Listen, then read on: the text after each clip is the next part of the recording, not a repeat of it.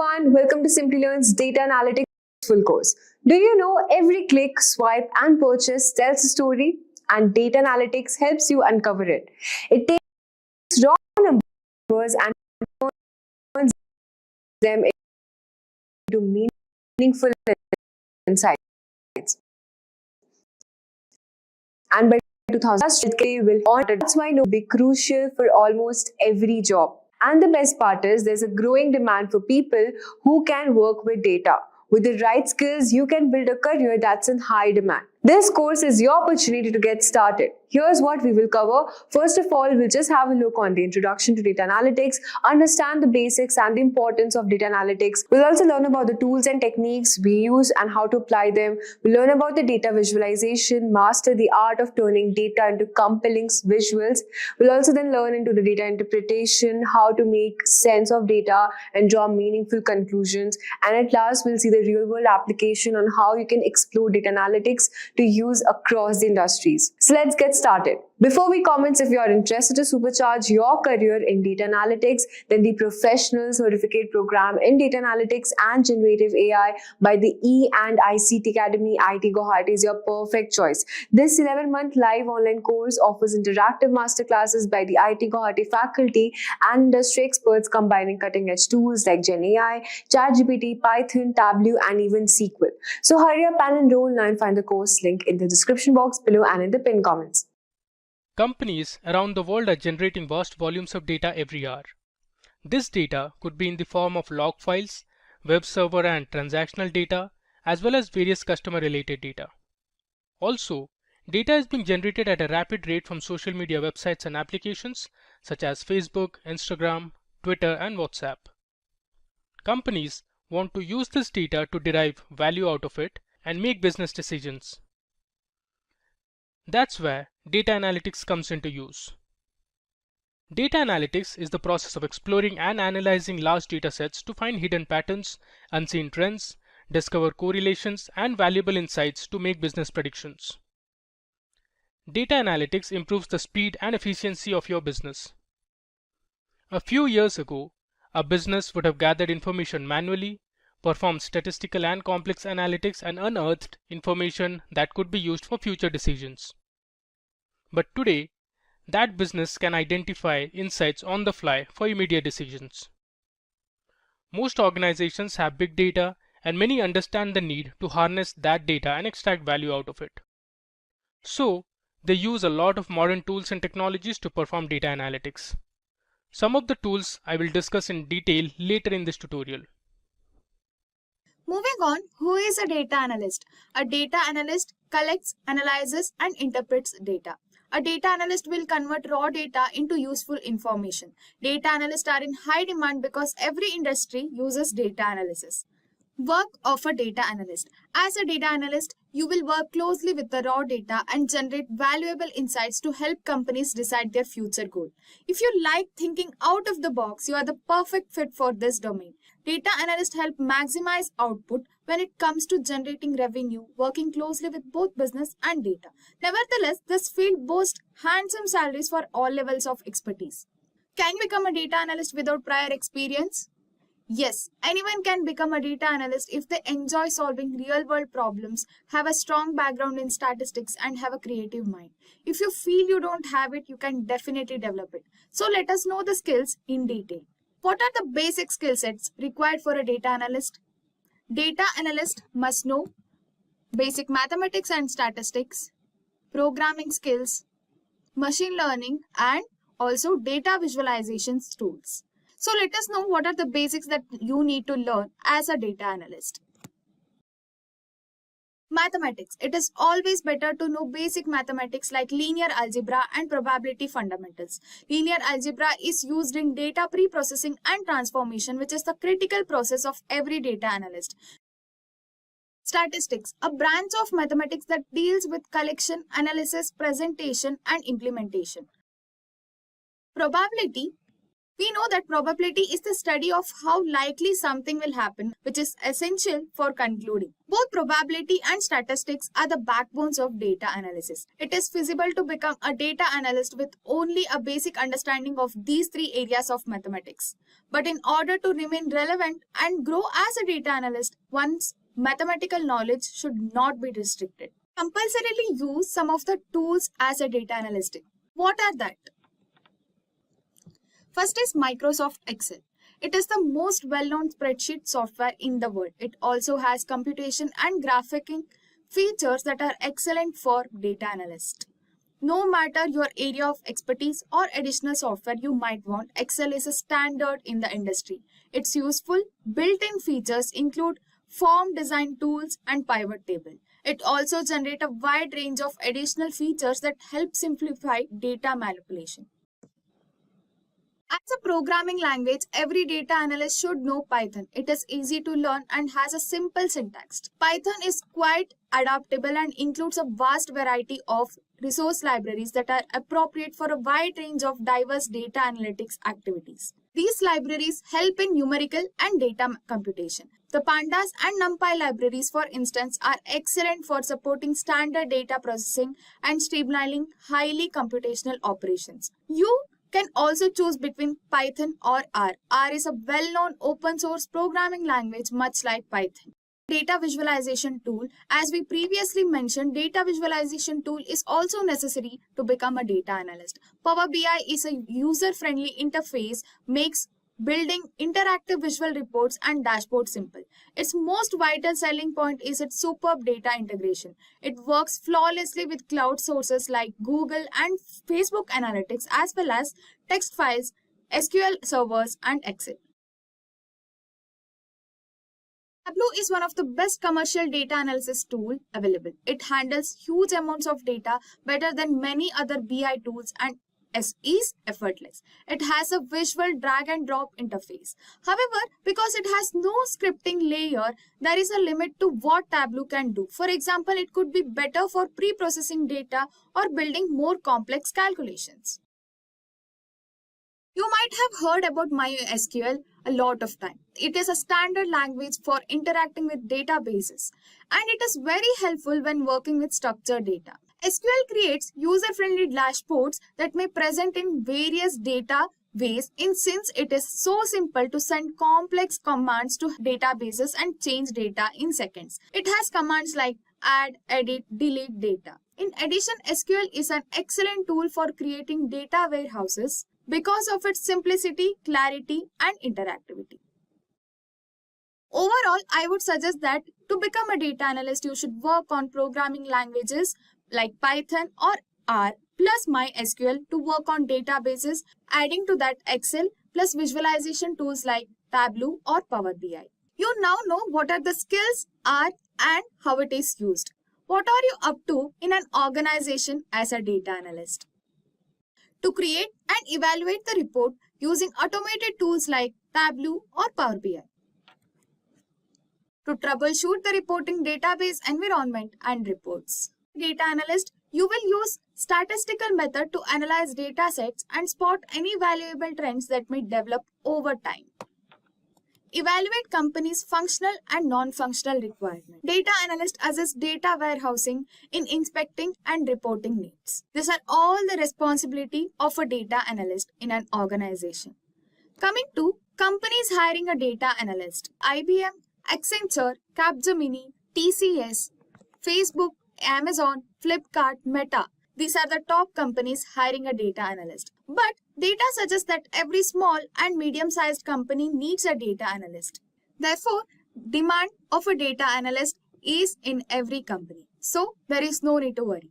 Job and salary of a data analyst. This is the final part. The salary of a data analyst is high all over the world. When it comes to the USA, the average salary for a data analyst as a beginner is going as high as $70,000 plus per annum. For experienced professional, it is going as high as $120,000 per annum. In India, for a fresher, it is going as high as 8 lakh per annum, and for experienced professionals, it is 20 lakh plus per annum. such as the demand for data analyst. Now that we have covered every important skill, it's time for you to start working on it. So, sky's the limit on what you use it for. Let's take a look at types of data analytics. And this can be broken up in so many ways, but we're going to start with looking at the most basic questions that you're going to be asking in data analytics. And the first one is you want descriptive analytics. What has happened? Hindsight. How many sales per call ratio coming out of the call center? If we have 500 tourists in a forest and you have a certain temperature, how many fires were started? How many times did the police have to show up to certain houses? All that's descriptive.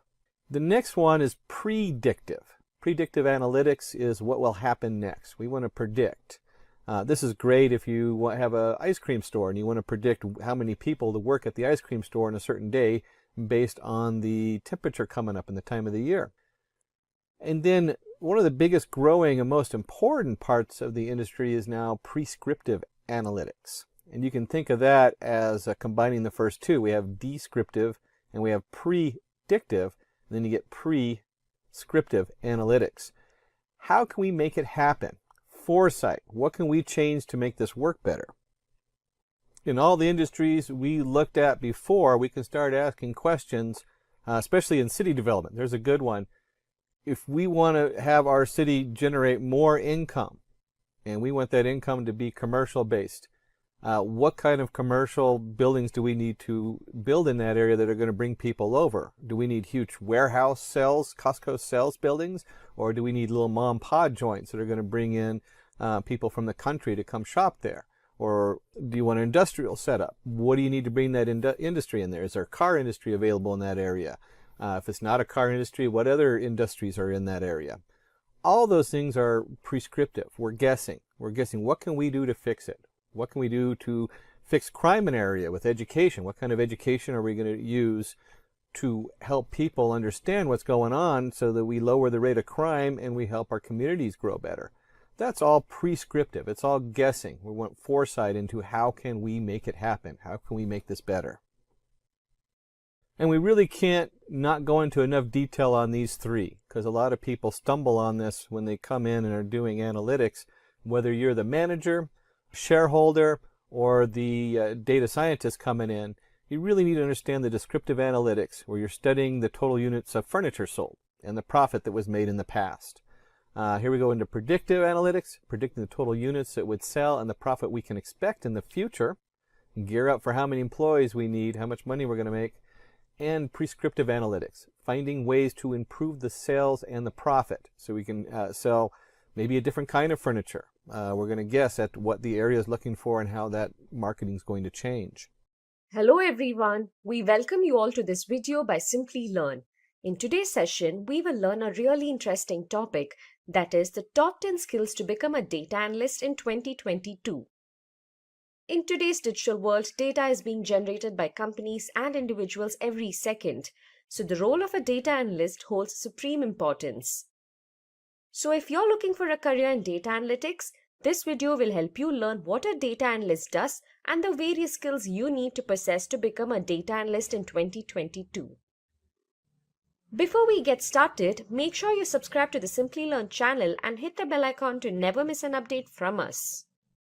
Let's look at the agenda for this video. First, we will understand who a data analyst is. Then we will understand the top 10 data analyst skills for 2022.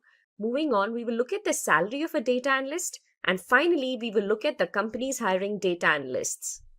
So now let's understand who is a data analyst. A data analyst is a professional who collects business data from various sources, interprets it, and uses various statistical tools and techniques to extract insights and useful information from it. They acquire data from primary or secondary data sources and maintain databases. They also recognize and understand the organization's goal and collaborate with different team members such as programmers, business analysts, and data scientists to build an effective solution to a business problem. Now, with this basic understanding of who a data analyst is, let's learn the top 10 data analyst skills for 2022. At number 1, we have Structured Query Language or SQL. SQL is a top skill that every data analyst should have. Data analysts use SQL commands and functions to store, process, analyze, and manipulate structured data using relational and NoSQL databases. They also build data models and write complex SQL queries and scripts to gather and extract information from several databases and data warehouses. Some of the popular databases a data analyst should be familiar with are Microsoft SQL Server, MySQL, PostgreSQL, and IBM DB2. The second important skill for a data analyst is Microsoft Excel. Microsoft Excel is one of the most popular and oldest spreadsheet applications for creating reports, performing calculations, and analyzing data. Data analysts need to know how to handle tabular data in Excel, so they should be aware of features like sorting, filtering, conditional formatting, pivot tables, what-if analysis, and functions such as SUMIFs and COUNTIFs. The third crucial data analyst skill for 2022 is data cleaning and wrangling. Usually, the data collected by analysts from various heterogeneous sources is often messy and contains a lot of missing values. So, it is always crucial to clean the data and remove noise, missing, or erroneous elements. It is also important to format data using tools and methods before using it for analysis. They are responsible for data mining as well. The data mined from various sources are organized in order to obtain new information from it. Some of the tools you need to know for data cleaning and wrangling are Excel Power Query and OpenRefine. The fourth skill on our list is mathematics and statistics. Data analysts often work on data for higher dimensions that are greater than 3. In order to interpret such data, they need to be good at linear algebra and calculus. They also build predictive models and statistical models such as linear regression, logistic regression, naive Bayes, and k-means clustering. In order to understand the working of these algorithms, they must have knowledge about statistics and probability. Coming to the fifth important skill for a data analyst in 2022, we have programming. Data analysts need to master at least one programming language, preferably Python or R. In order to work with complex business problems, analysts need to write scripts and user-defined functions to automate tedious tasks. Python and R language provide a collection of different libraries and packages such as NumPy, Pandas, dplyr, matplotlib, ggplot, which data analysts can use to discover trends and patterns from complex data sets. After this, we have data visualization as our sixth skill. Another data analyst job role is to visualize large volumes of data and prepare summary reports and dashboards for the leadership team and clients so that they can make timely business decisions. To do this, data analysts use various data visualization tools such as Power BI, Tableau, and ClickView. Using these tools, data analysts can integrate various data sets, apply joint conditions, sort and filter data, as well create different visualizations using charts and graphs. The seventh skill for a data analyst is industry knowledge. Data analysts should have good knowledge and understanding of the industry or domain they are working in. For example, if you're working in a healthcare domain, you need to know how healthcare analytics can be applied to improve patient care. You should have knowledge about the challenges faced in healthcare and how you can leverage data and analytics to solve the issues. Only if you have strong industry knowledge can you try to improve the business. The eighth skill that is important for a data analyst in 2022 is problem solving. A business deals with several problems on a daily basis. Data analysts should be ready to face those challenges.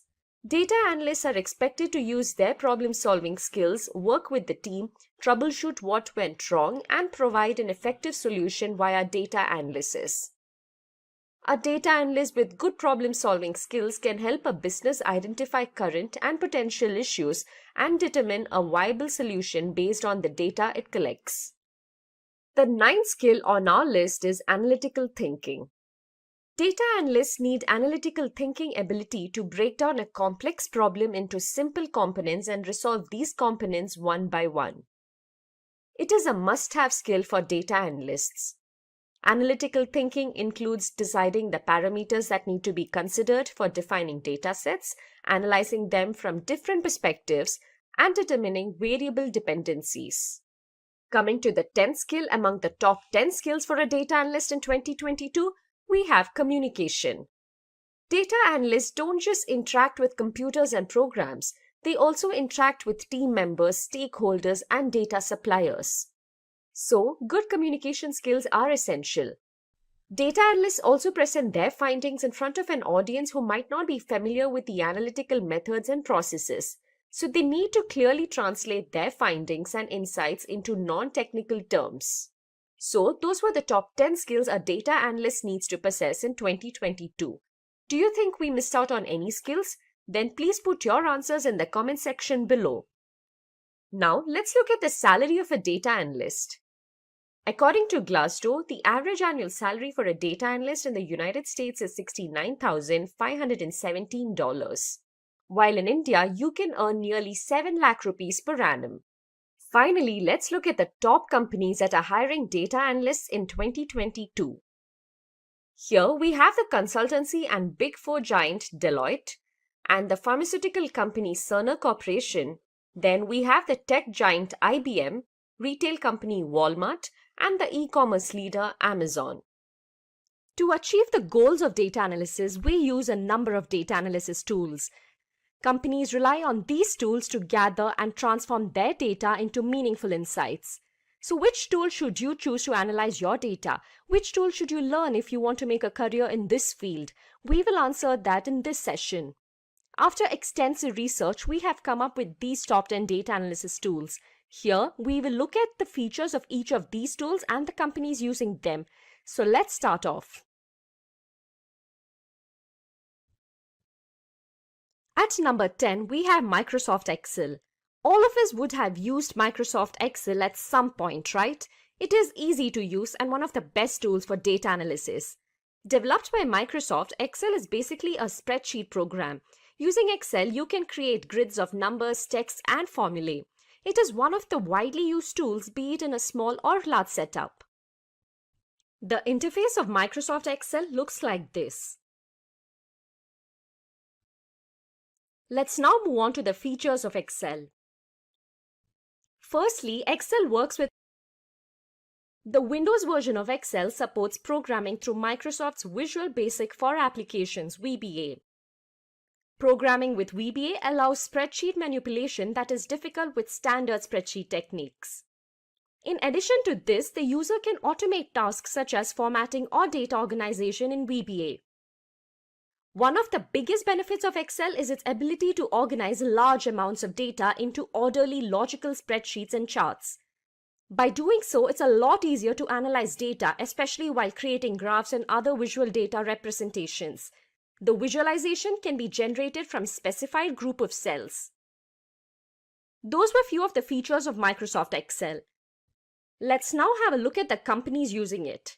Most of the organizations today use Excel. Few of them that use it for analysis are the UK-based company Ernst & Young, then we have Urban Pro, Wipro, and Amazon.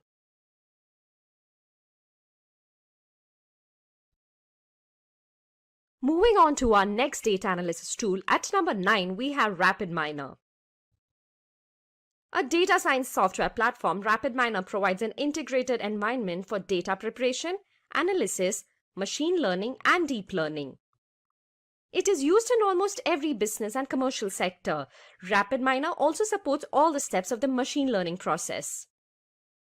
Seen on your screens is the interface of RapidMiner. Moving on to the features of RapidMiner. Firstly, it offers the ability to drag and drop. It is very convenient to just drag drop some columns as you are exploring a data set and working on some analysis. RapidMiner allows the usage of any data, and it also gives an opportunity to create models which are used as a basis for decision making and formulation of strategies. It has data exploration features such as graphs, descriptive statistics, and visualization, which allows users to get valuable insights. It also has more than 1,500 operators for every data transformation and analysis task. Let's now have a look at the companies using RapidMiner. We have the Caribbean airline Leeward Islands Air Transport. Next, we have the United Health Group. the American online payment company PayPal, and the Austrian telecom company Mobilcom. So that was all about RapidMiner. Now let's see which tool we have at number 8. We have Talent at number 8. Talent is an open source software platform which offers data integration and management. It specializes in big data integration. Talent is available both in open source and premium versions. It is one of the best tools for cloud computing and big data integration. The interface of Talent is as seen on your screens. Moving on to the features of Talent. Firstly, automation is one of the great boons Talent offers. It even maintains the tasks for the users. This helps with quick deployment and development. It also offers open source tools. Talent lets you download these tools for free. The development costs reduce significantly as the processes gradually speed up. Talent provides a unified platform. It allows you to integrate with many databases, SaaS, and other technologies. With the help of the data integration platform, you can build flat files, relational databases, and cloud apps 10 times faster. Those were the features of Talent. The companies using Talent are Air France, L'Oreal, Capgemini, and the American multinational pizza restaurant chain Domino's. Next on the list at 7 we have KNIME. Constance Information Miner on KNIME is a free and open source data analytics, reporting and integration platform. It can integrate various components for machine learning and data mining through its modular data pipelining concept. KNIME has been used in pharmaceutical research and other areas like CRM customer data analysis, business intelligence, text mining, and financial data analysis. Here is how the interface of KNIME application looks like. Now coming to the KNIME features. KNIME provides an interactive graphical user interface to create visual workflows using the drag and drop feature. Use of JDBC allows assembly of nodes blending different data sources, including pre-processing such as ETL, that is extraction, transformation, loading, for modeling, data analysis, and visualization with minimal programming. It supports multi-threaded in-memory data processing. KNIME allows users to visually create data flows, selectively execute some or all analysis steps, and later inspect the results, models, and interactive views. KNIME Server automates workflow execution and supports team-based collaboration. KNIME integrates various other open source projects such as machine learning algorithms from Becker, H2O, Keras, Spark, and our project. KNIME allows analysis of 300 million custom addresses, 20 million cell images, and 10 million molecular structures. Some of the companies hiring for KNIME are United Health Group, ASML, Fractal Analytics, Atos, and Lego Group. Let's now move on to the next tool. We have SAS at number 6. SAS facilitates analysis, reporting, and predictive modeling with the help of powerful visualizations and dashboards. In SAS, data is extracted and categorized, which helps in identifying and analyzing data patterns. As you can see on your screens, this is how the interface looks like. Moving on to the features of SAS. Using SAS, better analysis of data is achieved by using automatic code generation and SAS SQL. SAS allows you to access through Microsoft Office by letting you create reports using it and by distributing them through it. SAS helps with an easy understanding of complex data and allows you to create interactive dashboards and reports. Let's now have a look at the companies using SAS. We have companies like Genpact, IQVIA, Accenture, and IBM to name a few. That was all about SAS. So for all those who joined in late, let me just quickly repeat our list. At number 10, we have Microsoft Excel. Then at number 9, we have RapidMiner. At number 8, we have Talent. At number 7, we have KNIME. And at number 6, we have SAS. So far, do you all agree with this list? Let us know in the comment section below. Let's now move on to the next 5 tools in our list.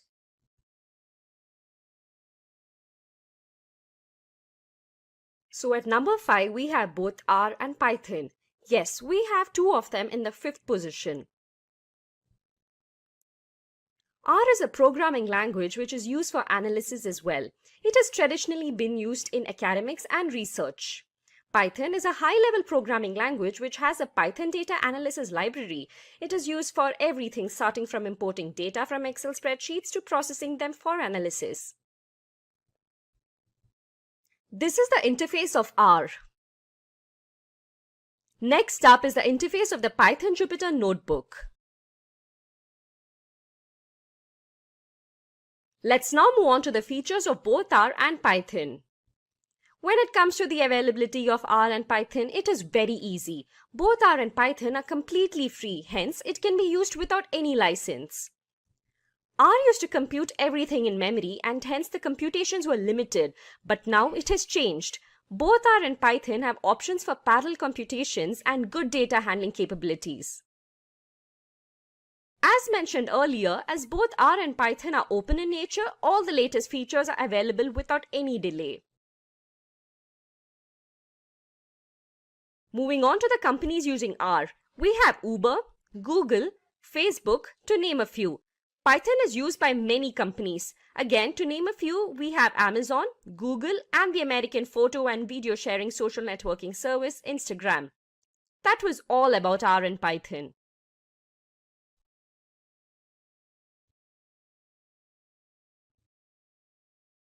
At number 4, we have Apache Spark. Apache Spark is an open source engine developed specifically for handling large-scale data processing and analytics. Spark offers the ability to access data in a variety of sources including Hadoop Distributed File System HDFS, OpenStack Swift, Amazon S3 and Cassandra. It allows you to store and process data in real time across various clusters of computers using simple programming constructs. Apache Spark is designed to accelerate analytics on Hadoop while providing a complete suite of complementary tools that include a fully featured machine learning library, a graph processing engine, and stream processing. So this is how the interface of Apache Spark looks like. Now let's look at the important features of Apache Spark. Spark stores data in the RAM, hence it can access the data quickly and accelerate the speed of analytics. Spark helps to run an application in a Hadoop cluster up to 100 times faster in memory and 10 times faster when running on disk. It supports multiple languages and allows the developers to write applications in Java, Scala, R, or Python. Spark comes up with 80 high-level operators for interactive querying. Spark code for batch processing, join stream against historical data, or run ad hoc queries on stream state. Analytics can be performed better as Spark has a rich set of SQL queries, machine learning algorithms, complex analytics, etc. Apache Spark provides fault tolerance through Spark RDD. Spark resilient distributed data sets are designed to handle the failure of any worker node in the cluster. Thus, it ensures that the loss of data reduces to zero. Conviva, Netflix, IQVIA, Lockheed Martin, and eBay are some of the companies that use Apache Spark on a daily basis. At number 3, we have another important growing data analysis tool, that is ClickView. ClickView software is a product of Qlik for business intelligence and data visualization. ClickView is a business discovery platform that provides self-service BI for all business users and organizations. With ClickView, you can analyze data and use your data discoveries to support decision-making. ClickView is a leading business intelligence and analytics platform in Gartner Magic Quadrant. On the screen, you can see how the interface of ClickView looks like. Now talking about its features. ClickView provides interactive guided analytics with in-memory storage technology. During the process of data discovery and interpretation of collected data, the ClickView software helps the user by suggesting possible interpretations. ClickView uses a new patent in-memory architecture for data storage. All the data from the different sources is loaded in the RAM of the system and it is ready to be retrieved from there.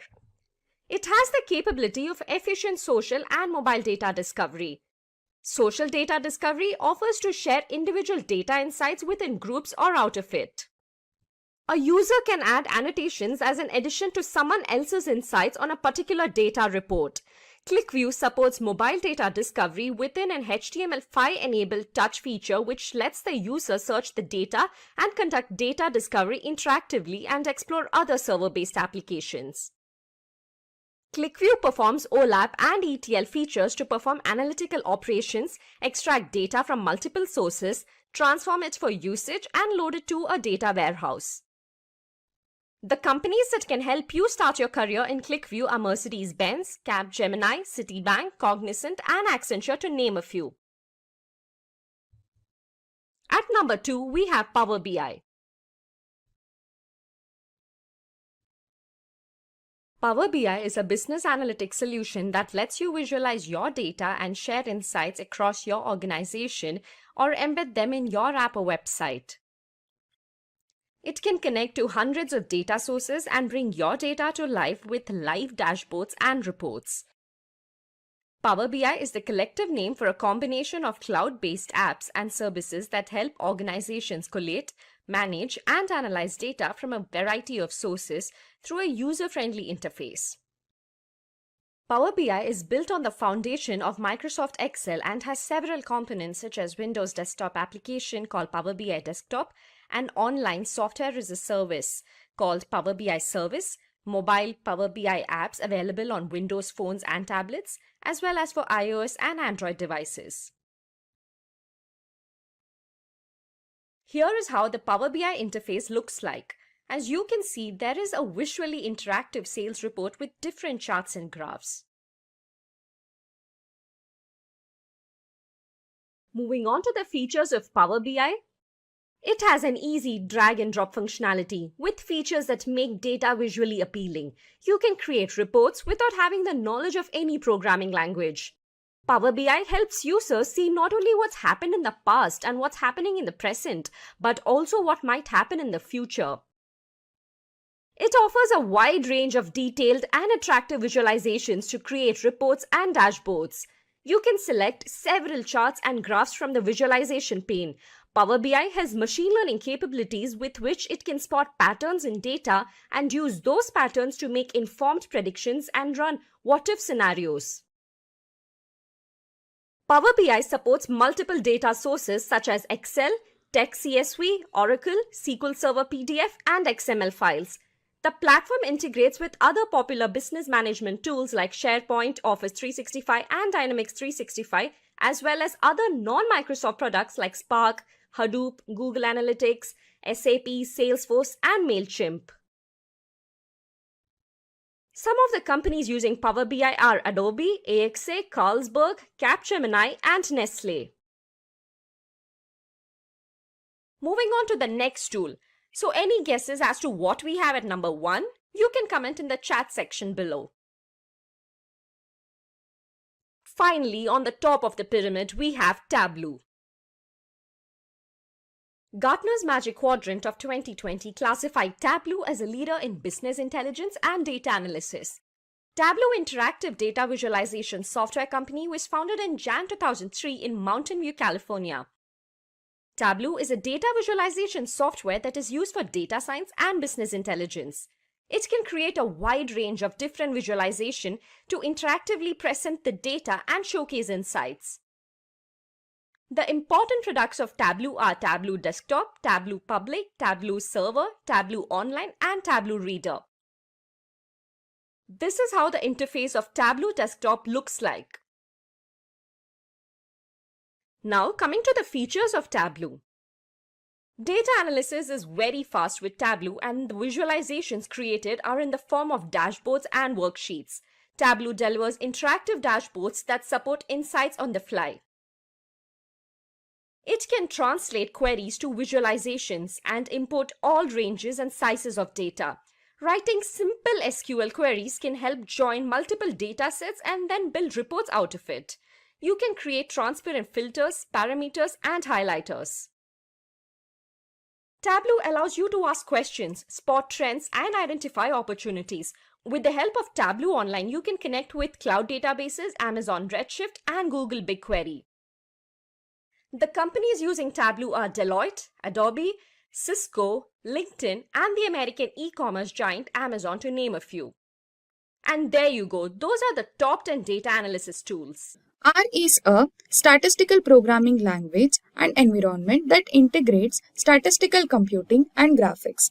R is powerful and stable software. Python. Python can also be called as a general-purpose programming language for data analysis and scientific computing. Python can be considered as the best player in machine learning. Python is an expressive language with many built-in functions. Both are open source software and platform independent. And they are platform neutral and also compatible with all major operating systems including Unix, Windows and Mac. Next, we will be covering different parameters.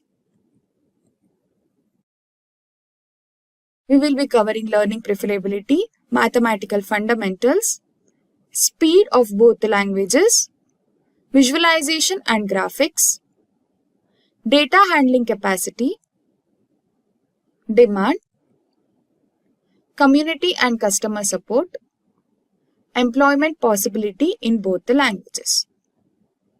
Let us cover it one by one. First one is learning preferability or ease of learning. Python is renowned for its ease of use. Python's notebooks offer excellent tools for sharing and documentation despite the fact that there are currently no GUIs for them. Programmers find R as difficult language as a beginner. This implies that the programmers must devote a significant amount of time to learn and comprehending R coding. Coming to mathematical fundamentals required.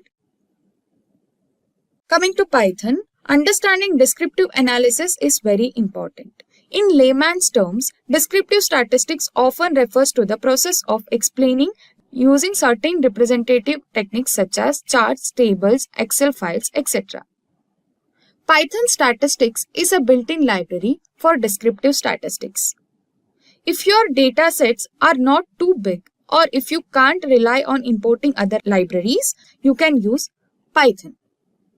On the other hand, R requires basic statistics.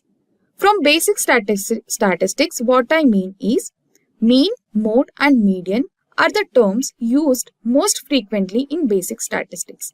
It is referred to as measures of central tendency. Probability statistics plays an important role in handling various types of probability distribution. It includes binomial and normal distribution. Next parameter is speed. Python is an interpreted language with dynamic typing. Python always executes slowly because the code is executed line by line. Compared to MATLAB and Python, R language is significantly slower. R packages are substantially slower than those for other languages. Now that we have covered speed, coming to data visualization and data collection in Python. When selecting data analysis tools, visualization are crucial and Python has some incredible visualization tools. In Python, to large and varied scatter plots using regression lines, we can use ggplot2 and ggplot tools. Compared to raw values, visualized data is easier to comprehend.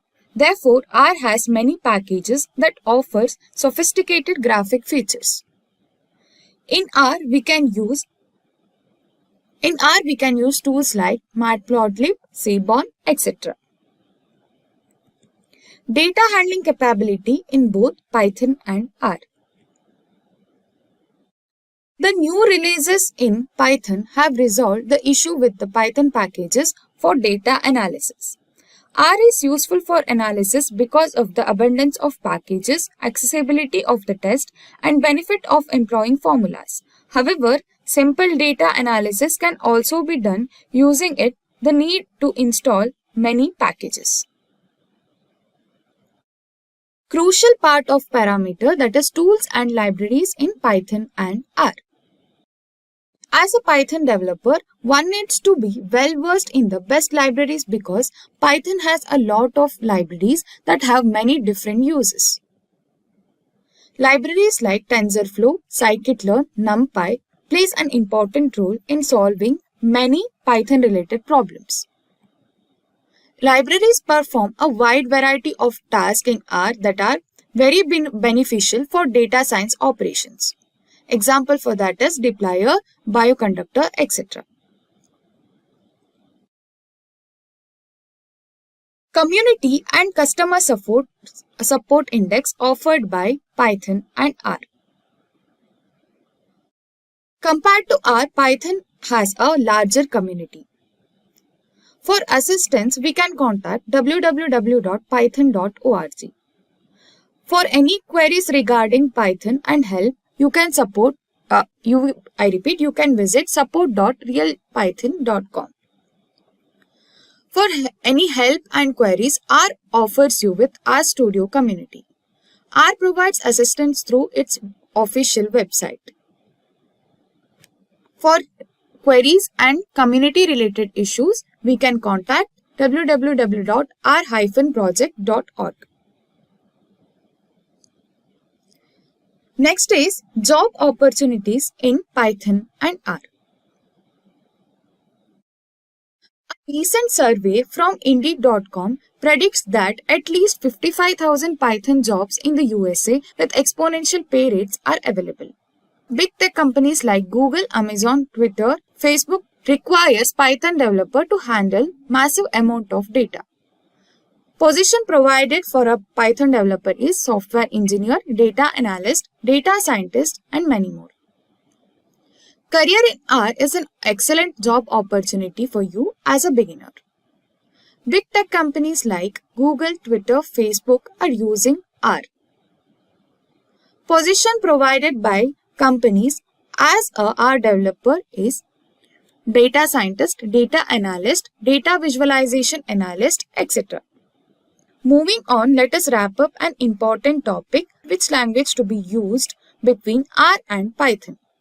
There is no right or wrong way to study both Python or R.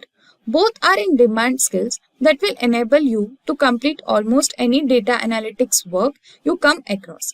It ultimately depends on your background, interest, and career objectives that which one is better for you. But compared to R, Python is easy to learn. Let's compare its strengths and weaknesses. It is used to handle large amount of data. Python performs non-statistical functions and it is best suitable for programming. However, Python is better when it comes to coding. Whereas R is used in data visualization graphics, R is a widespread language in the statistical community. It is used to accomplish many mathematical tasks. So before concluding the topic, let me answer the query that I have asked regarding R and Python. Do you guys remember the question? The query was, R language is superficially related to which language? So the answer for the question is C language. If you categorize the steps to become a data analyst, these are the ones. Firstly, you need to focus on skills. Followed by that, you need to have a proper qualification. Then, test your skills by creating a personal project, an individual project. Followed by that, you must focus on building your own portfolio to describe your caliber to your recruiters. And then, target to the entry-level jobs or internships to get exposure to the real-world data problems. So these are the 5 important steps. Now, let's begin with the step 1, that is skills. So, skills are basically categorized into 6 steps: data cleaning, data analysis, data visualization, problem solving, soft skills, and domain knowledge. So these are the tools: Excel, MySQL, R programming language, Python programming language, some data visualization tools like Tableau, Power BI, and next comes the problem solving. So these are basically the soft skill parts. Problem solving skills, domain knowledge, the domain in which you're working, maybe a pharma domain, maybe a banking sector, maybe automobile domain, etc. And lastly, You need to be a good team player so that you can actively work along with the team and solve the problem collaboratively. Now, let's move ahead and discuss each and every one of these in a bit more detail. Starting with Microsoft Excel. While advanced tools are prevalent, proficiency in Excel remains vital for data analysts. Excel versatility in data manipulation, visualization, and modeling is unmatched. It serves as a foundational tool for initial data exploration and basic analysis. Data management. Database management skill is indispensable for data analysts. As data volumes soar, efficient management and retrieval from databases is critical. Proficiency in database systems and querying languages like SQL ensures analysts can access and manipulate data seamlessly. Followed by that, we have statistical analysis. Statistical analysis allow analysts to uncover hidden trends, patterns, and correlationships within data, facilitating evidence-based decision making. It empowers analysts to identify the significance of findings, validate hypotheses, and make reliable predictions. Next, after that, we have programming languages. Proficiency in programming languages like Python is essential for data analysts. These languages enable data manipulation, advanced statistical analysis, and machine learning implementations. Next comes data storytelling, or also known as data visualizations. Data storytelling skill is paramount for data analysts.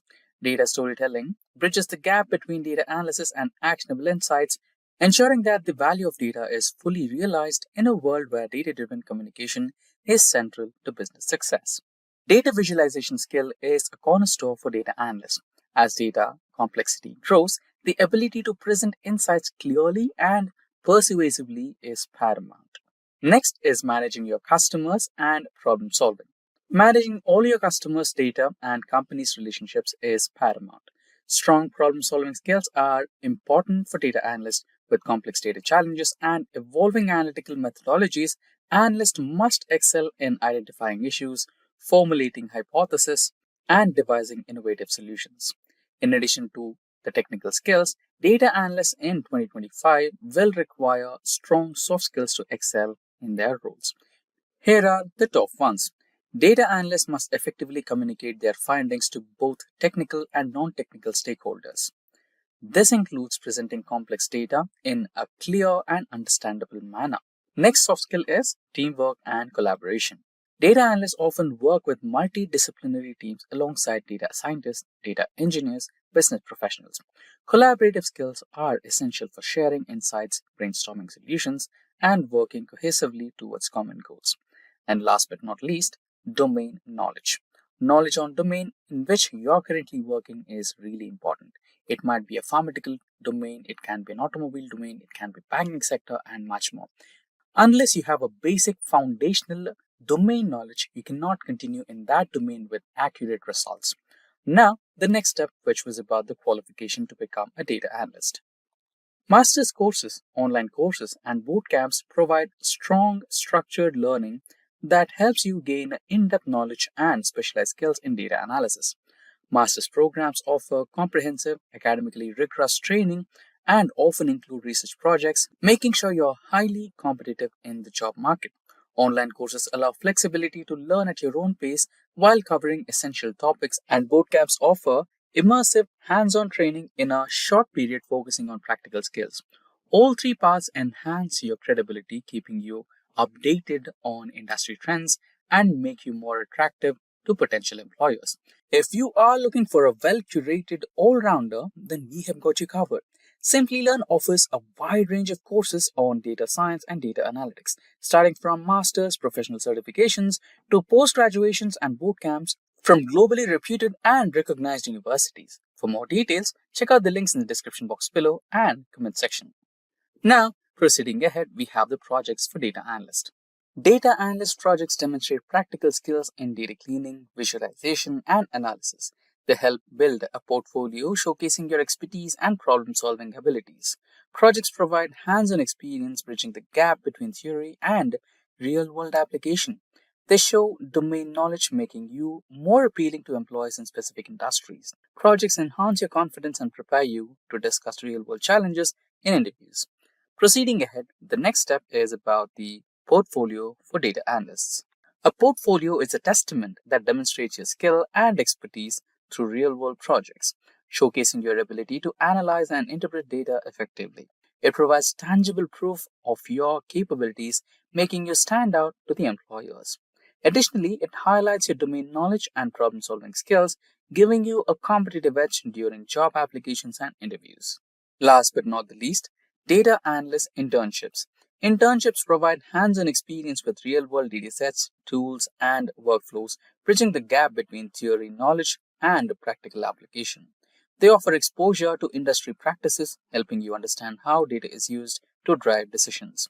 Internships also build your professional network, enhance your resume, and improve chances of securing a full-time data analyst role. Now, let's discuss the various steps involved in the data analytics process. As you can see on the screen, there are 5 process steps. Now let me make you understand each of this one by one. So the first step is to understand the problem. Before starting with the analysis, you need to understand the business problem and define your goals. Asking questions at the outlet is vital because this would address issues such as how can we reduce production costs without sacrificing quality? What are some of the ways to increase sales opportunities with our current resources? Do customers view our brand in a favorable way? Answers to these questions will help you build a clear roadmap with lucrative solutions.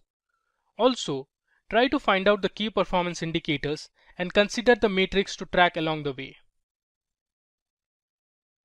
The second step in the process is data collection. After you have finalized your goals, it's time to start looking for your data. Data collection is the process of gathering information on targeted variables identified as data requirements. The emphasis is on ensuring accurate and right data is collected. Data collection starts with primary sources, which are also known as internal sources. This is typically structured data gathered from CRM software, ERP systems, marketing automation tools, and others. These sources contain information about customers, finances, gaps in sales, etc. Under external sources, you have both structured and unstructured data. So, if you are looking to perform a sentiment analysis towards your brand, you would gather data from various review websites or social media apps. The next step is to clean the data. The data which is collected from various sources is highly likely to contain incomplete, duplicate, and missing values. So, you need to clean these unwanted redundant data to make it ready for analysis. So to generate accurate results, analytics professionals must identify duplicate and anomalous data and other inconsistencies that could skew the analysis. According to a report, 60% of data scientists say most of their time is spent cleaning the data, while 57% of data scientists say it's their least enjoyable task. Now the fourth step in the process is data exploration and analysis. Once data is cleaned and ready, you can go ahead and explore the data using data visualization and business intelligence tools. You can also use various data mining and predictive modeling techniques to analyze the data and build models. You can use different supervised and unsupervised algorithms such as linear regression, logistic regression, decision tree, KNN, k-means clustering, and lots more to build prediction models for making business decisions. And the final step is to interpret the results.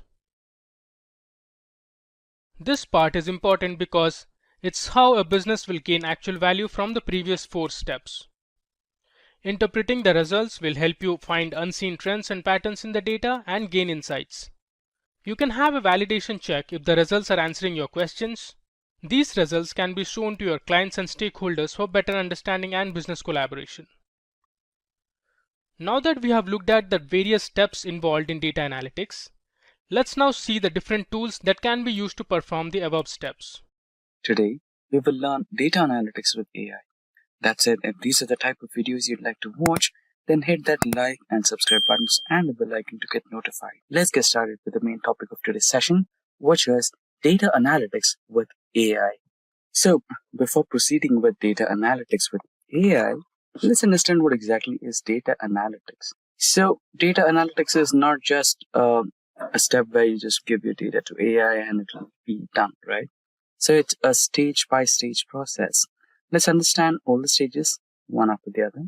Firstly, you might have different sources. So before we go ahead with the sources, let's understand the situation. You might be dealing with your client. You might be working with the company as a data analyst. So before you begin with the data analysis, you might have to have a conversation with your client or the company. You might have to go through something called as requirement gathering, right? So requirement gathering will let you know from where exactly you're getting the data. Is it in the form of a PDF? Is it in the form of an Excel spreadsheet? Or is it going to be cloud or anything like that, right? So you'll be understanding what the source exactly is. And followed by that, you will understand what is the request of your client, what he's looking for, what he wants you to give him, right? The insights of the data, which part of the business he wants you to focus on, and which part of the business he wants to improve, right? And followed by that, you will come up with a time span. Within that time span, you need to use that data, build some insights, and give it to the client or your business owner so that he comes up with a business decision, right? So that's the first requirement gathering step. Once you have the source, you come up with the next step of the data analytics, which is cleaning the data and transforming the data. So it's really obvious for any beginner or an expert who is a data analyst. It is cleaning and transformation what makes or what adds value to your data. Once you clean your data and transform it. So what exactly you mean by clean and transform? So let's say you might have some blank entries, or might be some wrong data type, or there might be some places where you might have to split the data. For example, if there is a customer and customer ID mixed up together, let's say customer ID 1345 hyphen the name of the customer, right? You wanted to split the customer ID and split the customer name. Then comes the data split option. Apart from that, if you want to categorize the data into buckets, let's say you might have a column for customer age. There might be customers starting from 10 and all the way end up to 80, right? In those scenarios, you might want to split the data into buckets. Let's say 10 to 20 are teenagers, and above 20 to 30 are youth, and above 30 to under 50 are, or under 60, like let's say like 59 are adults, and after that maybe senior citizens, right? Then you have a smaller window so that you can capture which category of the age group is bringing you the most of the revenue, right? So these are the parts of cleaning the data and transforming the data. And once you're comfortable with it, then you can choose a platform where you want to analyze your data, which can be Tableau, which can be Power BI, ClickView, or Excel, or any of the tools that you might want to prefer. In our scenario, we want to go with AI, right? So AI can be anything. You can go with the Microsoft's Copilot. You can go with the OpenAI's ChatGPT. You can go with Google's Gemini, or any of the AIs which can perform data analytics. There are some AI tools out there which are dedicated for AI data analytics, right? And once you're done with it, and the final stage is analyzing the outcomes and reporting that to your business owner or client. So I hope I made myself clear with the stages of data analytics and reporting. Now let's look at an example to explain this a little better. So I have the data set in Excel for now. This is our source, the first part of data analytics. Let's expand the columns. So there you go. I said something about data type. So here you can see we have some different data type which we don't want, which is in general. So we will change this data type to short date to make a little more meaning out of it. And after that, here we have customer ID, right? So what we will do is use data split here. Go to text to columns, delimited. Next. So we have other. So here's the preview. So you will be receiving it in this form. And if you want to format the data as you like, you can go ahead. So I'll leave it as general for now and finalize the data type after the split is finished. So what you can do is add a column, new column here, so that you can get an empty column here to split the data. Go to text to columns once again, select delimited, select next, and we have the input other, next, and finish. There you go. You have customer ID and you have customer name, the respective customer name here itself. So proceeding ahead, we have quantity, the quantity of product ordered, and we have traffics, leads, orders, and revenue, right? Cost to company and delivery status. So in case if you wanted to kind of calculate profit, what you can do is add a new column, profit, and here you can do a mathematical calculation equals to revenue minus cost to company, and you can extend this particular column all the way to the end so that you have the profit numbers. And here you can also change the data type to currency and go to home, and here the data type from general to currency, and there you go. And if you want it in rupees, you can go with rupees, or if you want it in dollar, you can also have dollars, right? So that's how you do it. I would like to go with dollars, so more, and here go to currency, and in currency symbol I'll go with the dollar. Then okay, there you go. You can quickly save it. If you want to add some borders to the data, you can also do that.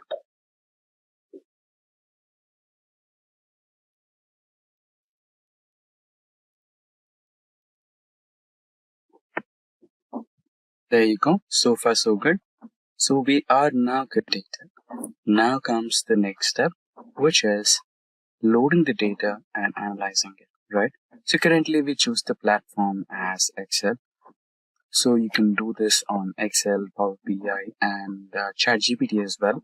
So let's go with the first one, which is Excel's AI. So here you can see analyze data, or also people call it the co-pilot of Excel, right? Now you can just click all the data and click on analyze. Basically what you can do is insert and go to the pivot table option, and here you can insert a pivot table, and after that you can find out the requirements what you want, the sales from the central region, south region, and which category of the products have been sold the highest, and what's the highest grossing product, what are the number of leads, and you can estimate the performance of traffic on a month-on-month basis, right? You can do that all, but if you want to reduce the time, basically I would like to tell you, go to that particular part first. Understand manual process, and after that, go to the analyze data option, which is the automated or AI generated report, right? It will now read your data and it will give you some insights from the data given. Right here you can see the cost to company by order status, and here you can see you can set up a pivot table for that, and here you can see you can insert some graphs and charts here, bar graph, and here you have another one. Now you can see that it has all 24 results, all the insights. Now if I can ask, give me a pie chart of sales and category. Here you go. Here you have so basically what Copilot did is it created a pivot table of sales and category, and out of that pivot table it extracted the pie chart and generated one for you. In this way you can create multiple options. Let's say I want to create a line graph month on month. Enter. Now here it again created a pivot table, and here it generated a line graph on month basis and how many number of traffic or how many number of visitors your website has.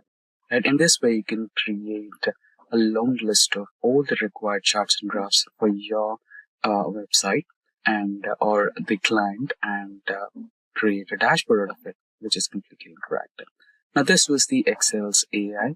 Now, if we go to another one, which is Power BI, so here you can see a completely prepared dashboard in Power BI, and we can create this once again, or you can at least understand how it was done, right? Now let's get the data from Excel workbook. So my workbook or my data set is somewhere here, sales data. I would like to go with orders data. Only one file is enough for 2024, and your data will be shortly loaded.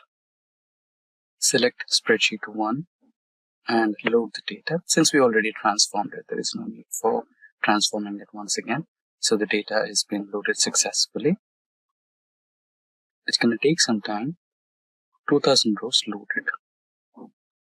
Sheet 1. So we are going to work with sheet 1. Now you can select the visualization you want. Like I want to create a line graph here. Repeat. Like I want to create a line graph here. Select. And for this particular line graph, you will have fields, x-axis and y-axis. Now what I'll do is I'll drag and drop date to x-axis field and traffic to y-axis field. Now here in x-axis, I would eliminate year, I would eliminate quarter, I would eliminate date. I just want month on month, right? Here you have a clear month-on-month traffic line graph. Right now, let's quickly delete it. We don't want this now. And remove it. Now, what if I tell you there is an option where you can just double click and or right click and you will get an option. Here you can query, right? You can just write down the query, line graph, type of graph you require, traffic, write the spellings correctly, month on month.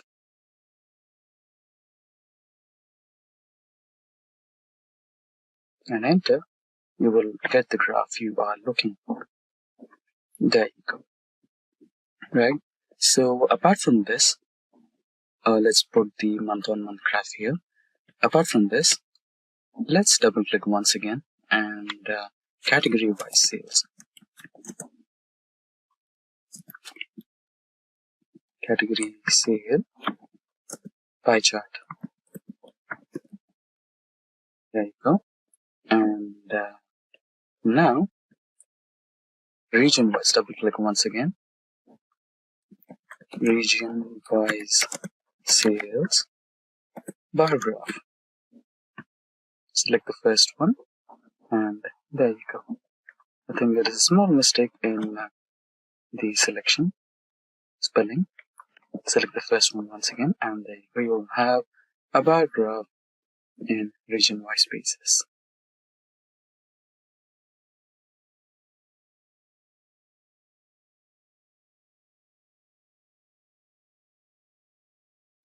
Or we can also go with similarly, we can also go with a map chart for states and revenue. Select the first option, and you will have all the American states and their revenue details here.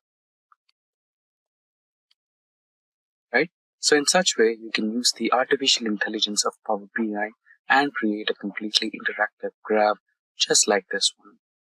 So if I select the standard shipment mode, what are the sales reports? And if I select the entire shipment modes, what are the reports?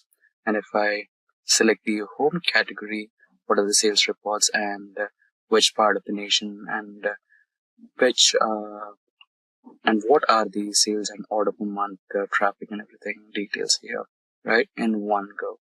It is completely interactive. Now, let's move on to the next part of our session for today. So we will be using ChatGPT for our data analytics. So here you go. Now, let's load the data. Before that, let's write a prompt.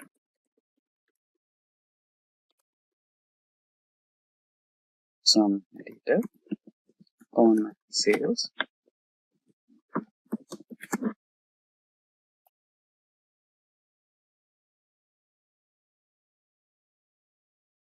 or sales reporter. Visualization. And now load the data. Upload from computer, and we have the sales data here, the orders data. Select the orders data file and open. The data will be loaded shortly, and since it's loaded, you can just push the command or prompt. It'll first review the contents and understand what exactly is present in your content and the data type along with the data type, right? It has 2000 entries, 17 columns. Here's the brief overview of all the columns. So it's asking you, would you like an overall summary or a specific aspect? So let's go with the specific aspect instead of overall summary. I want region-wise sales as a bar graph. Okay, we didn't have a column as bar sales. It's in turn taking revenue. Yes, there you go. Sales revenue by region as a bar graph. Now, pie chart for category revenue. Okay, so there is some limit for analysis. Okay, that's not a problem. We can change the account and try to do it once again, or I should have chosen the overall summary, right? But if you go to the ChatGPT Plus edition, you can get that. Let's try the Plus edition once. So we are on the Plus edition now.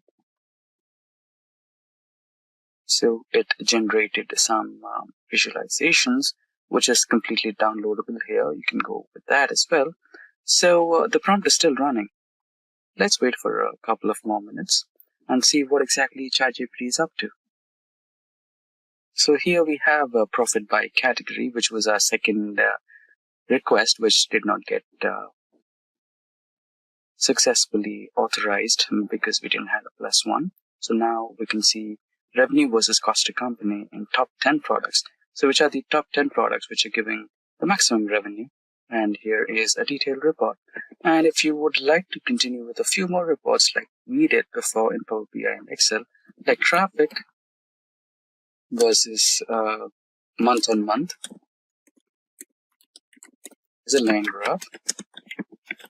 Let's try that. There you go. So we have a line graph of traffic on a month-on-month basis. So that's how you can conduct some data analytics using different AIs on different platforms. So there are many number of platforms: Tableau, Power BI, ClickView, Excel, SQL, ChatGPT, Gemini, and a few more dedicated artificial intelligence tools which are for AI data analytics. And that brings us to the next part of data analytics with AI. So how does data analytics and AI work? So first, basically, once you load the data, AI will start preparing and processing your data, right? So the transformations, what you do, are also can be possible in AI as well. If you request AI to do the transformations, it can do itself. But I would recommend you perform the transformations because you know what the exact requirements are. Once your data is completely transformed, you can load it and get the reports. The next part of it is pattern recognition. As you've already seen, ChatGPT recognizes each and every aspect of the data, from the data type to the minute details like currency and everything. It understands the data first, and then it will request you. It will ask you if you want a complete summary or if you are looking for a particular aspect, right? Machine learning algorithms can identify patterns, trends, and relationships that may not be apparent to human analysts. And there is a possibility that ChatGPT can even identify a few more insights that you never expected to have, right? And moving on to the next part, Predictive analytics.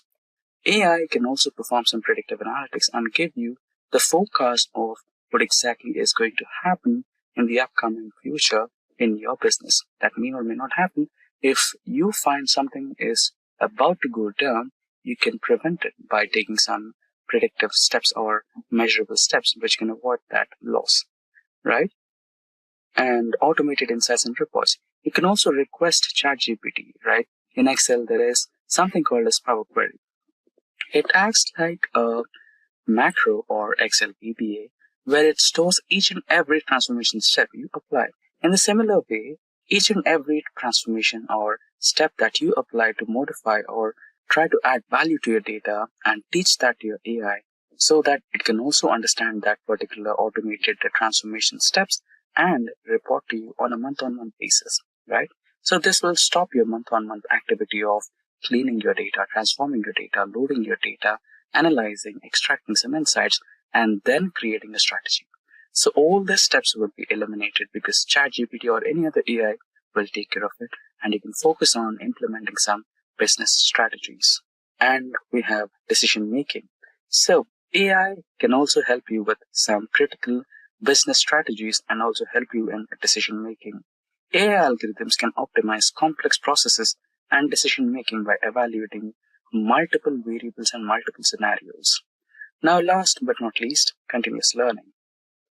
So AI is capable to adapt and learn new things in your business, like how it processes, how it functions, and what's the data source, and most of the aspects in which are involved in business and data analytics. AI systems have the ability to continuously learn and adapt based on the new data and feedback. With today's topic, which is about how to create Power BI Dashboard in a few minutes. Yes, you heard me right. You can create a complete Power BI dashboard, or also known as a report, in just a few clicks and a few minutes. Now, in this particular video, we are minimizing the time in creating dashboard because sometimes data cleaning process, you already know if you're an expert or if you're a beginner in data analytics, you already know there are steps in data report or a dashboard, right? First, you load the data from a source. It can be cloud, PDF, Excel workbook, CSV, or anything. And after that, you do some data cleaning, right? You split the columns or you eliminate some blank rows, blank columns, and some irrelevant data which does not fit, or some for more reference on data cleaning, you can also refer to the video, which is linked in the description box below. And so, right, that's the process. So basically, you import the data from the source, clean it, transform it, and then load it, and then create a dashboard, right? So in this particular video, we have the completely cleaned data set, which is really available for creating a report, which will be also linked in the description box below if you want to follow us along. So with that, let's get started, right? So that's how it goes.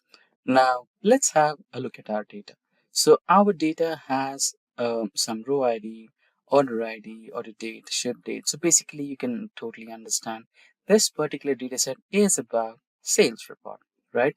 Let's say I'm working with XYZ company, which is based on data analytics, and I get an email from my client that he or she wants to know how exactly the sales are performing, in what exact states or countries, and what exact regions, and what category of products or subcategory of products, and what's the sales quantity, order, profit, right?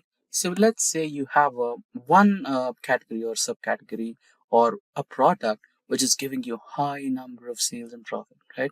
You want to improve more, you can increase the price, or let's say you have some product which is not performing so well, right? So you can offer some discounts, let's say like 50% off, so that you can move out the product from your store, right? So some basically, if you analyze the data and you come up to a decision where which product is performing in which region or state or country, and which product is performing in not performing in which region, state or country, right? You can come up with a strategy for sales and improve your revenue. So that's the entire process, right? So with that said, so this is the data we have, and let's quickly jump onto Power BI and get going with creating a report or a dashboard within a few minutes, right? So here we are on the Power BI desktop. So here, absolutely, you can see you can import data from Excel, you can import data from SQL Server, you can import data from a blank table, or use some sample data. Apart from that, you can also get data from a different sources as well, right? See, we will be trying to do some automation, right? So regarding the automation, we can also go through another video from Simplilearn, which will help you understand how to automate the process of data transformation, cleaning, and uploading. So you can just give the file location here, the folder. So I'm going with the folder here. So it will give me a new window. You can go to browse, and I think I have my folder in downloads and Excel datasets. Excel. I think I'll be having that named as sales report. Yes, just click OK. And you have the sales report here. You can have a quick preview of the data. So here you have the options: combine, load, transform data, right? You can just directly load, because I've said you that this particular data set is completely clean and is ready for reports, right? So you can just select the data you want and just load, right? I'm doing it this way because let's say we have the data here in a form in such a form that the data is from last 3 to 4 years, right? So let me select it this way. So in this case as well, it will take the Excel file, and even if you add some more data to it, it will apply the changes to it, right? So let's say we have the data for the last 4 years: 2020, 2019, 2021, 2, and 3. And since 2024 is not completed yet, we are not taking that data. Let's say we enter into 2025, then the new data for 2024 gets updated and loaded onto the same data table. And you don't have to process the data once again, clean it, transform it, load it. No, that's not gonna happen. You can just load the data, you can just drop the data on the Excel spreadsheet, and your dashboard or report will reflect the new changes automatically just by refreshing your dashboard, right? That's the automation you can do. So what exactly automation is? The process where human effort is not involved, and the computer or your any tool does the job for you is called as automation, which reduces a lot of time of yours, and you can use that valuable time to plan on the strategies to improve your revenue, right? That's the overall motto of data analytics. Now that's the preview of the data. I'm just going to directly load it. I'm not going to transform it because it's completely clean and transformed data and ready for reports. So here you go, and you can close. If there are minute errors, you can just close it. And if you want to check your data, you can go to your data here, and you can have the sample data right here, right? If you check the R date, not ship date, sorry, ship date can enter into 2023 as well, right? So here you have 2020 and the other dates, right? So you will have, okay, let's go to the data filter. So you basically have 4 years, not 2024, right? So that's the way. If you just add the 2024 data, it will automatically reflect in the visualization. Now, all that we need is create a dashboard or report which will help us analyze some data, right? So let's get started. Just double click on the report section, and here you'll have icon or wizard which will ask you what exactly you're looking for. Preparing Q&A. So I want region-wise sales, and I want it in a bar graph. There you go. You have the region-wise sales in bar graph. Press on OK, and you have it. And you can place it somewhere in the corner. Then if you want another one, double click, and you want category-wise category sales, and let's take that in pie chart. Category sales pie, and here you have it. Press on agree and accept, and you have it over here. And year-on-year sales in a line graph, sales by date or sales by date line graph. Here you have it, accept that, so that you can identify which is the peak performance year or peak performance date for us, which gave us the highest number of sales in a certain region, right? So here we have it. You can place it, you can customize it, right? And now let's go for subcategory. Double click and subcategory. I think we have a hyphen or space there. Sales. The type of chart you want, you can go with the donut one. Select that and agree. So you have a subcategory wise sale, and now let's go with region wise. I mean the country wise, right? So let's go to the data again here. So here we have segment city, state, country. Okay, let's go with country now, right? Country sales map chart. So whenever you have a region or state or a country involved, go with map charts. It's the best way to represent, right? So we have considered European nations over here. So for that reason, we have the European states here. And now we can let's go with the data once again and have a look what else we can do. And shipment mode, right? So you have the shipment mode as well.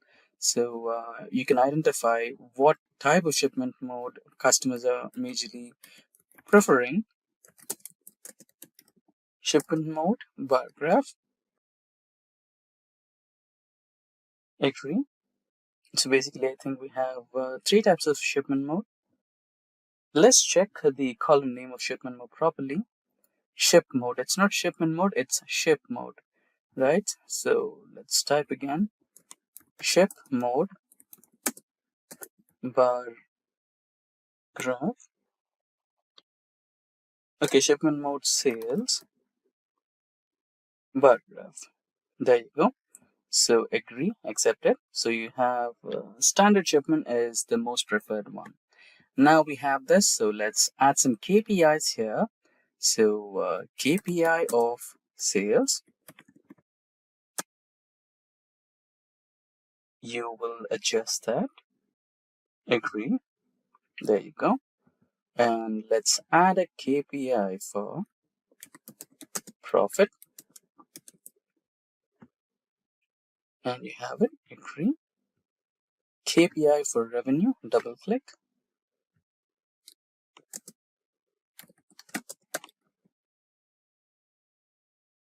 Let's check if we have a column called revenue. Quantity, discount, profit, right? So let's go with quantity and discount. So revenue is not added, so it's okay.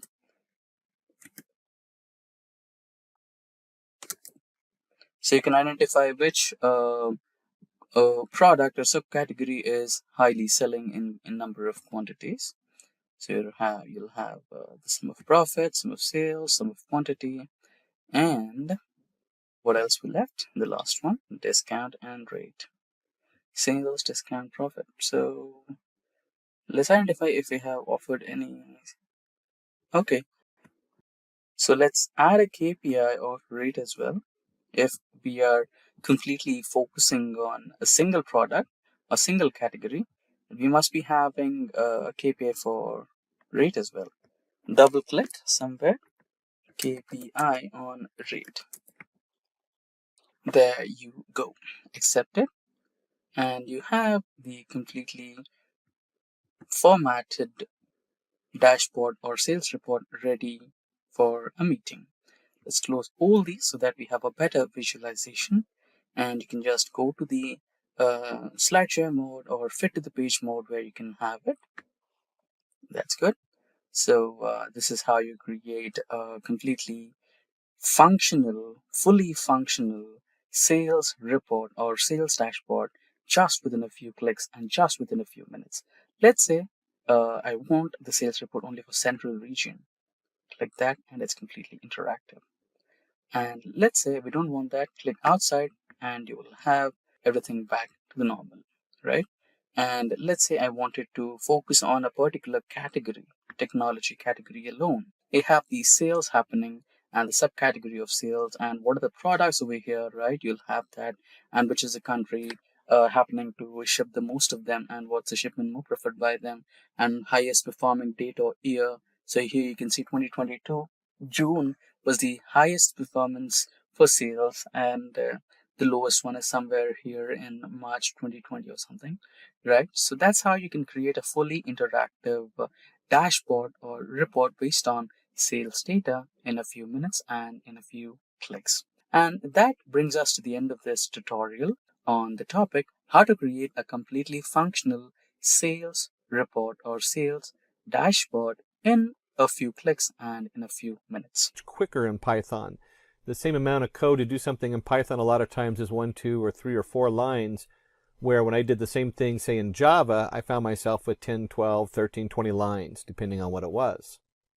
It's very scalable and flexible. So there's our flexibility because you can do a lot with it, and you can easily scale it up. You can go from something on your machine to using PySpark under the Spark environment and spread that across hundreds, if not thousands of servers across terabytes of data or petabytes of data.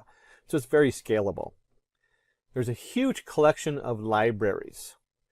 This one's always interesting because Java has a huge collection of libraries. C has a huge collection of libraries. .NET does, and they're always in competition to get those libraries out. Scala for your Spark. All those have huge collections of libraries. This is always changing, but because Python's open source, you almost always have easy to access libraries that anybody can use. You don't have to go check your licensing and have special licensing like you do in some packages. Graphics and visualization, they have a really powerful package for that, so it makes it easy to create nice displays for people to read. And community support. Because Python is open source, it has a huge community that supports it. You can do a quick Google and probably find a solution for almost anything you're working on. Python libraries. Let's bring it together. We have data analytics and we have Python. So when we're talking data analytics, we're talking Python libraries for data analytics.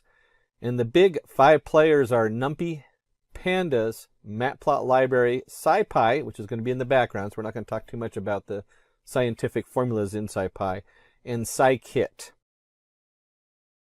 So NumPy supports n-dimensional arrays, provides numerical computing tools useful for linear algebra and Fourier transform. And you can think of this as just a grid of numbers. And you can even have a grid inside a grid, or data. It's not even numbers because you can also put words and characters and just about anything into that array. But you can think of a grid, and then you can have a grid inside a grid, and you end up with a nice 3-dimensional array. If you want to talk 3-dimensional array, you can think of images. You have your 3 channels of color, 4 if you have an alpha, and then you have your XY coordinates for the image we're looking at. So you can go X, Y, and then what are the 3 channels to generate that color. And NumPy isn't restricted to 3 dimensions. You could imagine watching a movie. Well, now you have your movie clips, and they each have their X number of frames, and each of those frames have X number of XY coordinates for the pictures in each frame, and then you have your 3 dimensions for the colors. So NumPy is just a great way to work with n-dimensional arrays. Now closely with NumPy is Pandas. Useful for handling missing data, perform mathematical operations, provides functions to manipulate data. Pandas is becoming huge because it is basically a data frame. And if you're working with big data and you're working in Spark or any of the other major packages out there, you realize that the data frame is very central to a lot of that. And you can look at it as a Excel spreadsheet. You have your columns, you have your rows or indexes, and you can do all kinds of different manipulations of the data within, including filling in missing data, which is a big thing when you're dealing with large pools or lakes of data where they might be collected differently from different locations. And Matplot library. We did kick over the SciPy, which is a lot of mathematical computations, which usually runs in the background of NumPy and Pandas. Although you do use them, they're useful for a lot of other things in there. But the Matplot library, that's the final part. That's what you want to show people. And this is your plotting library in Python. Several toolkits extend Matplot library functionality. There's like 100 different toolkits to extend Matplot library, which range from how to properly display star constellations from astronomy. There's a very specific one built just for that, all the way to some very generic ones. We'll actually add Seaborn in when we do the labs in a minute. Several toolkits extend Matplot library functionality, and it creates interactive visualization. So there's all kinds of cool things you can do as far as just displaying graphs, and there's even some that you can create interactive graphs. We won't do the interactive graphs, but you'll see, you'll get a pretty good grasp of some of the different things you can do in Matplot library. Let's jump over to the demo, which is my favorite. Roll up our sleeves and get our hands in on what we're doing. Now, there's a lot of options when we're dealing with Python. You can use PyCharm as a really popular one. And you'll see this all over the place. So it's one of the main ones that's out there, and there's a lot of other ones. I used to use NetBeans, which has kind of lost favor. Don't even have it installed on my new computer. But the most popular one right now for data science. Now, PyCharm is really popular for Python general development. For data science, we usually go to Jupyter Notebook or Anaconda. And we're going to jump into Anaconda because that's my favorite one to go to because it has a lot of external tools for us. We're not going to dig into those, but we will pop in there so you can see what it looks like. So with Anaconda, we have our Jupyter Lab, we have our Notebook. These are identical. Jupyter Lab is an upgrade to the Notebooks with multiple tabs. That's all it is. And we'll be using the Notebook. And you can see that PyCharm is so popular with Python that we even have it highlighted here in Anaconda as part of the setup. Jupyter Notebook can also be a standalone. So we're actually going to be running Jupyter Notebook. And then you have your different environments. We're going to be under main Py36. There's a root one. And I usually label it Py36. The reason is currently as of writing this, TensorFlow only works in 3.6 and not in 3.7 or 3.8 for doing neural networks. But you can actually have multiple environments, which is nice. They separate the kernels, so it helps protect your computer when you're doing development. And this is just a great way to do a display or a demo, especially if you're looking for that job. Pull up your laptop, open it up.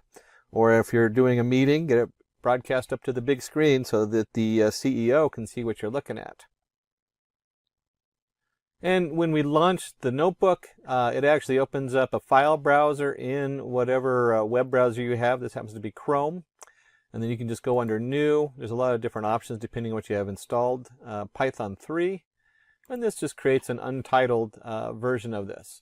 And you can see here I'm actually in a Simplilearn folder for other work I've done for Simplilearn. And that's where I save all my stuff and I can browse through other folders, making it real easy to jump from one project to another. And under here, we'll go ahead and change the name of this, and we'll go ahead and rename it Data Analytics. Data Analytics. Just so I can remember what I was doing. Which is probably about 50 of the folders in here, or files in here right now. So let's go ahead and jump in there and take a look at some of these different tools that we were looking at. And as we go through the demo, let's start with the NumPy. The least visually exciting. And I'm going to zoom in here so you can see what we're doing. And the first thing we want to do is import NumPy. And we'll import it as NP. That is the most common NumPy terminology. And let's go ahead and change the view so we also have the line numbers. I don't know why, we probably won't need them, but I like it for easy reference. And then we'll create a one-dimensional array. We'll just call this array1. And it equals np.array, and you put your array information in here. In this case, we'll spell it out. You can actually do like a range and other ways. There's lots of ways to generate these arrays. But we'll just do 1, 2, 3, so 3 integers. And if we print our array1, we can go ahead and run this. And you can see right here it prints 1, 2, 3. You can see why this is a really nice interface to show other people what you're doing with the Jupyter Notebook. So this is the basic. We've created an array. This is a one-dimensional array, and then the array is 1, 2, 3. One of the nice things about the Jupyter Notebook is whatever ran in this first setup is still running. It's still in the kernel. So it still has the NumPy imported as NP, and it still has our variable ARR1 for array1 equal to NP array of 1, 2, 3. So when we go to the next cell, we can check the type of the array. We're just going to print. We say, hey, what is this setup in here? And we want type. And then we want, what is the type of array 1? And let's go ahead and run that. And it says class numpy nd array. So it's its own class. That's all we're doing is checking to see what that class is. And if you're going to look at the array class, probably the biggest thing you do, I don't know how many times I find myself doing this because I forget what I'm working on, and I forget I'm working with a 3-dimensional or 4-dimensional array. And I have to reformat somehow so it works with whatever other things I have. And so we do the array shape. The array shape is just 3 because it has 3 members and it's a 1-dimensional array. That's all that is. And with the numpy array, we can easily access, stick with the print statement. If you actually put a variable in Jupyter Notebook and it's the last one in the cell, it will be the same as a print statement. So if I do this, where array 1 of 2, it's the same as doing print array of 2. Those are identical statements in our Jupyter Notebook. We'll go and stick with the print on this one. And it's 3. So there's our print space 2. And we have 0, 1, 2. 2 equals 3. We can easily change that. So we have array 1 of place 2 equals 5. And then if we print our array 1, you can see right down here when it comes out, it's 1, 2, and 5. And there I left the print statement off because it's the last variable in the list. It'll always print the variable if you just put it in like that. That's a Jupyter Notebook thing. Don't do that in PyCharm. I've forgotten before doing a demo. And we talked about multiple dimensions, so we'll do an array, 2-dimensional array. And this is again a numpy array.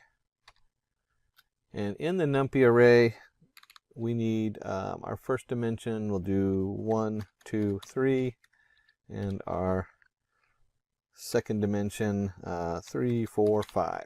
And you can see right here that when we hit the, we'll do this. We'll just do array 2. And we can run that, and there's our array 2, 1, 2, 3, 3, 4, 5. We can also do array 2 of 1. And then we can do, let's do 0. Doesn't really matter which one. Actually, let's do 2. There we go. And if I run this, it'll print out 5. Because here we are. This is 0. 0, 1, 2, 3 is on our 0 row. 3, 4, 5 is on our 1 row. I always start with 0. And then the 2, 0, 1, 2 goes to the 5. And then maybe we forgot what we were working with. So we'll go do array2.shape. And if we do array 2 of shape, we'll go and run that. We'll see we have 2 rows, and each row has 3 elements. 2-dimensional array, 2, 3. If you looked up here when we did it before, it just had 3, nothing. When you have a single entity, it always saves it as a tuple with a blank space. But you can see right here we have 2, 3. And if you remember from up here, we just did this array 2 of, let's go, what is it, 1, 2. We run that, we get the 5. You can also count backwards. This is kind of fun. And you'll see I just kind of switched something on you because you can also do 1, 2 to get to the same spot. Now 2 is the last one, 0, 1, 2. It's the last one in there. We can count backwards and do -1. And if we run this, we get the same answer. Whether we count it as, let's go back up here, whether we count this as 0, 1, 2, or we count backwards as -1, -2, -3. And you can see that if I change this -1 to a -2 and run that, I get 4, which is going backwards, -1, -2. So there's a lot of different ways to reference what we're working on inside the numpy array. It's really a cool tool. It's got a lot of things you can do with it. And we talked about the fact that it can also hold things that are not values, and we'll call this array ask for strings equals np.array. Put our setup in there, our brackets, and let's go China, India, USA, Mexico, it doesn't matter, we can make whatever we want on here. And if we print that out, we run this, you can see that we get our NumPy array, China, India, USA, Mexico. It even gives us our D type of a U6. And a lot of times when you're messing with data, we'll call this array R for range, just to kind of keep it uniform. np.arange. So this is a command inside NumPy to create a range of numbers. And if you're testing data, maybe you want, maybe you have equal time increments that are spaced a certain point apart. But in this case, we're just going to do integers. And we're going to do a setup from 0 to 20, skipping every other one. And we'll print it out and see what that looks like. And you can see here we have 0, 2, 4, 6, 8, 10, 12, 14, 16, 18. Like you expected, it skips every one. And just a quick note, there's no 20 on here. Why? Well, this starts at 0 and counts up to 20. So if you're used to another language where it explicitly says less than or less than equal to 20, like for x equals 0, x plus plus, x is less than 20. That's what this is. It just assumes x is less than 20 on here.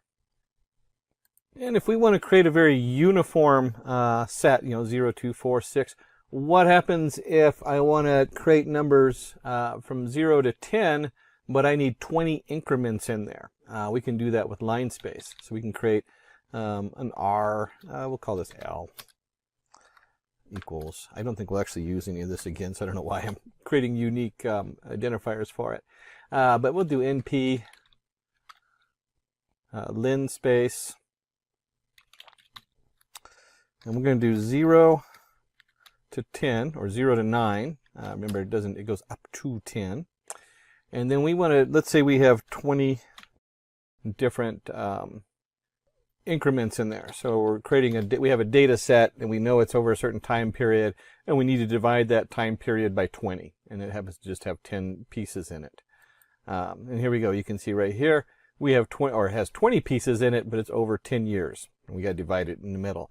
And you can see it goes 0.52. Remember, yeah, there's our 10 on the end, so it goes up to 10. And then we can also do random. There's np.random. If you're doing neural networks, usually you start it by seeding it with random numbers. And we'll just do np.random, and we'll just call this array. We'll stop giving it unique numbers. We'll print that one out and run it. And you can see we have random numbers.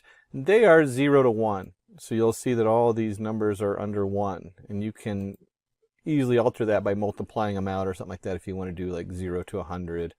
You can also round them up if it's integer 0 to 100. There's all kinds of things you can do, but it generates a random float between 0 and 1. And you have a couple options. You could reshape that, or you can just generate them in whatever shape you want. And so we can see here, we did 3 and 4, and so you can see 3 rows by 4 variables. Same thing as doing a reshape of 12 variables to 3 and 4. And if you're going to do that, you might need an empty data set. I have had this come up many times where I need to start off with 0, and I don't know, because I'm going to be adding stuff in there, or it might be 0 and 1, where 1 is, if you're removing the background of an image, you might want the background is 0, and then you figure out where the image is, and you set all those boxes to 1, and you create a mask. So creating masks over images is really big, and doing that with a NumPy array of 0. And we can also give it a space. And we'll just do this all in one shot this time. And we'll do the same thing like we did before, zeros. And in this case, we'll do 2, 3. And so when we run this, forgot the asterisks around it. I knew I was forgetting something. There we go.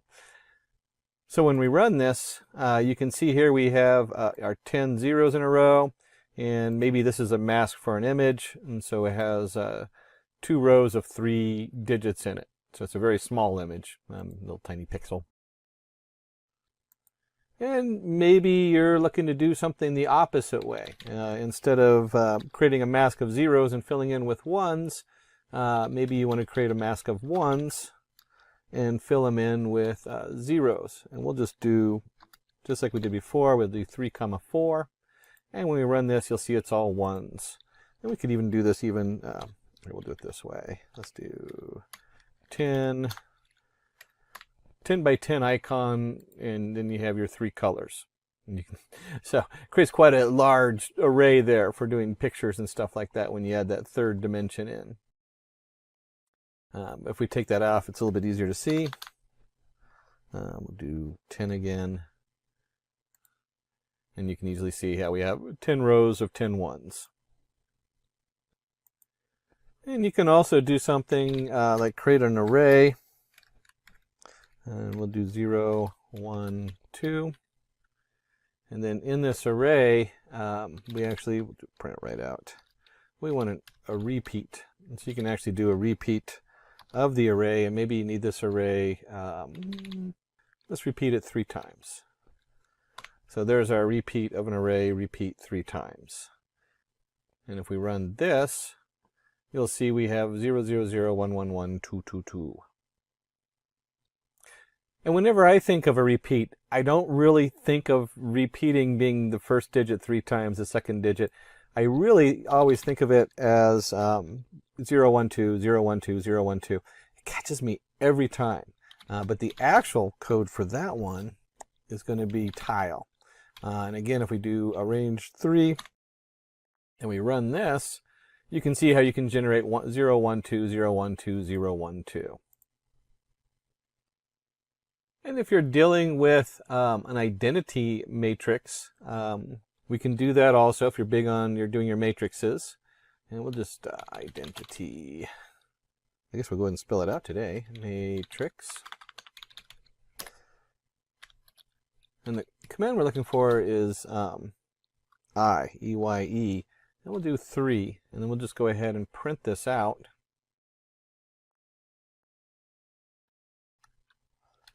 There we go. There's our identity matrix. And it comes out by a 3 by 3 array, because there's our matrix. And then it puts the ones down the middle and for doing your different matrix math. And we can manipulate that a little bit too. We talk about matrices. We might not want ones across the middle, in which case we now have the diagonal. So we can do an np.diagonal.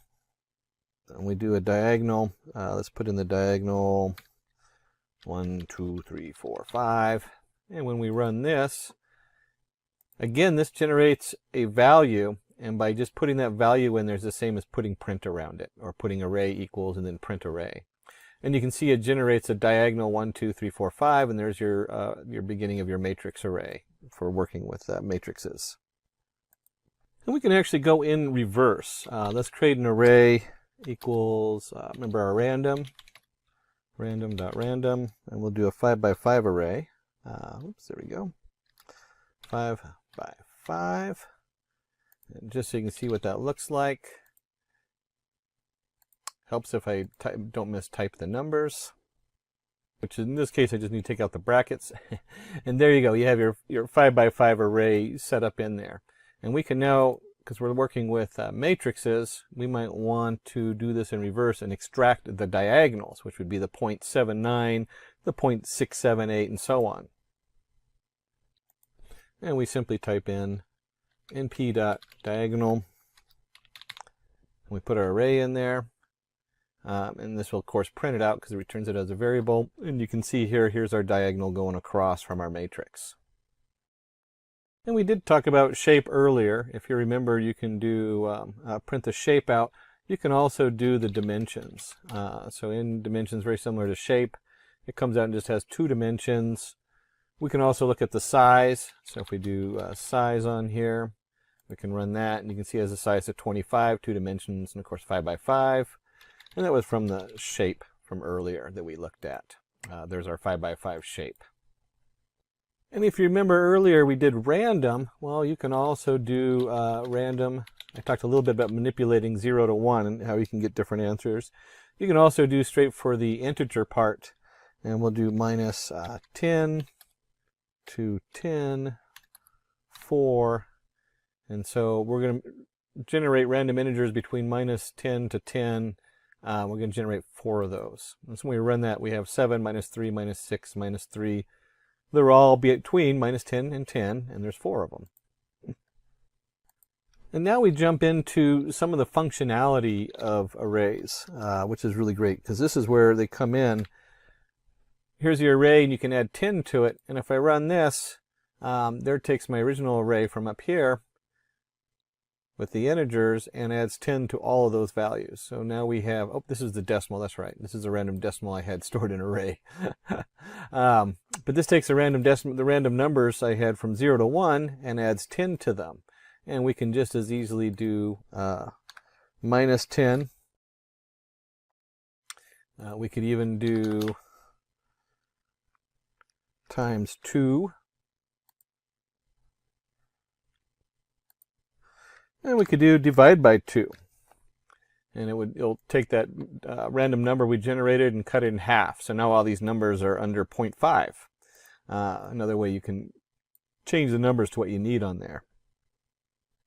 And as you dig deeper into NumPy, we can also do exponential. So as an exponential function, which should generate some interesting numbers off of the random.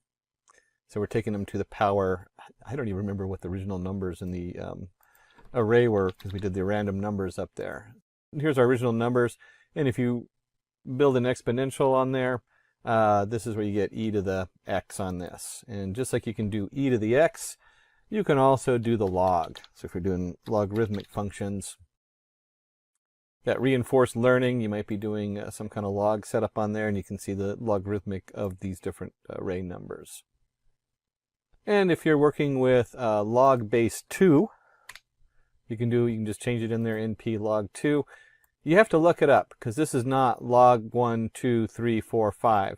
It is log and log 2. So just a quick note, that's not a variable going in. That is an actual command. There's a number of them in there, and you'll have to go look and see what the documentation is. But you can also do log 10. So here's log value 10. Some other really cool functions you can do with this is your sine. So we can take a sine value of all of our different values in there. And if you have sine, you of course have cosine. We can run that. So here's a cosine of those.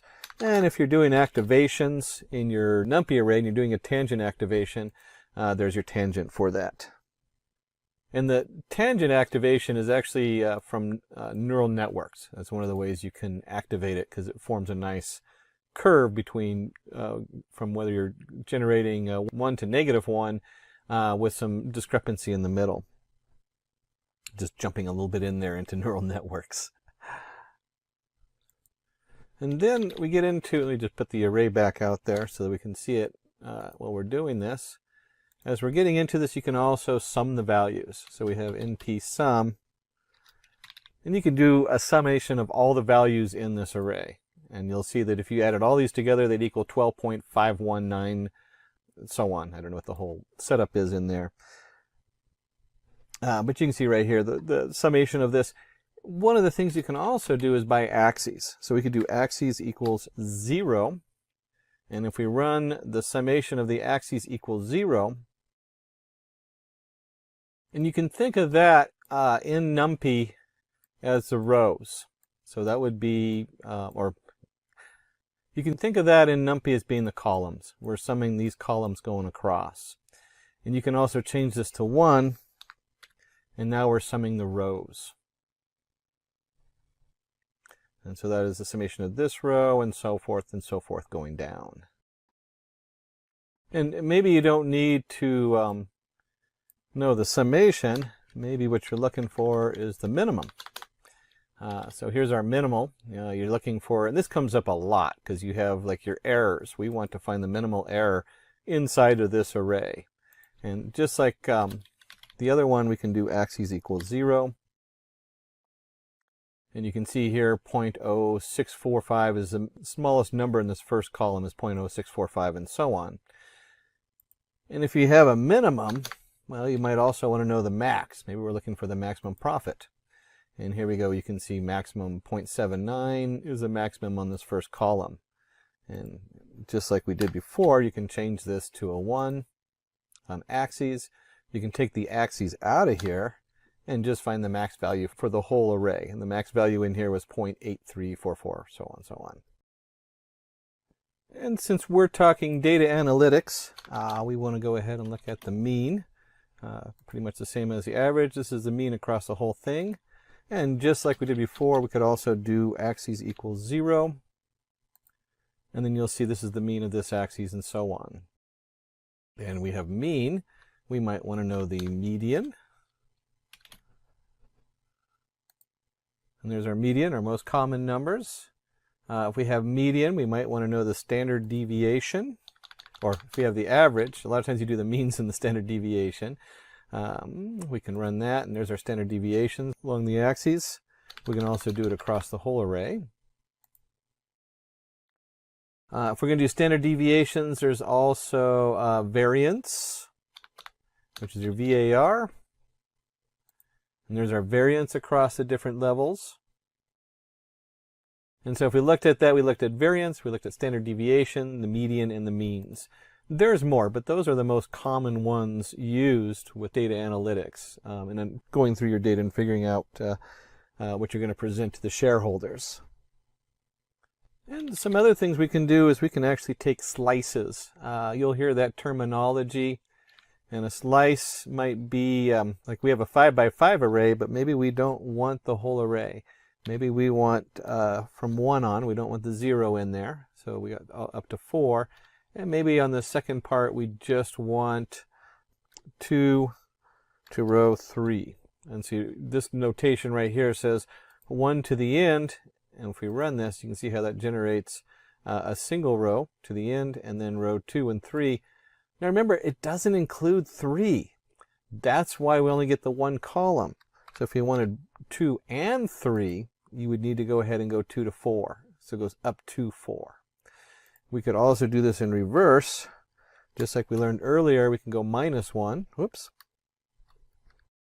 And when we go to -1, it's the same thing because we have 0, 1, 2, 3, 4. This is the same thing as 2 to 4. It goes 2 to the last one. Also very common with arrays is you're going to want to sort them. So we still have our array up here that we randomly generated. And we might want to sort it. And we'll go and throw an axis back in there. Axis equals 1. If we run this, you can see from the axes that it sorts it, the 0.2 being the lowest value to the highest value by the row. We can also change this, of course, to axis 0. If you're sorting it by columns, so maybe your values are based on columns. And then, of course, you can do the whole array, and we can sort that. Don't usually do that, but I guess sometimes that might come up. And so you can see right here we have a nice sorted array. Something else, let's just go ahead and reprint our array so we can look at it again. Starting to get too many boxes up there. Something else you can do with an array is we can take and transpose it.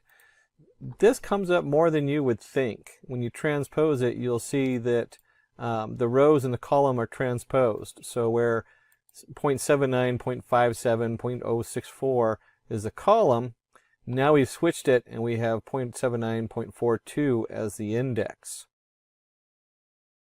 You can see this really more dramatic if we take a slice, and we'll just do a slice of the first couple, and then we'll just do all the other, the full rows. And if we run this, you can see how it comes up a little bit different. And we'll just do the same slice up here so you can see how those two look next to each other. There we go. There's our slice. Run. And so you can see the slice comes up and it has 1, 2, 3, 4, 5 columns. Now we have 1, 2, 3, 4, 5 rows and 3 columns versus 3 rows. And the original version, when they first started putting this together, was a function. So the original version was transpose, and this still works. You can still see it generates the same value as just a capital T. So many times we flip this data because we'll have an XY value or we'll have an image or something like that, and it's being read one way into the next process, and the next one needs it the opposite. So this actually happens a lot. You need to know how to transpose the data really quick. And we can go ahead, let's just take, here's our transpose. We'll just stick with the transpose on here. And instead of doing it this way, we might need to do something called flattening. Why would you flatten your data? If this is an array going into a neural network, you might want to send it in as one set of values instead of 2 rows. And you can see here is all the values as a single array. It just flattens it down into one array. So we covered our scientific means, transpose, median, some different variations on here. Some of the other things we want to do is what happens if we want to append to our array. So let's create a new array. I'm getting tired of looking at the same set of random numbers we generated earlier. So we'll go ahead and create a new array here, something a little simpler so it's easier to see what we're doing. And 4, 5, 6, 7, 8. That's good enough. We'll just do 4, 5, 6, 7, 8. And if we print this array, there it is, 4, 5, 6, 7, 8. And we might want to append something to the array. So we have our array, we need to extend it. You got to be very careful about appending things to your array. And there's a number of reasons for that. One is runtime. Because of the way the NumPy array is set up, a lot of times you build your data and then push it into the NumPy array instead of continually adding on to the array. And then it also it automatically generates a copy for protecting your data. So there's a lot of reasons to be careful about appending this way. But you can certainly do it. And we can just take our array, we're going to create a new array, array 1. And if we print array 1 and we append 8 to it, you'll see 4, 5, 6, 7, and then there's our 8 appended onto the end. And if you want to append something to an array, you'd probably also want to, whoops, array 1. Let's try that again. There we go. Now we have the 8 appended onto the end. So you can see 4, 5, 6, 7, 8, and then we appended another 8 on there. And if you're going to append something, you might want to go ahead and insert. Instead of appending, it might be you need to keep a certain order. And we can do the same thing. We can do our array. And we're going to append or insert at the beginning. And let's go ahead and insert 1, 2, 3. 1, 2, 3. And we go ahead and print our array 2. We run it, and you can see 1, 2, 3 is inserted at the beginning. Insert's a lot more powerful in that you can put it anywhere in the array. We can move it to the 1 spot. And there we go, 1, 2, 3. We can do a -1. Just for fun, and you'll see it comes up 1, 2, 3, and we're counting backwards by 1. I imagine you can do a -0 and run this, and it turns out that -0 puts it back at the beginning because that's why it registers as 0, it just takes a minus sign off. And just like we add numbers on, we might want to delete numbers. And so let's do an np.delete. Well, let's keep it a little bit, make it a little easy here to watch. We'll go ahead and create an array 3, and we'll do np delete. We were just working with array 2, and what we want to do is delete 0 space. So if you look at this, here's our array 2. Array 2 starts with 1, and when we delete the space on here and print that out, we deleted the 1 right out of there. And we can also do something like this, where we can do it as a slice. And we can do, let's do 1, 3. And if we run 1, 3, you'll see we've deleted the 1 space and the 3 space out, which deleted our 2 and 4. Now, keep in mind, when you're messing with adding lines and deleting lines, you have to be really careful, because there's a time element involved. As far as where the data is coming from, and it's really easy to delete the wrong data and corrupt what you're working on, or to insert stuff where you don't want it. So there's always a warning when we talk about manipulating NumPy arrays. And just like anything else we're doing, we'll create an array C, which equals, we'll just do our NumPy array that we just created, our NumPy array 3, and we can do copy. So you can make a copy of it. Maybe you want to protect your original data, or maybe you're making a mask, and so you copy the array, and then the new array make all these alterations and change it from values to 0 to 1 to mask over the first one. And of course, if we do array C, since it equals a copy of array 3, it's the same thing, 1, 3, 5, 6, 7, 8. And now we're getting into combine and split arrays. I end up doing a lot of this, and I don't know how many times I end up fiddling with this and having a mess. But you do it a lot. You know, you combine your arrays, you split them. You might need one set of data for one thing, another set of data for the other. So let's go ahead and create two arrays, array 1, array 2. And I want you to note, and the terminology we're going to look for is concatenate. And what that means is we're going to take, we'll call this array cat. I like array cat. There we go.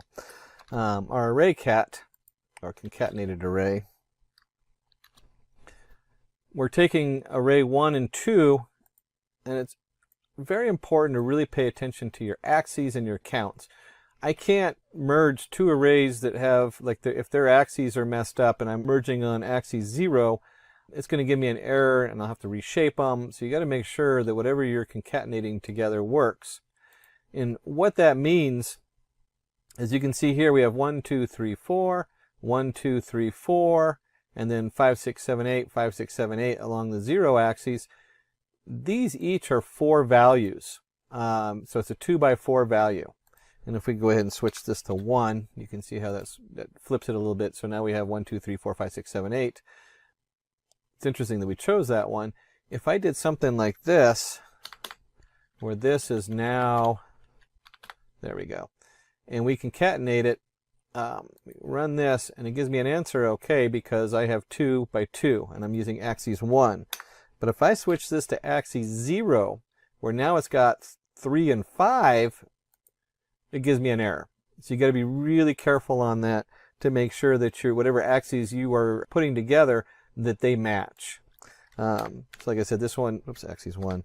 Axis 1 has 2 entities, and since we're going on axis 1, or by row, you can see that it lets it merge it right onto the end there. And you could imagine this if this was a XY plot of value, or the X value going in and the predicted Y value coming out, and then you have another prediction and you want to combine them. This works really easy for that. And we'll go back and let's just put this back to where we had it. Oops, I forgot how many changes I made. There we go. We'll just put it, whoops, I messed up on my concatenation order here.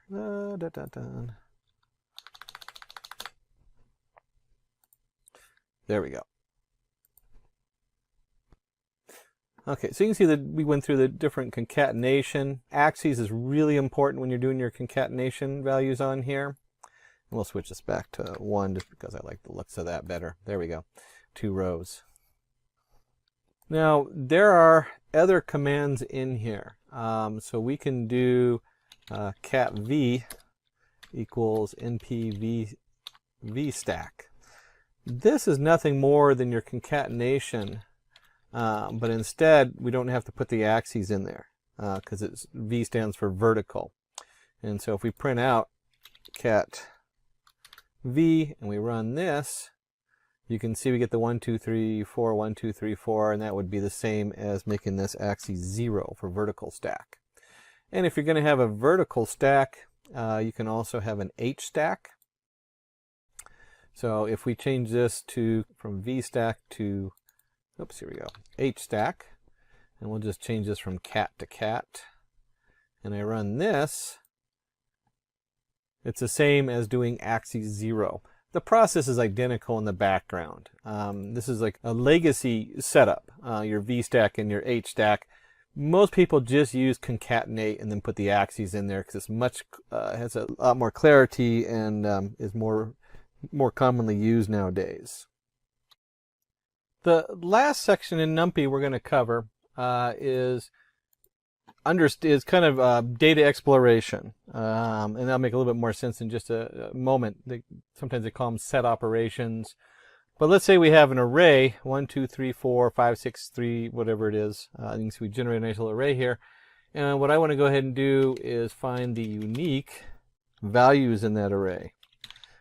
So maybe I'm generating what they call a one-hot encoder, and so these values then all become, I need to know how long my bit array is going to be.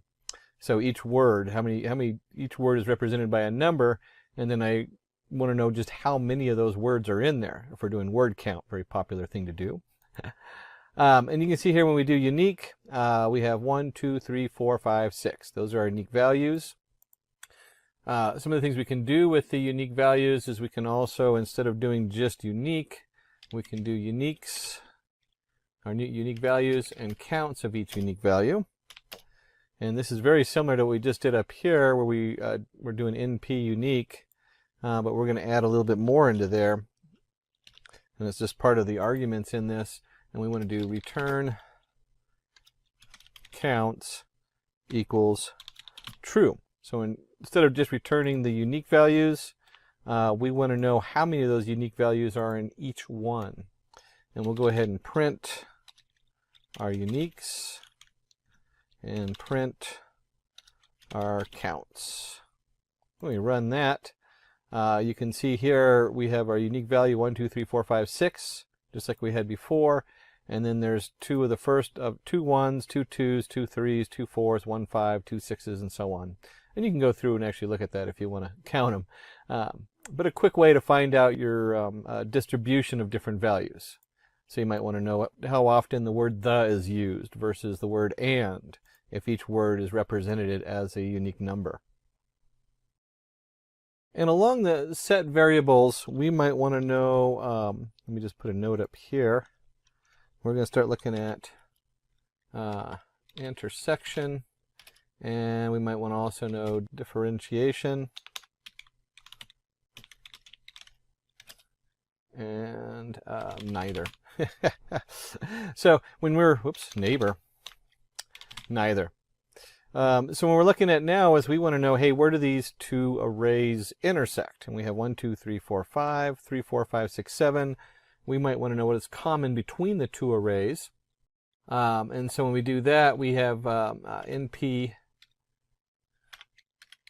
intersect, and it's a 1D array, one-dimensional array. And then we need to go ahead and put array 1, array 2. And if we run this, we can see they intersect at 3, 4, 5. That's what they have common. And because we're going to go ahead and go through these and look at a couple different options, let's change this from intersect 1D. And we'll do the same thing. We'll go ahead and print this. So we might want to know the intersection where they have commonalities. Another unique word is union of 1D. So instead of intersect, we want to know all the values that are in both of them. So here's our union of 1D. When we run that, you can see we have 1, 2, 3, 4, 5, 6, 7. So it's all the different values in there. And the last, one of the last words, we have 2 more to go, is we want to know what the set difference is. And so that's where you'll see that, if you remember set, we talked about that being what they call these things. So the set difference of a 1D array, when we run that, you can see that 1 is only in one array and 2 is only in one array. And if we want to know what's in array 1 but not in array 2, we might want to know what is in array 1 but not 2 and what's in 2 but not 1. And this would be the set XOR 1D on here. So we have the 4 different options here where we can do an intersection. What do they both have in common? We can do a union. What are all the unique values in both arrays?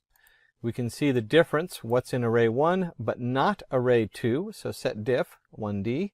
And then set XOR, what is not in 1 but is in 2, and what is not in 2 but in 1. So we dug a lot in NumPy because we were talking, there's a lot of different little mathematical things going on in NumPy. A lot of this can also be done in pandas, although usually the heavy lifting is left for NumPy because that's what it's designed for. Let's go ahead and open up another Python 3 setup in here. And so we want to explore what happens when you want to display this. This is where it starts getting, in my opinion, a little fun because you're actually playing with it and you have something to show people. And we'll go ahead and rename this. We're going to call this Pandas and PyPlot. So Pandas PyPlot, just so I can remember for next time. And we want to go ahead and import the necessary libraries. We're going to import Pandas as PD. Now remember, this is a data frame, so we're talking rows and columns, and you'll see how Pandas work so nicely when you're actually showing data to people. And then we're going to have NumPy in the background. NumPy works with Pandas, so a lot of times you just import them by default. Seaborn sits on top of the Matplot library. So sometimes we use the Seaborn because it kind of extends. It's one of the 100 packages that extends the Matplot library. Probably the most common used because it has a lot of built-in functionality. Almost by default, I usually just put Seaborn in there in case I need it. And of course we have Matplot library as PyPlot, as PLT. And note we have as PD, as NP, as SNS, as PLT. Those are pretty standard. So when you're doing your imports, I would probably keep those just so other people can read your code and it makes sense to them. That's pretty much a standard nowadays. And then we have the strange line here. It says ampersand Matplot library inline. That is for Jupyter Notebook only. So if you're running this in a different package, you'll have a pop-up when it goes to display the Matplot library. You can, with the most current version of Jupyter, usually leave that out and it will still display it right on the page as we go. And we'll see what that looks like. And then we're going to go ahead and just do the Seaborn, the SNS.set, and we're going to set the color codes equals true. Let them just keep the default ones so we don't have to think about it too much. And we of course have to run this. The reason we run this is because these values are all set. If we don't run this and I access one of these afterward, it'll crash. The cool thing about Jupyter Notebooks is if you forgot to import one of these, you forgot to install it, because you do have to install this under your Anaconda setup or whatever setup you're in, you can flip over to Anaconda and run your install for these. And then just come back and run it. You don't have to close anything out. And we'll go ahead and paste this one in here real quick where we have car equals pd.read_CSV. And then we have the actual path. This path, of course, will vary depending on what you are working with. So it's wherever you save the file at. And you can see here I have like my OneDrive documents, Simplilearn, Python, Data Analytics, using Python, / car CSV. It's quite a long file. When we open that up, what we get is we get a CSV file, and we have the make, the model, the year, the engine, fuel type, engine horsepower, cylinders, and so on. And this is just a comma separated file. So each row is like a row of data. Think of it as a spreadsheet. And then each one is a column of data on here. And as you can see right here, it has the make model. So it has columns for a header on here. Now, your Pandas just does an excellent job of automatically pulling a lot of this in. So when you start seeing the Pandas on here, you realize that you are already like halfway done with getting your data in. I just love Pandas for that reason. NumPy also has it. You can load a CSV directly into NumPy, but we're working with Pandas, and this is where it really gets cool, is I can come down here and I can print, you remember our print statement, we can actually get rid of it, and we're just going to do car head because it's going to print that out. The head is going to print the top values of that data file we just ran in. And so you can see right here, it does a nice printout. It's all nice and inline because we're in Jupyter Notebook. I can scroll back and forth and look at the different data. And just like we expected, we have our column, and it brought the header right in. One thing to note is the index. It automatically created an index 0, 1, 2, 3, 4, and so on. And we're just looking at the head. So we got 0, 1, 2, 3, 4. You can change this. You might want to just look at the top two. We can run that. There's our top two BMWs. Another thing we can do is instead of head, we can do tail. And look at the last three values that are in that data file. And you can see right here, it numbered them all the way up to 11,913. Oh my goodness, they put a lot of data in this file. I didn't even look to see how big the file was. So you can really easily get through and view the different data in here. When you're talking about big data, you almost never just print out car. In fact, let's see what happens when we do. If we run this and we just run the car, it's huge. In fact, it's so big that the pandas automatically truncates it and just does head plus tail, so you can see the two. So we really don't want to look at the whole thing. I'm going to go back to, let's stick with the head, displaying our data. There we go. So there's the head of our data. It gives us a quick look to see what's actually in there. I can zoom out if we want, so you can actually get a better view. Although we'll keep it zoomed in so you can see the code I'm working on. And then from the data standpoint, we of course want to look at data types. What's going on with our data? What does it look like? Now this, you show when you're talking to your shareholders, they like to see these nice, easy to read charts. They look like a spreadsheet. So it's a nice way of displaying pieces of the chart. When we talk about the data types, now we're getting into the data science side of it. What are we working with? Well, we have make model, we have an integer 64 for the year. Engine fuel type is an object. If we go up here, you can see that most of them are it's a set manual, rear wheel drive. So they might be very limited number of types in there. And so forth. And it's either going to be a float 64, an integer, or an object is the way it's going to read it on here.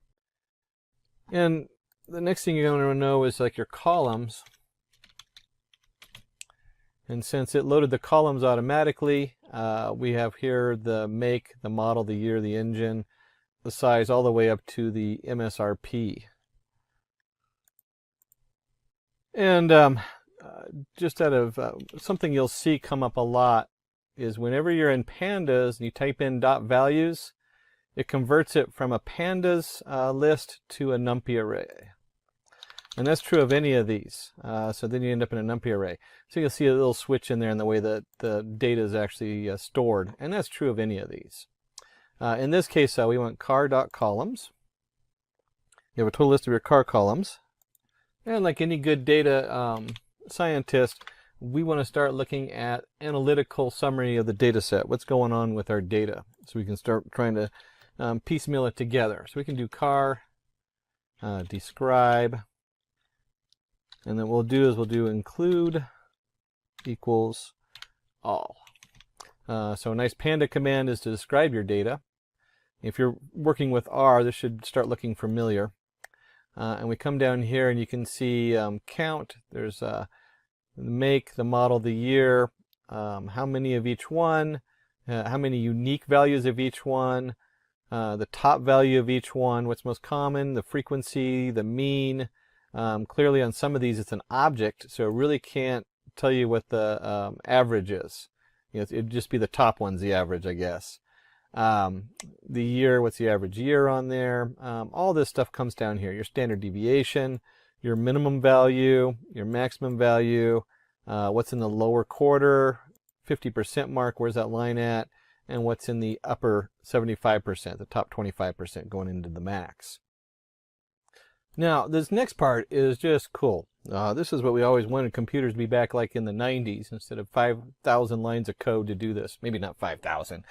All right, I built my own plot library back in 95, and the amount of code for doing a simple plot was, I don't know, probably about 100 lines of code.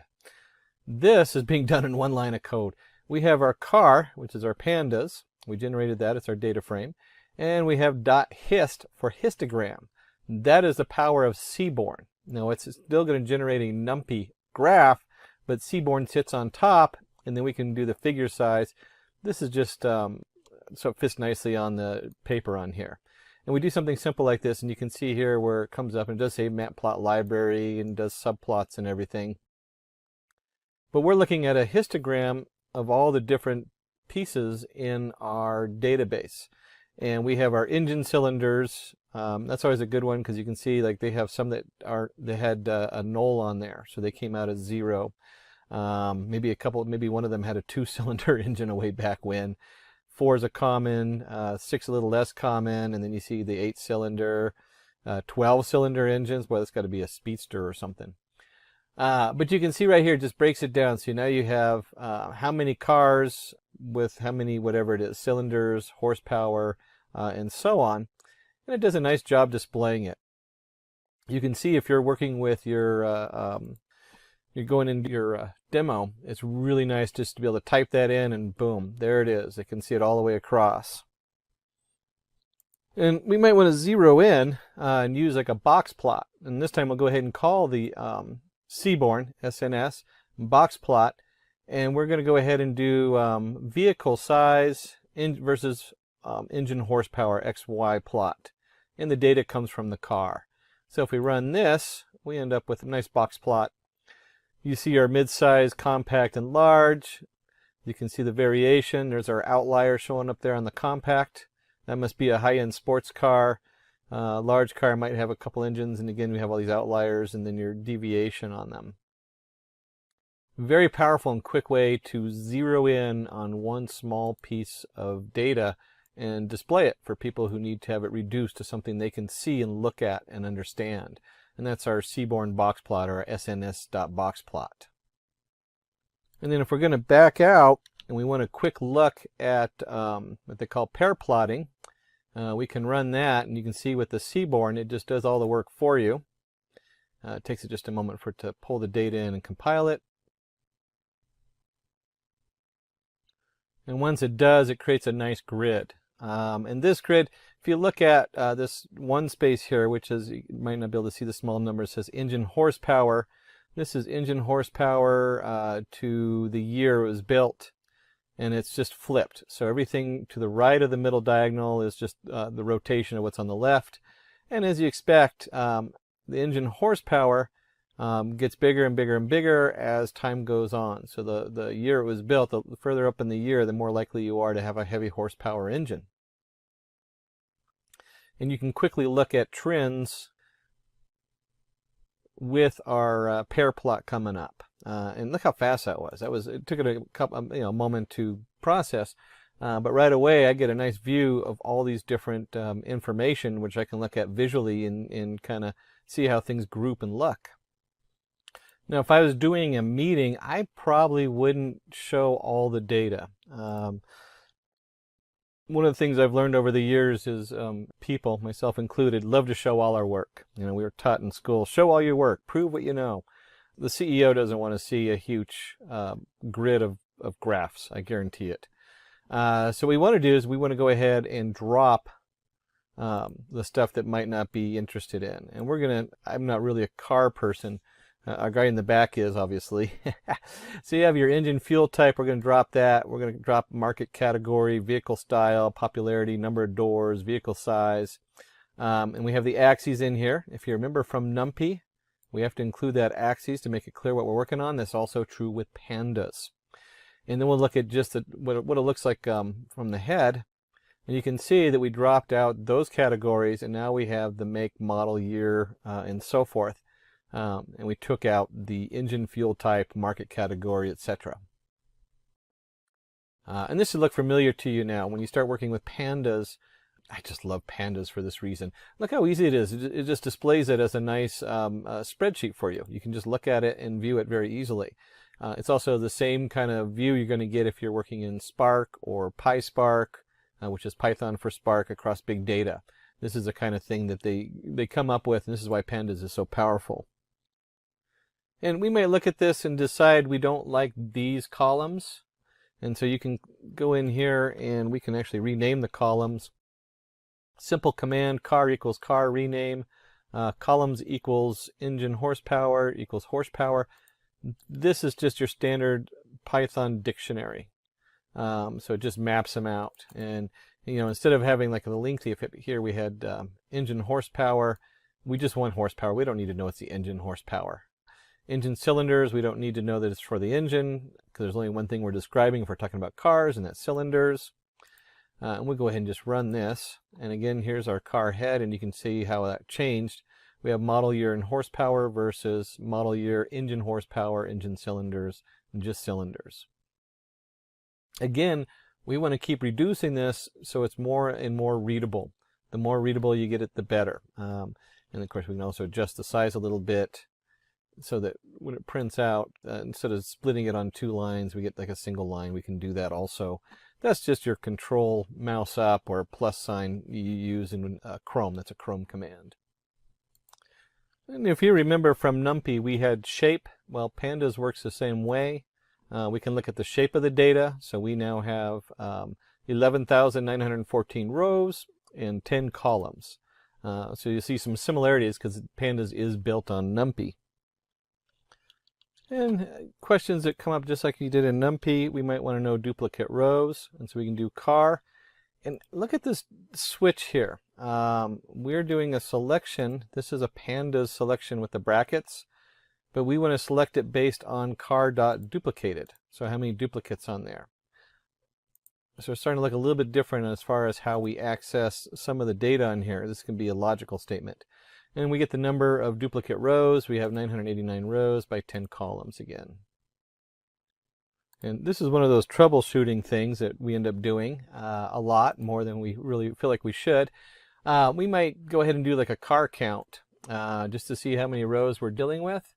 And then right after that, we might want to go ahead and say, hey, let's drop duplicates. So remember we did all the duplicates on there. So car equals car.drop duplicates.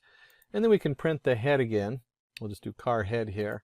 And you can see the data on there looks the same as before. And just note that we did car equals car.drop duplicates. There are commands in here where you can do, where it changes the actual value. And it works on some of them and not on others depending on what you're doing. But by default, it always returns a copy. So when we do this, we're reassigning it to car. And you can see it's the same header, but we want to go ahead and do count and see how the count changes. Let's go ahead and run this. And you can see here, instead of 11,914, we have 10,925. So we've removed about 100 cars that were duplicated, just slightly under 100 there. And then as we're prepping our data, we might want to know car is null. So it's going to count the values of null, and then we want to sum that up. And when we do that, we do the car is null function.sum. We end up with HP, the horsepower at 69 have null values, and 30 have cylinders have null values. Now, if you don't put the sum at the end, it's just going to return a mask with the true false of is it null or is it not, by 0 and 1. So you're summing up the ones underneath each column. And this, of course, then you have to decide what you're going to do with the null values. There's a lot of different options. It might be that you need to put in the average or means. Maybe you want to put in the median value. There's a lot of different ways to fill it. Usually when you first start out with the data, a lot of them you just drop your null values. And you can see here car.drop NA, which is equal to all. And then we're going to go ahead and count it. And you can see that we've dropped almost another 100 values. So from 10,925 to 10,827, maybe 75 or so values. So we've cleaned it. This is really a big part of cleaning data. You need to know how to get rid of your null values, or at least count them, and what to do with them. And of course, if we go back to counting our null values, we should now have null values. There we go. And you'll see there's 0 null values.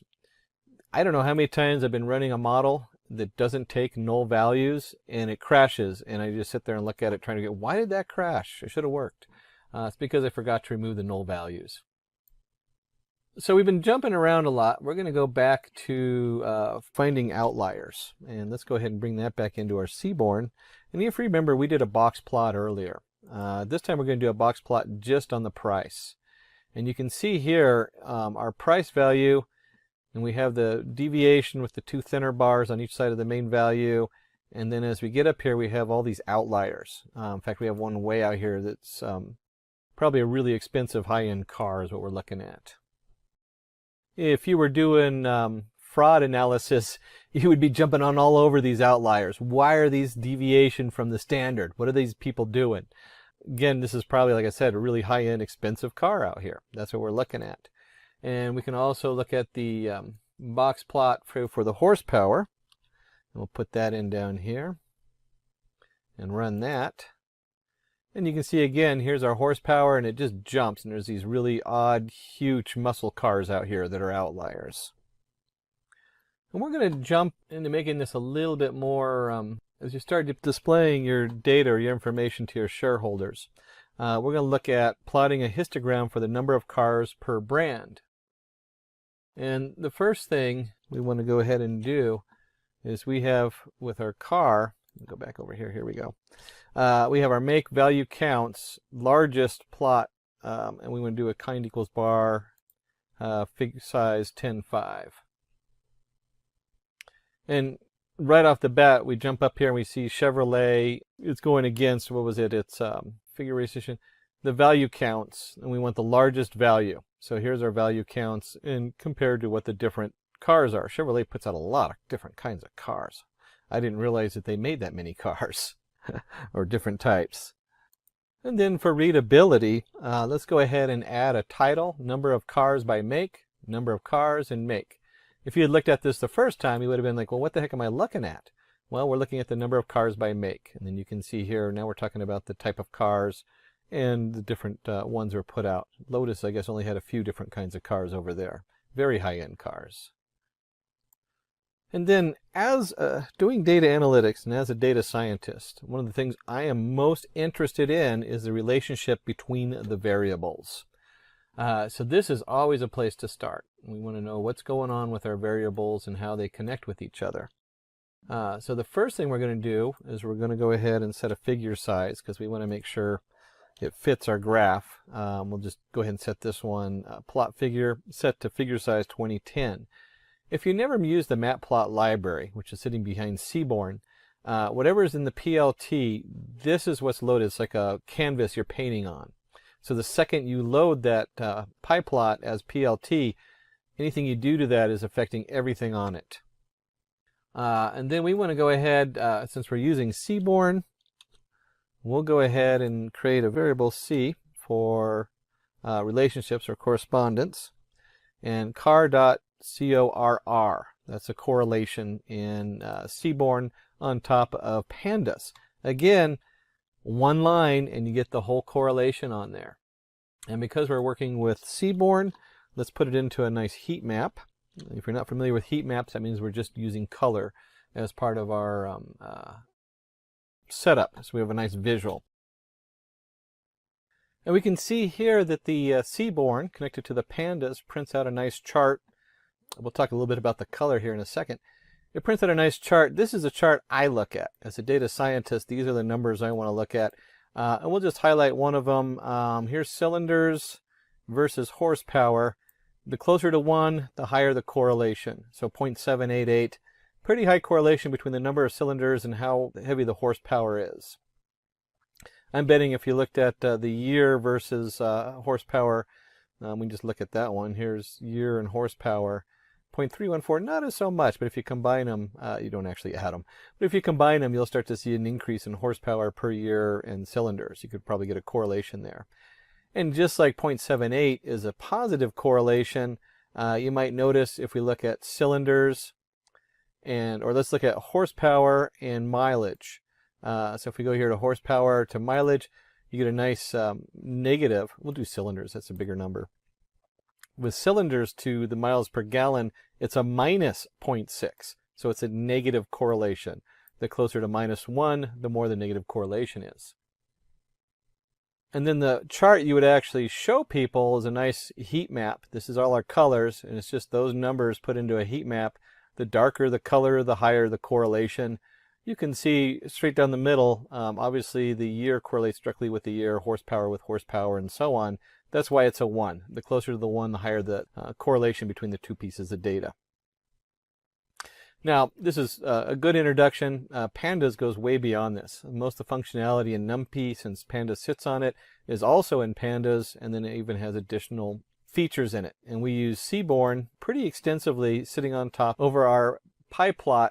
So keep in mind that our PyPlot has a ton of other features in it that we didn't even touch on in here. We couldn't, even if you had a sole course in it, there's just so many things hidden in there depending on what your domain you're working on. But you can see here, here's our Seaborn and here's our matplot library. That's all our graphics that we did. And then the seaborn works really nicely with the pandas. We really like that.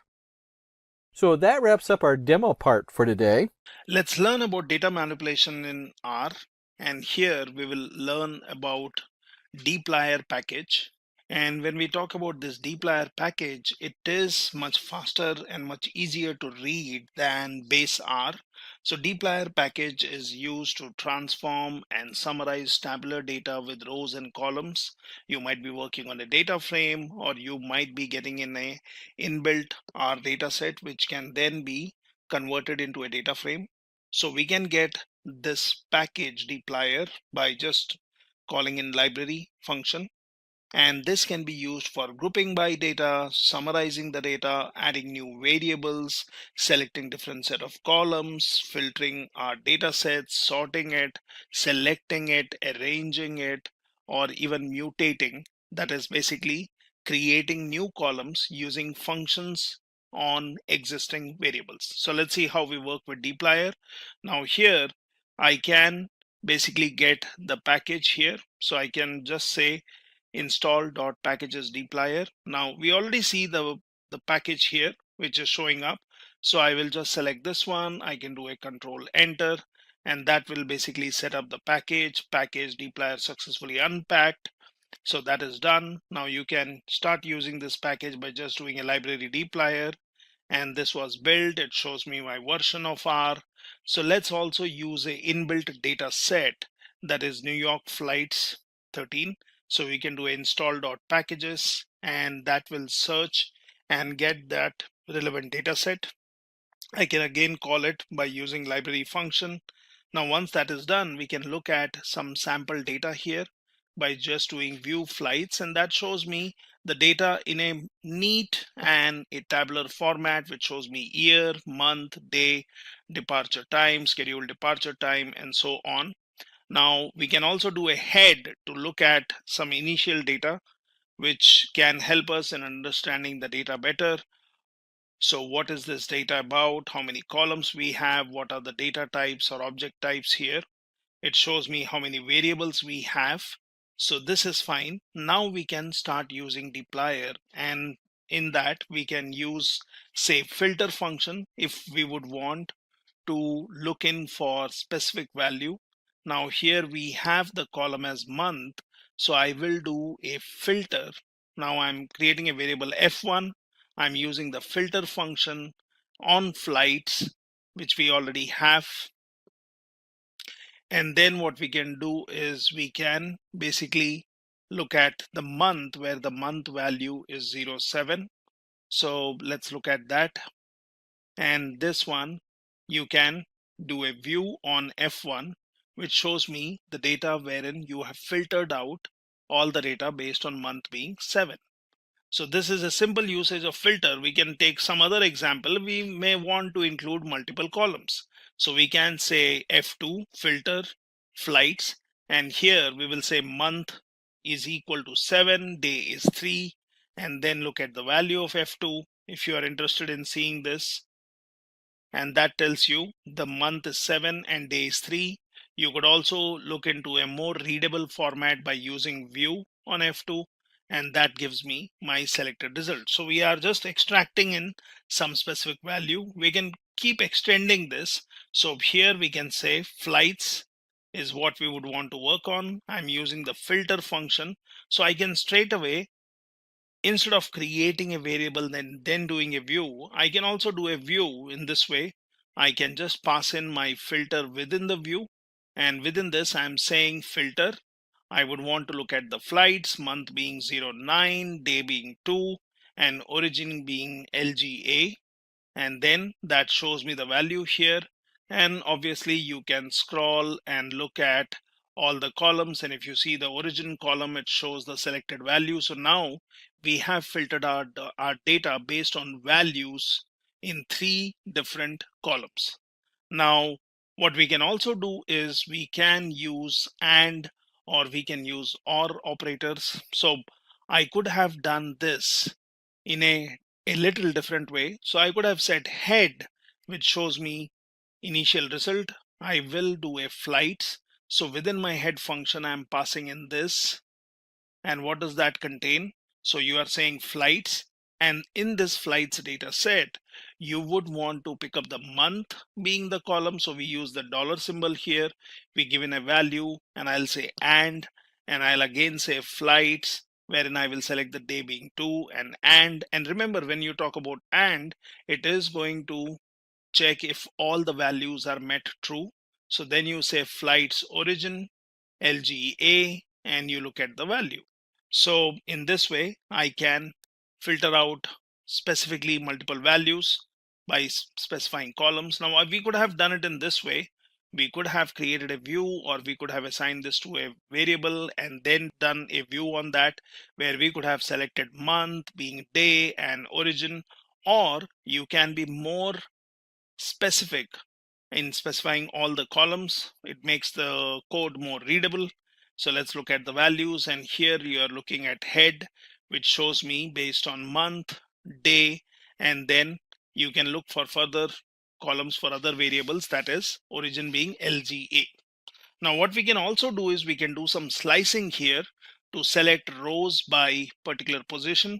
So I can say slice, and I would want to look at rows 1 to 5, and I can do this.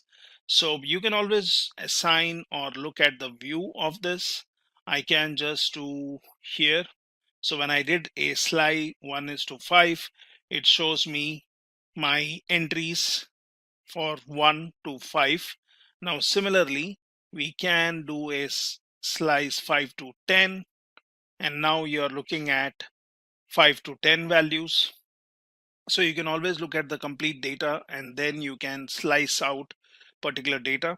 Now mutate is usually a function which is used when you would want to apply some variable on a particular data set, and then you would want to add it to your existing data frame, or you would want to add a new column. So this is where you use mutate, which is mainly used to add new variables. So let's see how you work on mutate.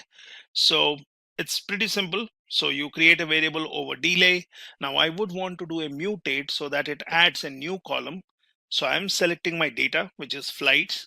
I will call the new column as overall delay, and then basically I can look at overall delay being arrival delay minus departure delay. So let's create this and let's look at view of this, which shows me, or which should show me, my new column, which is overall delay, which was not in my original data set. So you can anytime do a head on this one to compare the value. So this one shows me arrival delay, and then there are many other variables. What you can also do is you can do a view, and you could have just look at flights if you would want to compare. So you can look at the flights, and this one would not have any overall delay column. So it basically shows me 19 columns only, what we see here. And if you do a view on overall delay, then that basically shows me 20 columns. So we know that the new column has been added to this overall delay. So if you would want to work with 20 columns, you will use overall delay. If you would want to work with your original data set, you will use flights. Now you can also use a transmute function, which is used to show only the new column. So we can do an overall delay, and at this time we will say transmute, we will say flights overall delay. The computation remains same, but at this time if I look at view on overall delay, it only shows me the new column. So sometimes we may want to compute result based on two variables or two columns and just look at the new value, and then we can decide if we would want to add it to our existing structure. Now you can also use summarize, and summarize basically helps us in getting a summary based on certain criteria. So we can always do a summarize, and what we can do is we can look at our data and we can say on what basis we would want to summarize this particular data. So we can do a summarize function. Now summarize on flights, I will say average air time, and I would want to calculate an average. So for that I'm using an inbuilt function called mean. I will do that on airtime column. So let's look at flights once again. And here we can see there is arrival time, not airtime, sorry, arrival time. And we would want to do some average on this particular data. We would want to summarize this. So what I'll do is I will use the summarize function. I will say average airtime, and this one I will look at mean of airtime. So let's see if there is a airtime column. Let's look at this one, arrival delay, and yes, we have an airtime. So we were actually looking at summarizing based on airtime, not the arrival time. So airtime is how much time it takes in air for this particular flight, and we will want to use the summarize function, not the transmute. So summarize flights, average airtime, and this one we will calculate the mean of average airtime, and I will also do a NA removal, which is I'm saying true. So let's do this, and that basically shows me the average airtime is 151. I can also do a total airtime where I'm doing a summation of values, or I can get the standard deviation, or I can basically get multiple values such as mean. I can say total airtime where I'm doing a summation, and then I can look at other values, which is if you would want to put in standard deviation here, you could do that. So let's look at the result of this summarize, and this basically allows me to get some useful information which is summarized based on a particular function such as mean, sum, standard deviation, or all three of them. Now let's look at grouping by. So sometimes we may be interested in summarizing the data by groups, and that's where we use the group by function. So we can always use the group by clause. Now here we are taking a different data set.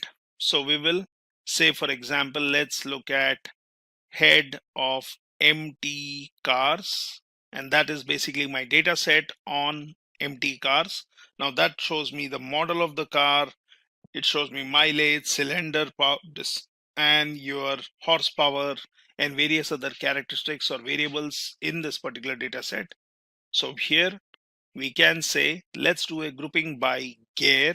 So there is a column called gear, so I will call it by gear.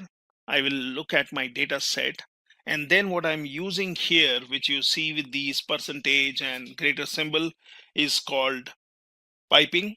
So that basically feeds your previous data frame into next one. So this is sometimes useful, and you can get this by just saying Control Shift and M, and you can then use this. So we are going to have piping. So I'm saying empty cars. Now this is my original data set where I did a head, or I could have done a view on this one if you would want to see it in a more readable format, and that basically shows me the data.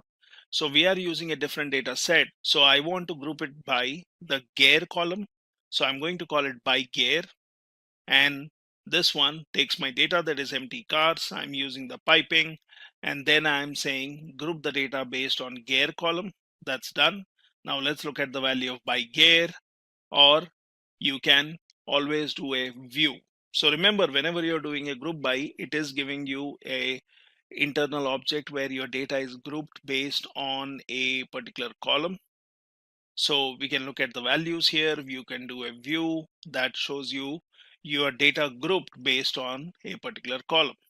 Now I can again use the summarize function where I would want to now work on the new one where it was grouped based on gear. So I'm doing a summarize, and here I'm going to say gear 1, which will be having the value of summation on the gear column, and then I'm saying gear 2, which is mean. Well, you could give some meaningful names to this, and let's look at the value of this one where we are basically now looking at the values, which is sum and mean values based on the gear.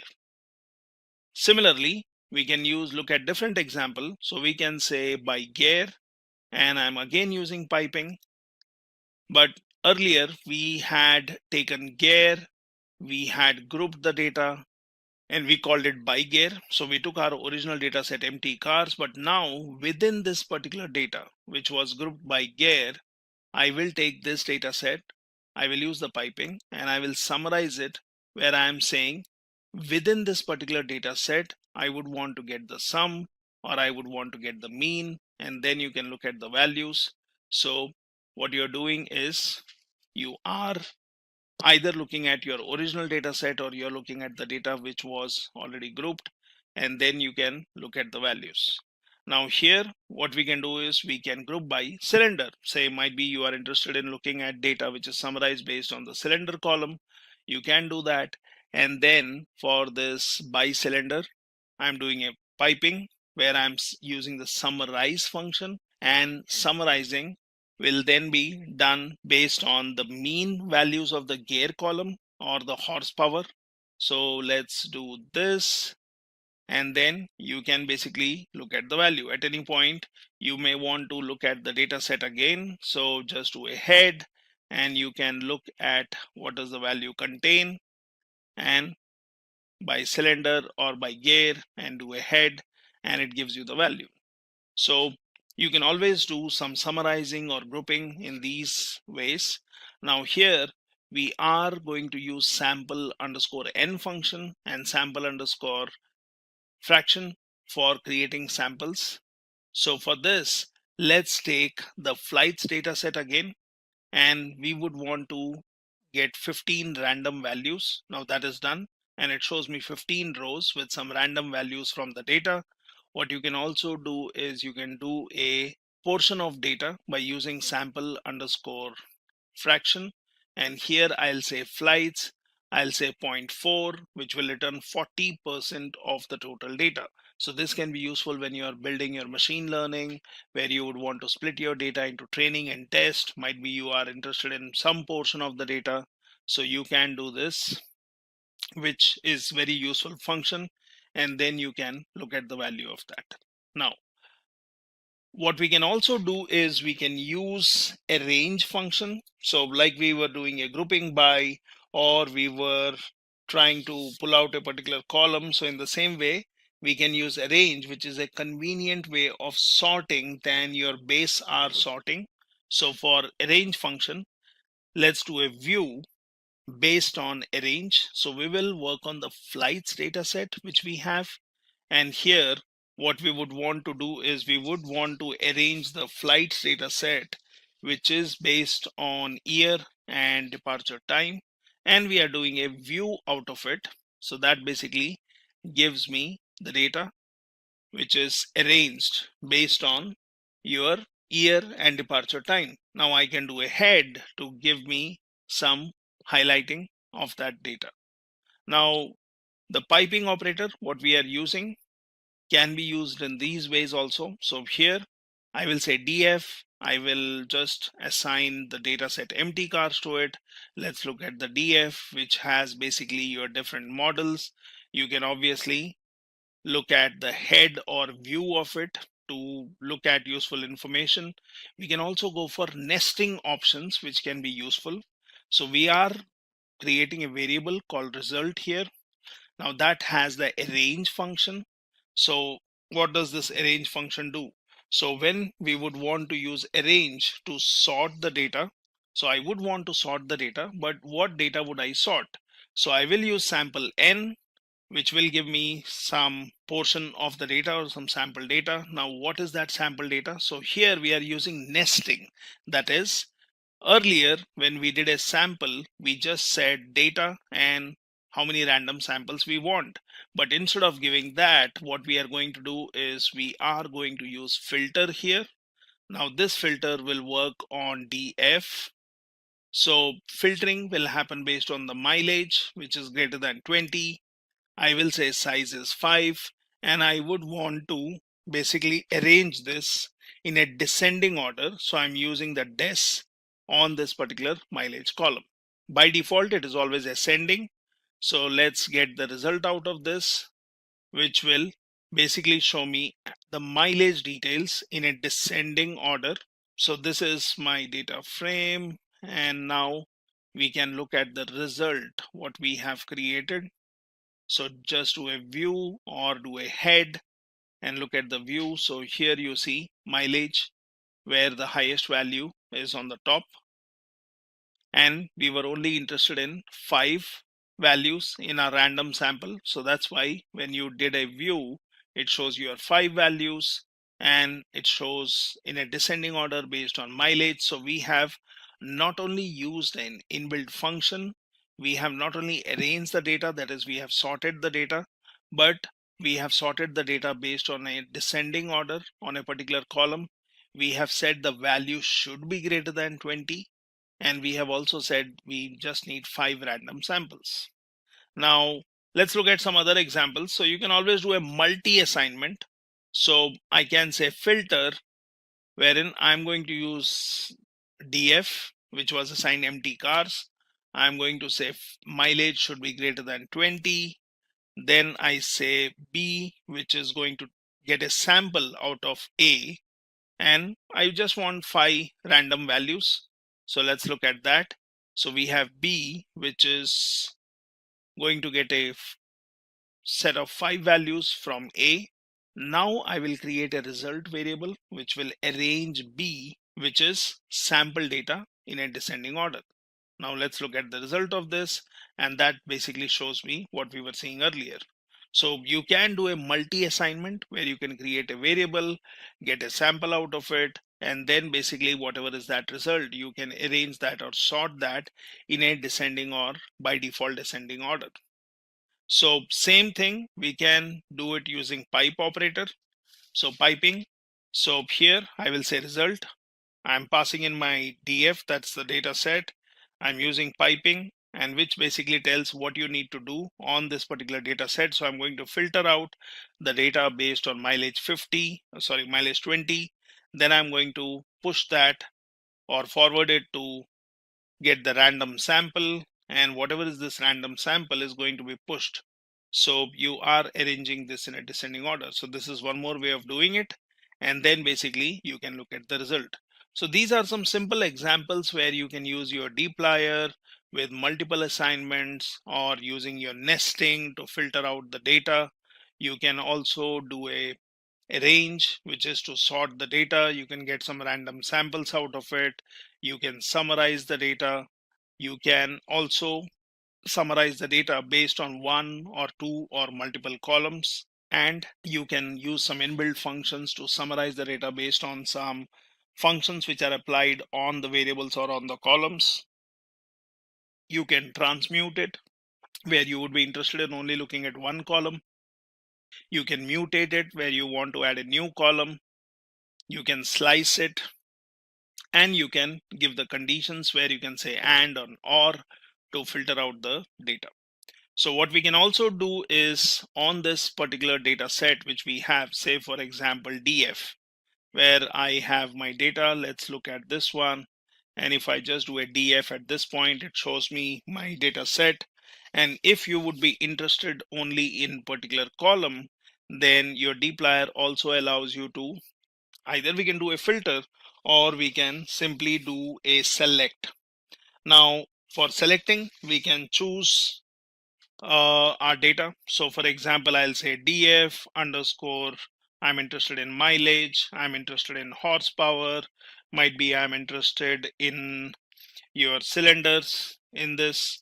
And for this one, what I can do is, when I would want to do a select, I can basically say selected df, let's call it some name. I can say control shift m, which is for piping. And then basically what you can do is you can do a select, and you can choose your columns. So I was interested in mileage, I was interested in horsepower, I was interested in cylinder. And here what I'm doing is I'm using a select where I can look at the new data frame. So let's do this.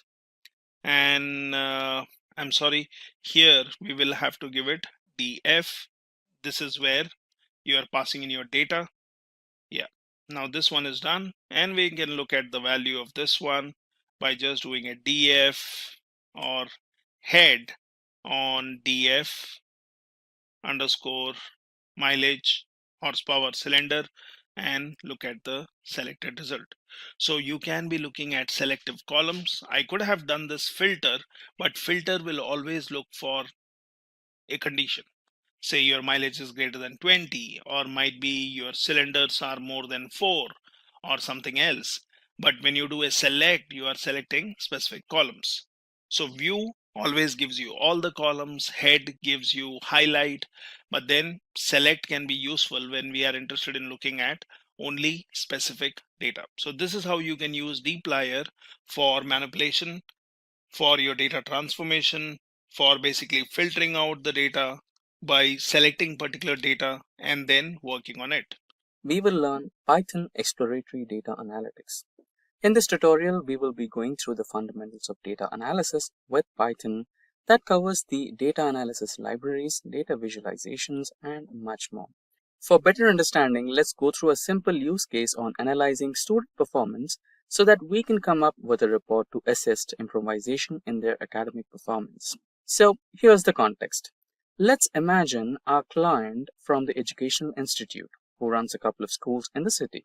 He and his school administration identified a growing concern about the overall development of their students, realizing that academic focus alone was not yielding in the desired results. To address this issue, they hired a data analyst to investigate key factors influencing student success. The analyst highlighted critical parameters like physical fitness, parental education, rest and recovery, and access to resources as contributors to students' performance.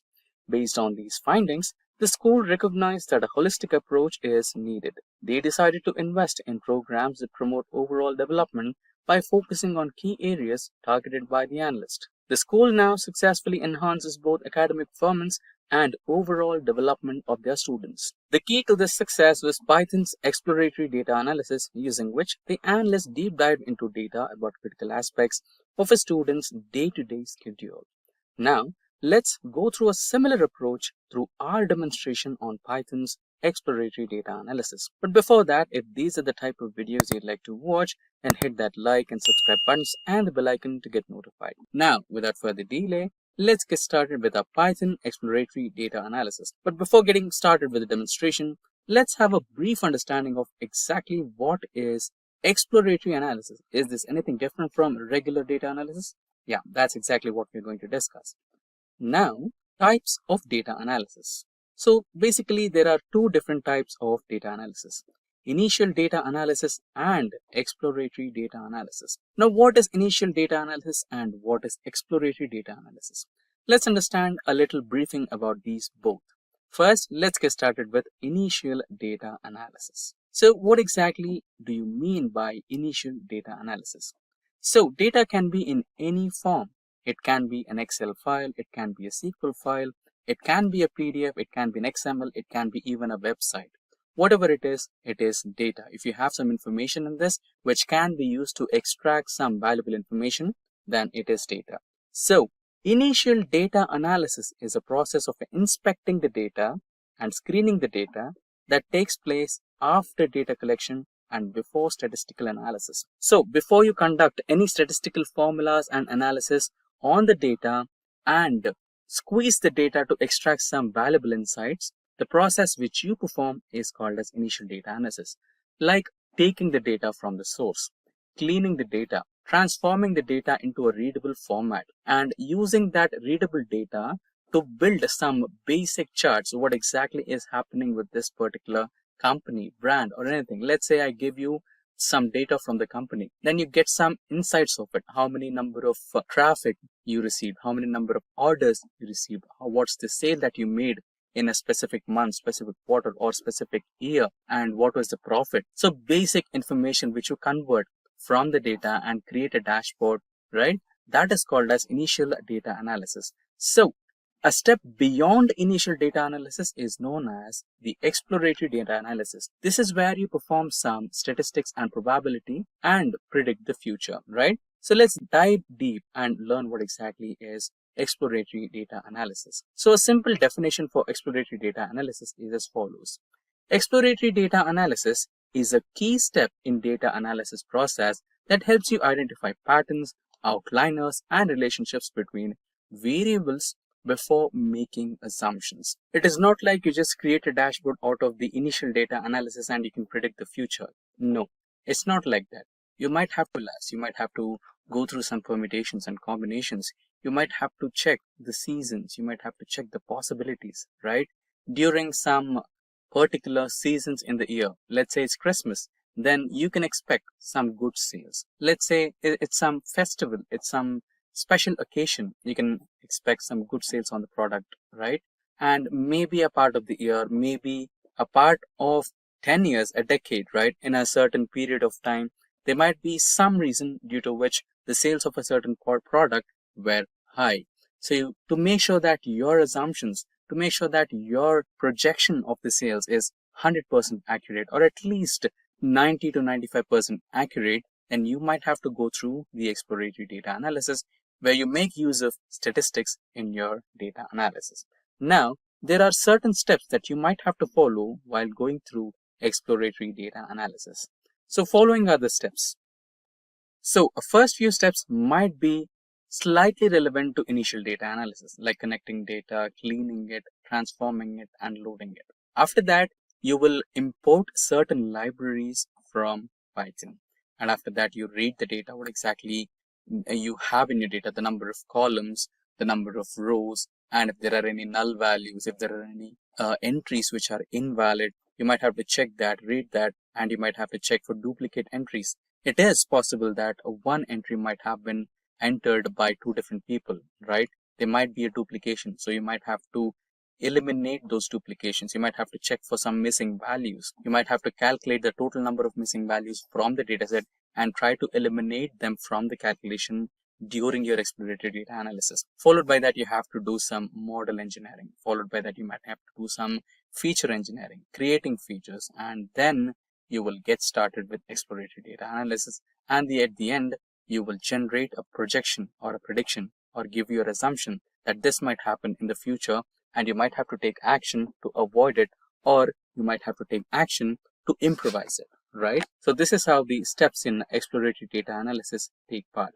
Now, let's proceed and start with our demo on Python's exploratory data analysis. And in this session, we will be using the use case that we discussed before, which happens to be the student's performance dataset. So in this particular dataset, we will be having some columns based on physical activity, the distance from home, parental education, the subjects, the marks they have scored in the previous exam, the marks that they have scored in the previous exam, and if they have any disabilities, if they are having any resources that they require to write the exams, right? So a few parameters, the important parameters that we will be discussing in this session, and followed by that, we will project the future, that how they will, improve in their exams, and if there is a problem and if there is a solution to that, then we can implement that solution and help students to gain better marks in their exam. So that's the overall use case for this demonstration. Now let's get started with our Jupyter notebook. Now we are on a Jupyter notebook. Now let's get started. So I would like to have a title for my notebook. So I'll write an HTML code for that.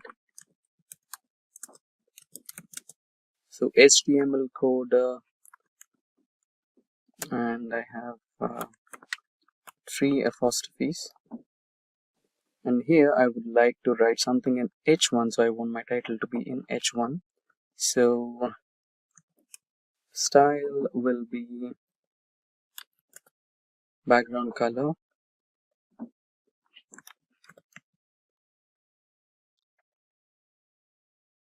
Color name will be dark blue. So let's proceed with the Simplilearn's background, which will be dark blue usually. And the color of text will be orange. And I also want to have the font. Let me give the font size as 30.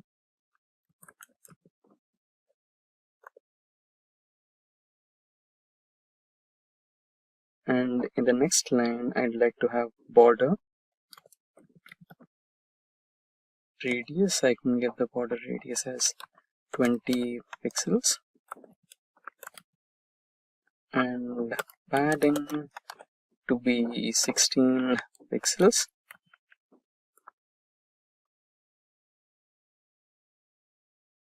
Text alignment, I'd like to keep it center.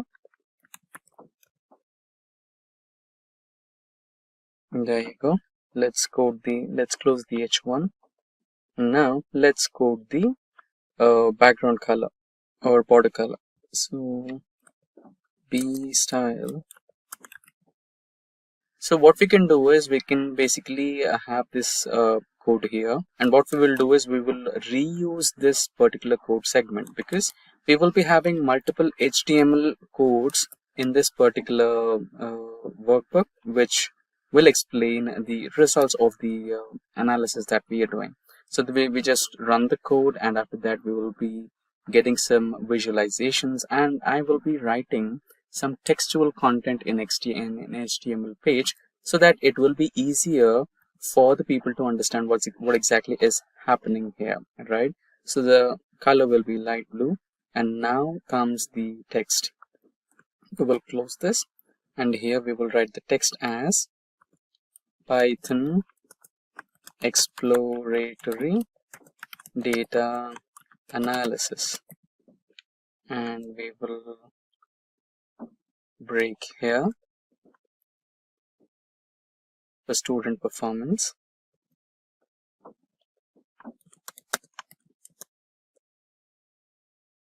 And here we will close the H1. And lastly, we will display this in HTML code. So basically we missed this library. So we will be importing from IPython display import HTML to display this particular code. So without this particular library, we cannot display any HTML codes in our notebook. So we will quickly run that, and we have our title over here. Now let's proceed with the next part. Now we will use some libraries like CatBoost and LightBGM. So for that we might have to install these libraries. So we will be using pip install here, pip install CatBoost, and control enter to run this particular code segment, or you can also use run, and it's installed. And after that we will also install LightBGM. Sorry, not BGM. So it's already installed. Now we will start importing the libraries that we need. So we will be needing NumPy, Pandas, Seaborn, Matplotlib, and we will also import another special library which is for ignoring warnings. So we will import warnings, and after that we will be importing that warnings from IPython display import clear output, and after that we will tell the Jupyter notebook to import if there are any warnings. So that code will be warning.filter warnings, and in the brackets we will write ignore. So the basic libraries which we will be needing are as follows: import NumPy as np. Let's quickly copy this and proceed, enter. And now we will be needing Pandas as pd, enter. And now we will be needing Seaborn SNS, and we will also use matplotlib.pyplot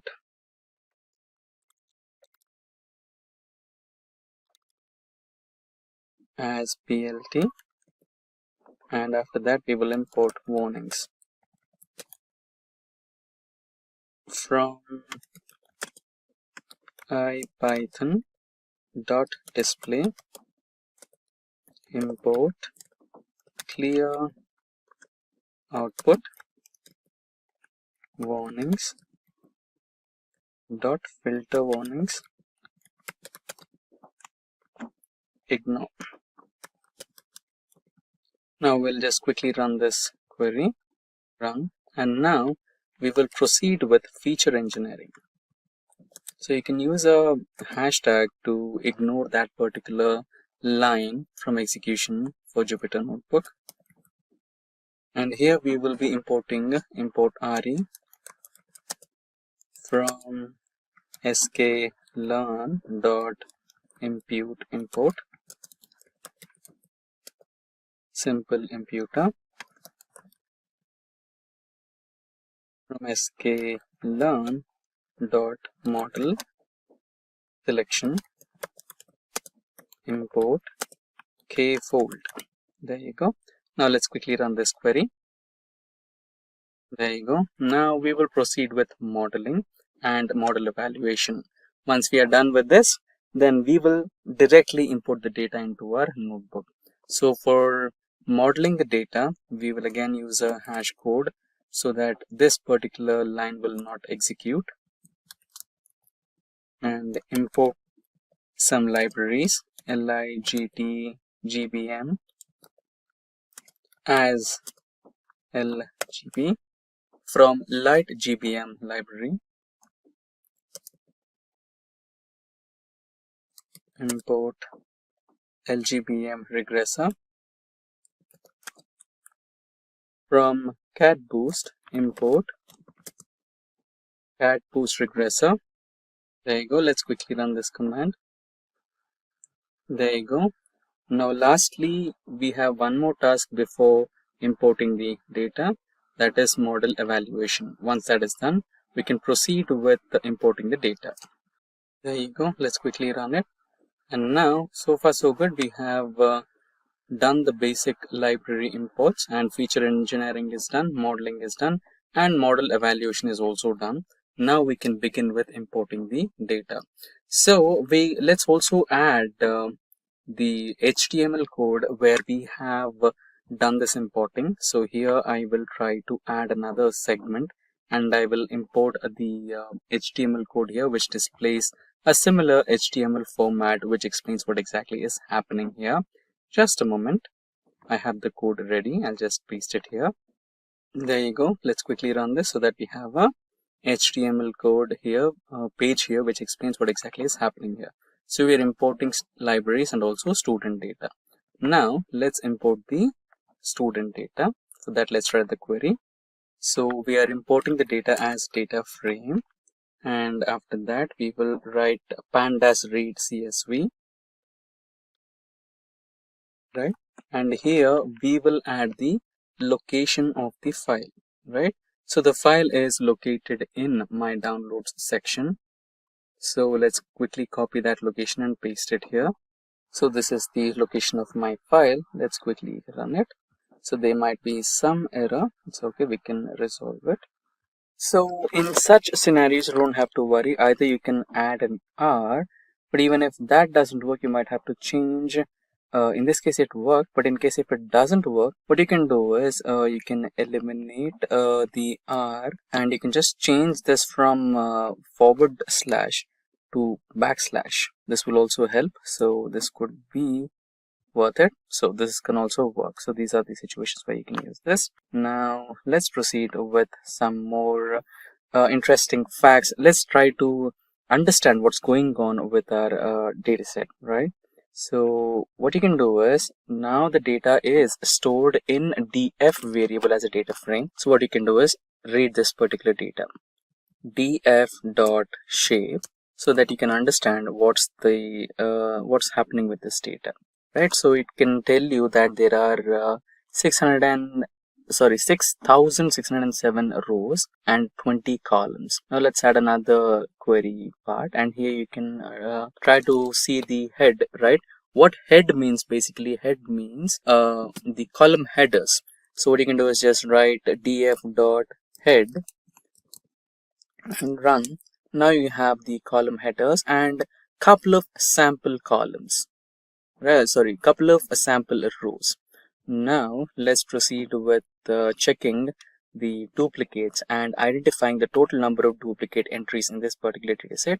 So you can write down df dot duplicated dot sum, and you will get the number of duplicates present in this particular file. So we have 0 duplicate entries. Now let's see if there are any null elements in this particular data frame. So df dot is null dot sum. So these are all functions. Control enter. There you go.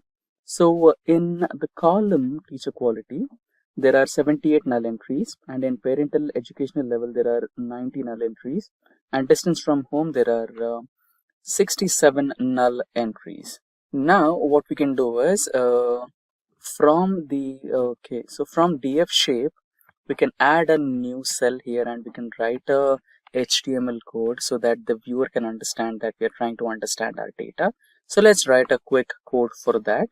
So let's not waste much time in just writing the HTML code. So I've got that HTML code written in a notepad already. So I'll just paste it over here, and let's quickly run it so that we have a HTML visibility here. So this was supposed to be the result, so we will add it here. So what we will do is quickly edit this particular content. We'll just quickly copy this code and paste it over here. Change the content from importing libraries to reading student data, and we will cut this code from here and we will paste it in here so that it will give us some information. Let's also run this particular code segment so that we have reading student data. There you go. Now the next part of this session will be about creating a target variable. So overall target of this particular data analysis is about exam score, right? So we can name our target variable as exam score, and let's understand the distribution of this particular exam score with the variables we have. Now let's write down plot dot figure. Figure size should be around 15,9 equals to, let's add a bracket here, 15,9, or let's keep it as 6. No, 9 would be a little bigger. Now enter. Now we'll use cbound library here, sns dot count plot x is equals to data frame cleaned target. Okay, before cleaned target we might have to run a few more. Okay, we did not perform data cleaning so far, right?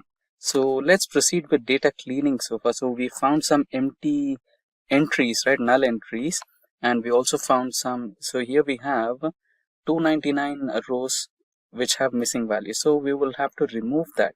For that we might have to create a new column which has to be named as not assigned, right? df data frame not assigned, which is equals to df dot drop na. So we will be dropping the null values here. It's a function, and here let's print the values. Print df underscore na dot shape. So how many number of rows and columns we have, right? And after that, let's also try to eliminate the null values as well. Dot is null. So we don't have null values, but we have some illegal entries, maybe some. There you go. Now let's quickly run this query. So there you go. So the new data is about 678,20. So there is some, okay, we did some mistake here. So we are supposed to add it as null, null. Now quickly run this. So we should not get any errors this time. There you go, no errors. So far so good. Now let's describe the new data set. df na dot describe. So these are the new columns and the rows that we have, and we have mean, standard variation, standard deviation, minimum, maximum. So the scores are split into 25%, 50%, and 75%, which could be based on hours studied, which could be based on attendance, sleep hours, previous scores, tutoring sessions, everything.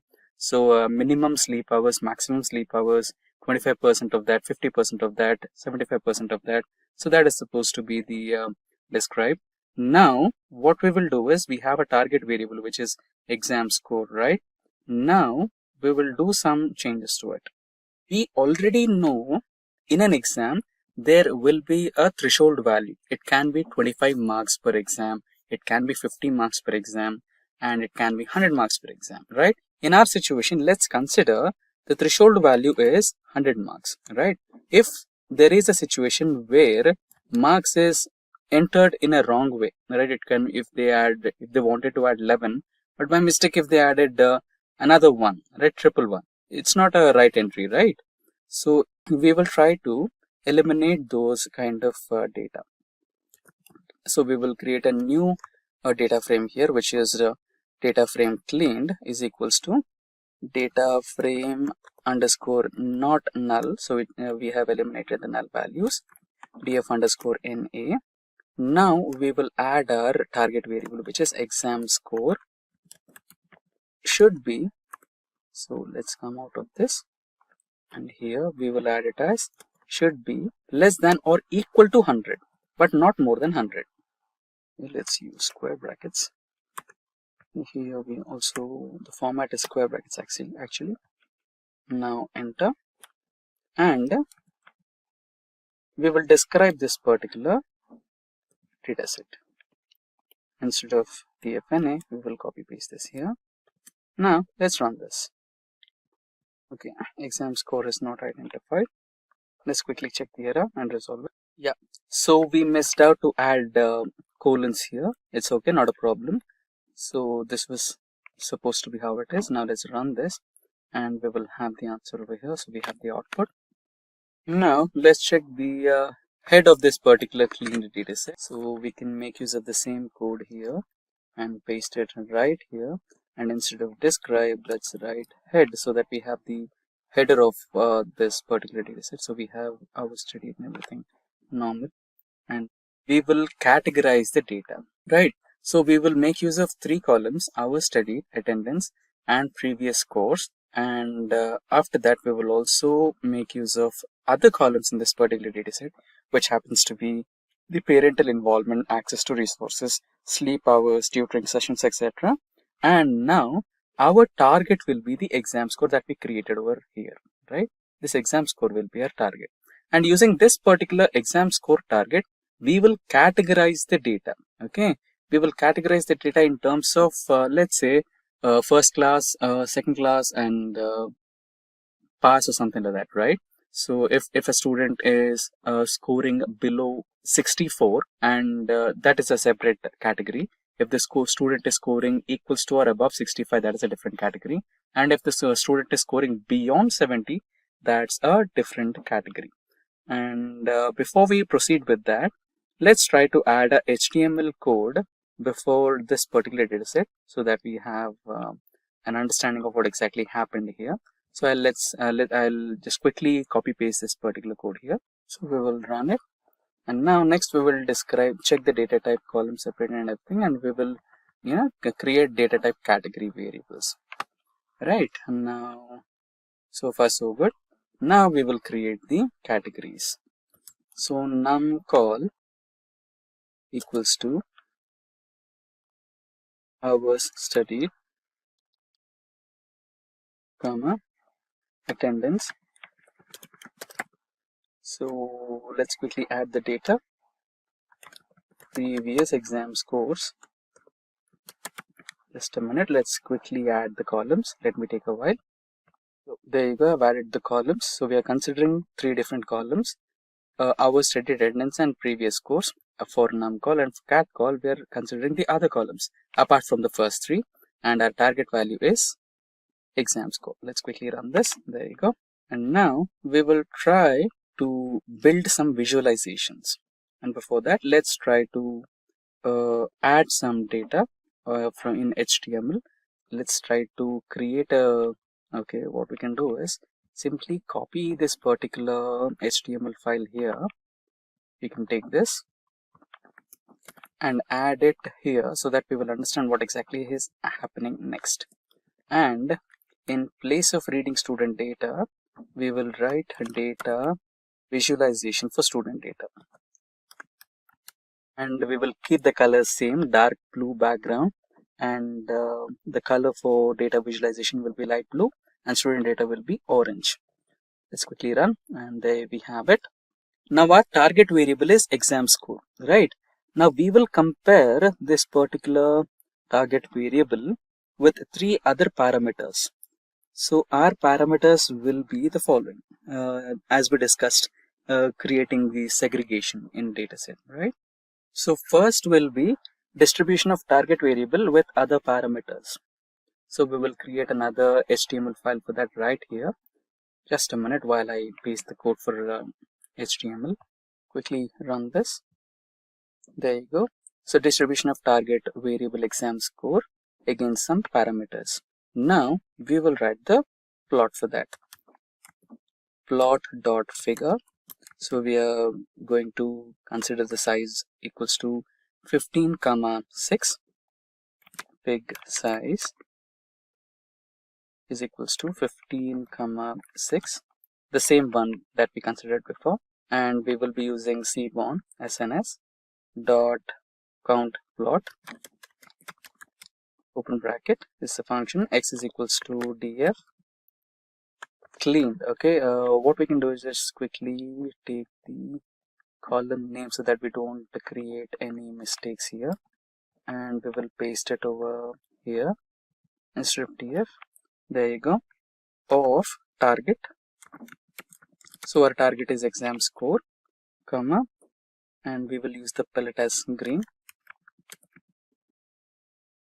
and the plot title will be distribution of target variable exam score. We can copy this. Okay, just a minute. Before that, plt dot title should be, let's use double quotes. Now copy this and paste it here. I think semicolons went off. Okay, not a problem. It's right here. Let's add a dot as a full stop, and the next line. If you need, you can add the full stop. If not, you can ignore. plt dot grid true, which equals to major, comma, axis is equals to y, comma, line style equals to.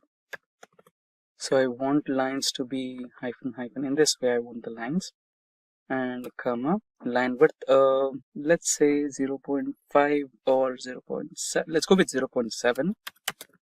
Line width equals to 0.9 mm. There you go. Now let's quickly run this query. There you go, done. And we have the first visualization. So here you can see there are some students which are scoring 58, 59, and you can see maximum number of students are already scoring good marks, which is under 65 and which is under 70 and above 65, and there is a good number of students which are also scoring above 65 as well, right? So 70 as well. So we have now less than or equal to 70, 71, and highest scorer in some situations there is also 100. If you can see, there is slight growth here. There are a few students, toppers maybe, which have already scored 100 as well. Now we have the list here. Now what we need to do is we need to segregate. That is part 1, which is less than or equal to 64, which falls under 65, and another category which falls in between 65 to 70 and above 70. So we need to categorize these three datas and segregate them as bottom 65, top which is above 70, and mid between 70 to 65, right? Now before that, if you want to add an HTML document segment here which explains about the distribution of target, you can also do that. It's already added here. Now let's continue. But in case if you want to add some data which explains that we are trying to segregate, you can also do that. I would like to do that. Let's quickly add that HTML code here.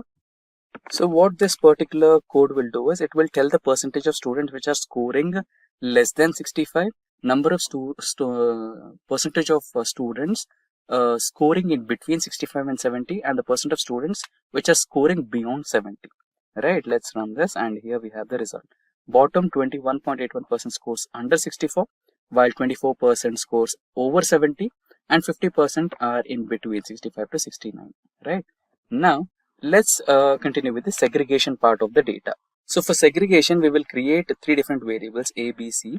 So first, A is equals to length of df cleaned. So let's copy the column name, data frame name. Length of df cleaned inside the square brackets, we'll again add df cleaned of target variable, which is exam score.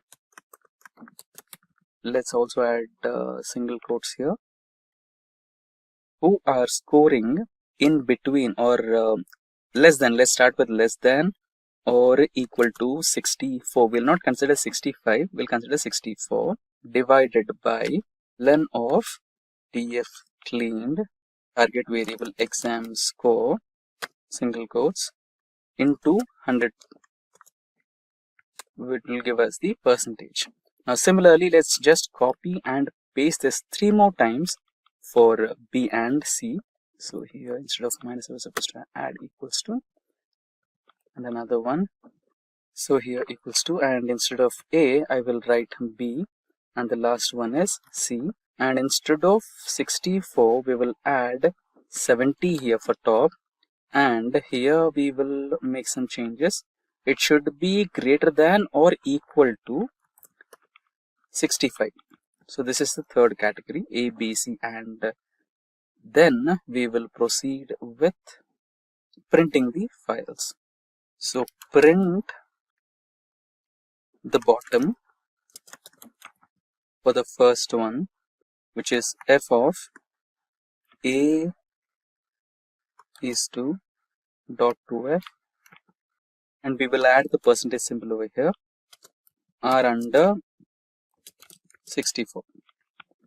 Now we can copy paste the same here, and we can change the variables. So here we will be adding under over 70. Lastly, in between, the ones in between, 65 and 70. There you go. Here we will change the values from A to B, and here A to C. There you go, and we can quickly run this query. So it's not 70, it was supposed to be 69. There you go. So we forgot to mention this particular one. Now let's run this. There you go. So we have 21% of people who are scoring under 64, 24% over 70, and 53% are in between average. So I think the school is focusing on improving this particular percentage, reducing this particular percentage, and increasing this particular percentage, and try to eliminate, if possible, this particular one which are under 64.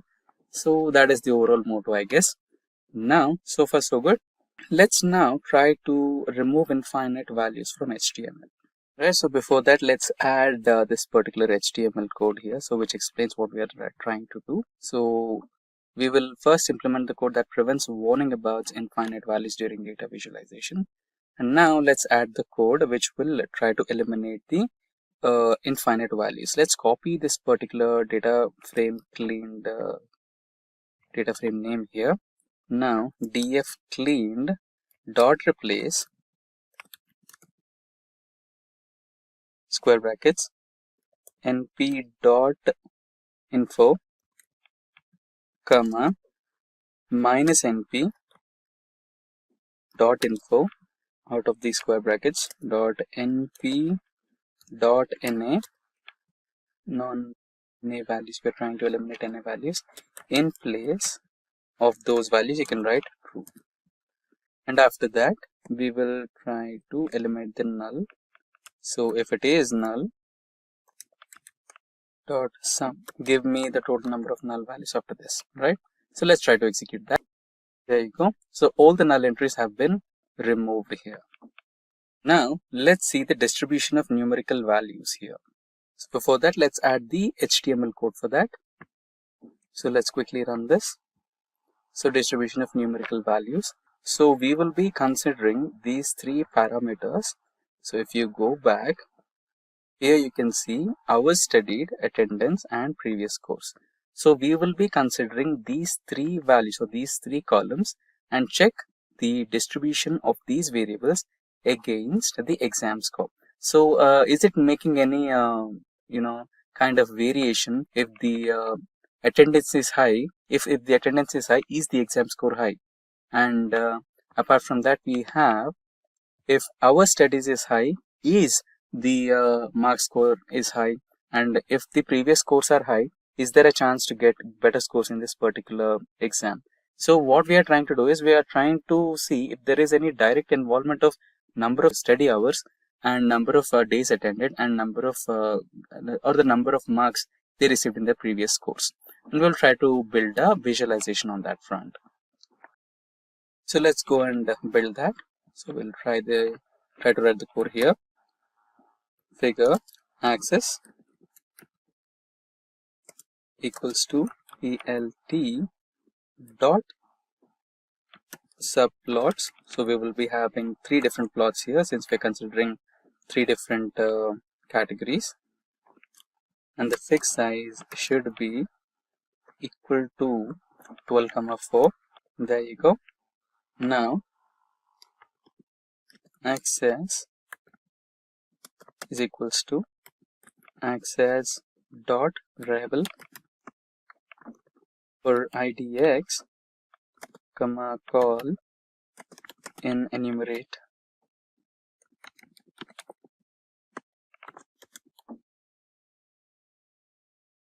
Call. And we will try to import the Seaborn library here. We will try to create histoplots here, histograms here, histoplot.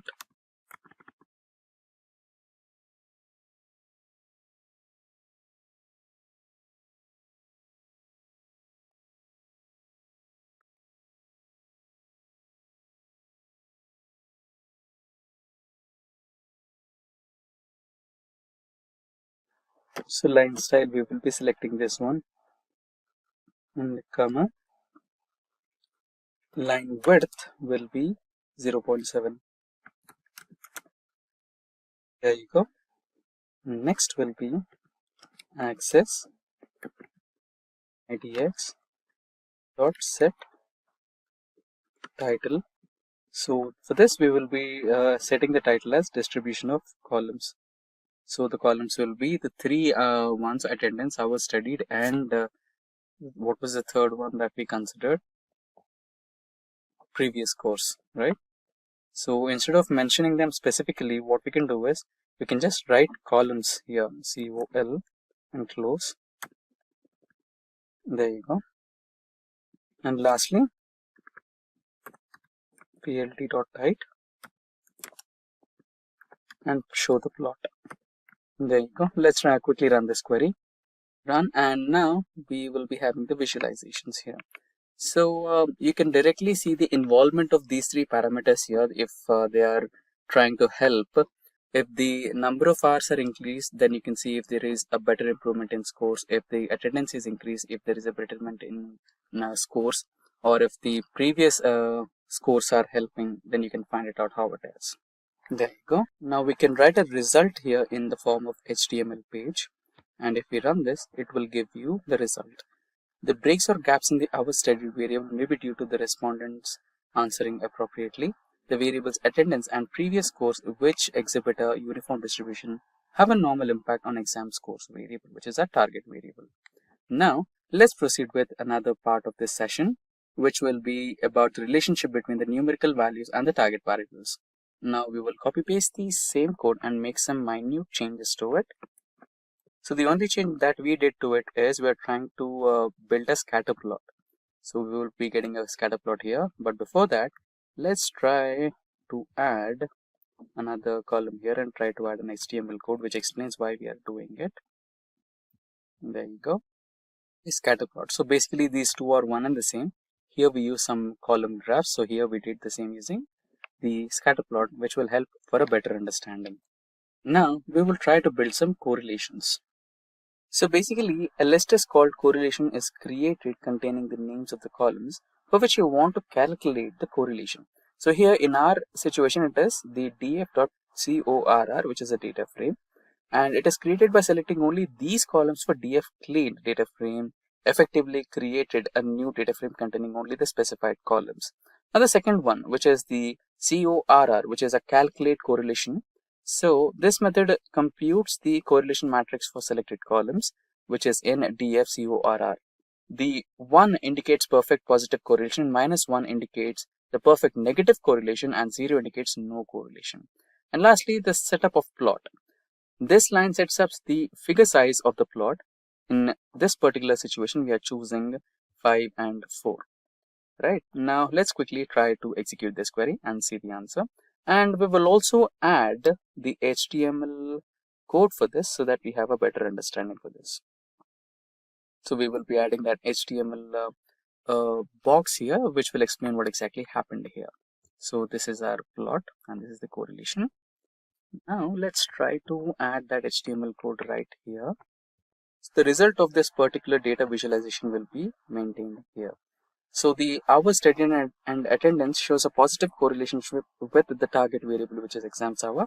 However, previous course appears to have no or little relationship with the target variable. Right, now let's continue with our next part of this session. So now we will try to identify the relationship between studies, hours, and attendance and extracurricular scores. Right, so we have other columns to consider, which is extracurricular activities. So there is a belief that extracurricular activities will also help students to study better.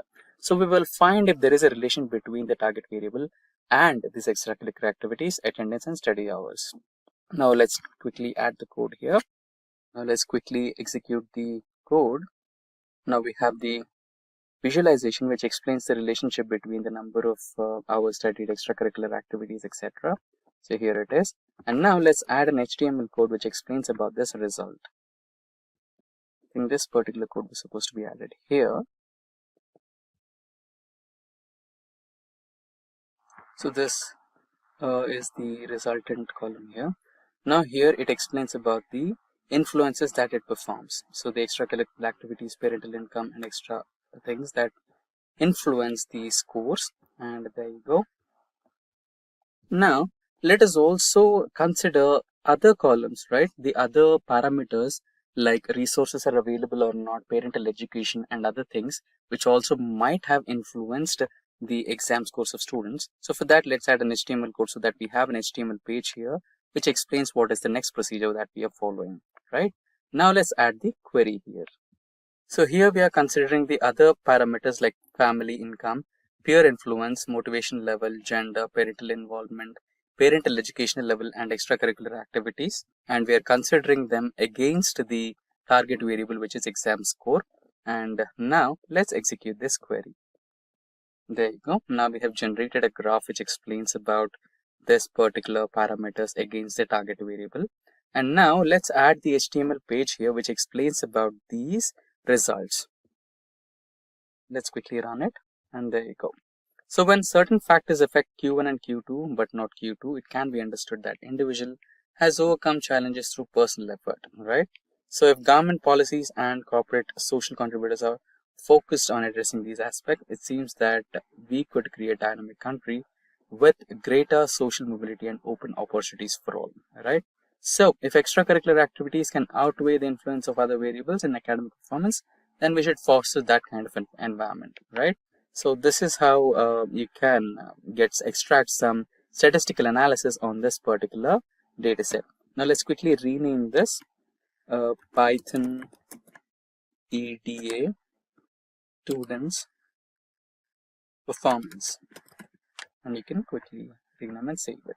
Hey everyone, welcome to Simplilearn's YouTube channel. Today we will learn about data transformation in Power BI.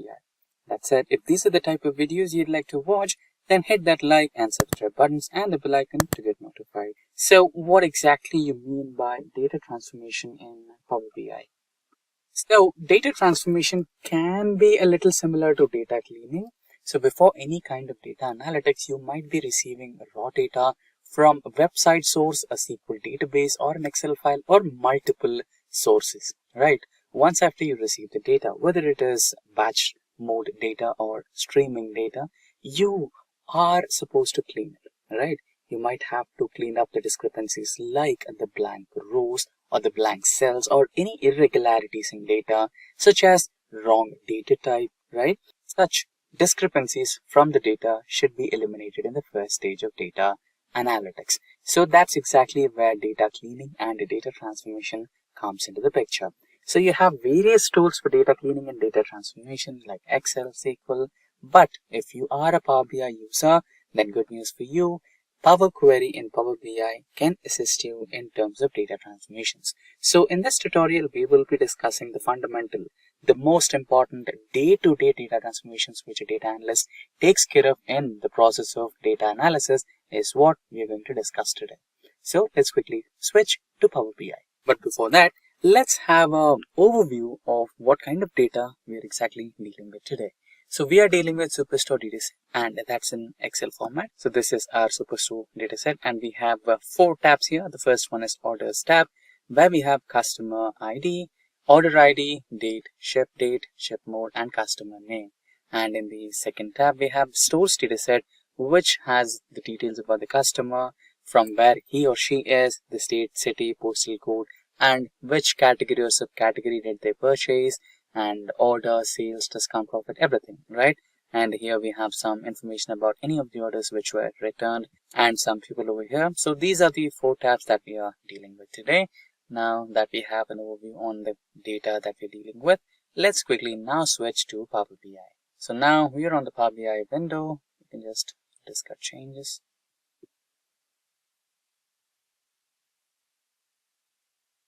There you go. Let's quickly import the data from our downloads. This is the dataset that we want to deal with today. Now, it might take a little while to connect to that particular dataset and load the data onto Power BI. Just a couple of minutes, since the dataset is a little too heavy. It's about 10,000 rows. So let's wait. Shouldn't take long.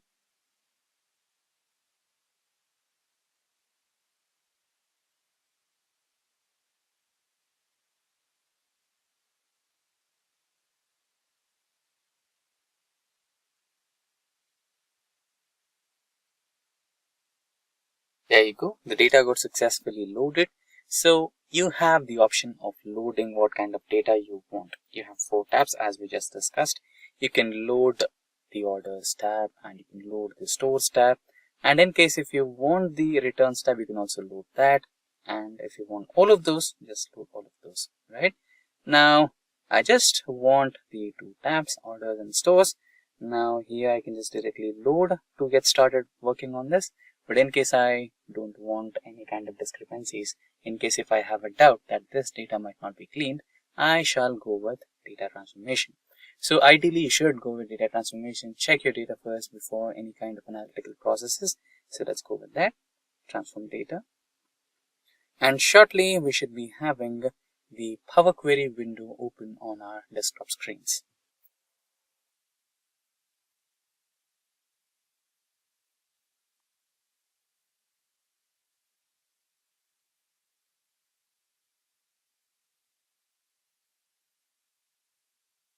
So there you go. You can see the complete dataset has been successfully uploaded, both the Stores and Orders datasets. Now let's quickly check the data from our dataset. So here you can see we have orders date, right?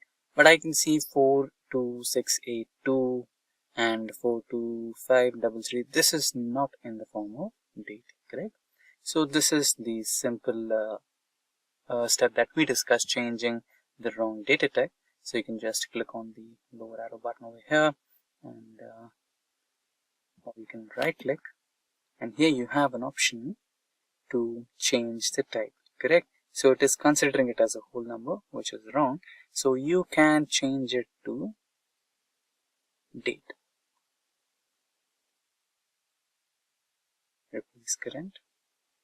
So now we are trying to change the order date from a data type a whole number to date data type. So there is some error. If you click on error, or if you just navigate onto it, Power BI should be able to show you what error was it. And just in case if it's not working, okay, we are unable to parse the value provided. So you can just remove that and try it in a different way. Change type to date and time zone. Date. I think this should be helpful.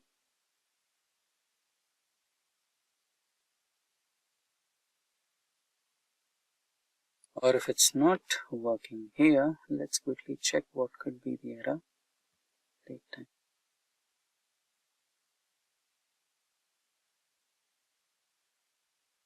And now let's try to refresh the data.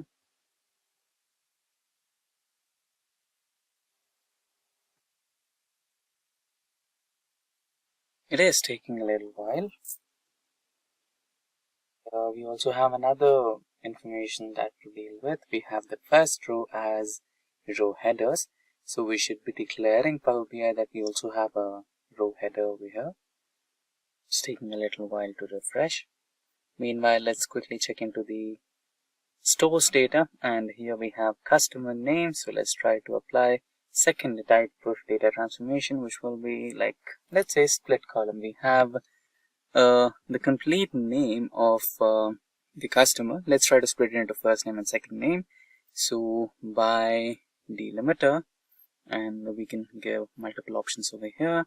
Leftmost delimiter, let's say a person has three parts of his name: first name, middle name, and second name, or the last name. So, but we just wanted to split it into first and second name. So we would go with the first leftmost delimiter and split the data set.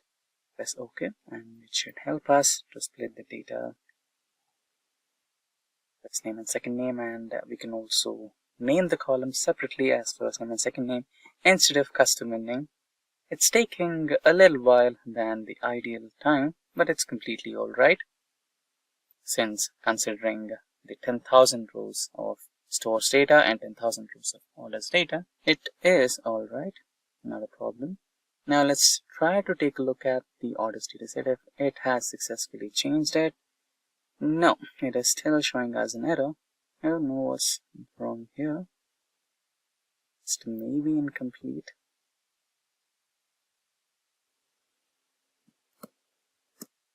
Let's quickly refresh all instead of preview and check if it can help us. So there you go. After refreshing, the first order date is changed to date data type. So what we missed is when you change the type, you're supposed to add a step. So what exactly I mean by that? Now we are trying to change the second one as well. So just wait for a while and it will give us a choice if we want to add a new step or not. That's when we select the option yes, please add a new step. So what do I mean by steps? So applied steps, you can see something over here, right?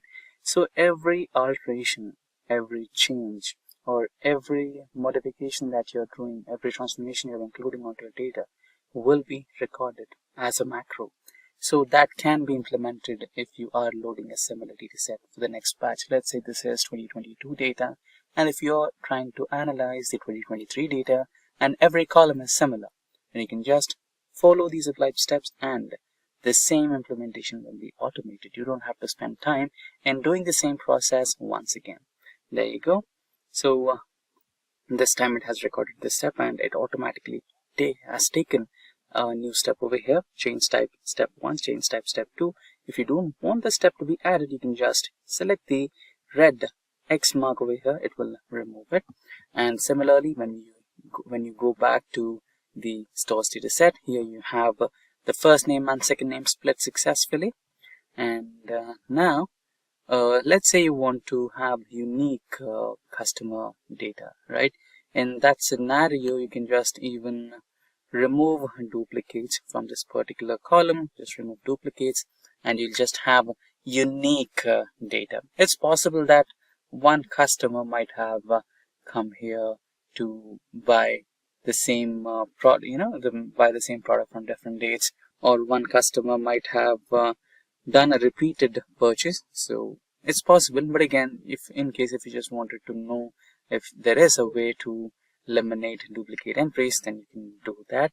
So for now, let's not delete the customer IDs here, because one customer might have visited the same store for multiple times and might have purchased a different product, or might have made the same order with multiple products, right? So there is a possibility for that. Let's not disturb the data set. So I just wanted you to know if there is a way to eliminate the duplication from the data set. Yes, it is. Now let's also check another possibility of data transformation. So let's say you wanted to add a new column and identify or include some mathematical operations. For now, let's say I have sales, quantity, discount and profit, but I don't know what's the rate, right? So here the sale is for $261 and quantity is 2, but I don't know what's the rate of one product. So I can include that. You can just select the last column, or where you want a new column, just go to the add new column here, and here you can just choose the custom column. Should be somewhere over here. Yeah, this is the custom column. And now if you click on the custom column, you can rename the custom column to rate of product, and here you can choose the mathematical operations to be applied on the columns. So sales column, insert or double click, divided by quantity. Okay, now it should give you the rate of each product, individual product.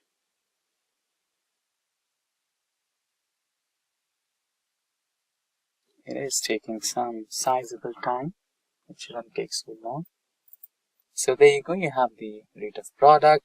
And now let's say you want to combine multiple data sets. For example, here I have stores data set, but my stores data set doesn't have any data related to orders, and orders does not have any data related to customers. Now I want to combine these two. Is there a way? Yes, you can do that. Now let's get back to stores, and here go to home option, and here you have something called merge queries. So now the stores dataset has been selected in the first dataset. Here just select the drop down and select the second data type, which is orders. So here you can see stores with the current one, which is in the first place. Now select based on which primary key you want to combine both. So I want to go with customer ID because both of my datasets do have customer IDs. So I'll go with customer ID, and both datasets will be combined. At the end, at the last column, Power BI will show me a new table, not a new column. It will give me a table combined with all the columns in one column. You just have to expand the column and select which columns from the second dataset you want to include in your overall dataset. So let's do that practically. So here you can see I just have tables. If I select the expand column option over here, you can see I have a lot of columns here. So just deselect everything. I do have row ID, I do have a customer ID. What I need is order ID, order date, shipment mode, and customer name. I do have it. So that's all I need. So just press on OK, and I should have them included in my new dataset altogether. It might take a little while.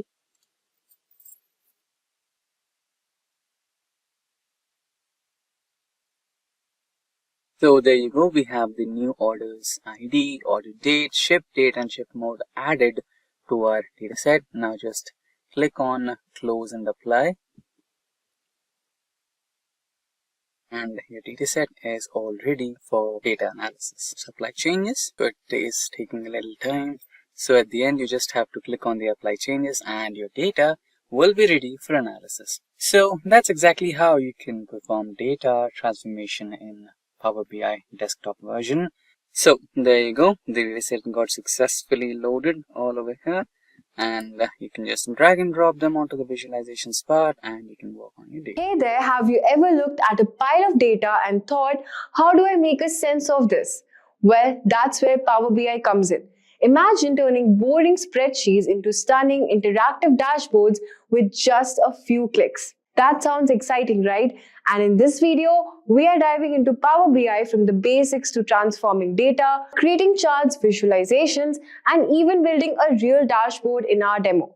So whether you're a beginner or looking to sharpen your skills, this is the perfect place to start. So let's get started. Welcome back everyone to Simplilearn.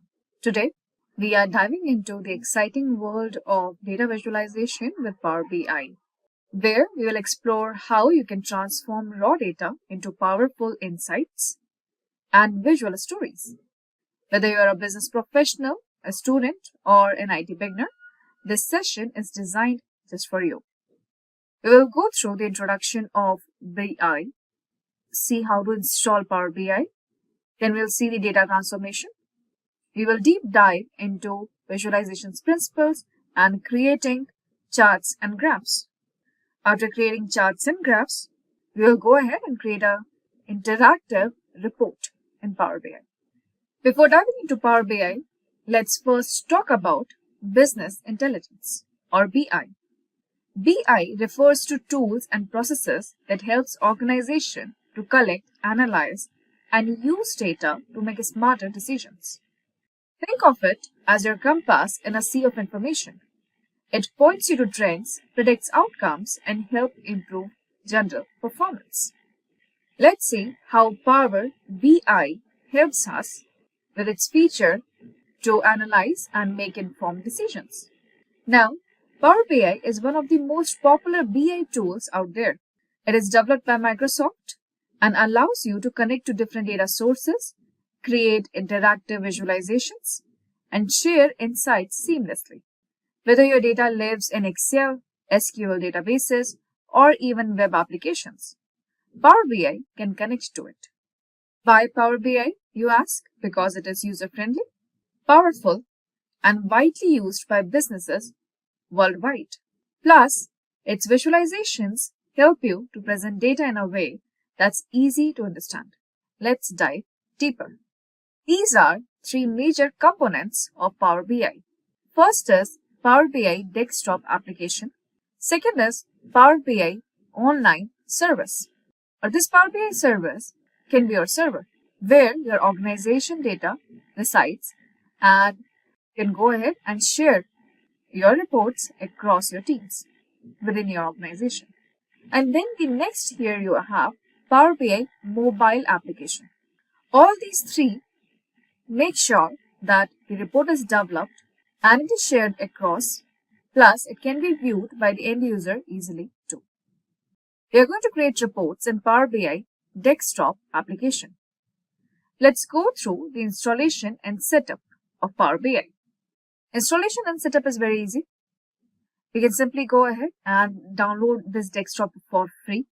You need to, if you want to go ahead and explore the sharing, then only you need the online Power BI.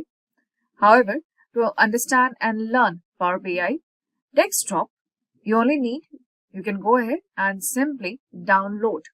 You can click on download free button, enter the required details if asked, and start on get started. You can also go ahead to Microsoft applications if you're working on Windows. And from there also you can go ahead and download Power BI desktop application. Once you have downloaded, you can simply follow the on-screen instructions and download, install and download the application on your systems. Once installed properly, your Power BI desktop might look like this, where you have ribbons on which features are displayed. On the left hand side, you will have a vertical menu card with the report view, table view, model view, and query view. On the right hand side, you will find three panes: filter, visualizations, and data. You might have a vertical pane on right side too, where we can go ahead and switch on and off the selections on the pane. Similar to Excel, you will also find here page 1. You can simply click on plus sign here and add more pages and reports here. Now, once you have the desktop, we need to go ahead and connect with the data sources. Power BI can connect to multiple data sources, that is 95 plus data sources and the connectors available there. The most popular ones are Excel, text and CSV files, SQL servers, web, APIs, and more data connectors. Power BI makes connecting to data incredibly simple. You can pull the data from Excel, perfect for small data sets like sales reports or budgets. SQL Server, a go-to for larger databases. Web data sources, imagine pulling live data from APIs or websites.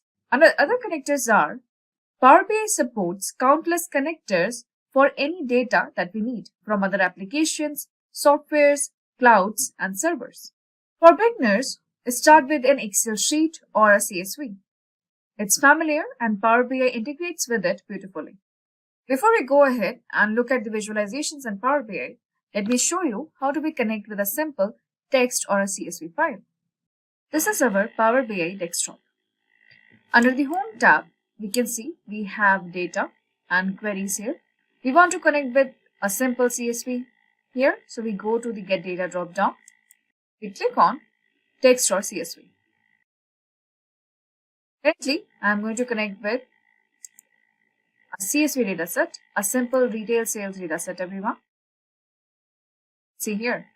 You can see right now, this is the date, region, category, sales, and profit. And the delimiter here is comma. All these columns are automatically identified from a simple CSV file. Now we have three paths to select: load, transform data, and cancel. Load here will directly load this particular dataset into the Power BI desktop. Transform data will take us to another window, which is Power Query. Within Power BI Desktop, Power Query is one of the components which will help us to connect with data. The components that we see in Data group and in the Query group, these both belong to Power Query. They both belong to Power Query.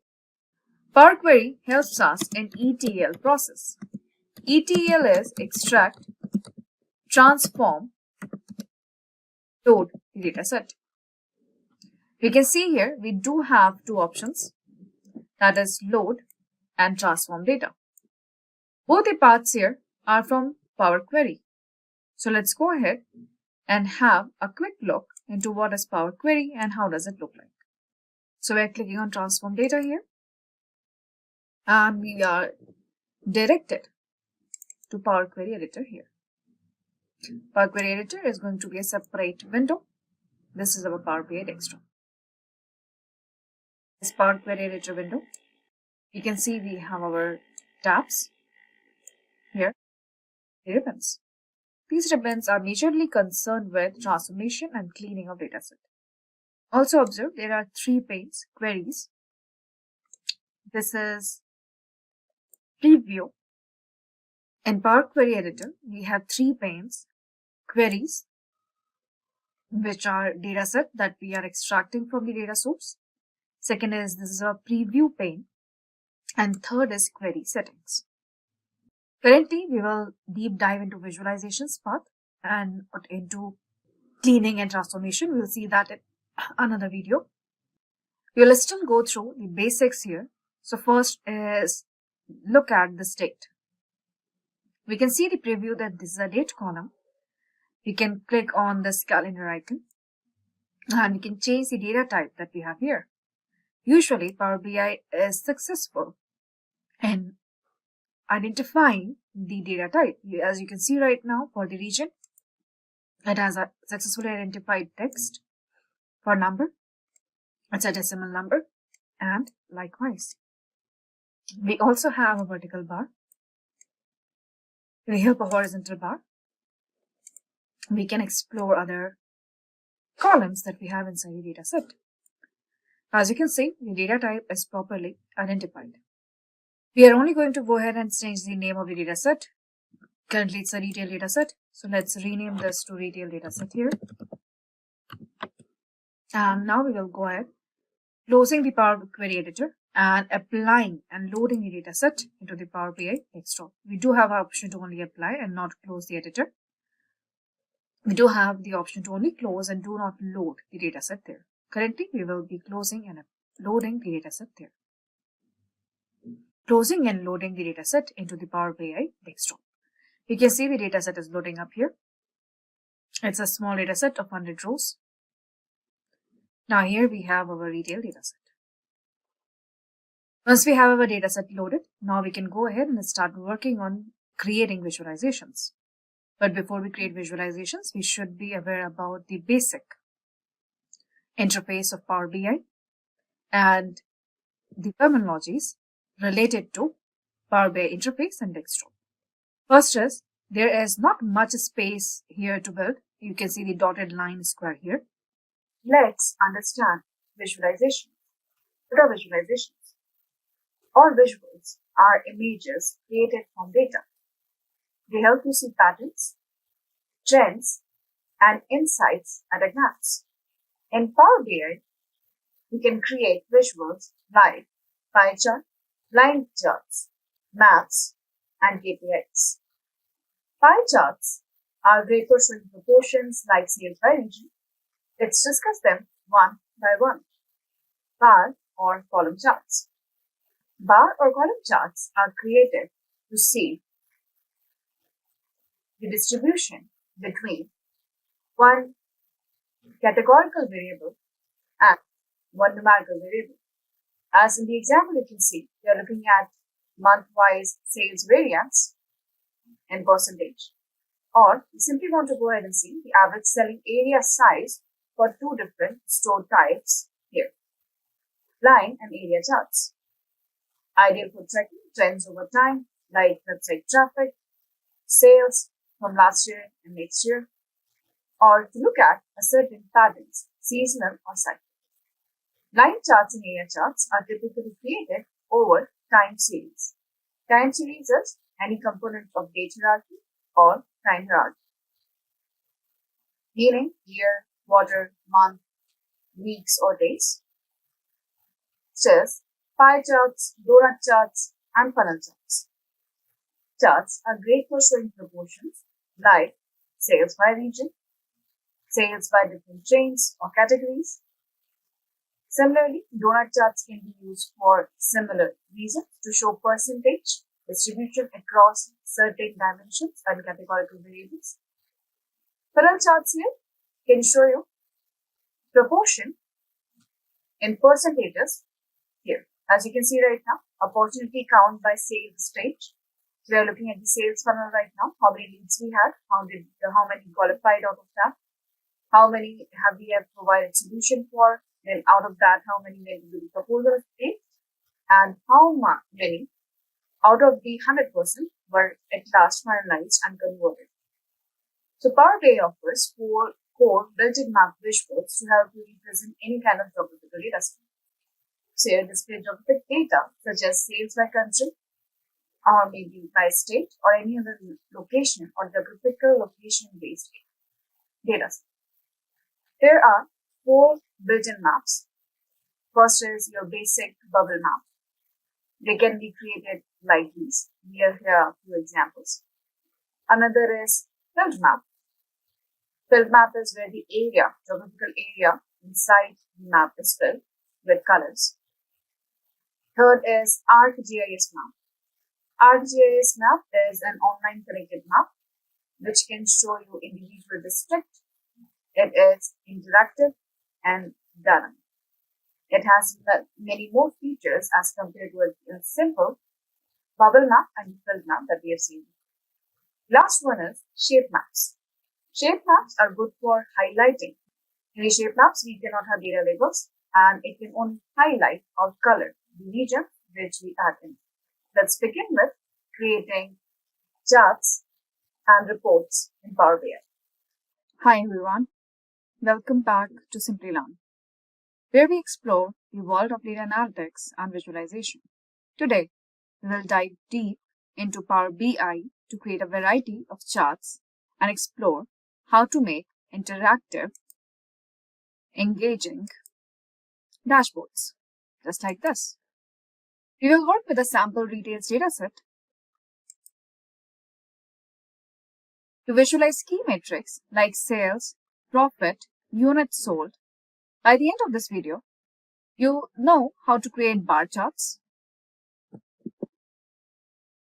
line charts, pie charts, donut charts, stacked bar charts, and even a map visualization all on one page. So grab your laptop, open Power BI, and let's get started. Now, we're in Power BI. In this Power BI interface, you might find a few new things. On the right-hand side, vertical corner, you can see a data pane. You have to click on the second build pane, which will give you the options for visualizations. The third icon here is to format whatever object or chart that you select. With the plus sign here, you can customize and get more icons from the insert menu here. If I click them on again, the yields will be vanished from your view. You can show and hide the panes by clicking on these icons. The left-hand vertical pane remains unchanged. Here are your report view, these are table view, and here you have the model view. Today we are going to explore different type of charts in Power BI. To create and explore the different type of charts, we are going to work on a very simple retail dataset, which is a CSV file. To connect with text or CSV,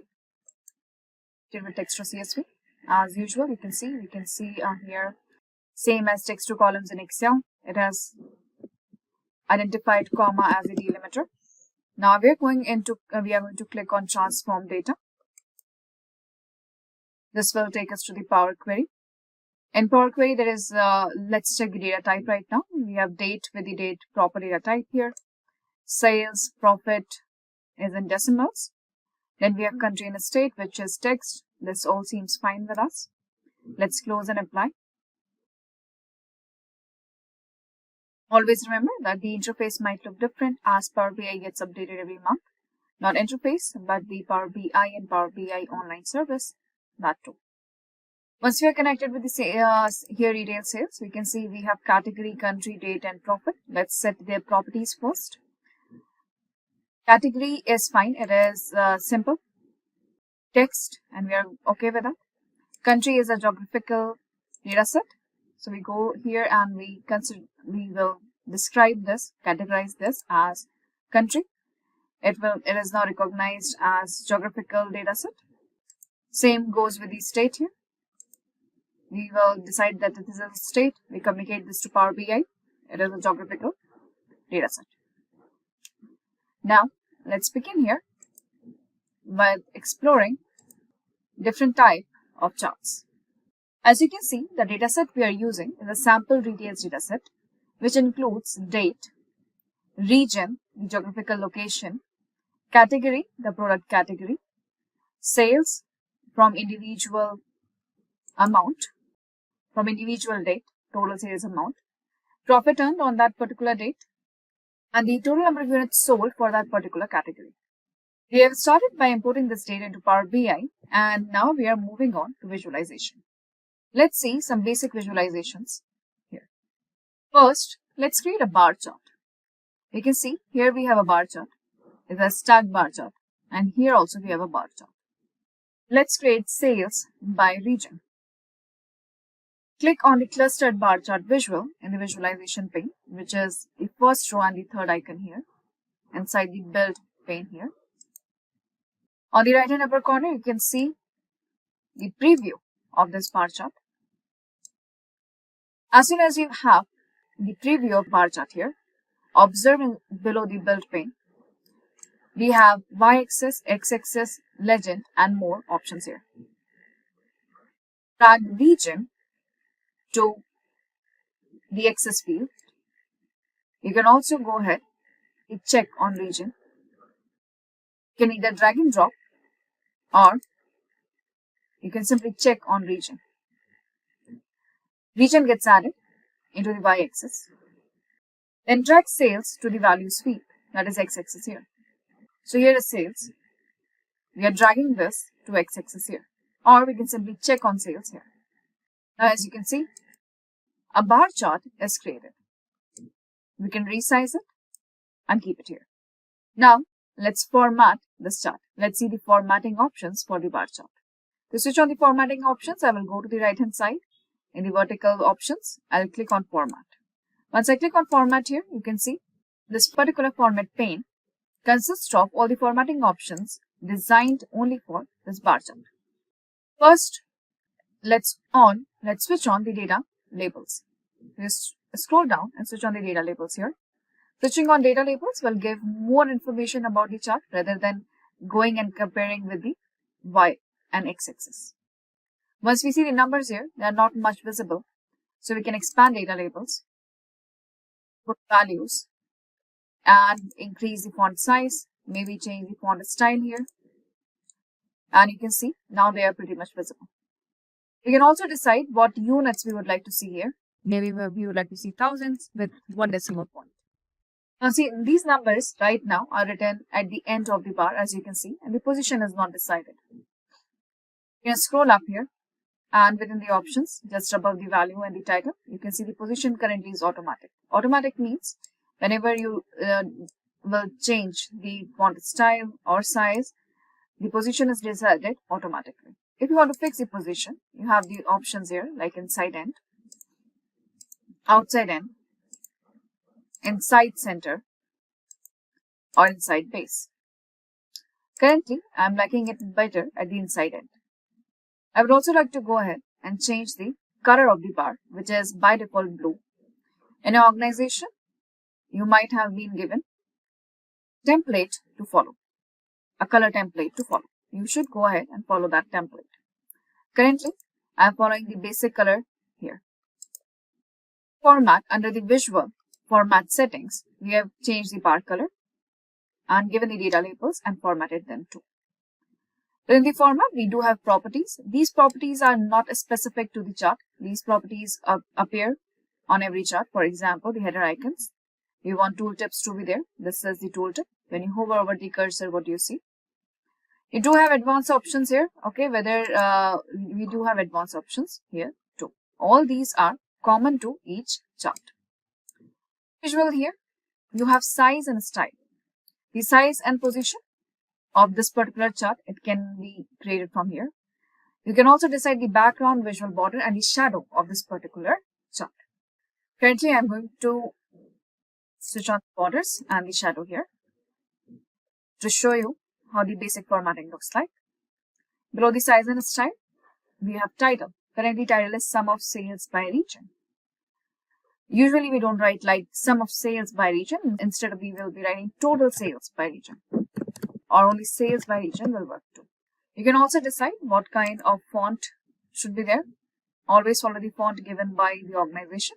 They will have a fixed font to be used. You can also decide the font style, font size. If you want to give any background color to it. Now also remember that it is once it is given, it can be reused multiple times. So no, we don't have to do it multiple times. We are formatting this only once. So this is a simple bar chart with the formatting techniques. Now we want to build up another chart. So let's see a line chart, everyone. Let's figure out trend over months. To create another chart, make sure that you click outside and none of the options should be visible for this particular chart. So click outside in the blank area and automatically you will see only the format option remains. Okay, that is the simple format for the page and the wallpaper. Once you're outside, let's go ahead and create a line chart, everyone. You might find the line chart here in the build pane. So click on the line chart and here we have the line chart. I'm going to place it up here on the second quadrant of the screen. You can see a preview of a line chart here. Now since we're creating a line chart, always remember, line chart is always created to show a time series pattern and trend. Meaning we need a time series, a date column here. So we do have a date. We will simply check on date and by default that date goes into x-axis. You can see we have added year, quarter, month and day, everything at once. Because date is a hierarchy, everyone. It's a natural hierarchy. So when you click on date here, it will add up to the day. Since let's see the sales trend over months. So we are not looking for day, we are not looking for quarter, we are only looking for year and month. So we will simply add year and month. We can simply cross it off here. Once we have the x-axis here, we want to see total sales here over trend over month. So we will check on sales, it will go to the y-axis. However, we are not looking at the line chart. What we have here is a single dot. Now let's figure out why. See here on the x-axis, it says that on 2023, this is the total sales. It means we have the data for only 1 year. Also observe, now you have multiple arrows icons at the corner of your chart. These multiple arrow icons are the options to drill down. Currently, we can see year-wise sales here. See these two parallel arrows? It says that go to next level in hierarchy. The next level in our date hierarchy is month. So if I click on double parallel arrows here, now we can see monthly pattern here. We will drill up with up arrow key here. You can see a single dot again. Similarly, you see this fork here. This will expand down to all the levels in the hierarchy. It looks like a hierarchy flowchart. When you click in here, it will show you year and month both. See the icon here. See the x-axis here.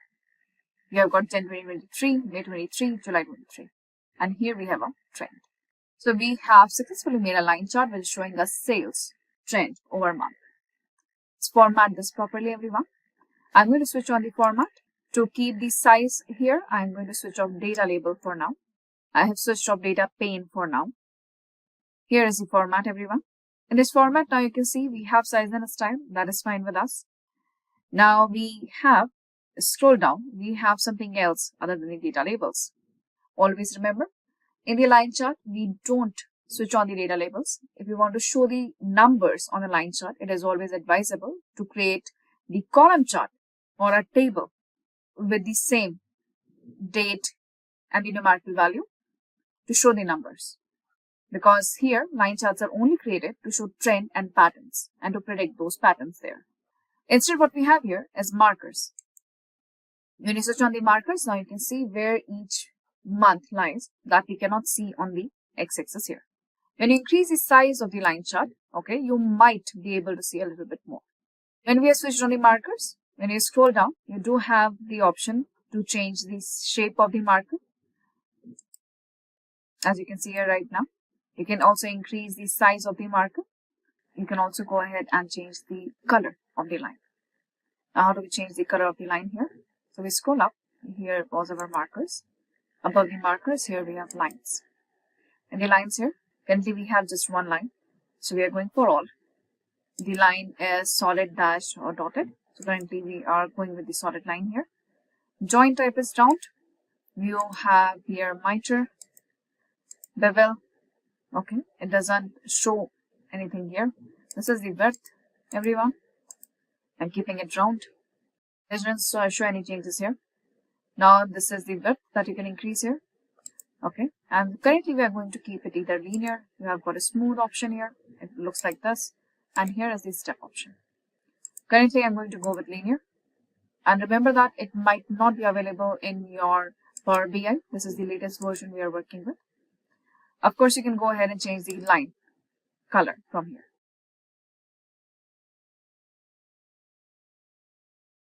So this is the line chart, everyone. And do remember, we need to still work with the title. So we scroll up, go with the size and style, which is common to every chart here. We can scroll down here. We have visual borders and shadows if you want. Below that, you will find the title. Inside this title, we are going to name this as sales trend over months.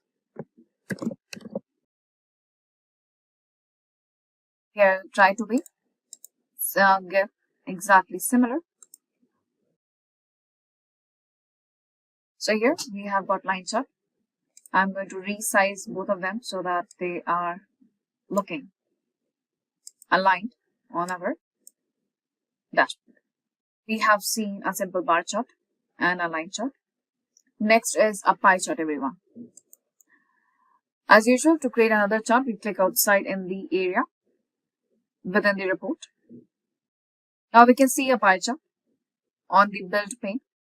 With the help of pie chart, we'll see sales contribution by category. So I'm going to click on pie chart. I'm switching off the format to have a better space. Now we can see the pie chart here. You want to see sales distribution by each category.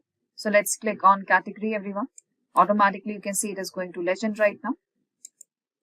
Pie chart only shows the percentage distribution values here. So let's check on sales and directly go to the values. And automatically, you can see here, it is calculating the percentage for us. We can see category numbers are also here with the list of category legend here. So we do have got colors, we have got name of categories at the size as legend. Here, to make it readable and a better visualization, let's go ahead and format this pie chart. There are a few things that we are going to fix here. First is the vibrant colors. Second is I can see the number and the percentage. However, to connect it with which category it is, we have to still match the colors with the legend. Instead of that, we'll bring the name of the legend within the data label itself. So again, I will switch off data. I will switch on the format option here. The format options is specifically for the pie chart. You must have experienced by now. For every chart, there is a different options to format. Let's first fix the detail labels, everyone. So here they are not calling it data labels, they are calling it detail labels because we can add any details we want here. For example, we are not looking for number, we are looking for percentage and the name of category. So the details options here. Our position is outside. This is where we prefer here. Now we can go to label content, find here category and percent total. We do have more options here. We are going with category and percent of total, the most logical option right now. Now we can see both of them are here, right? Now we will expand the values. Again, you have the option here to change the color so that they are more visible. Maybe make them bold or increase the font size here. Now we can see here. Are there any units right now? There are no units. This is in percentage. Click on none. You do have the option to percentage decimal points. We can type 2. This is our detail labels. After detail labels here, we have the rotation. For example, if you want to show the highest one first, you have the option to rotate it and show the highest slice first. It all depends on you. Which kind of rotation are you looking for? These settings are similar to what you have seen in Excel so far. You'll find the exact same settings in Excel too. Now last is the vibrant colors and the legend. So we don't require legend anymore. You can simply switch it off here. Let's fix the colors.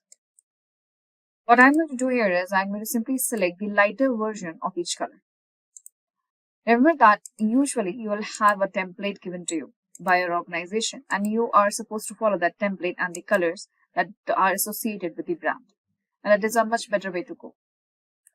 Currently, picking up the colors which are more soothing to the eyes and have a good contrast to be seen with each other. So this is our pie chart, everyone. Now in this pie chart here, we do like to go ahead and edit the title and the background and the shadow, right? Now we can actually do, what we can do here is we can again go here to size and style. With size and style, we have the visual border and the shadow, and below that we have got title. And this title here, this is sales contribution by category. So let's name it properly, sales contribution by category. Okay, we can increase the size, we can change the font style right now. We can give a background color here and make it at center. Now, this is our pie chart, everyone.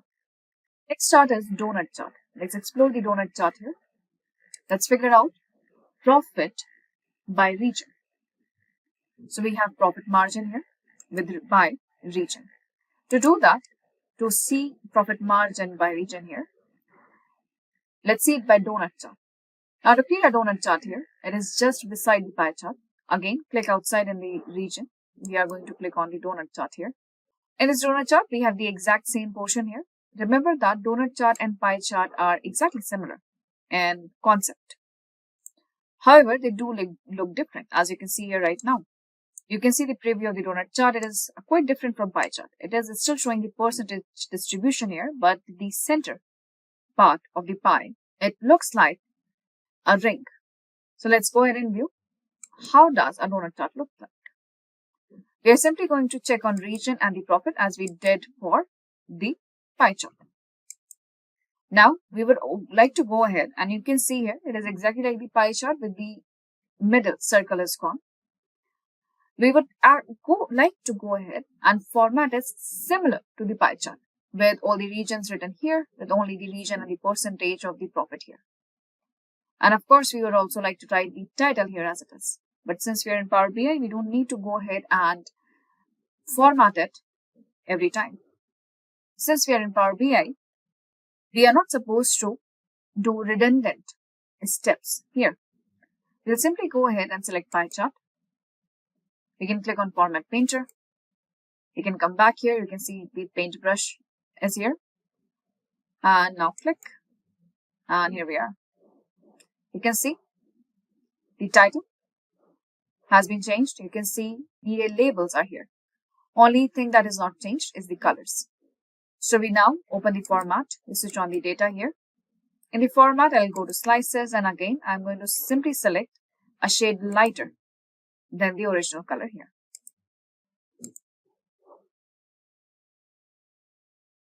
Here we are. You can see sum of profit by region. Of course, you would like to go ahead and change to a proper title. So let's give the title as profit margin by region. As you can see, there is no OK button. Whatever changes you do in the format pane and build pane, they are automatically applied here. That is total region by, we have seen 4 charts: bar chart, line chart, a pie chart, and a donut chart. Now, next is we will see a little bit advanced visualizations. For that, I'm going to the next part here. I have added one more sheet, named it Basic Charts 2. And you can see I have a background here. What are the other basic charts that we're going to see? In here, we are going to see stacked bar chart, drill through line chart, and a map visualization. Let's first see what is a stacked bar chart. We are into the build here. The first chart that you see here is called as a stacked bar chart. A stacked bar chart, as you can see here, it looks like a normal bar chart. However, we do have the option. We do have the option here to add more than one categorical value and see the distribution over one single numerical value here. For example, here we can see units sold by region and category. Region and category being 2 categorical variables. And we want to see the distribution of units sold by region and category both. So first check on region, then on category. You will see automatically they will place themselves. Since there are 4 regions, regions will go to y-axis here. Legend is coming back to category. And now we check on units sold, everyone. And it goes directly to the x-axis here. And here is our stacked bar chart. Of course, it is the exact same bar chart, right? With in each bar is getting divided into individual regions here. So here category, we have groceries and region both. I don't want to go ahead and do the formatting all over again. So we can go back here. We can select the bar chart. We can format paint it and paint it out here. Now let's understand this bar chart effectively. Each color represents individual category. So as you can see here, okay, we have got clothing, electronics, furniture, and groceries. And each of these numbers represent the number of units sold in that particular category in that particular region. It means that 362 units of groceries have been sold in this region. And within one bar, we can see the differences here. This is units sold by region and country. It is a stacked bar chart, everyone. Let's resize and keep it here. Let's explore the formatting options that we have here. You will find the formatting options are exactly similar to what we have seen before. We have seen data labels, but here we do have total labels here. Total labels will give us total by whichever we have on the y-axis. Right now, I don't see much use of the x-axis right now. So we can scroll up. We can go to the x-axis and we can say that I don't want to see neither the values here nor the title, which will give us a better space. It will give us a better space here. This is a stacked bar chart. Now let's learn in detail what is a drill through line chart. Let's learn. To understand about the drill through line chart, you might be thinking that we have just seen a line chart. We have drilled through that. Yes, we did. But now we have to actually learn the difference between the continuous and the discrete drilling down in line chart. So let's see here. We are going to go ahead and explore the line chart again. So click outside, please. Then click on the line chart here. The line chart appears, as you can see here right now. As we are aware, line chart requires the time series. So we go ahead and we check on date hierarchy, which automatically goes into x-axis here. Now this date hierarchy actually goes ahead and gives us the drill down ability. We don't want to drill till individual day here. We are looking for only year, quarter, and month. Usually, we only have one line that we have seen so far. So we go ahead and we check on sales for now. Now we are aware that currently it is showing us only by year. That's why we have just one dot, because we do not have multiple years. And we are also aware that we can go to the next level in hierarchy. This time, the next level in hierarchy is quarters. So when you go ahead and go to the next level in hierarchy here, okay, what you're looking at quarter-wise total here. Sum of sales for each quarter. Since it is only 1 year, this particular sales of quarter is fine. It shows us quarter 1, 2, 3, and 4. However, if you had multiple years, like 2022, 23, 24, and so on, then it will still show quarter 1 total sales from all of the years. Meaning, currently it is showing us discretely only for quarters. It is not considering that quarter belongs to a certain year. Similarly, you can see right now, since we have one more hierarchy left, that is month, we do have this is still activated. If we go in here, we do have monthly distribution of sales over the month. In here also, it will aggregate every year, month sales over all the years that are present. So it is just 1 year. It doesn't show much difference to us. Now I will drill up again and we see quarters again, and then here we see years. Now if I go ahead and switch in here, expand all down to one level in hierarchy, here you can see same January, April, July, and October 2023 here. However, it does write month on the x-axis, but this line chart shows only as per quarters. You'll also find that currently this will also ask you that here is still the scope of drilling down is available. So we go ahead and we click here again, and here we are having exact same line chart as we have seen before after the drill down. What is meant by drilling down more here? So here you can click on the chart here.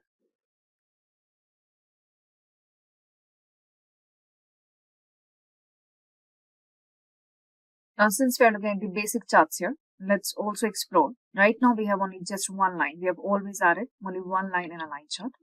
Let's also go ahead and add profit here within the line chart. Now you can see we have got two lines everyone. And now both the lines can be drilled up or can be drilled down, and we can compare the trend between profit and sales. Again, we will go back to basic charts here for the formatting. We will go ahead and get our format painter here and use the format painter to format our line charts. Since we have got two lines here, we might want to go ahead and change the colors. So we will go scroll down here. We do have lines. We can decide the color for individual line. So remember that when you go to the lines here, you need to select which line you want to change the color for. So for example, I'm going for sum of profit. We will scroll down here and we expand the color. Now we can change the color here for the profit like this. As you can see, this width and everything will remain exactly same as the formatting before. Below the lines here, we do have markers. Again, for the markers, you can choose which particular line are you looking forward to. Go ahead and change the markers for. I'm simply changing the color for the markers here. So right now, what we can see here is sum of sales and sum of profit here. You can see here, it says add a legend title right now. This is for sum of sales and sum of profit, but we don't see the title is required. So we can collapse these options right now, scroll up and find the legend. Within the legend here, we do require the sum of profit and the sum of sales. This particular explanation here in the legend that what these lines represent. We do have the option right now to switch off the title. We don't need the title anymore, so we can see the titles right here. If you think that these are too small to be seen, you can increase the font size here. And you can decide the position of the legend too. You can keep them at top right. So at the end here, you can see that what these lines are for. You can also decide to keep them here too. So it all depends on you. Where would you like to keep the legends? Currently, I'm going to keep them at top and center. So these are the line charts where we have two lines in one single chart here. Of course, if you want to go ahead and set the title here, you can always go to the title and change the title here to monthly sales and profit trend. Sales and profit trends. To remember that these drill through options will be available to the end user too. whether they have editing rights or not. This is one of the interactive features in Power BI. Next, the most interesting one here is the map. As you can see right now, in Power BI, we do have multiple different type of maps. This is our basic bubble map. Another is filled map. This is shape map. This is an Azure map. Yes, it is related to Azure. We have to go ahead and we will see the map from there. Another map is ArcGIS map. That on all these maps are needed to be this map here. Simple map is available to everyone. This doesn't need to be activated here. So first, let me show you how to activate the map visuals here, and then we'll go ahead and create a map. File here, everyone. We go to options and settings. And options and settings, we go to options. Options. We have two types of settings, global settings and the current file settings. We'll do our global settings here. In the global settings, go to security. In security, scroll down, and you can check on, you can go ahead and check on ArcGIS for Power BI. You can also check on map and filled map visuals. We are simply activating them. After activating them, Power BI might ask you to restart the whole software application. Remember that restarting means closing each and every instance of Power BI that you have opened up currently. After security, you have regional settings, and then you have preview features here. Now, these preview features here might differ in your case and this particular version here. As you can see, the first checkbox is shape map visual. Simply check on that, please. You can also go ahead and explore other options here. These are not related to the map for now. Simply check on shape map visual. So we have done two settings here, everyone. First setting was security, and the second is preview features to switch on the maps. And then click on OK, everyone. It might ask you to restart it. Yes, you need to restart to activate the maps. So save your file and restart. Currently, maps are already activated in mine, so I will continue with to show you the map visualization. To create the map visualization, as usual, click on the blank space here. This is the first map that we are creating. As you can see, it shows that it's a bubble map. We can see the bubbles here and the grayed out preview feature too. To create the map here, we are going to use the geographical columns here like country and state. When you're creating a map, look at the options that we have available here: location, legend, latitude, longitude, bubble size, and tooltips.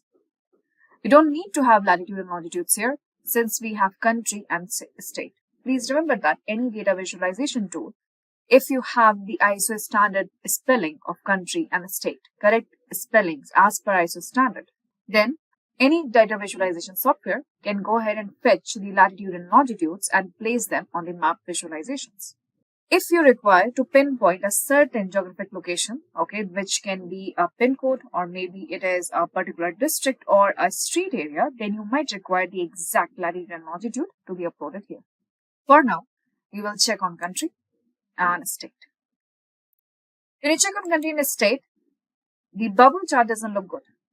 Why? Because by default, you can see the country is getting added into location and the state directly going to the legend. However, we want our state to be added below the country. So we'll drag and drop the state below the country here. As usual, you can see, and we will close off the legend from here. Now you can see we have got bubbles across here, right? The countries here, and we do have the option of drill down. Once we drill down here, we will see few more bubbles across. So now it is showing us individual states in each country. That's good for now. So we have bubble here. If we will scroll down, you will also find currently these bubbles are only showing the position right now. If you scroll down here, we have few more options like legend. Then we have options here like bubble size. It means that we can use the bubble size here to see how much sales has happened here. And as soon as I drag and drop the sales into the bubble size here, it is sum of sales right now, and we can see the size of the bubble has changed, and we can figure out the highest sales here is in Scotland. Similarly, we have legend. In the legend here, if I will go ahead and bring a state again into the legend, you will find that each state is colored separately. We can see the legend up here. Let's go ahead and format this map. To format this map here, everyone, we will go ahead and switch on the format options here. In the format options, we do have very less options in the format visual settings here. First is our legend, which is not properly visible. So we can switch on the legend right now. The position is top left, which is not properly visible. We can go ahead and keep them on the left side stacked like this. Now they are pretty much visible to us. We don't need the title right now. We know these are states. So we can switch on the title here. Now we have the whole map in front of us. We do have few map settings. In these map settings here, okay, we have different styles of map. This is our road map right now. We do have an aerial map, which we are accustomed to, the satellite map. We have dark themed map and the light themed map here. Please do remember that if you're using dark theme, your whole report has to be dark themed. This is our grayed out map, and it's a simple road map here. Why it's called a road map? Because if you will zoom in, okay, you can actually see the road maps here, just like this. Next here is controls of the map. In controls of the map here, currently it is automatic zoom here. For example, if I click on west here, it will show me only west region and it will automatically zoom on that particular part. We can also add the zoom buttons out here. So you will have plus and minus zoom buttons here too. This is all in the maps. So currently what we have created is a bubble map, everyone, and we can see each bubble here and where we have the signs. Now it depends on you. How would you like to keep your legend and add more colors to it? And as usual, okay, we want to go ahead and format the title here. So we can always go ahead and use Format Painter and we can have the title painted here. Use the Format Painter to paint the title here. Of course, we can always go ahead to the title here. And what we are looking at here is the sales distribution by location. So let's give a proper title, everyone. This says sales distribution by location. You might have observed that there is no option here to add data labels here. We do have category labels. Category labels will simply go ahead and switch on the name of the state and the country. If you have city and district name too, it will add it back to here. However, we cannot go ahead and show the labels out there. So I don't like the state labels always. Okay. It crowds your map and it is not properly visible. I'm going to switch on the category labels right here. So everyone, these are stack bar chart, multiple line chart, and a bubble map. Now let's go ahead and create a report out of these charts that we've created so far. In this report here, we will also add few more objects and we'll make our report interactive. Now in Power BI, there's a difference between a report and a dashboard. In general, what we call a dashboard is the collection of multiple charts and other objects, which are either interactive or static, but they should serve and solve a particular objective or a function. However, in Power BI, whenever we are working in Power BI desktop, each of these pages that you open up, and when you have multiple charts on it, it is called as an individual report. When we will publish this into Power BI service, or you can call it online Power BI, currently we call it Microsoft Fabric, then there we create a dashboard, and that dashboard can create charts from multiple Power BI reports, not only one data set, from multiple data sources too. So dashboard is a different part. What we are going to create here is an interactive report. Now that we have all charts on individual report page, let's go ahead and copy paste few charts here within the pages too. Report page, we are going to design it as per the objective of analyzing our sales and profit for this particular retail store. First, let's give a title to the report, everyone. To give a title here in the Home tab, we'll go ahead and click on text box. In the text box here, I'm going to simply type right now that it's an annual sales for performance report. So this is annual sales performance report. And we are keeping it for retail sales. 2023, for example. Now this is a text box. I'm going to increase the size of the text box here. Of course, the data that we have written here, it is not visible. So you can Control A or select as I've done right now. I'm going to change the font size here. I'm going to keep it bold. Let's keep it at the center. I am going to change the size of this retail sales 2023 that I've written here. Like this. And here we are. So this is our annual sales performance report. What I'm going to do here is showing you another way to create this. I'm going to select this whole thing. Alright, I am going to make it a little bit gray. Of course, white and gray is not visible. So we go ahead and we open the format option for it. And in the format option, within size and style here, we are going to give it a background color. We are going to give it a darker background color here. And here we are. Much better. We will give it a border too and a shadow here. So this is going to be our title for the report. You can size and place the title. Once the title is here, you do have few options like padding. Okay, what does that mean as how far it is from the borders here. You can, if you want, you can go ahead and decrease or increase them as per your choices. Within the visual borders here, okay, you can change the color of the border here. Corners rather than a rectangle. Here you can have the rounded corner rectangle. You can see it looks like this. Here, do you see the rounded here? Rounded corners here. It looks like this. So right now, this is the title that we have given. After the given title, let's go ahead and get few charts.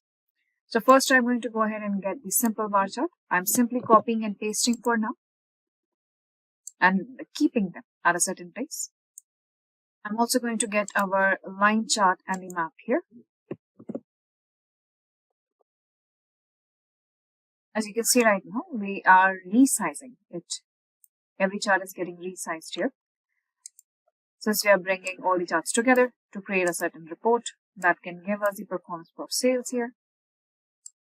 I'm also going to bring our pie chart, and a donut chart. It does look everything is very small and compact. However, it is because we are currently designing in the zoomed out version here. As in when we will resize it to a proper viewing capacity of your laptop screen and the general 16:9 size, it is going to be perfectly visible. So we do have our all charts here. Let's go ahead and add few more objects that are required in the reports. Few other objects are, first, let's go ahead and add a slicer for country. Why not see the sales distribution by region, by category, and by location for each country. To bring out the slicer here, click outside on the, and here is the slicer everyone. This is how the icon looks like. What is a slicer here? Slicer here is an interactive filter which the end user can directly interact with. They can change the view of the whole report. And this particular slicer by default will be connected to each and every chart here. So if I select here, for example, Australia, you can see it zoomed in into Australia here. I can see over the time here. You can see contribution by category and region too. If you want to clear it out, okay, you can go ahead and clear selections from here. However, we do have an option. So if I open up the formatting options here for slicer, okay, we go to slicer settings. In slicer settings, we have vertical list. That's good. This is what we are looking for. In the selection, we can go ahead and switch on the select all button. Select all button, make it easier for the end user to understand what's going on here.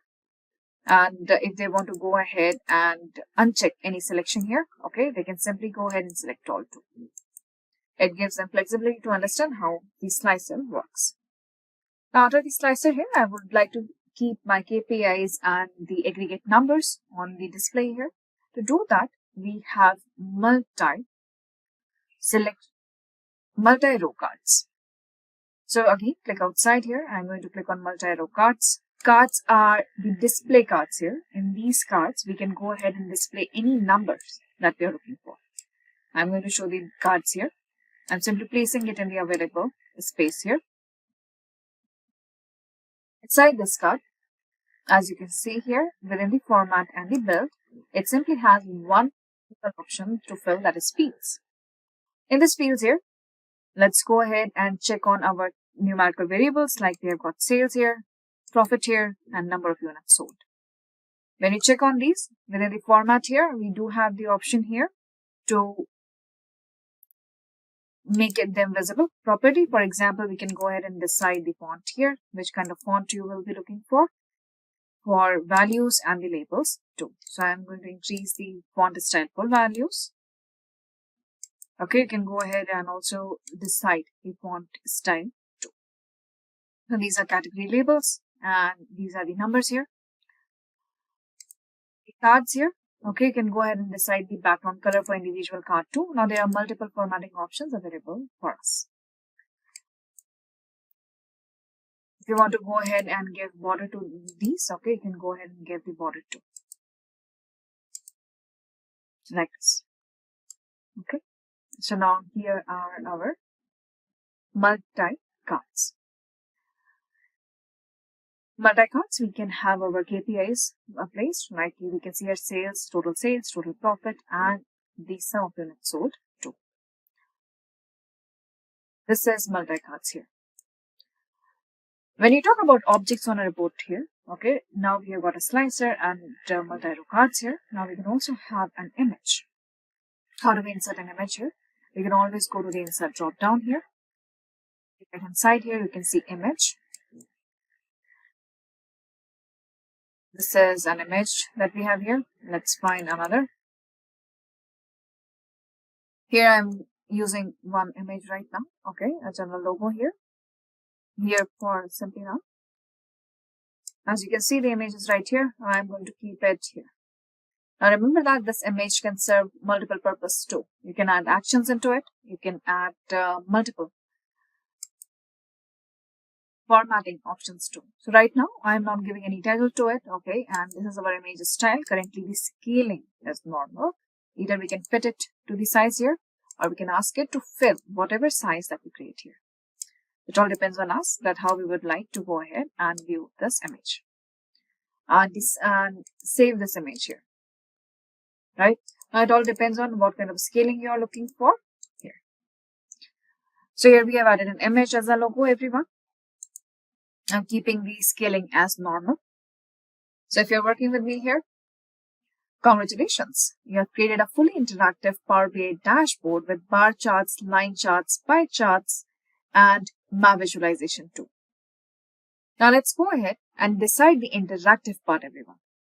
Here, whenever you click on a chart here, you will find two extra tabs called as Format, Data, and Drill. Let's go to the format here. So currently I am selecting the bar chart here. I go to the format. In the format here, we have on the left and upper corner, we have edit interactions. This edit interactions here decides that how each chart decides to behave with another objects and charts available on this particular report. When we switch on edit interactions, you can find that this particular bar chart is currently filtering out the map. We have three options here: highlight, filter, and stop, meaning none. So currently it is highlighting the donut chart, highlighting the pie chart here, filtering the line chart, and filtering the map. What does that mean? So let's see here. If I click on West bar chart, you can see the line is getting filtered out. Your bubbles are changing. However, look at your pie chart. Your pie chart currently has highlighted a certain area of a certain slice of that particular West region. And within the West region here, it is trying to highlight within the donut that how much percentage is here. So for West, it only highlights West as 32%. We would like to change that. We would like that only filter should work. So we go ahead and we highlight filter and we highlight filter here. We can go ahead and decide the interaction for individual charts too. So if I click on the pie chart here, I would like it to filter out the bar chart and filter out the profit margin chart too. I click on the donut chart. I will make sure that it filters out the bar and the pie chart here. Similarly, we decide for the line chart here. Okay, it is going to filter out each chart here. By default, everything is set on highlight. Same with the map here. We can select on map here and we can ask it to go ahead and filter out each chart that is associated with it. If you want that no one should be able to click on the line chart and filter out anything else, then you can go ahead and select none. If you select none, then it will not be parted out here. Once you're done with the settings for individual charts, you can go ahead and switch off edit interactions here. And remember to save your work. Now let's see how does it look like.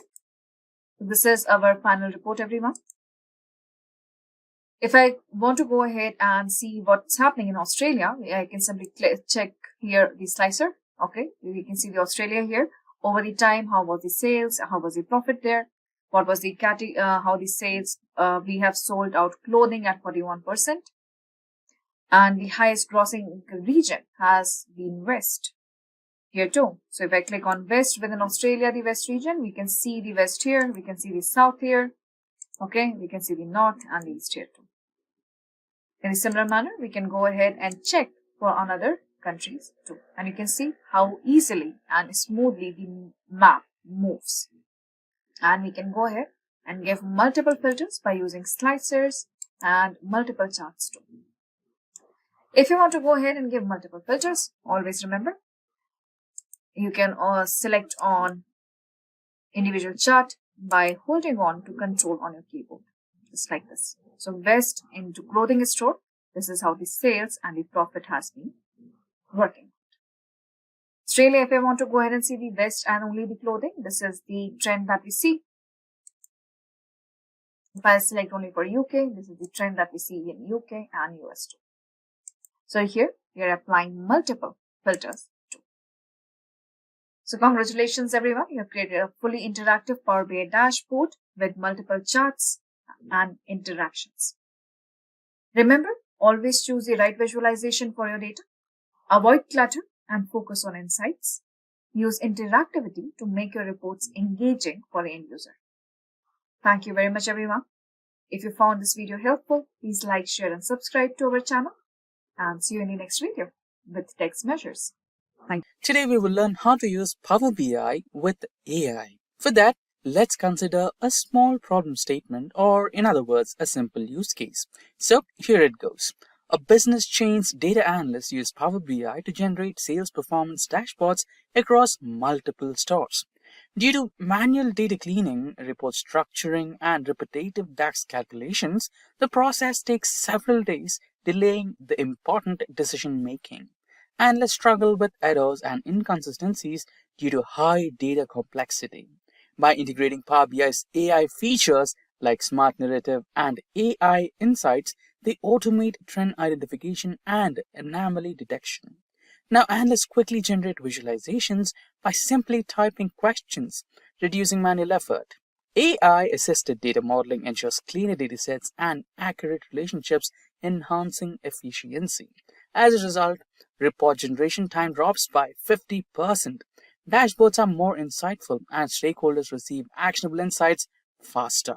That's it. If these are the type of videos you'd like to watch, then hit that like and subscribe buttons and the bell icon to get notified.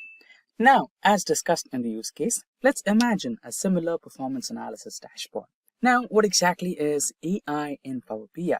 So AI and business intelligence are two technological spheres that, when combined, offer a powerful toolset of transforming raw data into actionable insights and making data accessible to everyone. Similarly, AI features in Power BI can analyze user behavior to customize reports and dashboards to meet individual data needs using the raw data. Now, let's imagine this. Suppose there is a significant growth in business and you wanted to identify the reason behind it and replicate the same idea across all categories. Or maybe reward the team which is responsible for that. Or let's say there is a significant drop in business and you wanted to understand the reasons behind it and pinpoint on the one which is responsible so that you can resolve and improve the overall business growth and pull out some revenue out of it, right? Now, if you are doing it manually using Excel datasets, or even if you're doing it with Power BI datasets, you might end up creating a lot of Power Queries, tax expressions, and also if you're working on Excel, then you end up creating a lot of pivot tables, and it might be a manual task and will consume a lot of time, right? Or in case if you're in help with AI, then the matter of days could turn into the matter of minutes, and you will have the exact data or information you're looking at, and you can resolve it in a matter of minutes or hours, maybe after a business decision has been made. Now, let's go through a practical demonstration on Power BI for this. So before that, let's have a quick look on the dataset that we will be using today. So this particular one, which is the auto sales data for 2024, is the one we will be using today. So we have all the columns: order ID, order date, and delivery date, state, dealership, pin code, region, and the names of the products, and the fuel type, leads, revenue, profit, and cost to company, everything, right? So this is the cleaned data that we have today for our data analysis. Now we will be identifying the key areas that led to the quarter-on-quarter growth, or if you drill down a little bit more, then we can also identify the month-on-month growth, or in case if there is a drop in month-on-month or drop in quarter-on-quarter, we can also identify what is the reason behind it.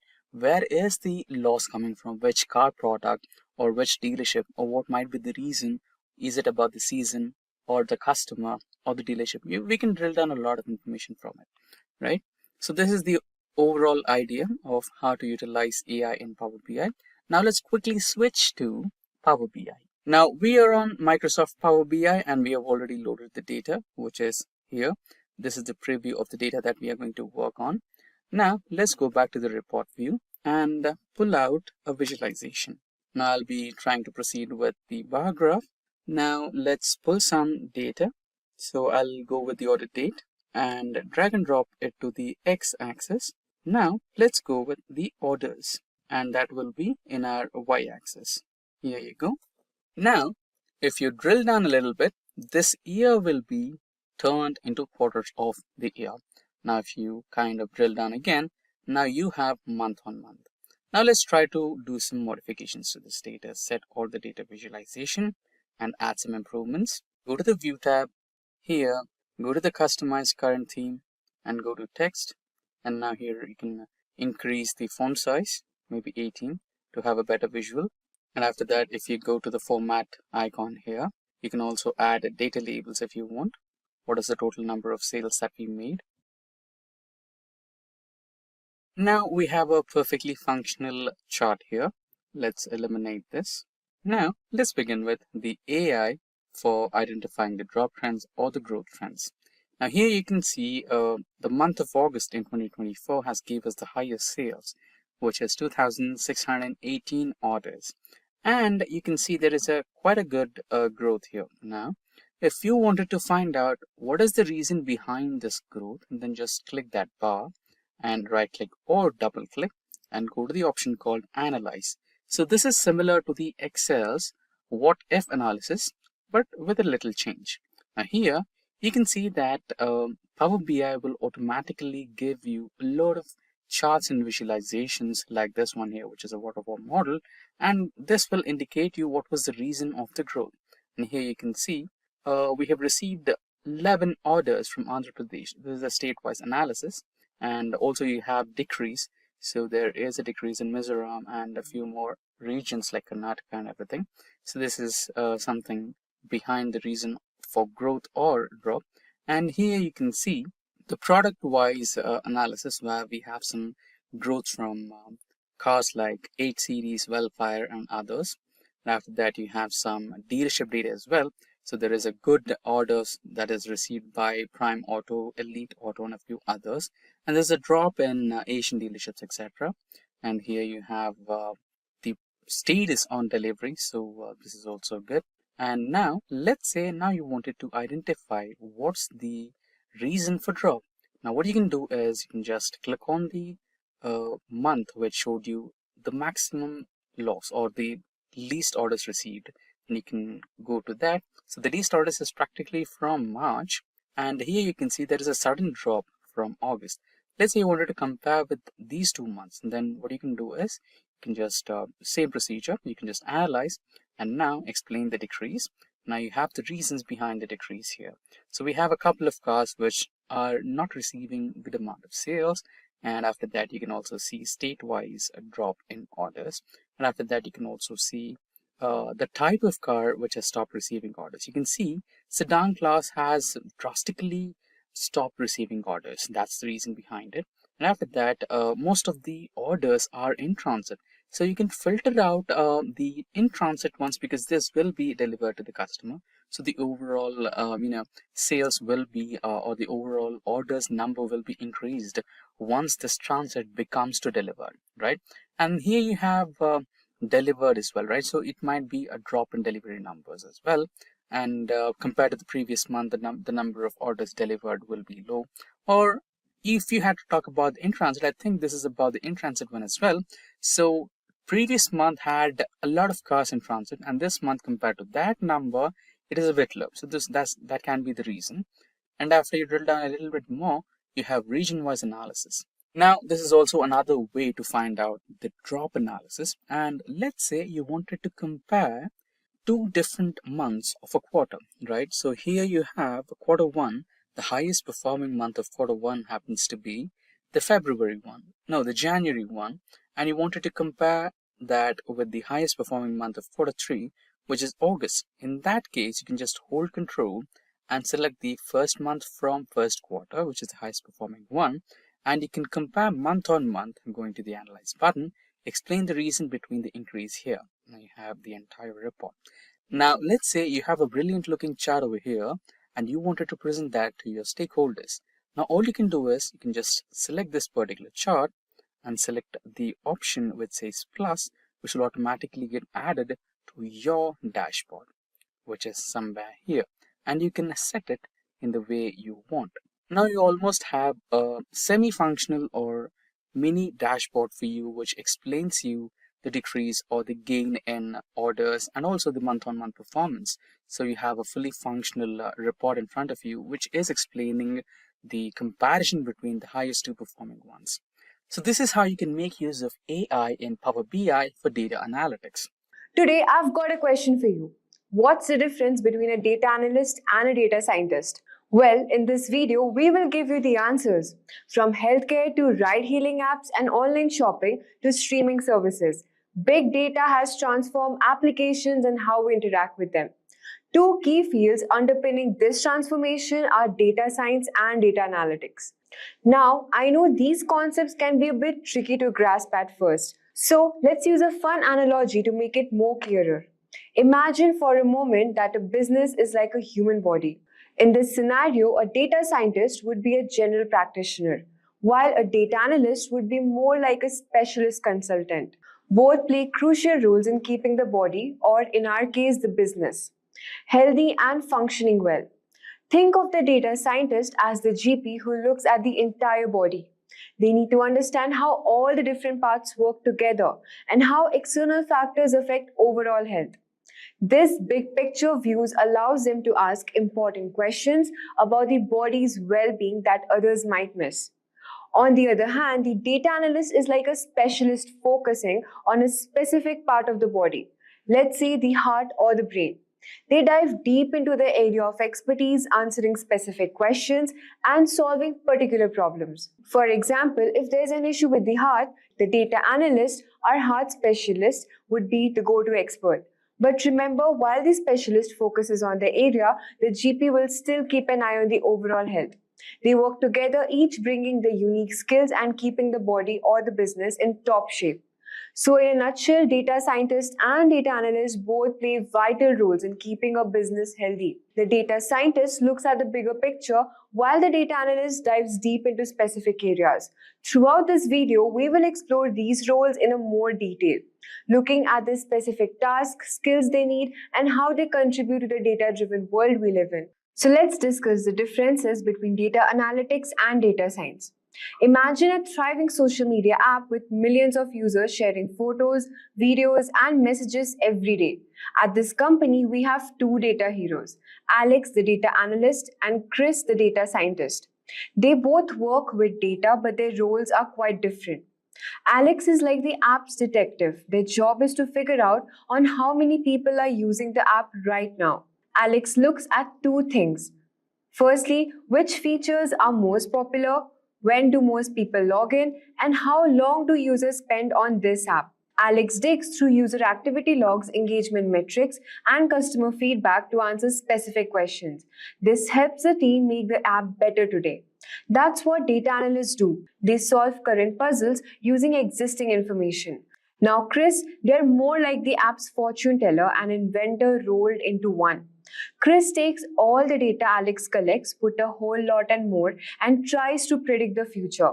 They ask big questions like what new features will users want next year? How can we use AI to make the app more fun? What if we could predict trending topics before they explode?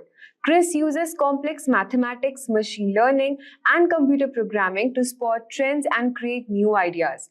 That's what data scientists do. They use data to predict the future and innovate. Both Alex and Chris are crucial for the app's success. Alex helps the app run smoothly and keeps user happy day to day. Chris helps the company plan for the future and stay ahead in the competitive tech world. Let's look at the key definitions of how they differ from each other. Comparing data science versus data analytics. Data science and data analytics, while related, serve distinct purposes. Data science is a broad multidisciplinary field encompassing areas like machine learning, artificial intelligence, and computer science. It involves researching vast amounts of unstructured data to ask and answer strategic long-term questions. Data scientists often build complex models and algorithms focusing on innovation and strategic decision making, and they usually hold senior roles. In contrast, data analytics is a specialized discipline with data science that focuses on analyzing existing structured data to answer specific and immediate questions. Data analysts interpret data, identify trends, and provide actionable insights using tools like SQL and Excel. They often work in specific departments like marketing and sales. While their skill set is narrower than the data scientists, they have a deep understanding of their particular business's area. Essentially, data scientists create a big picture framework, while data analysts zoom in specific elements within that framework to optimize current operation.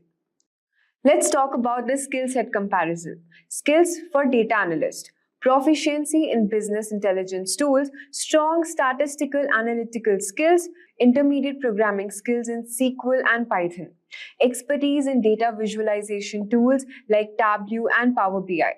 Next, let's discuss the skills for data scientist. To be a data scientist, you must know advanced knowledge of machine learning and AI.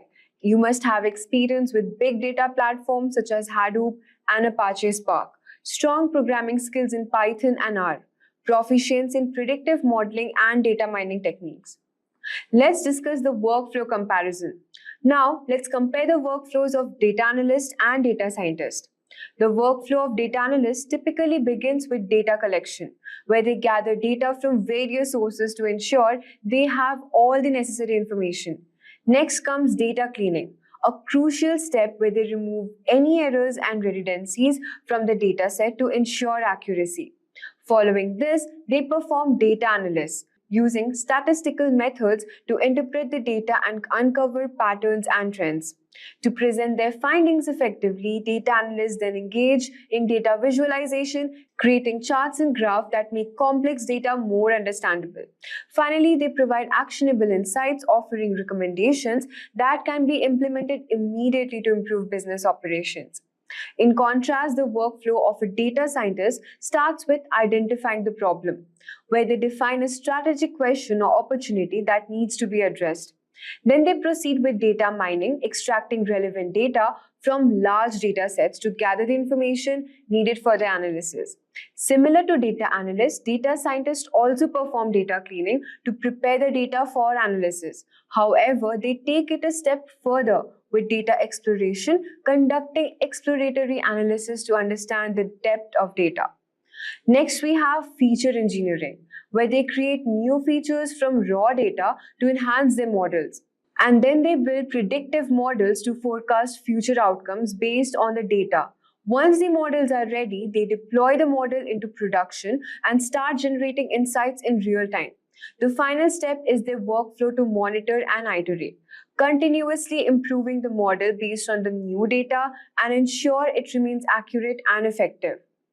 Let's discuss the tools and techniques. Let's explore the tools and techniques used by data analysts and data scientists. Data analysts like Alex uses a variety of tools to handle and analyze data efficiently. They often use Excel for data organization and basic analysis due to their accessibility and functionality. For querying databases, SQL is the go-to language, enabling them to extract and manipulate data effectively. To visualize data and create insightful dashboards, Tableau is commonly employed using robust data visualization capabilities. Additionally, Python is used for more advanced data manipulation and analysis, making it a versatile tool in data analyst toolkit. On the other hand, data scientists like Chris rely on slightly different set of tools to handle their more complex tasks. Python is a staple for data manipulation, machine learning, and artificial intelligence thanks to the extensive libraries and frameworks. R is also a key tool particularly for statistical analysis and visualization, providing powerful statistical techniques. For processing large data sets, Hadoop is indispensable. Enabling scalable and distributed computing, Apache Spark is used for large-scale data processing, offering speed and ease of use for big data analytics. Lastly, we have the TensorFlow, which is important for building and deploying machine learning models, making it essential for AI-related tasks. Let's discuss the application comparison. Let's see how the work of data analysts and data scientists relies in real-world scenarios. Data analysts like Alex plays a vital role in understanding user behavior. For example, they analyze which app features are most popular among users, providing insights that can enhance user experience and app's functionality. In the realm of sales, they identify trends and optimize marketing strategies, ensuring that the company targets its audience effectively and maximizes revenue. Moreover, by analyzing customer feedback, data analysts help improve product features, ensuring the company meets customer needs and expectations. Conversely, data scientists like Chris engage in more predictive and innovative application. They use predictive analysis to forecast future trends and behaviors, allowing companies to make informed strategic decisions. For instance, they build recommendation systems that suggest products or contents to users based on their past behavior, enhancing user engagement and satisfaction. Additionally, they develop AI innovations to improve user experience, such as chatbots or personalized user interfaces, leveraging advanced machine learning models to stay ahead in the competitive tech landscape. At last, we will talk about the career path comparison. Finally, let's discuss the career paths and opportunities and salaries for data analysts and data scientists in both the United States and India. A career in data analyst often begins with marketing or finance. Over time, they can transition into senior analyst role to specialize further in business intelligence. There are also opportunities to move into management positions, overseeing data analysis team and driving strategic decisions based on data insights. In United States, the average salary for a data analyst is around $65,000 per year, with senior roles potentially earning up to $90,000 annually. In India, the average salary for a data analyst is approximately 6 lakh per year, with senior roles earning up to 10 lakh rupees annually. In contrast, a career as a data scientist typically requires advanced degrees and specialized training in data science. As they gain experience, they can progress to senior data scientist roles or lead data science teams, taking on more responsibility and tackling complex challenges. Data scientists also have opportunities to work in cutting-edge fields like AI, machine learning, and big data, where they can innovate and contribute to significant technological advancements. In United States, the average salary of a data scientist is approximately $1,20,000 per year, with senior positions often earning up to $1,50,000 annually. In India, the average salary of a data scientist is around 10 lakh rupees per year, with senior roles earning up to 20 lakh rupees annually. In summary, both data science and data analytics are crucial in today's data-driven world. Data scientists focus on the bigger picture and long-term strategy, while data analysts hone in on specific questions and provide actionable insights. Choosing between the two depends on your interests, career goals, and desired salary. Now, this comes with mainly four functions. So you have gather, which makes your data wide, or it makes wide data longer. So that is basically used to stack up multiple columns. You have spread function, which makes long data wider, that is stacking the data together, or stack if you would want to unstack the data to data, and you are talking about data which has same attributes. And then your spread can spread the data across multiple columns. You have separate, which is function which splits single column into multiple columns. And to complement that, you have one more function, which is unite, and that combines multiple columns into single columns. So these are four main functions which are used in your TidyR package. So let's look how we work with this. So let me bring up my R Studio here. Now for this, first is, let me just clean up my screen here, doing a Control L. So I will install the package. It is already installed, but we can just do a Control Enter, and then I can say, do you want to restart R prior to reinstall? So install, I'll say okay. And it is basically going to get the package. Now it says package TIDYR, that is TidyR, has been successfully unpacked. Let's use that package using our library function. And that was built under R version 3.6. Now I can basically start using these functions. So for example, here we are creating a data frame. So let's say n is 10.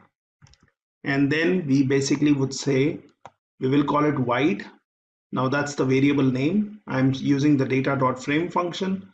I'm saying ID, which will be 1 to n. So that will take the values from 1 to 10. And then these are the values which have 10 entries. So this is a vector, phase 1, phase 2, phase 3. Let's create a data frame out of it. Now that's done. We can have a look at our data frame by just doing a view wide, and that shows me the ID column, and it has phase.1, phase.2, and phase.3. Now we can use our function. So for example, we can work with gather, that is reshaping the data from wide format to long format. And basically you can say stacking up multiple columns. So let's see how we do that. Here I'll call it long. I'm working on wide. I'm using the piping functionality, and then I'm using gather. So this one, I will say what will be the data which I will use. So we are using wide as a data frame. Then I'm saying response time. So that will be basically one more column. And then you have your columns which you would want to basically stack. So I'm saying from phase 1 to phase 3. So let's do this. And once this is done, let's have a look at our variable long. So this one shows me that I have an ID column, I have the response time column, and I have the phase column, which we mentioned. And that basically has all the values stacked in. So you have phase.1, phase.2, and phase.3. So all the columns are being stacked here. So all my data, so now I have totally 30 entries in this one. So this is basically using your gather function. Now sometimes we may want to use a separate function. Now separate function is basically splitting a single column into multiple columns. So which we would want to use when multiple variables are captured in a single variable column. Okay, so let's look at an example of this one. So let's say long separate, that's what we will call. We will work on this long, which has all the data stacked in as the columns we selected. Then I'm saying separate. I want the phase column. And then I would say, when I separate the columns, what are my column names? Now I could also give a separator by giving a comma and then mentioning the separator if that is required. So let's do this. Now once this is done, let's have a look at our long separate. So what we see here is the column which we used. So we were doing a phase column, and that was to be split, and we wanted to split it into target and number. So that's what we see here. So you have phase being split into target and number, and then you have the response time. So this is how you use the separate function. Now there is also something called as unite function, which is basically a complementing of separate function. So it takes multiple columns and combines the elements to a single column. So for example, here we will call it long unite, and we will take long separate, which was separating the data. We want to unite, so we will take face, target, number, and we want to have a separator between them. So let's basically do this. And now let's look at the result of this unite. So you see, you have the face and target merged together. So you have face dot one, the separator is dot, as we have mentioned, and we have united multiple columns. So this is one more function of your tidyr, which helps you basically tidy up your data or put it in a particular way. Now then you have your spread function, and this is basically for unstacking. So that is, if you would want to convert a stack to data, or if you would want to unstack the data which is of same attributes, spread can be used so that you can spread the data across multiple columns. So it will take two columns, say key and value, and spread it into multiple columns. So it makes long data wider. So we can look at this one. We will say long unite. I'm using the piping. I will use the spread function. I'll work on the face column and response time. And let's do this. And then let's do a view on this. So it tells me our data is back in the shape as it was in the beginning. So these are four functions which are very helpful when we work with tidyr package. So let's learn about visualization. And here we will learn about R, which can be used for your visualization. Now, one thing which we need to understand is, because of our ability to see patterns, which is highly developed, we can understand the data better if we can visualize it. So the efficient way or effective way to understand what is in our data, or what we have understood in our data, we should or we can use graphical displays, that is your data visualization. So there are actually two types of data visualizations. So you have exploratory data visualization, which helps us to understand the data, and then you have explanatory visualization, which helps us to share our understanding with others. So when you talk about R provides various tools and packages to create data visualizations, and which can be used for both kind of data analysis or both kind of visualizations. So when you talk about exploratory data visualization, the key is to keep all the potentially relevant details together. Now, the objective when we talk about exploratory data analysis is to help you see what is in your data. And the main question is, how much details can we interpret? Now, when you talk about different functions which we see here, such as plot, which is more for a generic plotting. You have bar plot, which is used to plot data using rectangular bars, or you can say creating bar charts. You have histogram or hist function to create histograms, where you look at the frequency of the data, or basically used to look at the central tendency of the data. You have box plot, which is used to represent data in the form of quartiles.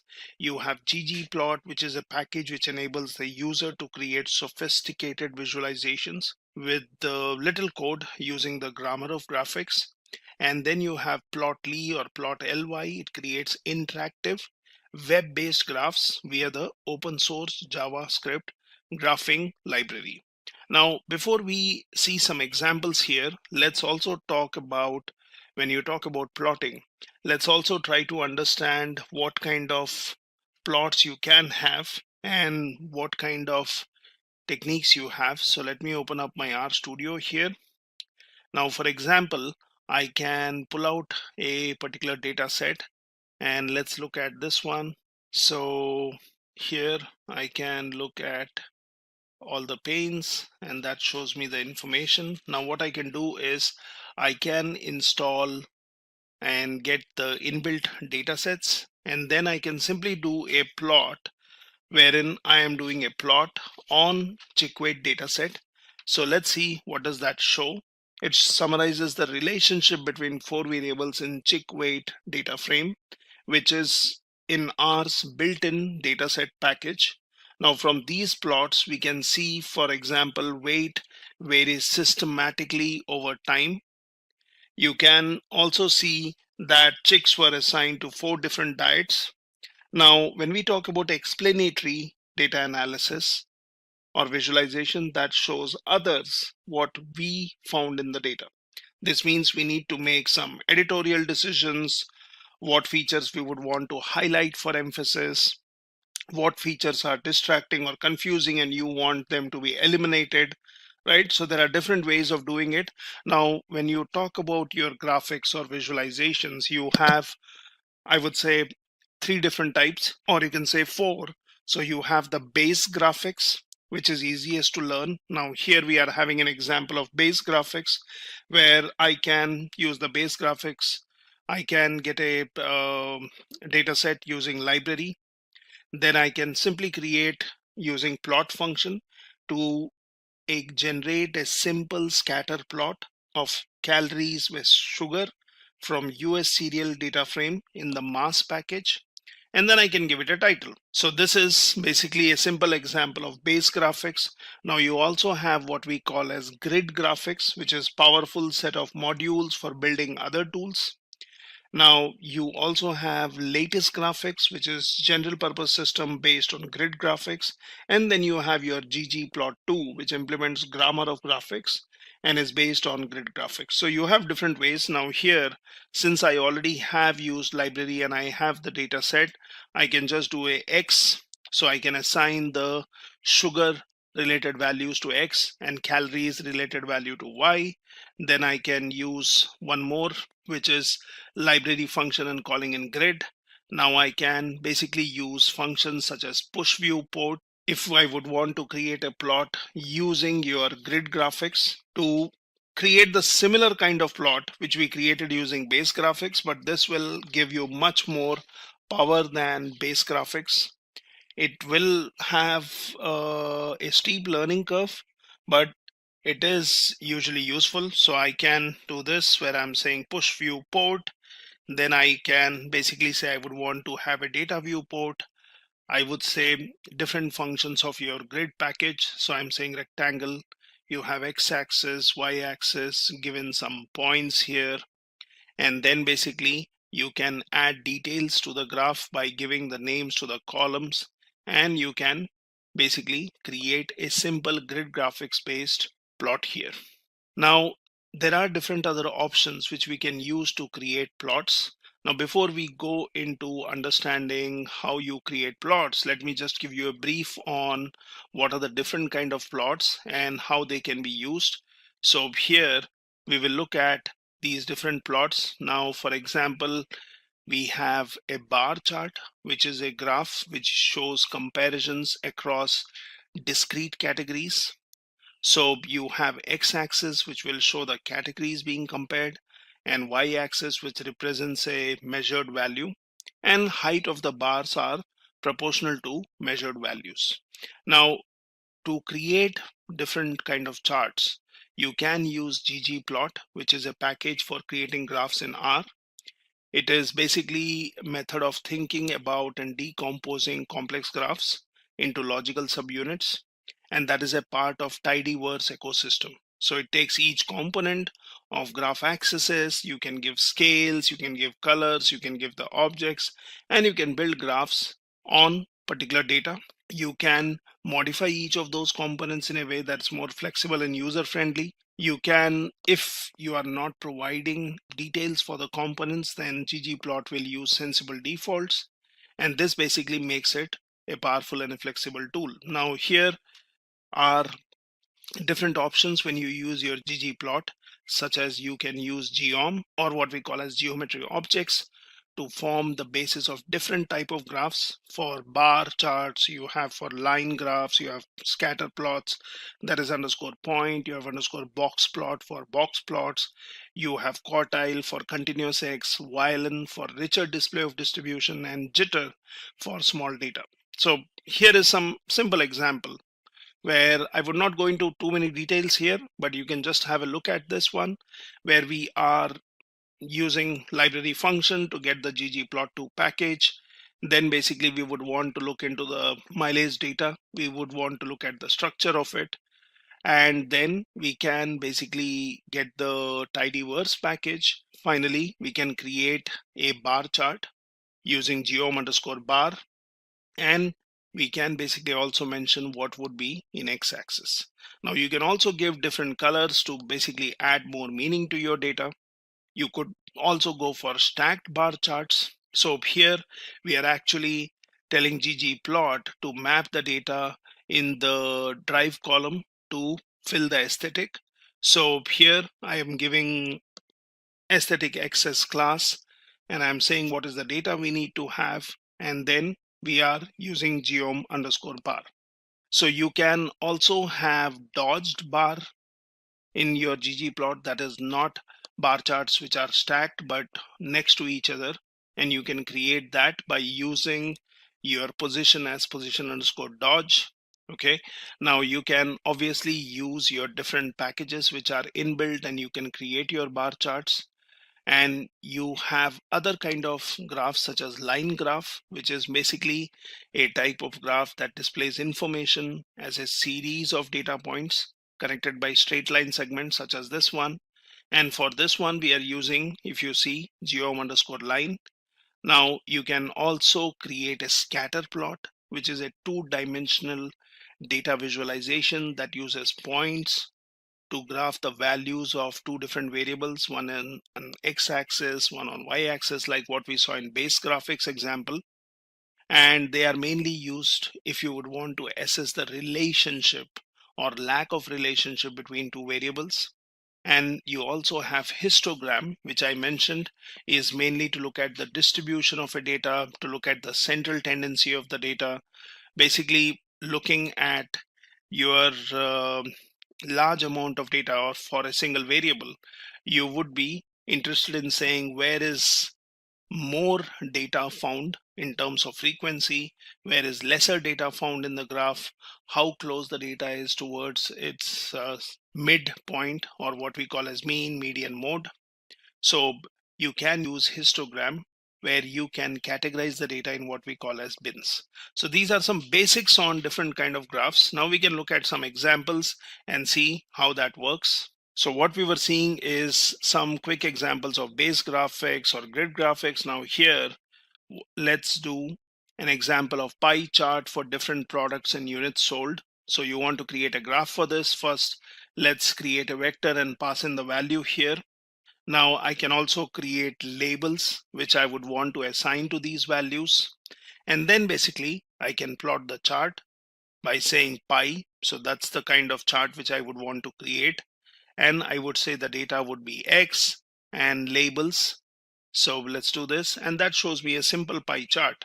Now I can also give main details here. So instead of just doing a pie X comma labels, I can say what is the main and then what kind of coloring it should follow. So this is the way you can create a simple plot. Now I can also find out what is the percentage, and then basically I would be interested in plotting the pie chart, which takes X, which takes the labels, which will be the percentage, which we are calculating here by doing a round function. And then you can basically give details to your graph. You can say what color it follows. You can basically look at the legend where it needs to be in your chart. What are the values? And then basically fill up the colors. So let's run this one, and that shows me the percentage which was calculated, and it gives me the details, and we can always have a look at our plot. Now if you would want to go for a 3D pie chart, then you can get the package which is Plotrix. Let's use that by calling in the library function. Let's pass in some data to X, and let's give some values or labels which will make more meaning to the data. And then let's plot the 3D graph. So I'm saying pie 3D here, where I'm using X and labels. Then I'm basically doing an explode, which will basically control how your graph looks like and basically give the values. So it also takes the title when you say main and pie chart of countries. Now let's create data for graph. So again, we are having a variable here. We are using the C function, creating a vector, and then let's create a histogram for this one, where I would say X lab, what would be your data around x-axis, what is the color, what is the border, and here I'm creating a simple histogram, which, as I discussed earlier, will always show your values on the x-axis, and y-axis is more of frequency, and then you can look at the set of values and what is their frequency. And we can basically use this histogram for exploratory data analysis, look at the data, try to understand what is the central tendency of your data values. Now we can also give some limits by using the x lim and y lim, and then I can also specify what is the limit. So we have given some values here wherein we have said your x limit is 0 to 40 and y limit is 0 to 5. Now if you compare this with the previous one which we had created, this one based on the frequency had taken the limits, but we can assign limits explicitly by giving this and then create a histogram which makes more meaning. Now let's take another data set, that is air quality. Let's view this to see what does that data contain. So you have ozone, solar, wind, temperature, month, and the day. So this is the kind of information we have in the air quality. Now let's use the plot function to draw a scatter plot, where, as I mentioned, you would be interested in analyzing variables and see what is the relationship between them. So to plot a graph between ozone and wind values, so we will say plot, we will say the data which is air quality. From that I would be interested in the ozone column or ozone field and the wind field. I can create a plot based on this. Now I can also be saying what should be the color, what is the type of the data which you would want to create, and you can look at the information. So you can create a histogram, you can create a scatter plot to basically understand the data better and then infer some information from that data. So let's take the air quality data set itself without specifying any particular column, and you can create a plot which shows me all the different values which you have in the data, and it basically shows you the difference. This is more of an example like what we did for chick weight, where we did a base graphics. Now you can assign labels to the plot. So that is when you are creating a plot, you can say air quality, you will say ozone, and then that's your ozone concentration. You have your YLab, which is the number of instances. You have what is the title, ozone levels in New York City, what is the color. So these are the details what we have given with our plot function. And let's look at the data. So it just tells me that this is the ozone concentration, the number of instances what you have, and you are looking at the data. Now we could also create a histogram by picking up a particular column, that is such as solar, from your air quality, and that basically shows me the frequency of solar values, and we can then try to find out what is the mid, what is the mean, what is the standard deviation, and so on. You can also look at your histogram and try to understand if it is left skewed and right skewed. So we can do that. Now here, let's get the temperature out from this particular data set.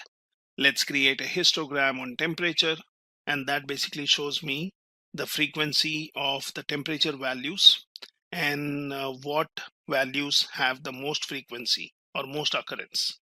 Now you can create a histogram with labels.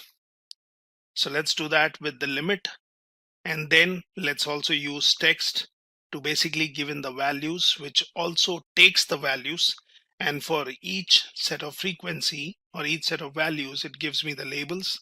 Now you can have a histogram with non-uniform width, so you could do that by doing a hist function and then passing in your temperature. You can say what will be the main, what is the title, what will be your X lab, It will tell you a limit around x-axis, what is the color, what is the border, what are the breaks you would want to have for your bars, and you can simply create a histogram using this. So this basically takes the breaks which we have given, such as 55 to 60, 60 to 70, 70 to 75, and so on. So this is basically creating a histogram with non-uniform width, and it purely depends on the kind of values what you have. Now you can also create a box plot, which sometimes helps us in understanding the data quartiles, also understanding our outliers. So you can create multiple box plots based on the data from air quality. So we'll select all the data and then we'll do some slicing on the data. So let's create a box plot which tells me the values. And if you look at these points here, like single dots, these are basically your outliers. We can learn about that more in later sections.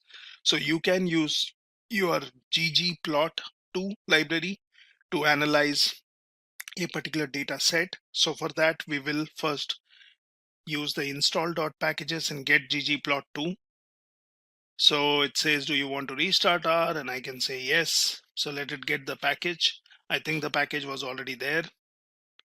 And now let's look at using ggplot2. So for that, I have the library function, and let's do a attach where I'm getting a data set which is empty cars. Now then I will create a variable p1. I will use ggplot. I will pass in my data. I'll give the aesthetics, what is the columns which you would be interested in, and then you are using geom underscore box plot to basically create a plot which gives me the box plot for the values here, and this is based on the cylinders which is there in your data. So we can always look at what does our data contain and what kind of values or features are available in the data. Now let's create a box plot. We will also use the coordinate function, and that basically gives me based on the data. So I've changed the coordinates. Now if you look at the previous one where we created a plot, we had mileage on the y-axis and cylinders on the x-axis. Now I did a coordinate flip, and that's like your transpose function. So you have created the box plot, but you have just flipped the coordinates. You can create a box plot and then say fill, which is the factor of cylinder. So that can be used to fill up the values in your box plot. Now what we can also do is we can create factors. So we have learned about factors earlier, which is usually used to work on categorical variables. So here let's create a factor which is empty cars gear. You have AM, you have cylinder, and if you look at the factors which we have created, we have passed our data, what is the field or the column we are interested in, what is the level of values there, and what are the labels for those values, right? So we have learned about factors. You can always look into the previous section and learn more about factors. Now let's create a scatter plot by using the ggplot function. Again, we will use the data as empty cars. I will go for mapping option, and then I will give my aesthetics. That is what would be X, what would be your Y, and you also would want to use what kind of function you are using. So let's go for geom point, and that basically helps me in creating a scatter plot. Now you can create a scatter plot by factors. So here we will say ggplot. So notice in all of these cases, depending on the kind of data you have, depending on the kind of plot you are interested in, you will use the ggplot and then basically a function with that or the inbuilt package. So here I'm saying data is empty cars. I'm going for mapping, which basically will take the values for your X and Y. What is the color? And the coloring will be done based on the factor values. Now, if you remember, factors will obviously have some levels, and those levels will basically help you in differentiating between your categorical variables. So I'm saying as dot factor on cylinder, and then I'm using geom point to basically create this scatter plot. So let's do this, and I can look at the values of this one. So it says must be, there is an error which says must at least one color from the hue palette. So let's look at that one. So the error which we were facing when we gave color as the factor values was because when you look at these factors which were created with some labels, if we look at the values of these, it tells me there are any values in that particular column. Similarly, your gear, or similarly, you can completely look at the complete data set. It tells me cylinder, you have AM, you have gear. Now these have some, we have created some labels, but these have NA values. So what we can do is we can create a scatter plot as we did earlier by giving the aesthetics, and that's a simple scatter plot wherein I'm also using geom point so that I can have these points by defaults or with defaults. You can also give a color specific, basically if you would want to have different kind of data in the same plot, or I can create scatter plots by different sizes by giving a size, or I can give a color and size, and that's again one way in which you can create your scatter plots. Now let's also see how you can visualize one more data set, which is MPG. So I can also do it in this way where I set ggplot2 and then pass in, look at the data set what we have here. You can just do a view on this to see what my data contains, if the fields have any NA values, if that's going to affect your plotting. So now what we can do is we can create a bar plot or a bar chart. So I'm saying ggplot, the data would be as we have given in previous lines, that is ggplot2 mpg. Then I will say what should be in my aesthetics and what kind of chart are you going to create. So I'm saying geom underscore bar. So that's my bar chart, and that has basically your class and count. Now you can create a stacked bar chart where your information is stacked in the same bars, and we are still using the same data. We are going for aesthetics, which is class, and then when you say geom bar, which creates your stacked bar, we will use fill, which is drive. And we can always go back and look at our data. For example, you can always look into this. So you have the drive column here, and you are also working on this complete data set. So let's go ahead and create a stacked bar chart. And that basically gives me the information where you have the drive information, which is stacked here. Now you can do a dodge by giving the position as dodge. So we are still going to go for a stack chart, but this time the bars will be next to each other, and that can also be done, which is very useful. You can use this by using geom point where you are mapping and you are specifying what are your aesthetics. So we were creating a scatter plot. Now you can also use or give more details where you can say color can be based on the class, and we have different classes, and based on that my points have been colored. Now you can also use a plot ly or plotly library. So let's install this one. I will say yes, for example. Let it basically restart so that all my packages are updated. Then I can access that package using library function, and then create a variable to which you are assigning your plot underscore ly plot. So data is empty cars. What will be your x-axis, what will be your y-axis, and details on your marker, which we have given, wherein I will give a list which is size, color, which is a combination, and then you have your line, what kind of color it will have, and what will be the width. So this is where I'm going to use plot ly, and let's look at this plot. So it basically gives me some information. Now we see some warnings which are getting generated, but you don't need to worry about that. So you can look at the packages, what you have, and what options you are using. So similarly, we can create one more plot using plot ly and look at the values of those. So that's a plot with a trend which explains me about my data.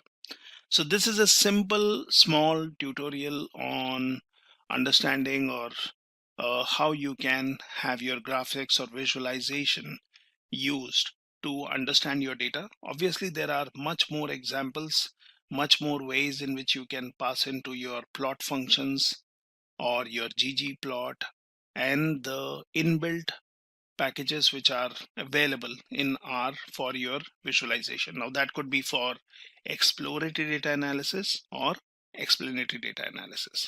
So try these graphs and see if you can change these options and try or create new visualizations.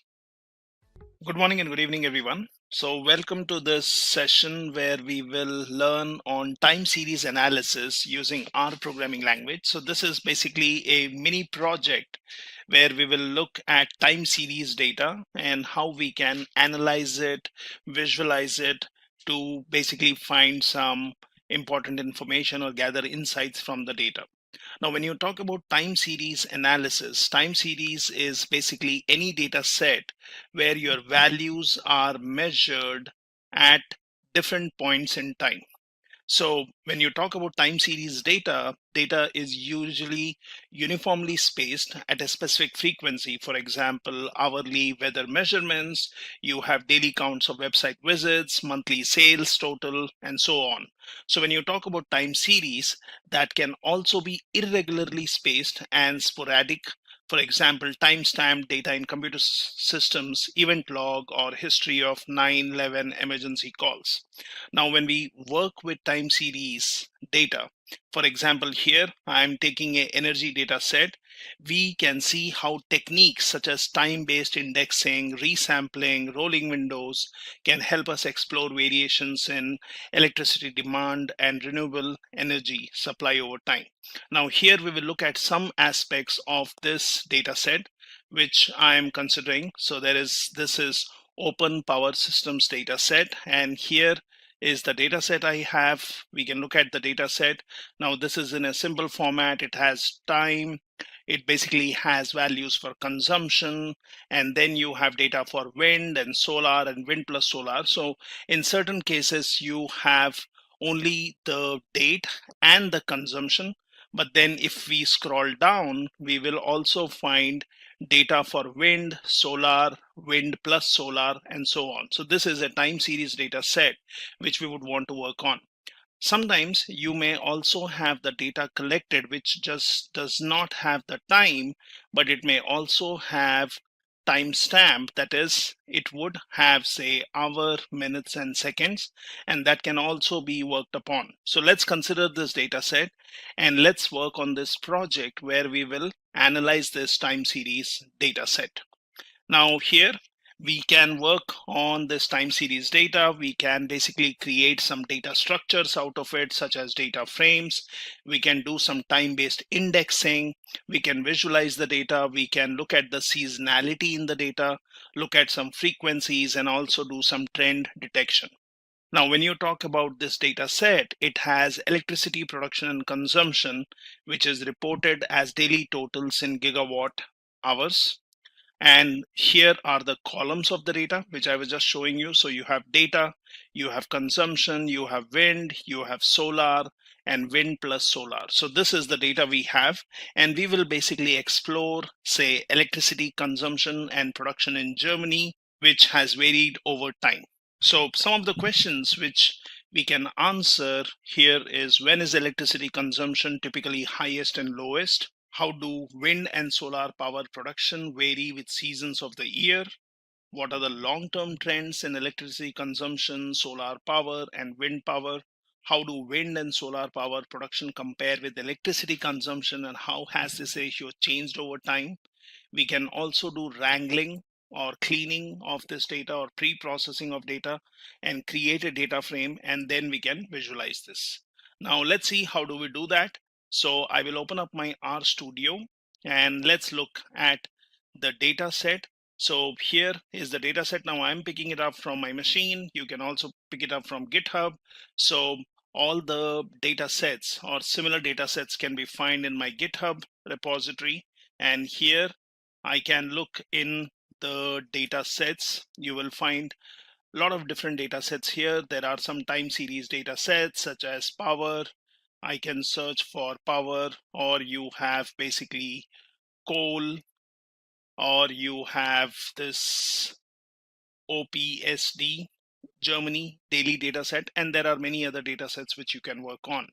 Now, to get the documentation on this project, you can also look in my GitHub repository and you can search for repositories, and then basically you can look in data science and R, and here there is a project folder where I've given the documentation, sample data set, and also your time series analysis related document.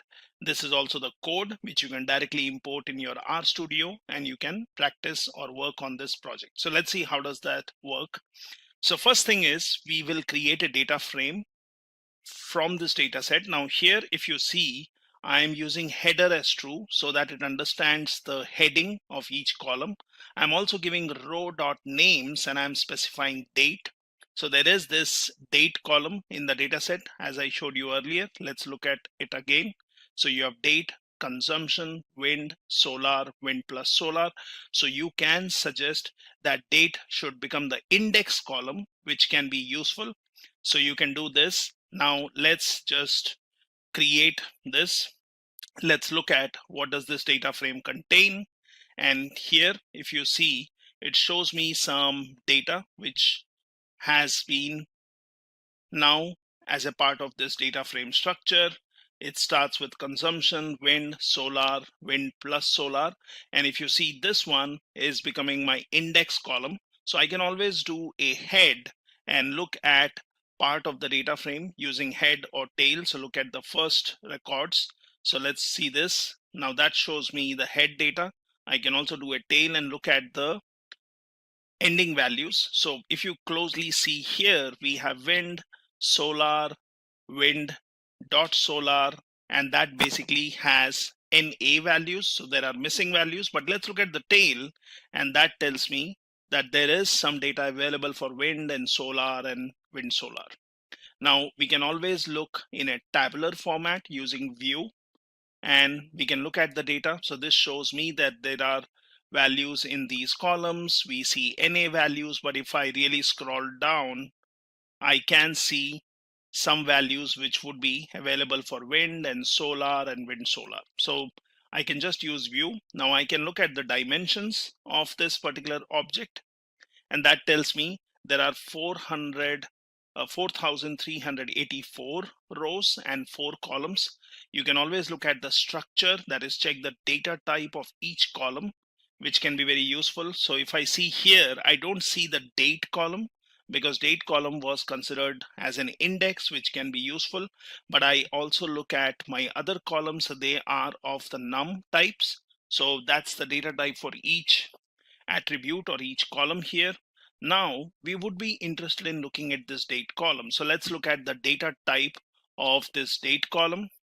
Now if I try to do this, this will show me that this is null because date as a column does not exist because we created it as an index. So if I look at row names and then I search for my data, show me the index column or row dot names, it tells me these are the values, that's the date column, which we are seeing here. Now we can access a specific row by just doing a my data and give the index value or row name value. So let's look at that, and that shows me based on this index you're looking at the value. You can obviously search for a different date, something like this. You can also pass in a vector and you can give range of values. So that is 0, 1, 2006 to 4 of January. And we can look at this one. So it shows me these are the values. So here actually I'm not giving a range, but I'm just selecting multiple values from row dot names. Now we already know that in R you have a summary function. So you can always do a summary, and that gives you for each column, it gives you minimum, first quartile, median, mean, third quartile, and maximum values. So we are looking at consumption, we are looking at wind, solar, and wind dot solar. Now this is good, but then if I would want to really visualize the data, access the data, do some analysis, then it would be good to take all the columns, and then we can later decide to change the data type of say date column if we want to use it.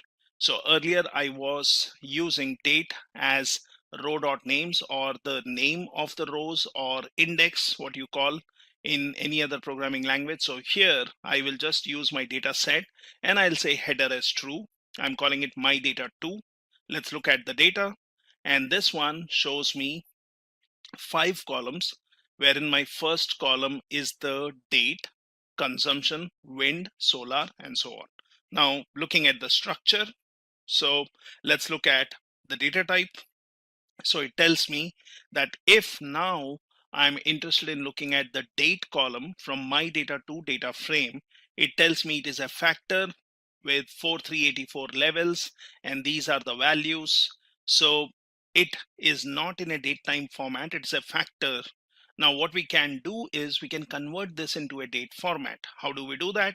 So let's have a variable x, and I'm going to use as.date function, and I'm going to pass in my date column. So that's assigned to x. Now let's look at the head of x, and it shows me the values. We will also see what kind of class it is, and we will look at the structure of x. So class already says it is date type, and look at the structure, so it shows me the format. Now we have converted this column or column related value into x. Now how do I basically extract values out of it or make it a part of data frame? So first I will use, so all once it has been converted in date format, I will go for as.numeric, and here I will create a variable called year, and I will just do a format on x, which is basically of date type, and then I'm saying %y, so that will get me the year component out of this. Let's look at the values. That shows me year component. Now similarly we can get the month out of this, and then basically look at the month values. We can get the day out of it, and we can get the day component. Now if I look at my data 2, which we had created earlier, this basically had date, consumption, wind, solar, wind, solar. So what I can do is I can add these extracted columns such as year, month, day to my data frame using a cbind, that is column bind, and I will assign it to my data 2 again. So let's do this. And now if you look at head, it shows me date, so that should be date format, consumption. Now this one might not be date format, but we'll see. You have consumption, wind, solar, and we have extracted the year, month, and day, which can help us for group by. We can do some aggregations, we can do a plotting, and we can do various things by these additional columns. Now let's look at first 3 rows here. So I'll say 1:3 for my data 2, and that shows me some data here. You can always do a head and look at the sample of data. So that basically shows me month, day, your columns, and then you have your date. Now what we can do is we would want to visualize this data. We would want to basically understand the consumption. Now as I said, if we want to visualize the data, say for example I want this, which is consumption of data over years, and this one is in terms of gigawatts per hour, as we were mentioning here, gigawatt hours. So if I would want to create this visual to basically understand the pattern of the data, how do we do it? So we can create a line plot of full time series of Germany's electricity consumption using the plot method. Now how do we do that? So here one of the option is I can straight away use the plot method. I can then say what would be in my x-axis, what would be on my y-axis, what would be the type of graph I would want to plot, what is my name on x-axis, y-axis, and this is the simplest way. So I'm saying my data 2, I'm extracting the year column, and here I'm taking the consumption. So let's create a plot. And here, if you see, we are looking at a plot. We do see some tick times, and we see that the data has been divided with every 2 years. So from 2006 onwards to 2016. But then really this data does not give me a very useful way of looking at the data or understanding it. Might be what I can do is I can use the same way, but I can give, apart from x-axis and y-axis, I can say the limits, that is X limit is 2006 to 2018 and Y limit is from 800 to 1700. So we can do this, and let's look at this again. This is a plot, but it really does not help me in visualizing and understanding the data. So what are the better options? I can go for multiple plots in a window. As of now, we are just sticking to one plot in window. So if you would want to have multiple plots, you can always change the value here and make it 2 or 3. That will say how many rows and how many columns. So as of now, we will just keep it as it is, par mf row. Now, if I would want to plot, I can straight away give the column name. So I'm interested in getting the consumption. Now I can just do a plot. I'll say my data 2, and I will choose the second column, which is consumption, which we saw here from our data. So consumption was the second column. So I can just do a plot in a straightaway way without mentioning your x-axis, y-axis, limits, and so on.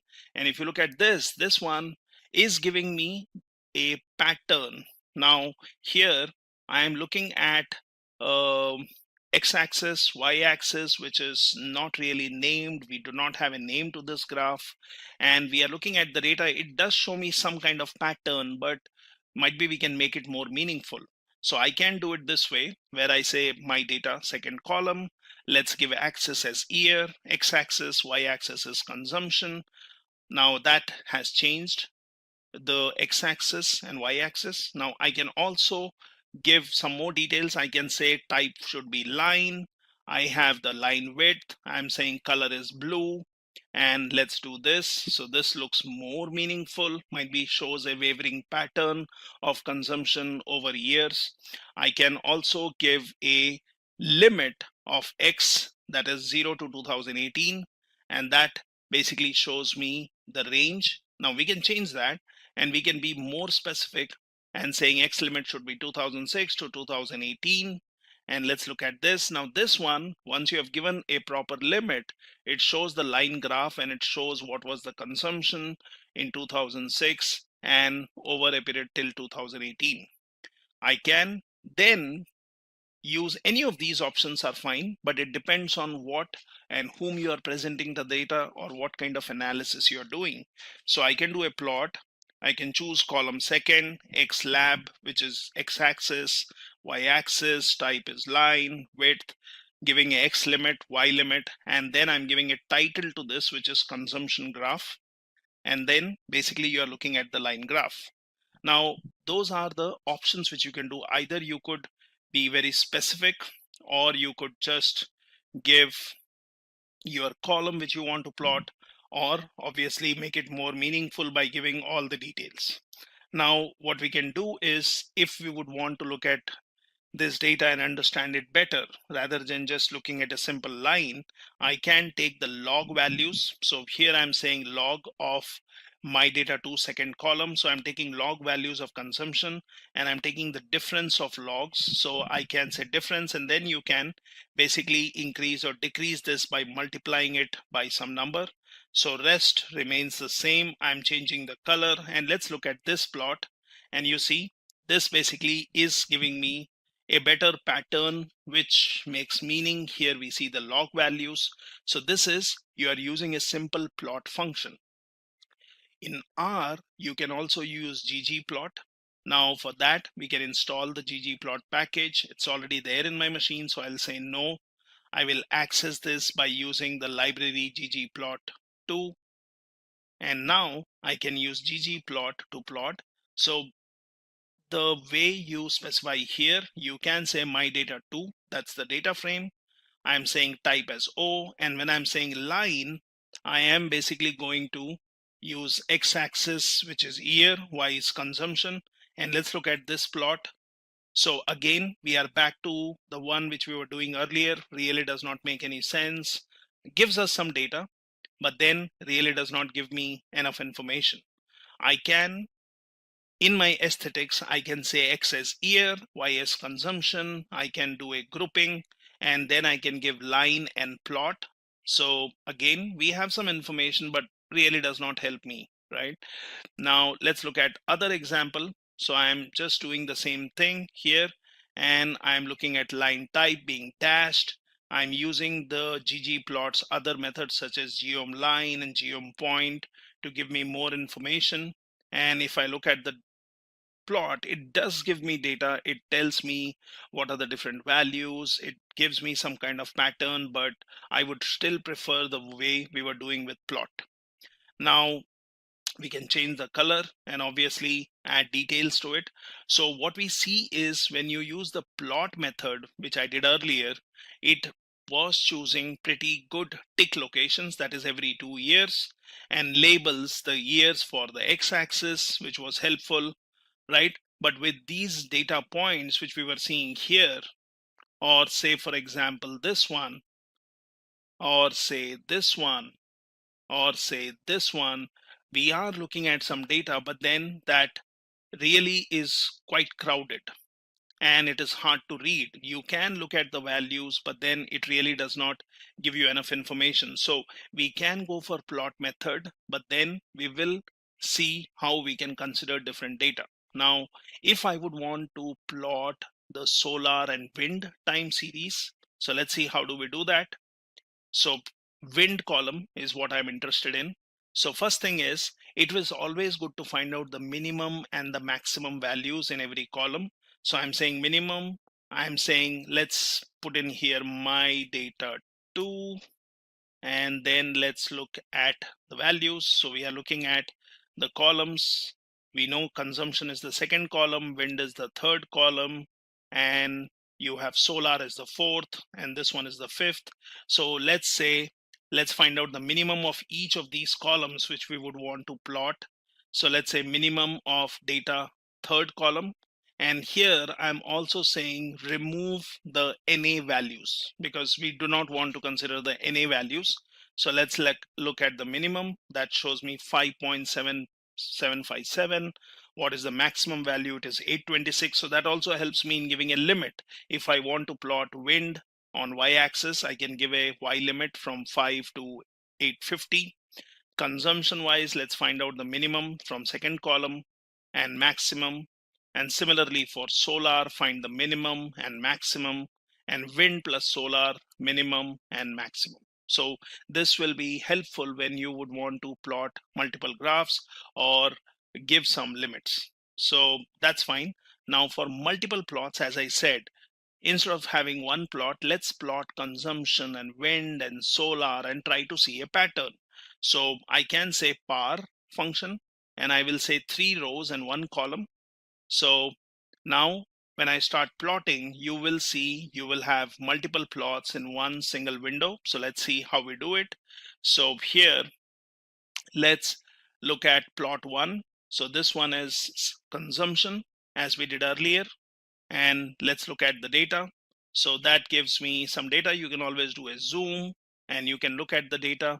You can basically expand this graph or you can reduce this graph to see what kind of pattern we have in consumption. Similarly, we can basically choose date being x-axis, my consumption being y-axis, right? So this is being more specific because here we have a range, but it really does not give me enough information. So I will basically give x-axis, y-axis. I will give the name, that is daily totals, and then I will basically give consumption, color, and y limit based on my minimum and maximum limits. So let's do this. And now we can look at the data here. So let's see, this data makes a little more meaning because we are looking at the dates. And let me do a zoom. So it shows me all the dates. It shows me the data points. It shows me how the data pattern is changing for consumption. Now, this is for consumption. So what we can do is we can also extract specific data. So if you see here, I have done some testing where I'm saying, okay, I would want to get a date specifically. I would want to extract some value. So we are looking at the date column, but if you remember, we did not change the data type. We just changed the data type of date column. We extracted year, month out of it. It would be good if we can convert a column into date time format and put that in our data frame. Now, let's look at the plot 2. This is mainly for your column, which should be consumption and wind and solar. So here I see it is solar data, and I can plot this one to see how it looks like. And that tells me from 2006 onwards, we have some pattern. I can be more specific where I say I would be giving date and then the column for solar, x-axis, y-axis, what is the type, what is the y limit, and what is the color. It is always good to specify your x and y axis, give a name rather than let it automatically pick up. Now this makes more meaning because it shows me some dates. Similarly, we can do for wind. So either you do it just by giving the column, or you give your x and y axis. So let's look at this one. And this shows me the data. So we can choose plot 3. This one, we can choose plot 2. We can choose plot 1, and we can put all that data in one graph. So that's when you are putting in multi plots in one particular graph. You can always do a zoom. You can always look at the data, right? And this is usually useful to look at the pattern, what kind of pattern we see, what data we have, and so on. Now, moving forward, so we have seen how you are creating these plots all in one window. Let me reset this back to one plot per window, and let's basically plot time series in a single year. So what we have seen is that when you look at the plot method, it was quite crowded. Then we looked at solar and wind. And if you compare that, you will see your consumption pattern, your solar pattern, your wind pattern, and basically we can see from this particular data some kind of pattern. So electricity consumption is highest in the winter, where we will see what is the consumption. Is it highest in winter or is it in summer? We can see that by breaking a year further into months. We can see that, but we see a pattern which goes for every year or every 2 years being highest at a particular point of time, and then it drops down. So electricity consumption is highest in winter, and that might be due to electrical heating and increased lighting usage, and lowest in summer. Now, when you look at electricity consumption, appears to split into two clusters. We can always look at the consumption, one with oscillation centered roundly around 1400 gigawatts. So you can always look at 1400 gigawatts and you see all the values here which are in that particular consumption. Another with fewer and more scattered data points, centrally roughed around 1150. So if you really expand this, you can see you will have a lot of data points at this point.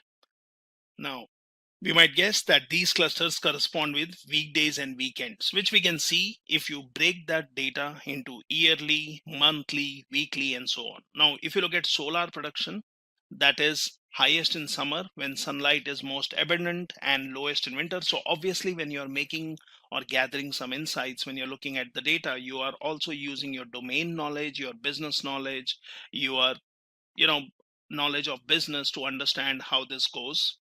If you look at wind power production, that's again highest in winters and drops down in summer. So due to stronger winds and more frequent storms, and lowest in summer. So there is some kind of increasing trend in wind power production over years, which we can see here over the years. And all the time series data what we are looking at is referring or showing us some kind of seasonality. That is, we are looking at seasonality in which a pattern is repeating again and again at regular times, at regular intervals. So if you look at consumption, solar, and wind time series, that oscillates between high and low values on a yearly time scale, which we can break down and see. I'll show you that. It corresponds with the seasonal changes in weather over the year. So seasonality does not have to correspond with meteorological reasons. For example, if you look at retail sales data, that will show you yearly seasonality with increased sales in particular months. So seasonality, when we say, can occur on other time scales. So the plots what we are seeing here, they are fine, but if you look at those plots, they might show some kind of weekly seasonality also. So in your consumption corresponding to weekdays and weekends. So let's plot for one single year. Now, how do I do that? So first is I will look at my data 2. That shows me the structure. It shows me date, which is factor, other columns, which are all numerics. Now, like we did earlier, I'll repeat this step where I'm going to convert the date column into date type. Look at head of it, look at class of it, look at the structure of it, right? And then what I want to do is I want to add this to my data frame. So I will create a variable called mod data, and this one will have as data, and I'm formatting the value of X, which is date time, into month, day, and year. So let's do that. And now you look at the mod data, which I created, like modified data. So this is the format I have. It is in date type, if you carefully see here. And then I can look at the head of it. So it says me mod data. Now what we did here is when I said my data 3. So my data 3, we did a cbind and I did a mod data, which is going to add this column to my other columns of my data 2. So my new data frame is my data 3. Let's look at the structure of it. And you see there is this date column. I can delete it, I can remove it, I can let it be, right? So that depends on our choice. Might be we want to, once our analysis is done, we want to remove the mod data, right? So we can keep both of them. Now let's basically extract data for a particular year. Now how do you do that? So this is some wrangling. So I will say my data 4, let's call it my data 4, and I will use subset function. So subset will work on my data 3, that's the data. And what I'll do is I will do a subset. How is the subset found? So I'll say take the mod data column, the value should be greater than or equal to 2017 and should be less than 2017 December 31st. So I'm getting data for 1 year and I'm storing it as my data 4. Let's get the head of it, and you see we are specifically looking at 2017 related data. Now let's do a plotting of this where I will only create a plot for 1 year. So I'm saying my data 4, that's my new data what we got. So here I am going to take the first column, which is mod data. I'm going to take the third column, which is consumption. So I'm looking at the date format for 1 year, consumption values for it, and then rest of the things as we have done earlier. Let's look at the plot, and this makes more meaning, right? So when you look at this plot, it tells me Jan to Jan.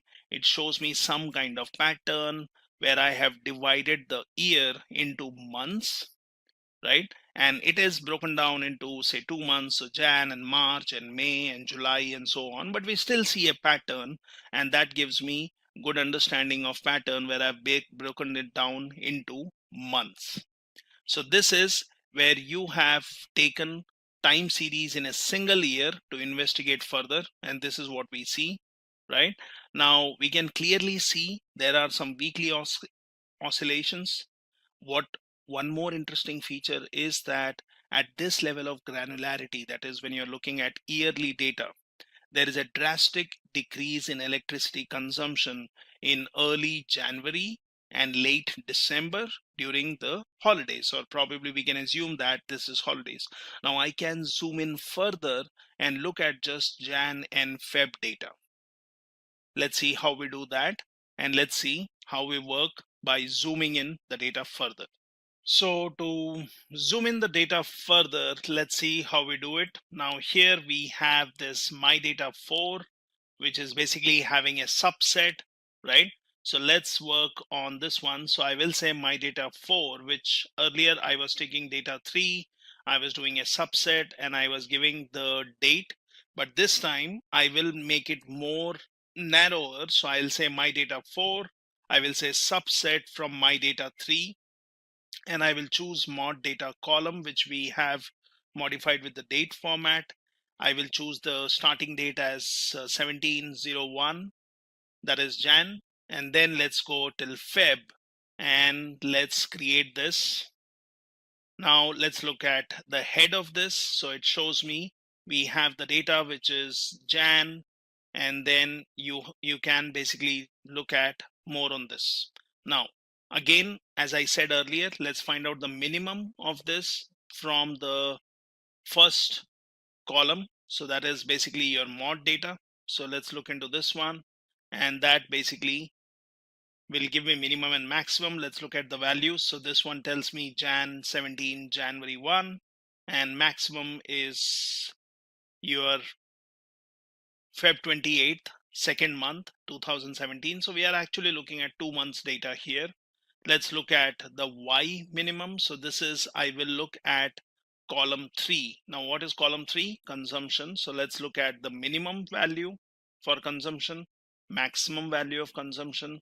Let's look at the values which can be given as our limits. Now this is the minimum and maximum.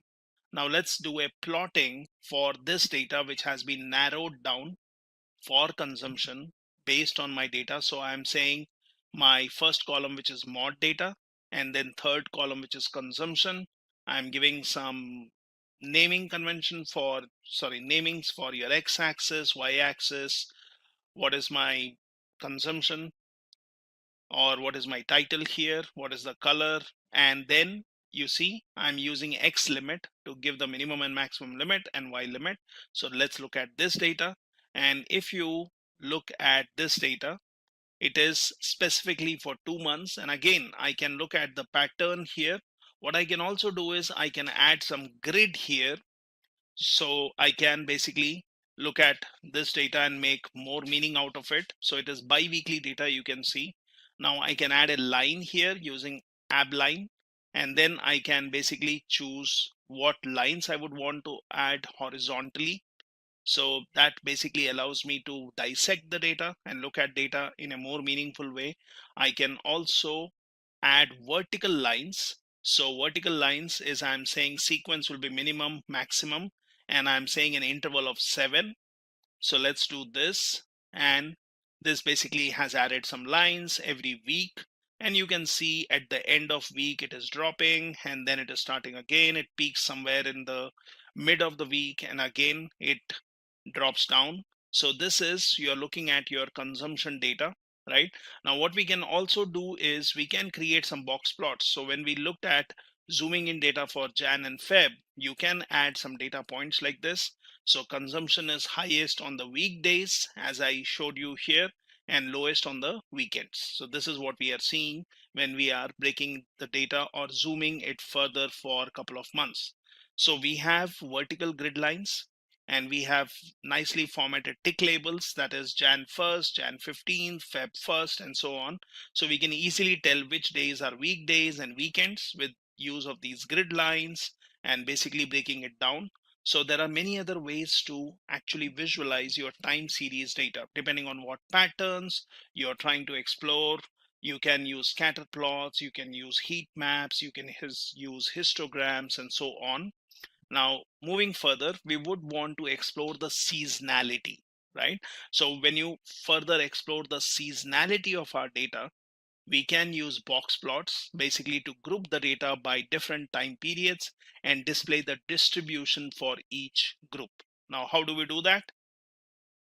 Let's come here and let's see how box plot works. So I can just do a simple box plot, and I can choose my consumption column, and that gives me just the consumption data, but this really does not give me any meaning. I can look at solar data, I can look at the wind data, and we can also see some outliers here. So we can create box plots, but if we would want to do a box plot, what is box plot? It is basically a visual display of your 5-number summary. That is, you want to look at your mean, median, you want to look at your 25th percentile, 50 percentile, or 75th percentile. So we can use a quantile function, use the consumption column, and then you basically give a vector which shows you 5-number summary. So that's your quantile. And then let's do a box plot. So if you are looking at quantile, it tells me what is the minimum, what is 25th percentile, 50, 75th, and 100. That's from my consumption column. So let's create a box plot for consumption. Let's give it a name as consumption. Let's give y-axis as consumption and a limit for y-axis. Now that's my consumption graph. So I can look at yearly data. Now that will make more meaning rather than just looking at the complete consumption data. So how do we do it yearly?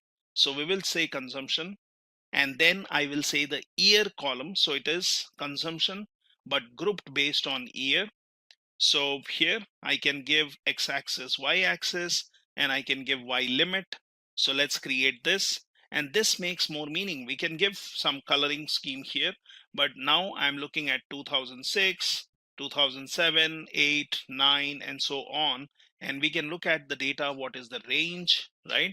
It gives me 5 percentile, or sorry, 5 number summary of the data per year, and it basically allows me to look at the seasonality of this. Similarly, we can create box plot by just giving consumption, yearly grouped, and here I'm giving the title as consumption, y-axis, x-axis, and y limit, wherein I can also use las. So this is one more feature which you can do, and that basically will give me the tick points. If you compare this one to the previous graph, so when I created this previous graph, I had 2006, 2008, and I had from 600 to 1800. And if I go for the next one, I am basically seeing more useful information. Now let's look at monthly data.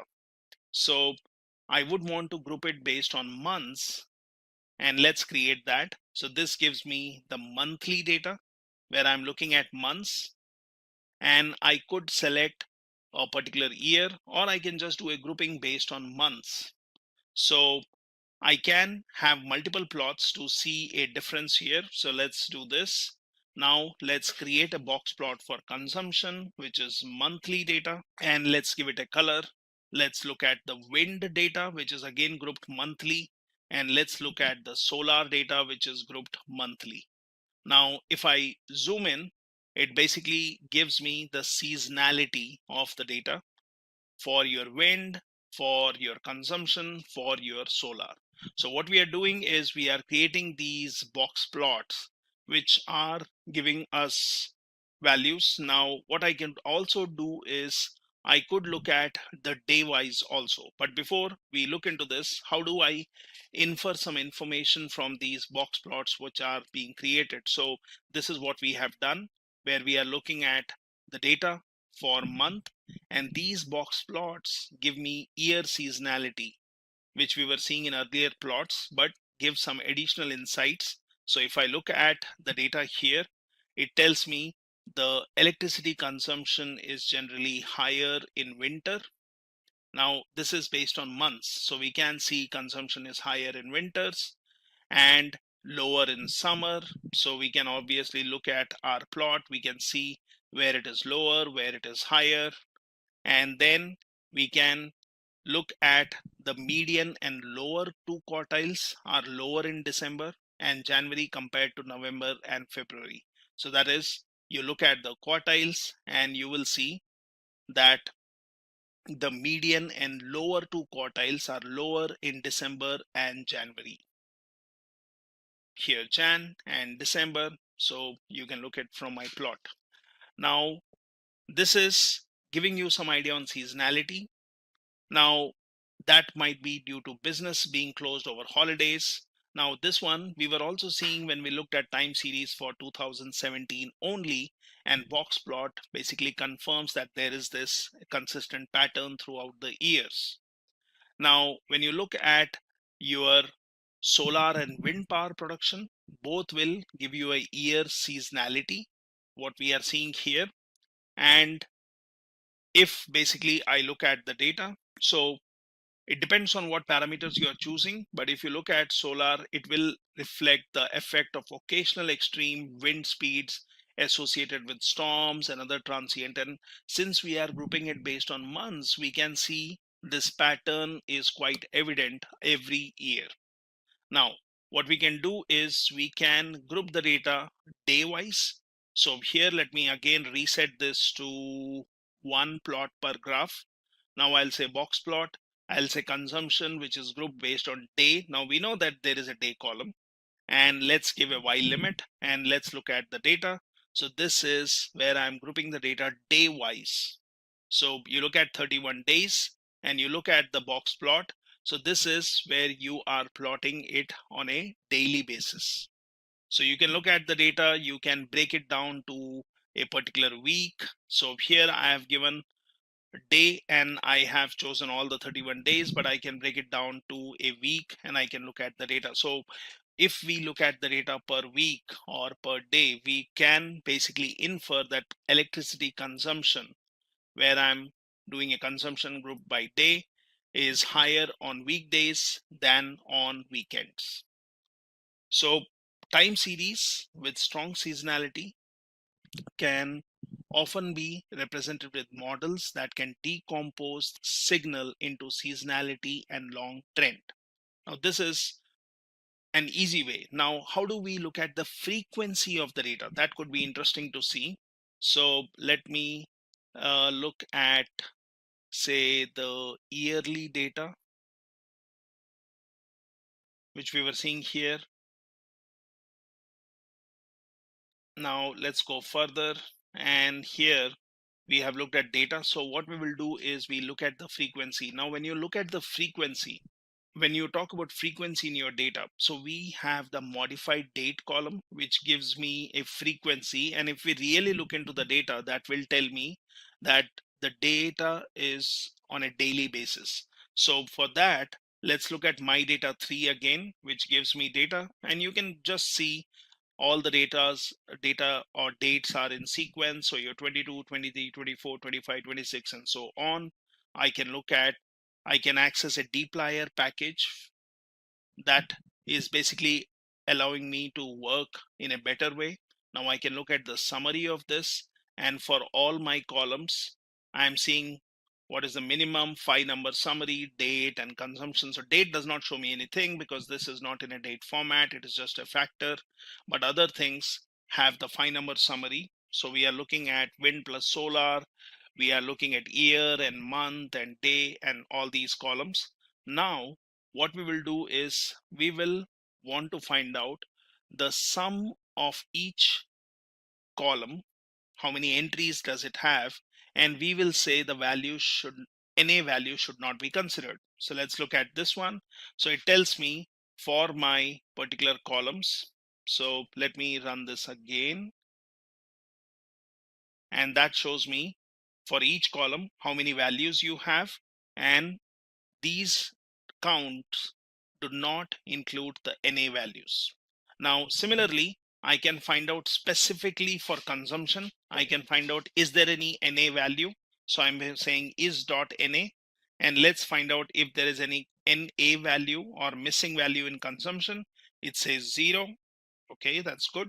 If you look in wind, it tells me there are 1463 entries which are NA. Similarly solar, similarly wind dot solar or wind plus solar. So it gives me a count of NA values, that is missing values, and also values which are not missing. So to understand frequency, what we can do is we can find out the minimum on the date, that is the first column, and I'm saying RM na.rm is true, that is get rid of NA values and find out the minimum. And let's look at the minimum value. This is the minimum from my modified date. Now if I would want to get the frequency, I can basically use sequence function. So I can say from X minimum, that is the minimum value, I want to look at the frequency, that is day wise, and let's just look at 5 entries and see if there is a day by day frequency. So let's look at the value of this, and obviously it tells me there is day wise frequency. So that allows me to look at the frequency, look at the type of it. It is an integer, class is a date. So similarly, we can say from X minimum, we can basically look at the frequency month wise, and I can again look at 5 records. So that shows me monthly data, right? So I can extract the data for frequency, similarly yearly data, and that's also very useful. Now, we can select data which has NA values for wind. So how do I do it? I would want to find out the wind column, and I want to find out where the values are NA. So I will create a variable, and here I will say my data 3, and then I give a conditional where I say is NA in the column. So let's do this. Now once I've done this,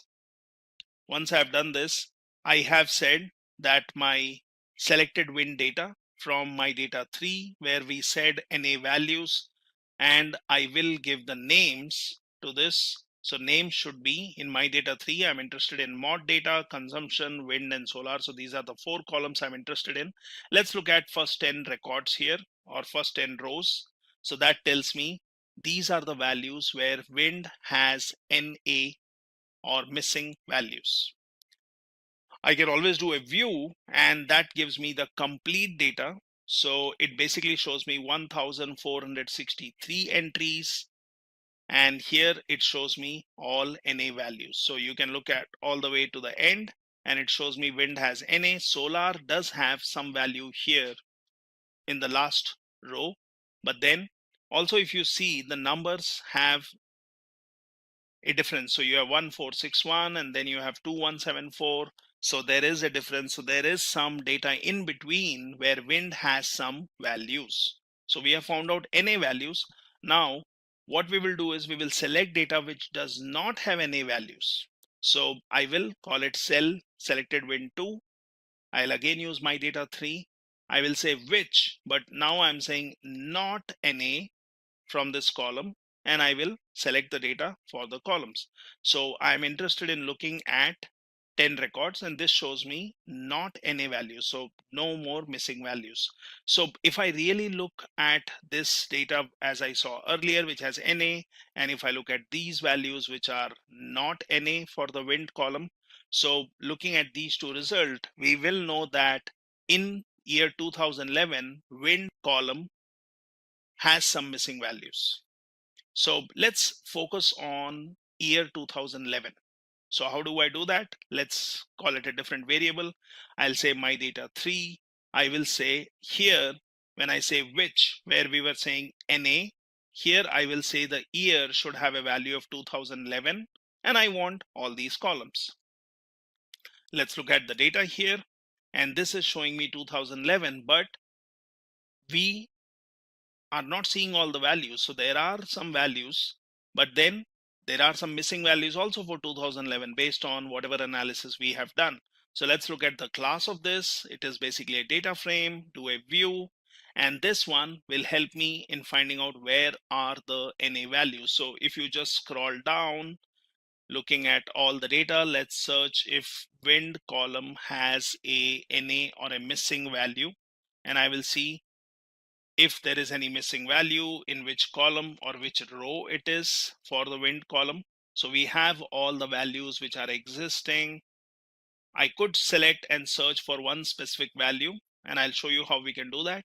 So here, let's scroll all the way down. So it's like you're exploring your data and seeing is wind column having NA or missing value for a particular row.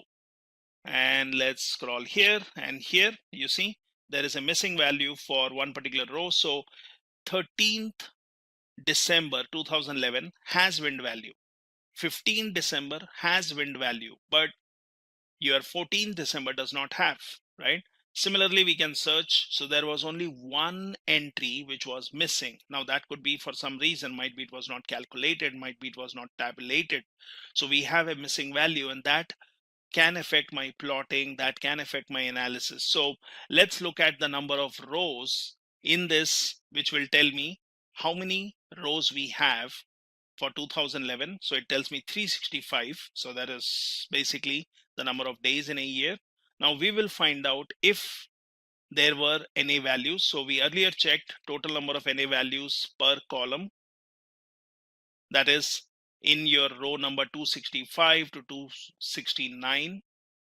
we can see here 265 to 269.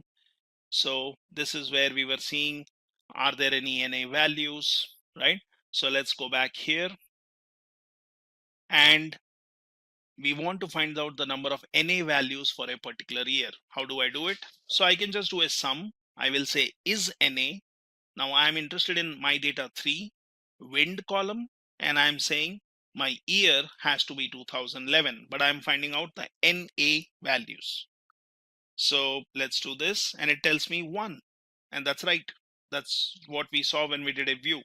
Let's see how many non-NA values you have, and that is 364. So that basically satisfies my logic. So it's 364 plus 1 missing, so there are 365. Let's look at the structure of this. It tells me you have modified date and date format, you have consumption, wind, and solar. Now let's create a variable selected wind 4. I will say wind 3, that is, which was having all my NA and non-NA values for 2011. I will say, let's find out the NA value, because I'm interested in finding out that particular row. So I'm saying find out where the value is NA, and I want all the columns. Let's look at this one, and this is my specific row which has a NA value. Now we know that data follows a day-wise frequency, which we have clearly seen. Now let's select data which has NA and non-NA values. So let's say, let's call it test 1. I will use wind 3, which has NA and non-NA values. But now I will say I want the modified date, which should be greater than 12/12/2001. Now remember, we had, when we were doing a view, we saw that one particular day, or what we see here, 14th of December, there is no date. So I will select a subset of data which includes this NA and non-NA. That is, might be I can take 13th of December and 15th of December. So let's start from 12/12. So the date should be greater than 12/12. That means 13th, and it should be less than 16. So that is 15th, and the columns, right? So now we have some data. Let's look at this. So I've selected a subset of data. I could have done this using subset also. So I have NA and non-NA values. Now, why are we doing this? So sometimes you might have some data for a particular column, and you may want to find out if there are any missing values. Might be you want to fill them up or replace them with something. So that is usually useful when you are doing a trend detection. So say, for example, you have data for every month, and might be in one of the months you have missed, or might be you have data for every year collected monthly, and then in one of the years for a couple of months you don't have the data. Like I can say 2016, I have data for all 12 months, 2017, all 12 months, 2018, might be I don't have data for March and June, 2019, I don't have data for same months. So I can forward fill or backward fill them using the previous year's same month data. So we can do that. So here I have test data where I've extracted a subset of data. I can look at the class of this. It is a data frame. Structure of this, it has the columns. Now let's use the library and function and use the tidyr package. And what we will do is we will fill it up. So I will use test 1. I will fill the wind column, which has a missing value. Now, once you do this, if you notice, it has done a forward fill. So it has taken the previous value and it has just filled up that. So you can fill up the data using different directions, such as up and down, left and right, and so on. So we can take care of missing values in our frequency data, which allows us to basically analyze the data in a better way.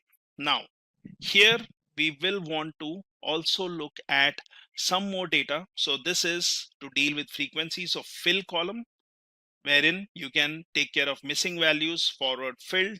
So filling values can be done in different directions, as I said, and you may want to first convert your time series to specified frequency if your data does not have a frequency, but we had. Now, if you do not have a frequency, might be you can convert it into a frequency such as weekly, daily, monthly, as I showed you, and then basically you can do a forward fill for the values. So for example, if I have my data, I can break it down into weekly and then look at the values, and if there are any values missing for weekly data, I can use a forward fill. So that can take care of my frequency data. Then let's look at the trends of the data, which is the last part of this project. So basically, let's look at the trend. So when you say trend, what does that mean?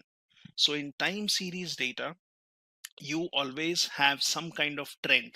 So that will exhibit some slow, gradual variability in addition to higher frequency variability, such as seasonality and noise. Now, to visualize these trends, what we do is we use what we call as rolling means. So we know how our data is spread over year or month or day. But how about looking at a rolling average and see what is the difference? So a rolling mean will tend to smooth a time series by averaging out the variations and frequencies. So this can be higher than the window size. So there is something called as windowing, where you can choose a set of time frame. You can also average out any seasonality on a time scale equal to window size. So this will allow you to look at lower frequency variation in the data. So when we are looking at electricity consumption time series, we already saw there is a weekly pattern, there is a yearly seasonality, which we saw using box plots. So we can also look at the rolling means of the time scales. How do we do that? So for this, you can use some package like Zoo, and then you can basically use a rolling mean using the Zoo package, and you can say what is the frequency with which you want to calculate the rolling mean. Now, how do we do this? Let's look at this data. So here I'm going to look at my data 3, which we have been using so far. Now let's call it a 3-day test. You can give it any name. I'm going to use my data 3. I'm using the pipe in function. Now I will use dplyr and I will arrange the data descending in year. Now you can always break it down step by step and you can see the result of this. So I'm going to arrange this data in descending order of year. So obviously my last one, 2017 or 2018, will be on the top. You want to group the data by year. So it depends on how many years we have, we'll see. So you can group the data by year. Now this data is then used to basically mutate. So mutate function is going to allow me to use this rolling mean. So I'll call it as says 03 day. So I'm going to calculate a rolling mean every 3 days for my consumption column. And basically let's ungroup this. So let's see how this works. Sorry. Yeah, let's look at this. And here, when I'm doing a 3-day test, let's look at the result of this and then I'll explain this. So if you see here, we have the test 3-day column. Now this has the rolling average. Now what does that mean? So first value here, what we see is 1367 is the average consumption in 2017 from the first date with a data point on either side of it. That is, you can look at this date, so 1130, then you look at, you are looking at the value 1367 here, so you look at 1130, 1441, 1530. If I take a mean of these, so for example, if I would just do this part, and that is giving me mean, okay, because I have a comment, so let's basically add anything as comment, and then let's do this. So it says me 1367. That's what we are seeing here, right? So you're getting a rolling average every 3 days. Similarly, if you want every 5 days, it takes the 5 values and it gets the mid value, right? So you can always find out the mean, rolling mean for a particular frequency. Now, let's do that for 7 days, that is weekly data, and yearly data, that is 365 days. So how do I do it? Same logic, my data test. Now I'm using my data 3, I'm arranging it in a descending order, I'm grouping by year. So when you do a group by year, so earlier when we did a grouping by and when we looked at the data, it was telling me how many rows we had, right? So let's do a grouping by year, and let's say test 07. So that's a rolling average every 7 days, and I'm also saying take care of the NA values. Similarly, I'm getting rolling average every 365 days. Might be you can do quarterly, might be you can do half yearly. And let's do this. So let's create this my data test, and let's look at the result of this. So I will use my data test. I will say arrange based on modified date. Now we know there is a column called modified date. I want to just look at 2017 data. So I'm doing a filter, right? And then I will choose what are the columns I'm interested in. So I will look at the 7 and 365 day, and let's look at say first 7 records.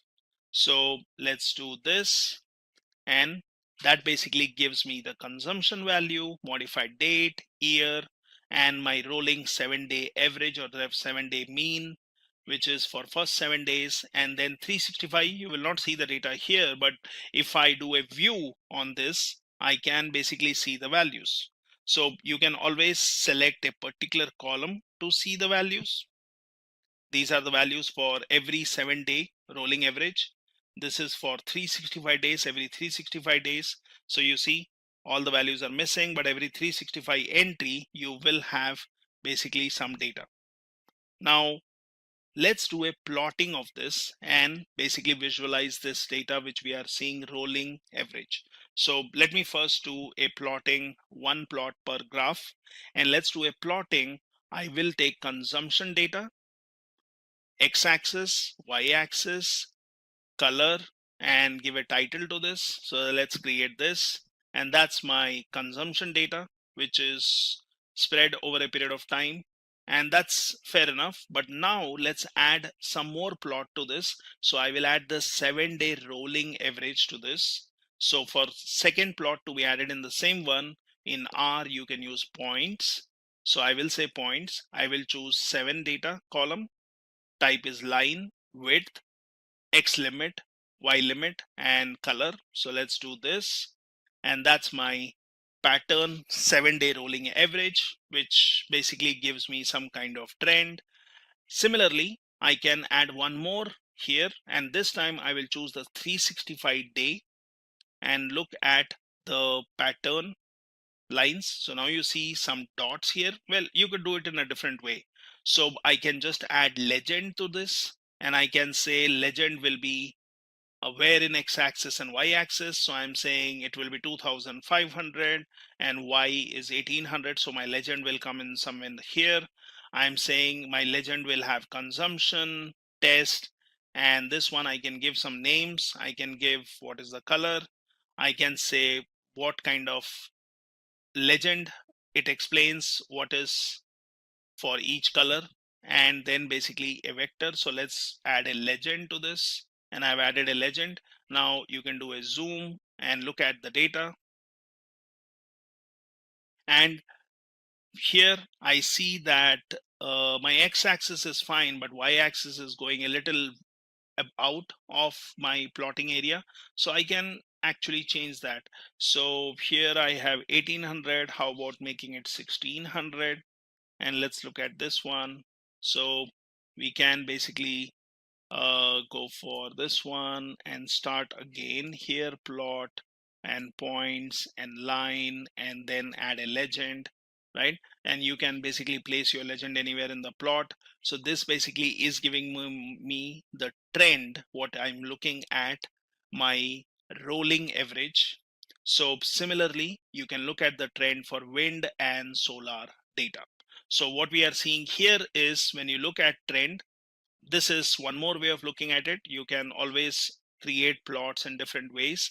So 7-day rolling mean has smoothed out all weekly seasonality, which we were seeing here in my graph, where you look at every 7-day, preserving the yearly seasonality. So 7-day will tell that electricity consumption is typically higher in winter and lower in summer. So better is you break it down yearly. So here, if you look at every year, you can see when is winter, when is summer, what is the seasonality, what your trend, what you're seeing here, and if there is a decrease or increase for a few weeks every winter.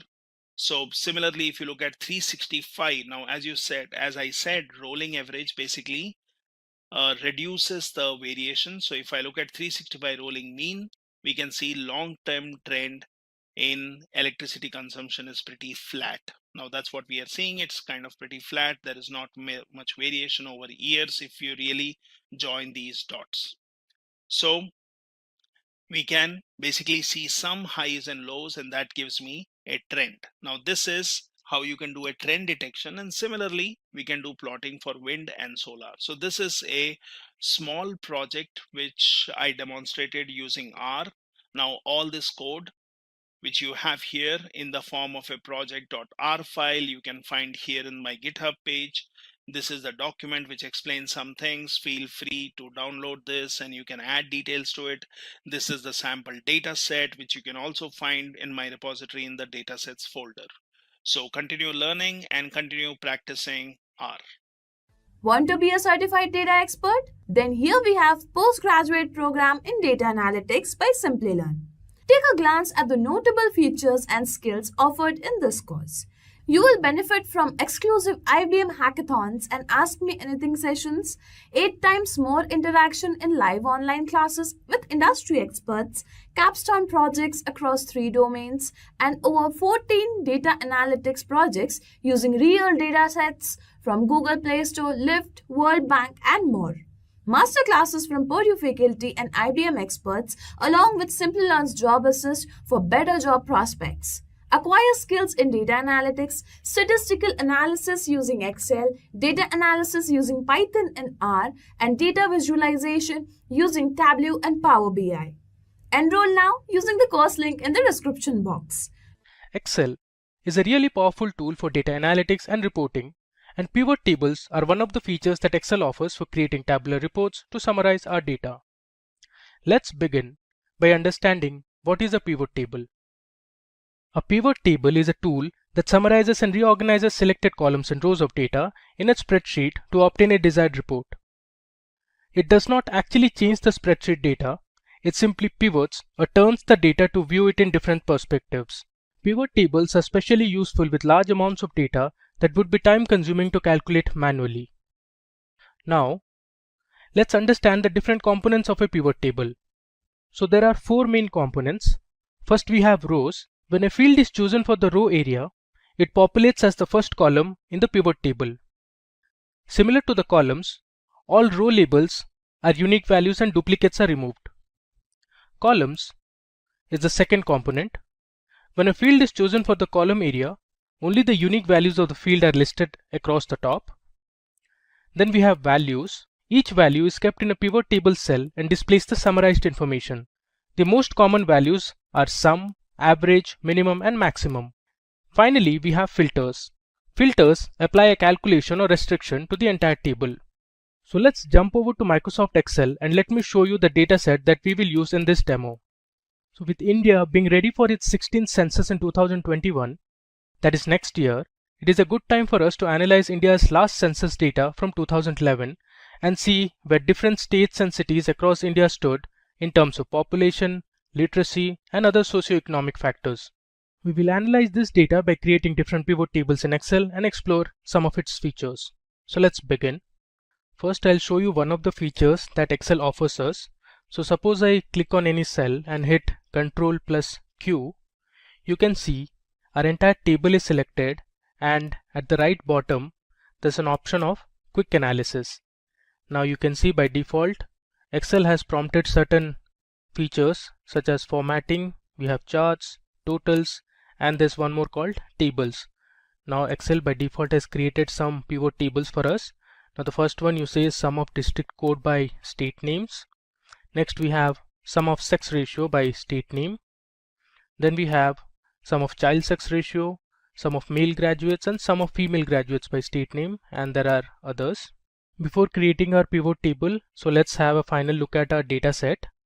So first column you see is the city column. So there are different cities from different parts of India. Then we have the state code, we have the state name, district code, we have the total population followed by male and female population. Next you can see we have the total literates from each city. Then we have the male and female literates. Next we have the sex ratio. Then we have the child sex ratio. Next we have total number of graduates. And finally you can see we have male and female graduates. So using this table, we'll create several pivot tables. Now first of all, let's create a pivot table to find the total population for each state and sort it in descending order. So you can see here we have the problem statement. So our first pivot table will have the total population for each of the states in descending order. So to create a pivot table, you can click any cell in your data, go to the Insert tab, and here left you can see we have the option to create a pivot table. So let me select pivot table. Now my range is already selected, the entire table, and here I'll choose existing worksheet because I want to place my pivot table in the same worksheet, and I'll give my location, I'll point to cell Q5. Now let me click OK.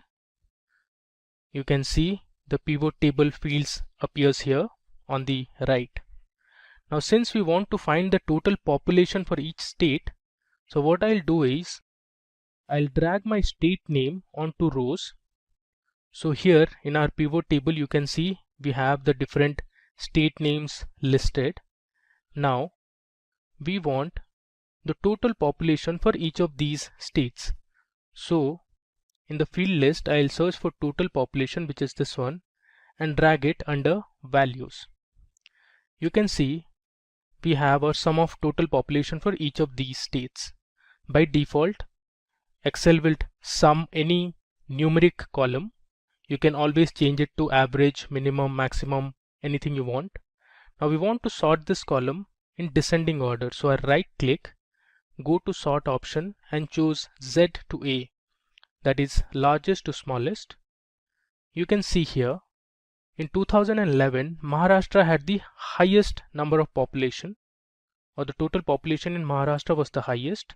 Then it was Uttar Pradesh, we had Andhra Pradesh, and if I come down we have Nagaland and Andaman and Nicobar Islands towards the end. So this is a simple pivot table that we created.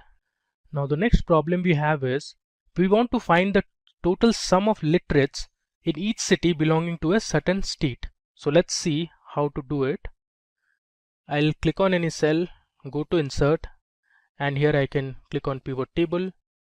My range is selected. I'll choose existing worksheet and give my location, which is Q5. I click on OK. Now here we want to find the total sum of literates. So what I'll do is first let me drag total literates column to values. You have the total sum of literates from all the states. Next I want to see the sum of total literates based on states and cities. So let me first drag state name onto rows and then we'll drag city onto rows. You can see here we have our pivot table ready. To the left of the pivot table you can see we have the state names and the cities per state, and on the right you can see the total number of literates from each city. If I scroll down we have Assam, then you can see we have Bihar, and if I keep scrolling we have all the states, Haryana, Himachal Pradesh, there's Jammu and Kashmir, which has now become a union territory.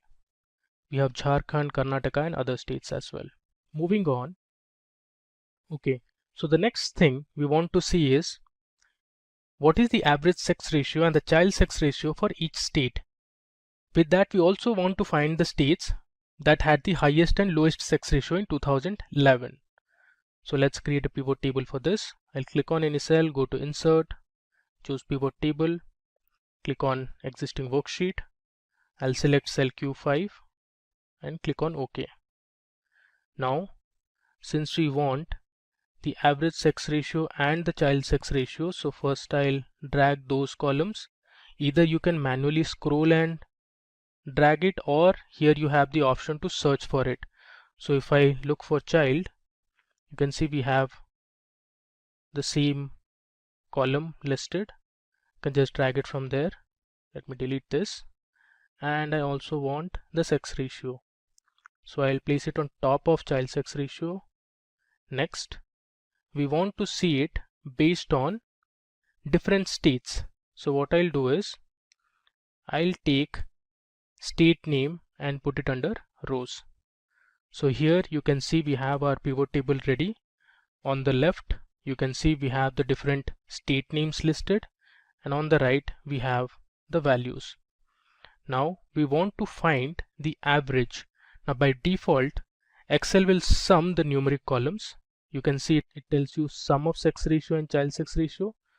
So what you can do, you can click on this drop down and go to value field settings, and here summarize values by, you can choose average. You can see the custom name, it says average of sex ratio. Click on OK. Our entire column is now giving us the average sex ratio. Similarly for this column, let me convert it into average. I'll again click on the drop down, go to value field settings, click on average and click OK. And you can see here we have the average of child sex ratio for each of the states. Now the next question says which states had the highest and lowest sex ratio. So we'll consider this column.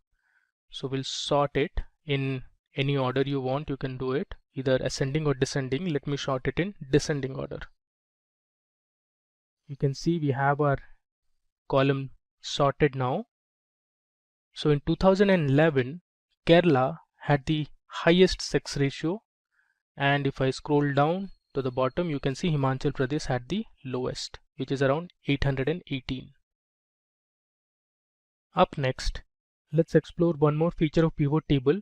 So suppose you want to see the top or bottom few rows of a pivot table, you can do that as well. So here we have a question at hand. We want to find the top 3 cities with the highest number of female graduates.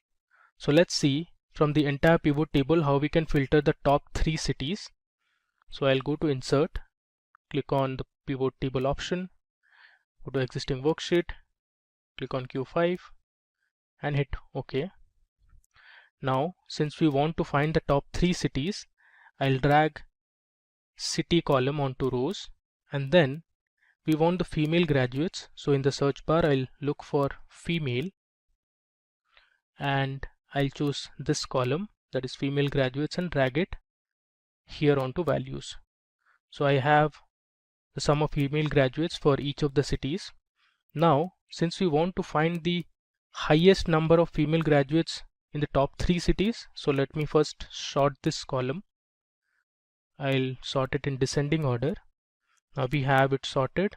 Now from this you can say that Delhi, Greater Mumbai and Bangalore are the top 3 cities, but it's displaying all the cities for us. So let's filter only the top 3. So what you can do is right click and go to filter. Under filter you have the option of top 10. I'll select this. Here I only want the top 3. So either you can go down like this, or you can directly type 3. Your column is already selected. Let me just click on OK. There you go. We have the required pivot table ready, and it only displays us the top 3 cities with the highest number of female graduates. Now the next thing we want to see is how to use a slicer in a pivot table. So we have a question here. What's the total population for all the cities in Rajasthan and Karnataka? So let's create a pivot table for this and see how you can use a slicer to filter the table. Click on existing. I'll click on a location, this time Q6. Click OK. Now since I want the total population, so I'll drag total population onto values, and then I'll select the city onto rows and then the state name also. I'll place it on top of city. So you have in the pivot table all the states and their cities, and on the right you can see the total population for each of these cities. But our question is we want to find only for Rajasthan and Karnataka. Now for that what you can do is go to insert and create a slicer. Either you can create from this option or you can go to pivot table analyze option, and here you have the option to create or insert a slicer. I'll click on this, and since we want to slice the table based on state, that is Rajasthan and Karnataka, I'll choose state name as my slicer field. You can see this is my slicer here. Now you only want the data for Rajasthan and Karnataka, so I'll search for these two. So here we have Karnataka, so let me select Karnataka first, and I also want for Rajasthan, so let me select Rajasthan also. You can see in our pivot table we only have data for Rajasthan and Karnataka. So this pivot table shows you different cities from Karnataka and the total sum of population from each of the cities, and similarly we also have for Rajasthan. Moving ahead, now we will see another very interesting feature of pivot, that is how you can create percentage contribution of a table. For example, we have a question here: what's the percentage contribution of male and female literates from each state? Now we want to see in terms of percentage and not as sum or average. Let's do that. I'll create my pivot table, click on existing, and I'll select an empty cell. Okay. Now here, since we want to find the percentage contribution of male and female literates, so first I'll drag male literates onto values, followed by female literates onto values. By default it has summed up the male literates and female literates value. And also I want to drag state column to rows. So here you can see the sum of male literates and female literates per state. I want to convert this as percentage contribution. So what we can do is, I'll select any cell and I'll right click and I'll go to show value as, and here I have the option to select percentage of grand total. So I'll select this. You can see we have the percentage contribution of male literates to the total. Now if I sort this, you will get to know which state contributed or has the highest percentage contribution. So we have Maharashtra for male literates, then we had Uttar Pradesh in 2011. If I come down, we had Meghalaya, Nagaland and Andaman and Nicobar Islands as those states which had little or minimal contribution to male literates. Similarly, let's do it for female literates. I'll go to show value as and select percentage of grand total. So you can see here also Maharashtra, Uttar Pradesh, then Gujarat and all had the highest percentage contribution to female literates.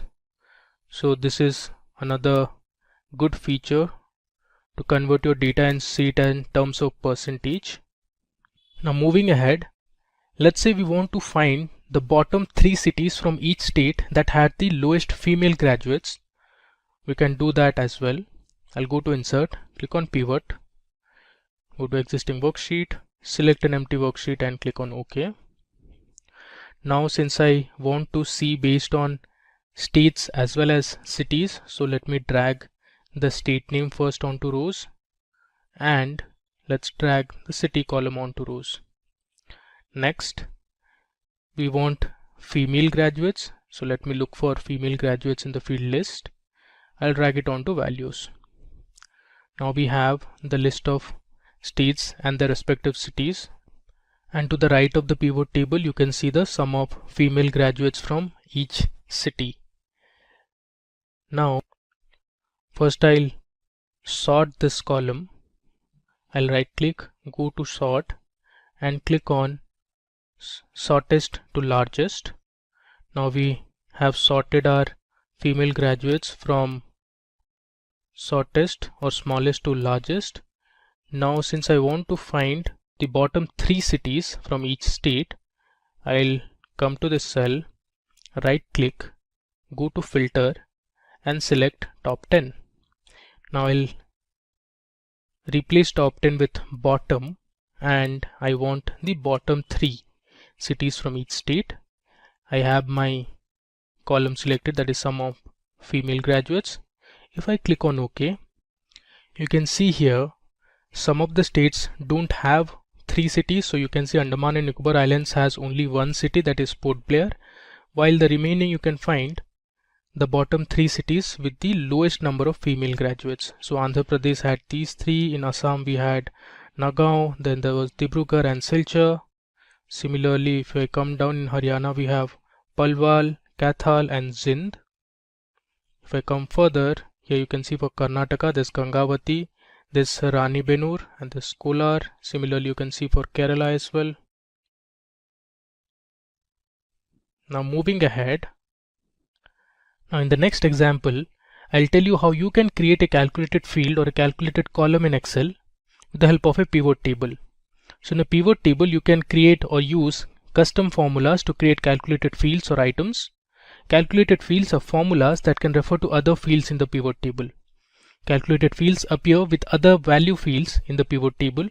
Like other value fields, a calculated field's name may precede with sum of followed by the field name. So here we have a sales table that has columns like the items, which has different fruits and vegetables, and those have been categorized as fruits and vegetables.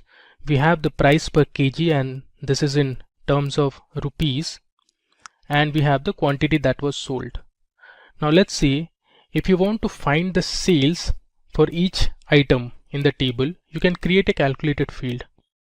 So your sales column is going to be the product of price per kg and quantity. So let me show you how you can do that with the help of a pivot table. I'll create a pivot table first. Click on an empty cell, hit OK. Now, if you see on the top, under Pivot Table Analyze and under Calculations, we have the option Fields, Items and Sets. If I click on this drop down, I get the option to create a calculated field or insert a calculated field. I click on this. I'll give my field name as Sales and I'll select my formula.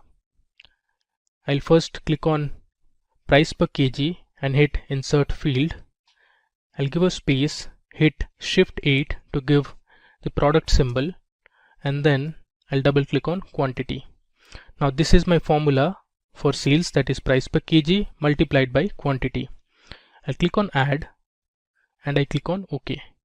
If you see here, there's a calculated field that is present in the pivot table fields, which is sales, but it did not add it to our original table. Our original table is the same, but here we have added a calculated field which is present only in the pivot table list. Now we can use this. It has already taken it under values. Now let's say I want to find the sum of sales for each item under each category. You can see it here. We have our category fruit and we have our category vegetable, and under that we have different items like apple, apricot, banana. Similarly, in vegetables we have broccoli, there's carrots, corn, eggplant and others. So this is how you can create a calculated field in a pivot table. Now there's one more good feature that Excel offers us in pivot table is to create a pivot chart. So you can use your pivot table and create different charts. So I'll show you how to do that. If I go to Insert, here I have the option of recommended charts. If I click on this, Excel gives me some default charts which you can use. Let's say I'll select this. Let me drag it a bit to the right. Here you can see I'll close this pivot field list. This is a nice bar chart that Excel has created. This is called a pivot chart. Now here you can see the category fruits and vegetables and the different fruits and vegetables or the items. In the y-axis you can see the total sales. If you see from the graph, guava made the highest amount of sales. Now if I sort this, let's sort this first. You can see it here, fruit guava made the highest amount of sales. Now since I sorted and changed my pivot table, the pivot chart also automatically gets updated. Similarly, there are other charts also that you can create. Let's go to the insert tab and let's click on recommended charts again. Let's look for a pie chart. So this is a pie chart that you can create. Let me click on OK. So here is our pie chart, and each pie represents a certain item, and the pie that has the highest area represents it had the highest amount of sales. In this case, you can see it is guava, and similarly we have other items as well. This is fruit banana, that's corn, and we have spinach and others. Let's explore a few other charts. So first I'll click on my pivot table, go to insert, and under recommended charts, let's now select a line chart. If I hit OK, move it to the right. So this is a line chart.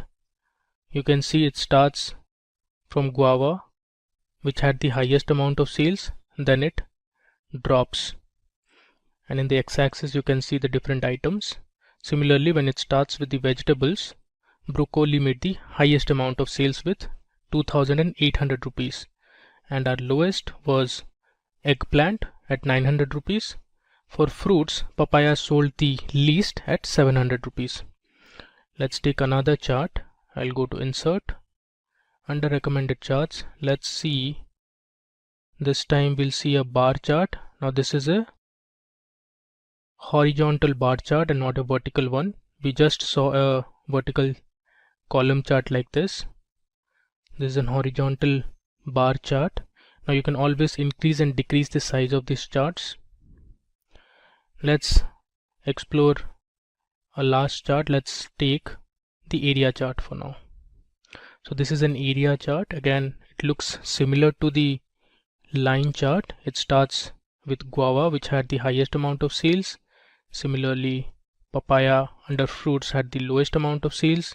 Under vegetables, it was broccoli, and finally eggplant made the lowest amount of sales under vegetable. Now let's go to our first sheet and summarize what we have done in this demo for pivot tables in Excel. So we had our data. This is 2011 census data from India. We had the different cities, the state names, and we had the total population, total literates, female literates, male literates. We had the sex ratio, total graduates, and other information. So we began by understanding how to create a simple pivot table where we calculated the total population for each state and sorted it in descending order. We found that Maharashtra, Uttar Pradesh had the total population in 2011. Then we saw another pivot table where we calculated the total sum of literates in each city belonging to a certain state. So you can see we had the different state names and the cities under each state. Then we saw another feature where you could calculate the average of a certain numerical column. So here we calculated the average sex ratio and the child sex ratio for each state and found out which one had the highest and lowest sex ratio. After that, we saw how you could find or filter tables. We saw how to find the top 3 cities with the highest number of female graduates. We found out that Delhi, Greater Mumbai and Bangalore were the top cities with highest number of female graduates. Next, we saw how to use slicer in a pivot table. So we sliced our table based on Rajasthan and Karnataka state and saw the total population for all the cities in Rajasthan and Karnataka. In the next sheet, we explored another feature that was to find the percentage contribution of male and female literates from each state. Then here we saw how to find out the bottom 3 cities for each state having lowest female graduates. Now one thing marked that some of the states did not have 3 cities. For example, Andaman had only 1 city, that was Port Blair, but the others we found out the bottom 3 cities that had the lowest female graduates. Finally, we looked at how to create a calculated field in a pivot table. So we saw how to create a calculated field called sales, and then we explored how to create different charts and graphs. So this was an area chart that we saw. There's a column chart. We also saw or looked at a bar chart, that was a horizontal bar chart. Similarly, we saw how to create a pie chart as well. In this video, we'll be creating two dashboards using a sample sales dataset. So if you want to get the data and the dashboard file that we'll be creating in this demo, then please put your email IDs in the comment section of the video. Our team will share the files via email. Now, let's begin by understanding what is a dashboard in Excel. A dashboard is a visual interface that provides an overview of key measures relevant to a particular objective with the help of charts and graphs. Dashboard reports allow managers to get a high-level overview of the business and help them make quick decisions. There are different types of dashboards such as strategic dashboards, analytical dashboards, and operational dashboards. An advantage of dashboards is the quick detection of outliers and correlations. With comprehensive data visualization, it is time-saving as compared to running multiple reports. With this understanding, let's jump into our demo. For creating our dashboards, we'll be using a sample sales dataset. Let me show you the dataset first. So here is the sales dataset that we'll be using for our demo. So this dataset was actually generated using a simulator and is completely random. It was not validated, though we have applied certain transformations to the data using Power Query features. So this data, as you can see, has 1000 rows. So using the simulator, we had generated 1000 rows of data. Similarly, if I go on top, you can see this dataset has 17 columns. Now let me give you a brief about each of the columns. So first we have the region column. So we have Middle East and North Africa, there's North America, Asia, Sub-Saharan Africa, and others. Similarly, we have the country names from which the item was ordered. The third column is the item type. So we have different items: cosmetics, vegetables, there's baby food, cereal, fruits, etc. Then we have the representative's name, or you can say this as the customer name who ordered the product. Then we have a sales channel column. So there are basically two channels, whether the item was sold offline or online. Next we have the order priority column. Now here C stands for critical. Then we have H, which is for high priority orders. Then we have M for medium priority orders, and finally we have L, which is for low priority orders. You can see the order date column. Then we have the order ID, the ship date. Next we have units sold, which is basically the total number of units sold for each item. Then we have the unit price column. This is the price at which each product was sold. Then we have the unit cost column, which is basically the production cost for each of the items. Next we have the total revenue. The total revenue is actually the product of units sold and unit price. Then we have the total cost column. Now the total cost column is actually the product of units sold and the unit cost. Similarly, we have the total profit column. So total profit is the difference between total revenue and the total cost. And finally, we have created two more columns, that is order year, and then we have order month.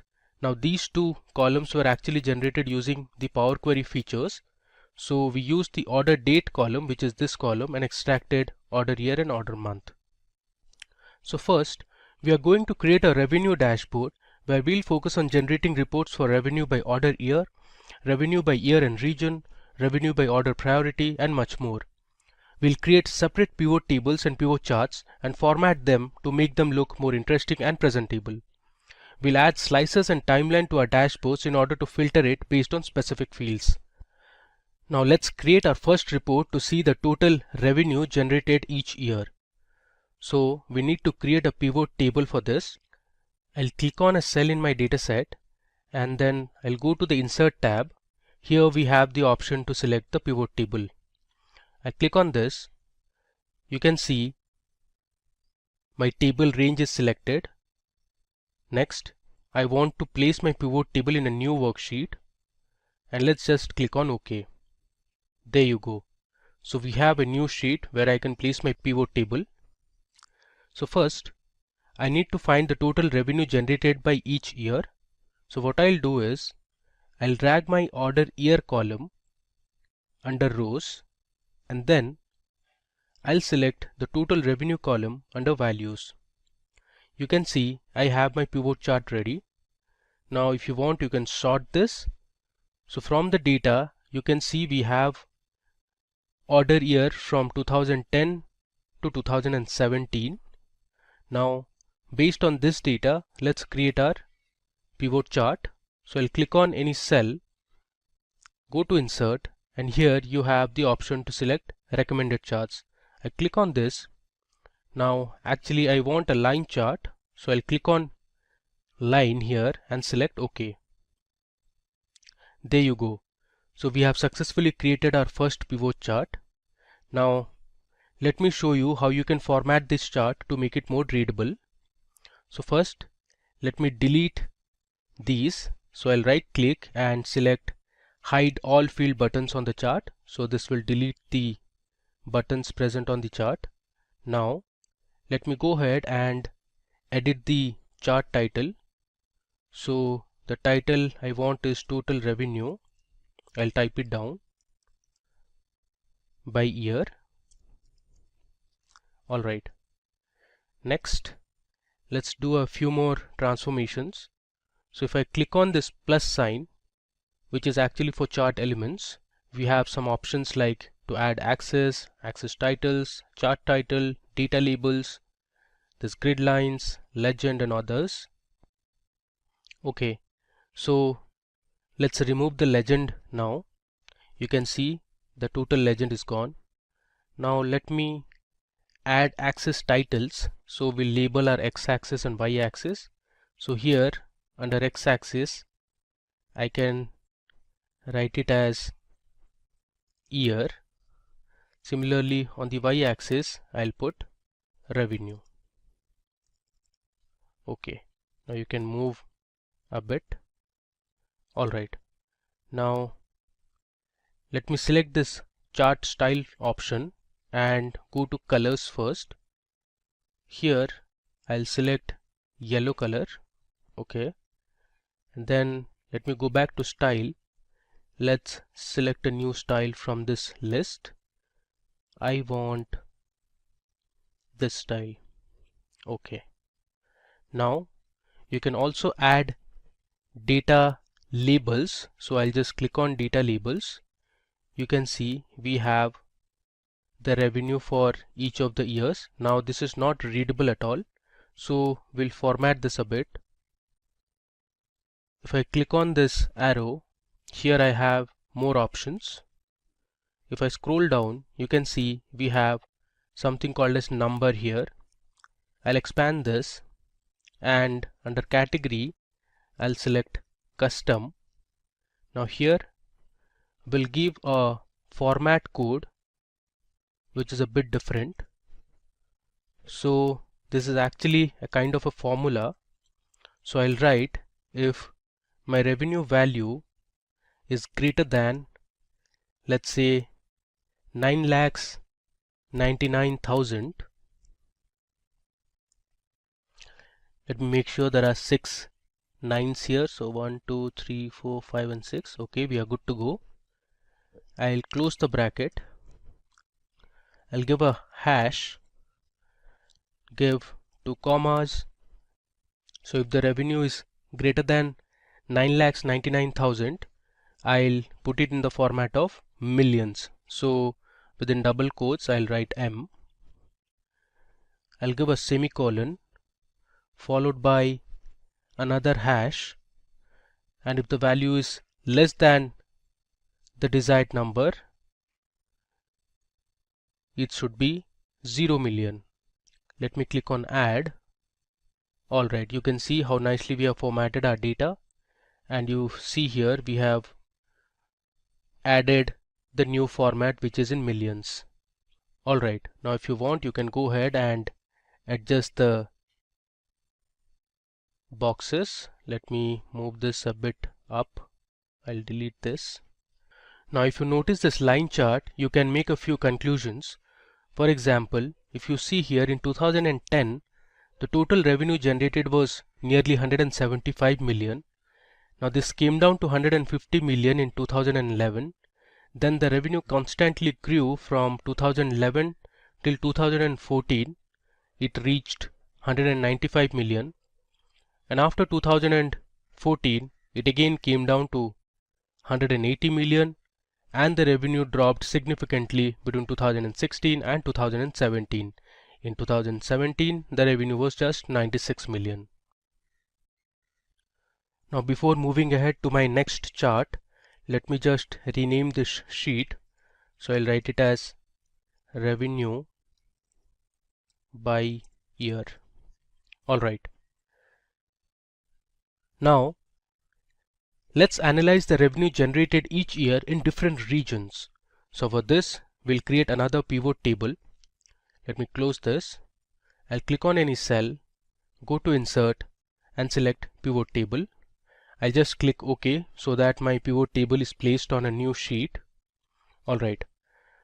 Now this time we want the revenue by each year and region. So first of all, let's drag region to columns. Then let's drag the order year column under rows, and then I'll select total revenue onto values. So here you can see we have the pivot table ready. So for 2010, you can see in Asia, this was the revenue generated. Similarly, if you see for 2013, this was the total revenue generated in Europe, and we have for other years as well. Now let's create a line chart based on this pivot table. So I'll select any cell in the pivot table. I'll go to insert and I'll click on recommended charts. From this list, I'll select my line chart and click on OK. There you go. So we have our next pivot chart ready. So on the right, you see the different regions that are present in different colors. Let me just expand it so that you can see all the regions we have. So in total, we have 7 regions, and each of the regions have been represented in different colors. So if you notice this graph, for the Sub-Saharan African region in 2012, Sub-Saharan Africa made the highest amount of sales. Now from the sample data, you can also tell that the revenue for North America has been significantly low compared to other regions. Similarly, if you see for Europe, this was the revenue trend between 2010 and 2017. So if you see here in 2011, the sales were at this level, then it significantly dropped in 2012. Then in 2013, there was a huge spike, and then again came down in 2015 and so on. So you can make your own conclusions by looking at these line charts. Now let's format this chart. So first of all, let's delete the field buttons present on the chart, and we'll also delete the legend. Alright, now let me just reduce the size of the chart. Next, we'll add a chart title. So we'll give the title as revenue by year and region. Okay. You can also format the y-axis in terms of millions. So I'll right click on this axis and I'll select format axis. I'll scroll down, and here we have the number drop down. Let me scroll again. Under category, I'll select custom, and we'll use this format that we created for our previous chart. There you go. You can see our axis labels have been changed in terms of millions now. So let's close this and let me save it. Now you can reduce the font size or increase the font size. Let me just show you. Suppose you want to increase the font size of the chart title, so you just select it and from here you can either reduce or you can increase. You can see now it's 12. If you want, you can make it 16. Similarly, you can also edit the axis labels also.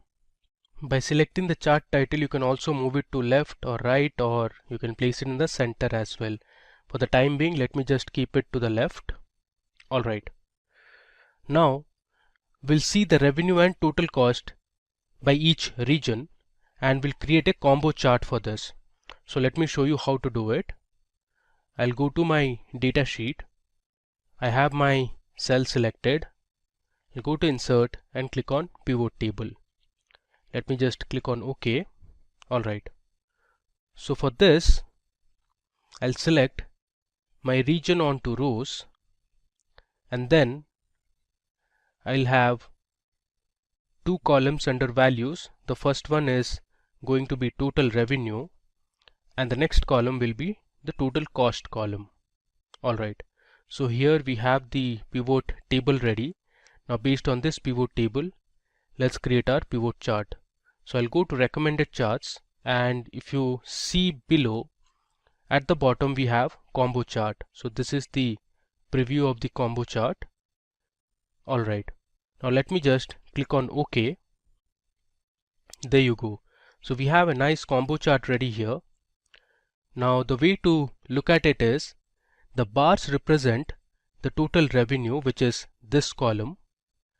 Now the line represents the total cost. So let me go ahead and edit this chart a bit. So first of all, let's delete the field buttons. Alright, and let's also remove the legend from here. Next, we'll add data labels. So I'll click on data labels here. Okay, so these are the data labels for the bars or the revenue column. Now let's format the data labels in terms of millions. So I'll click on this arrow, go to more options. If I scroll down, I have number. From here I'll select custom, and I'll choose my type, that is in millions. Alright, so you can see we have formatted our data. Next thing, we'll add a chart title. So here I'll write as revenue by region. It's actually revenue and total cost by region. Before moving ahead, let me rename the sheets as well. I'll write revenue and total cost. Similarly, sheet 3 also I'm going to rename it as revenue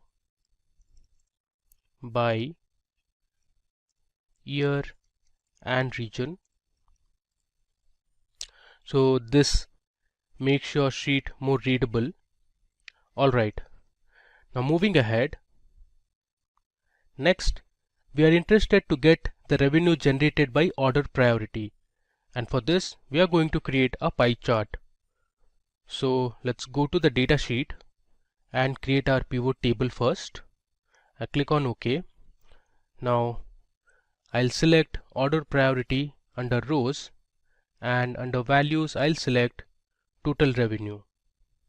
So this is a very simple pivot table. So you have your order priority. So C is for critical, H is for high, L is for low, and M is for medium. Now based on this, let's create a pie chart. So I'll go to recommended charts, and here you have pie chart. I want to select this 3D type of pie chart, and I'll click on OK. Alright, so we have our pie chart ready. Let me just resize it, and from here I'll remove the field buttons, and I also don't need the legend, so I'll delete this as well. Alright, now let's give a chart title. So this is going to be revenue by order priority. Now let's add our data labels. I'll check this option. Okay, now let's again format this in terms of millions. So here I'll click on the last option, I'll go to numbers. Under category I'll select custom and my type is going to be in terms of millions. There you go. Let me close this. I will just move this to the center. Alright. Now if you want, you can change the color of the text as well. So let's have it in white color and see how it looks. Okay, so this looks pretty decent. Cool. Now moving to our next report. So this time we are going to find the total revenue by countries. So we have multiple countries present in our data set. We want to visualize the revenue generated in each country. So for this we are going to create a horizontal bar chart. So let me show you how to do it. But before moving ahead, let me just rename this sheet. So I'll write revenue by, I'll just put OP, which stands for order priority. Alright. Now let's create our horizontal bar chart. I'll go to insert, click on pivot table and select OK. So I want my revenue based on different countries. So I'll select country and put it under rows, and then I'll choose total revenue and place it under values. So here you have the different country names. We have Afghanistan, there's Albania. Let me scroll down. You have Bangladesh. There are a number of countries. You have Czech Republic, there's Estonia, France, Gabon. Similarly, if you scroll down, we have India, there's Jamaica, Italy, and all the way to the bottom if you go, we have New Zealand, there's Netherlands, Philippines, Portugal. We also have Singapore, lots and lots of countries. We have the UAE, United States of America, Zimbabwe, and others. Alright, let me go up.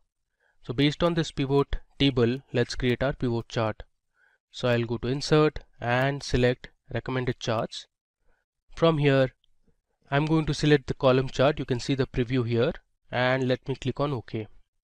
Alright, so here you can see the different country names at the bottom and the revenue for each of the countries. Let's go ahead and edit this chart.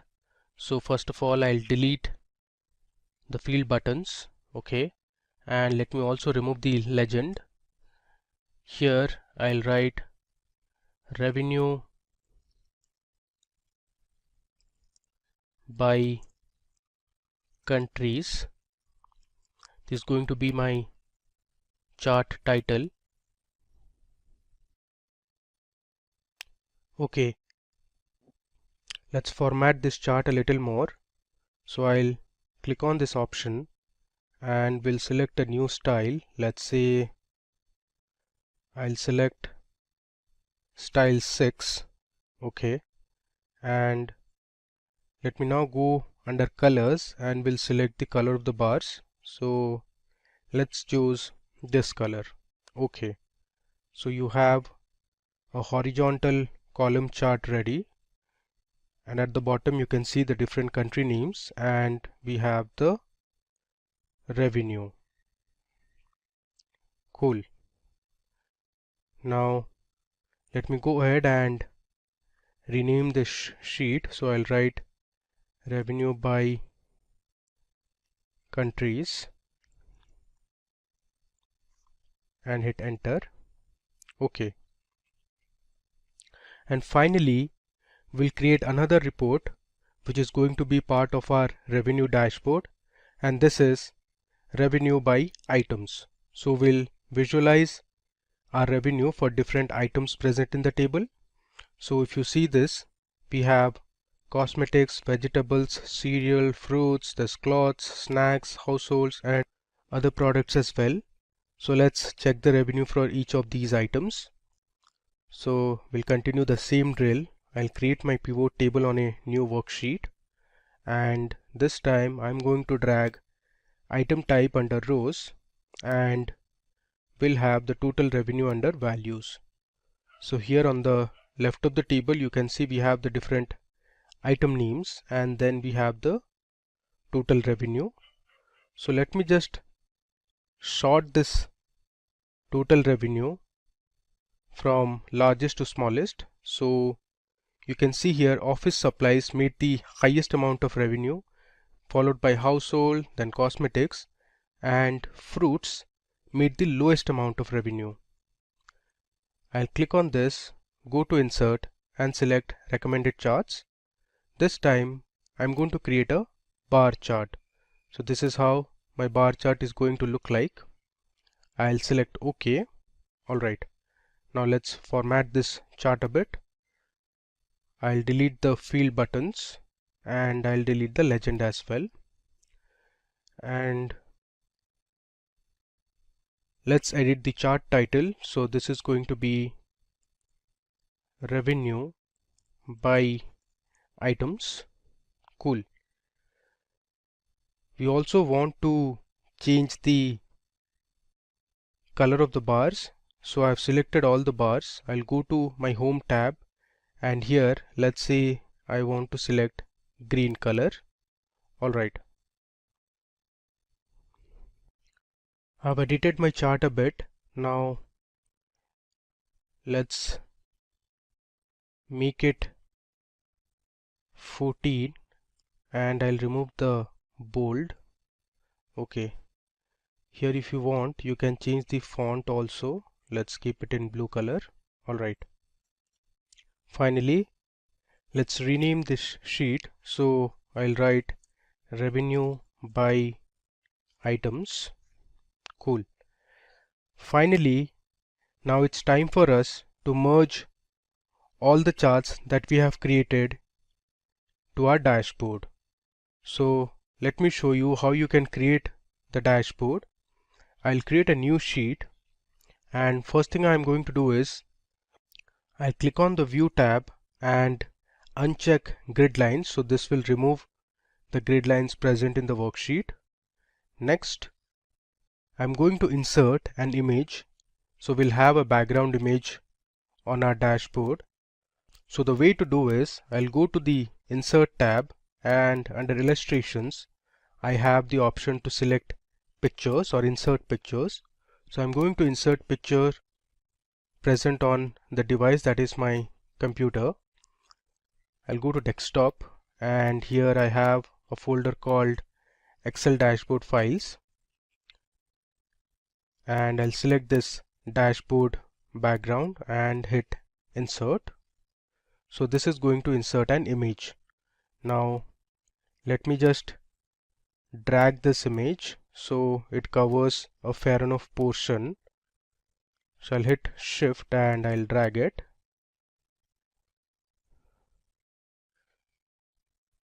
Alright. So you can see I have successfully added a background image. If you want you can still expand this background image a bit to the right. Cool. Now the next thing is going to be the title of the dashboard. So I'll click on insert and here I have the option to select a text box. So I'll click on a text box and I'm going to place a text box in the middle and I'm going to name this text box as Excel Revenue Dashboard.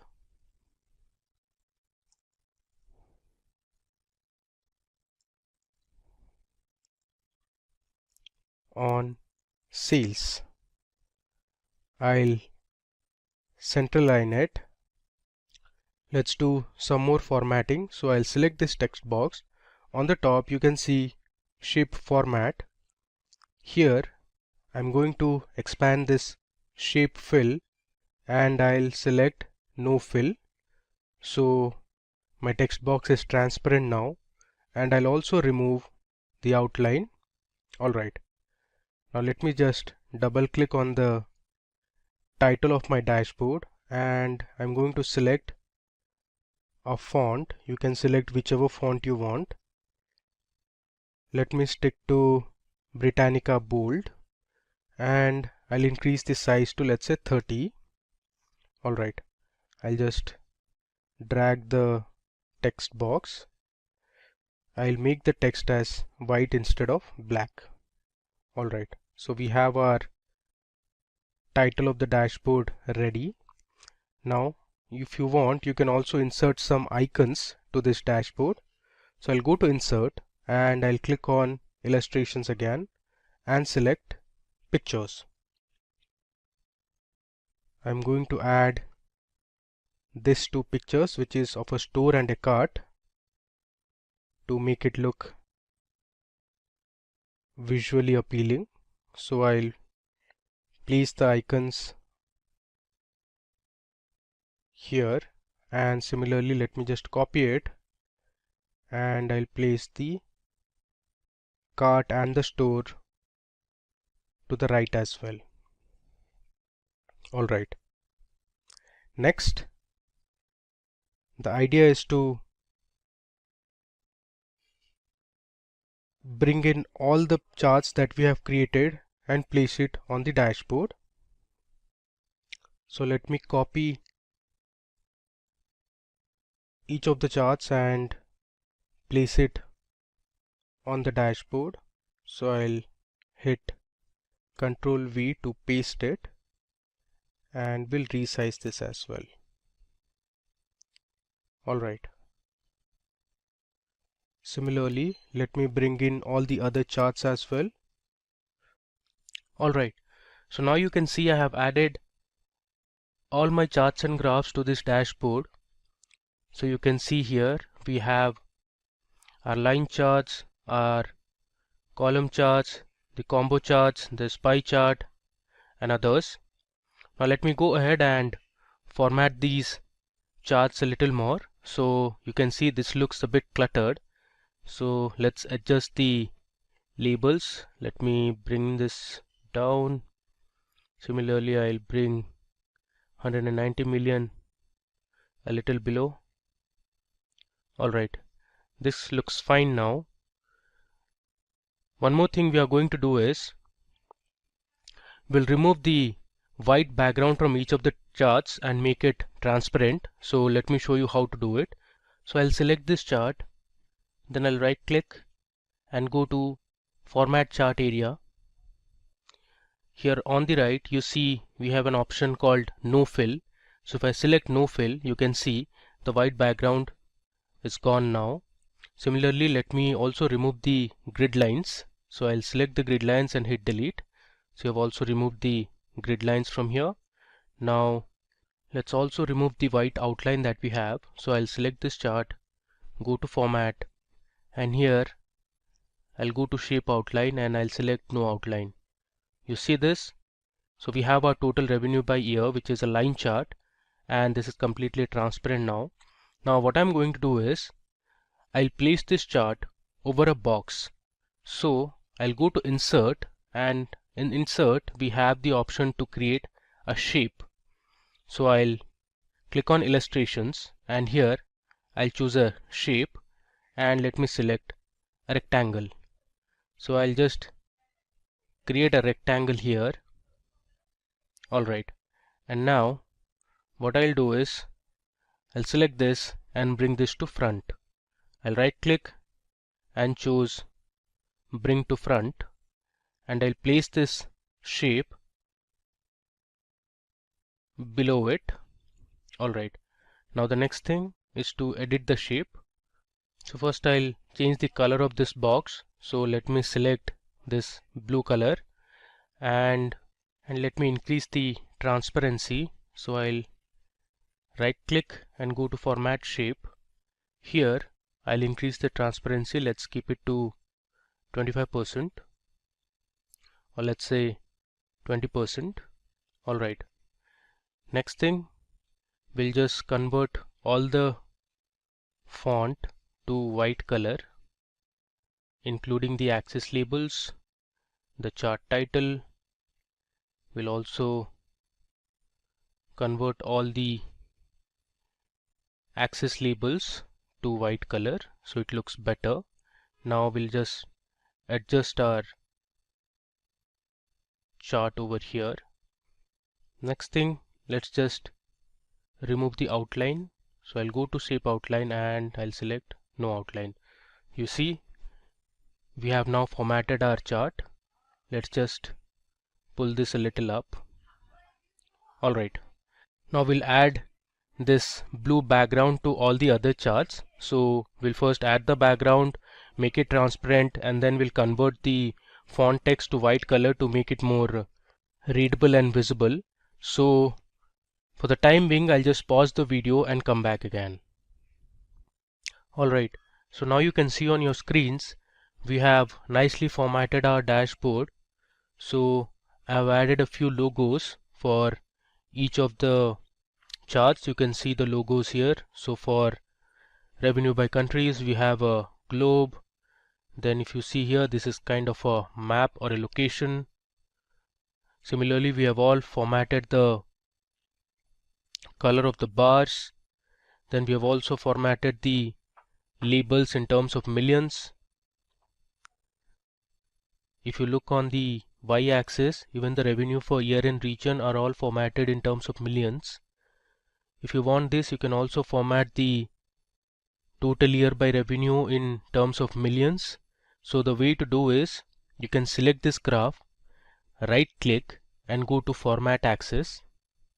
Here if I scroll down, you have numbers, and under category I'll select custom. Then I'll select my type as this format, which is in millions, and you see here we have successfully formatted our y-axis labels. Alright, so the next thing is to add slicers and timelines to our dashboard. Now slicers are used to format your data based on a particular column. Suppose if you want to see revenue by certain items, you can add item as a slicer and you can view the entire dashboard.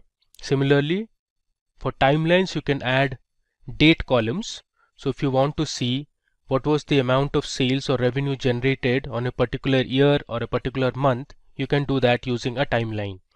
So I'll select one of the charts, and then either you can go to the insert tab, and here you can see under filters we have slices and timeline, or if you go to the pivot chart analyze tab, here also you have insert slicer and timeline option. So I'll select insert slicer here first. Now it's giving me the list of fields present in the dataset. So I'll select country, region, and let's say we want to know by item type and sales channel.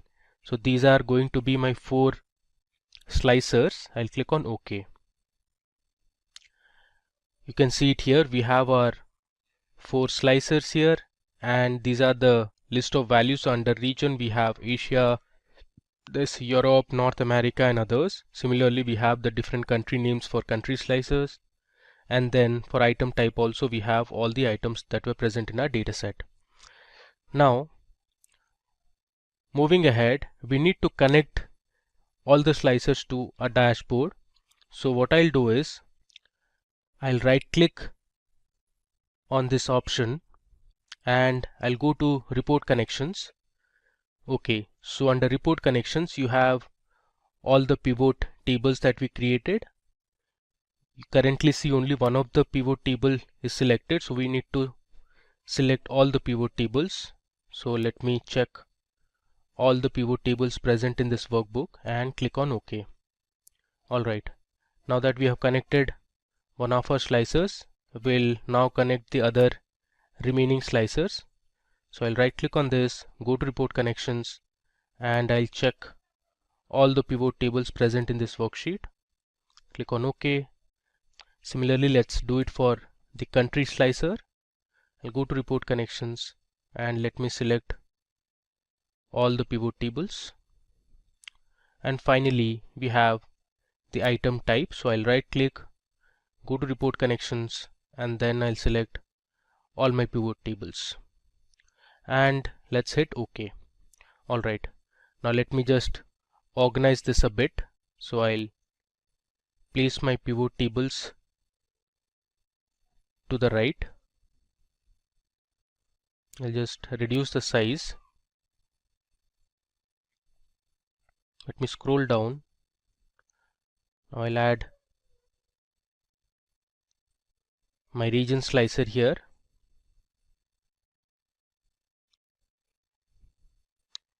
Similarly, I'll add my final slicer, that is sales channel. Now in our next dashboard, which is going to be the profit dashboard, I'll show you how to add a timeline. Alright, now I have arranged all my slicers. So let's say you want to find the revenue that was generated for an item type, let's say beverages. So you can just select beverages here, and all your charts show the respective revenues. So you have the total revenue by year for beverages only. Similarly, here you can see the revenue by year and region only for beverages item type. If I scroll down, now this chart represents the revenue that was generated in each of the countries only for item type beverages. Let me just uncheck it. Alright, let's say you want to see the revenue generated for a country like India.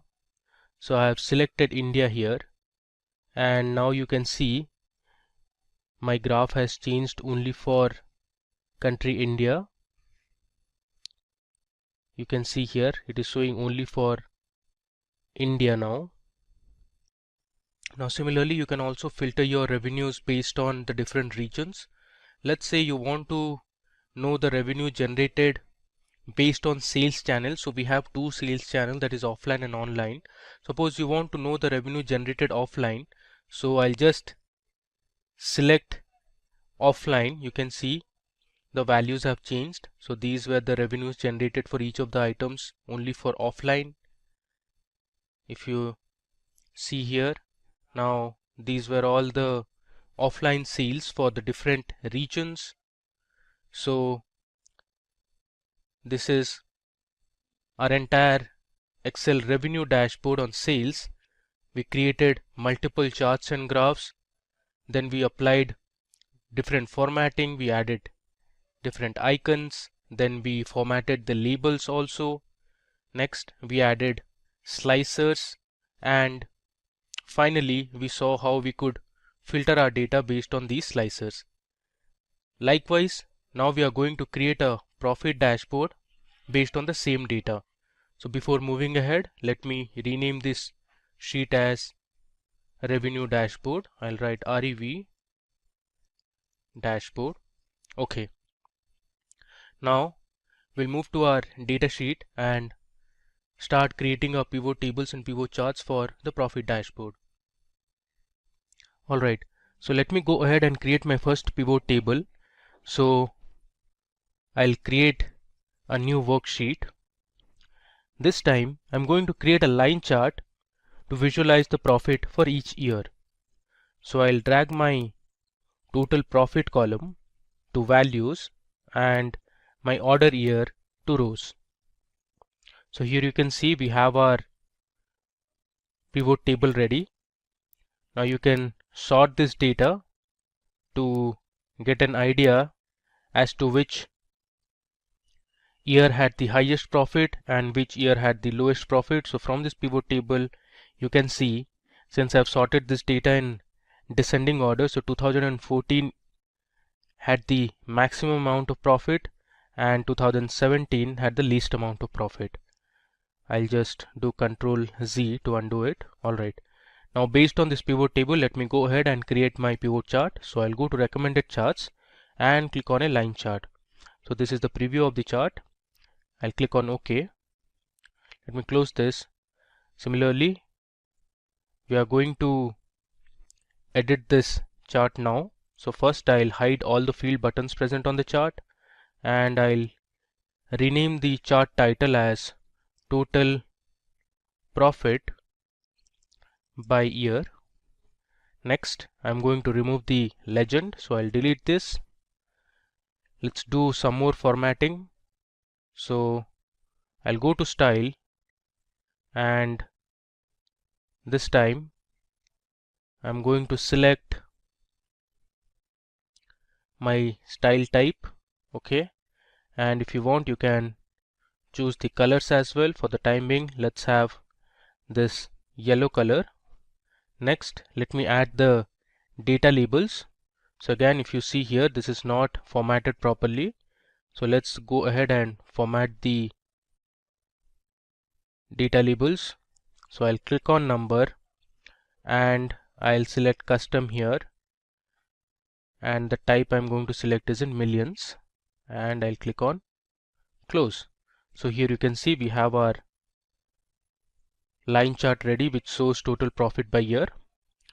Let's rename this sheet as profit by year. Alright, now let's move back to our data sheet again. Next, we are going to show the total profit by countries. For this, I'm going to create a map. So let me first create my pivot table.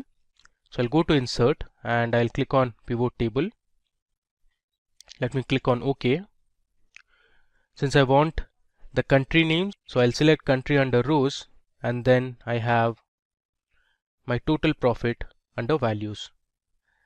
The next thing I'm going to do is I'll just rename the row labels as countries, and then I'm going to delete the grand total which you can see at the bottom. So here we have the grand total.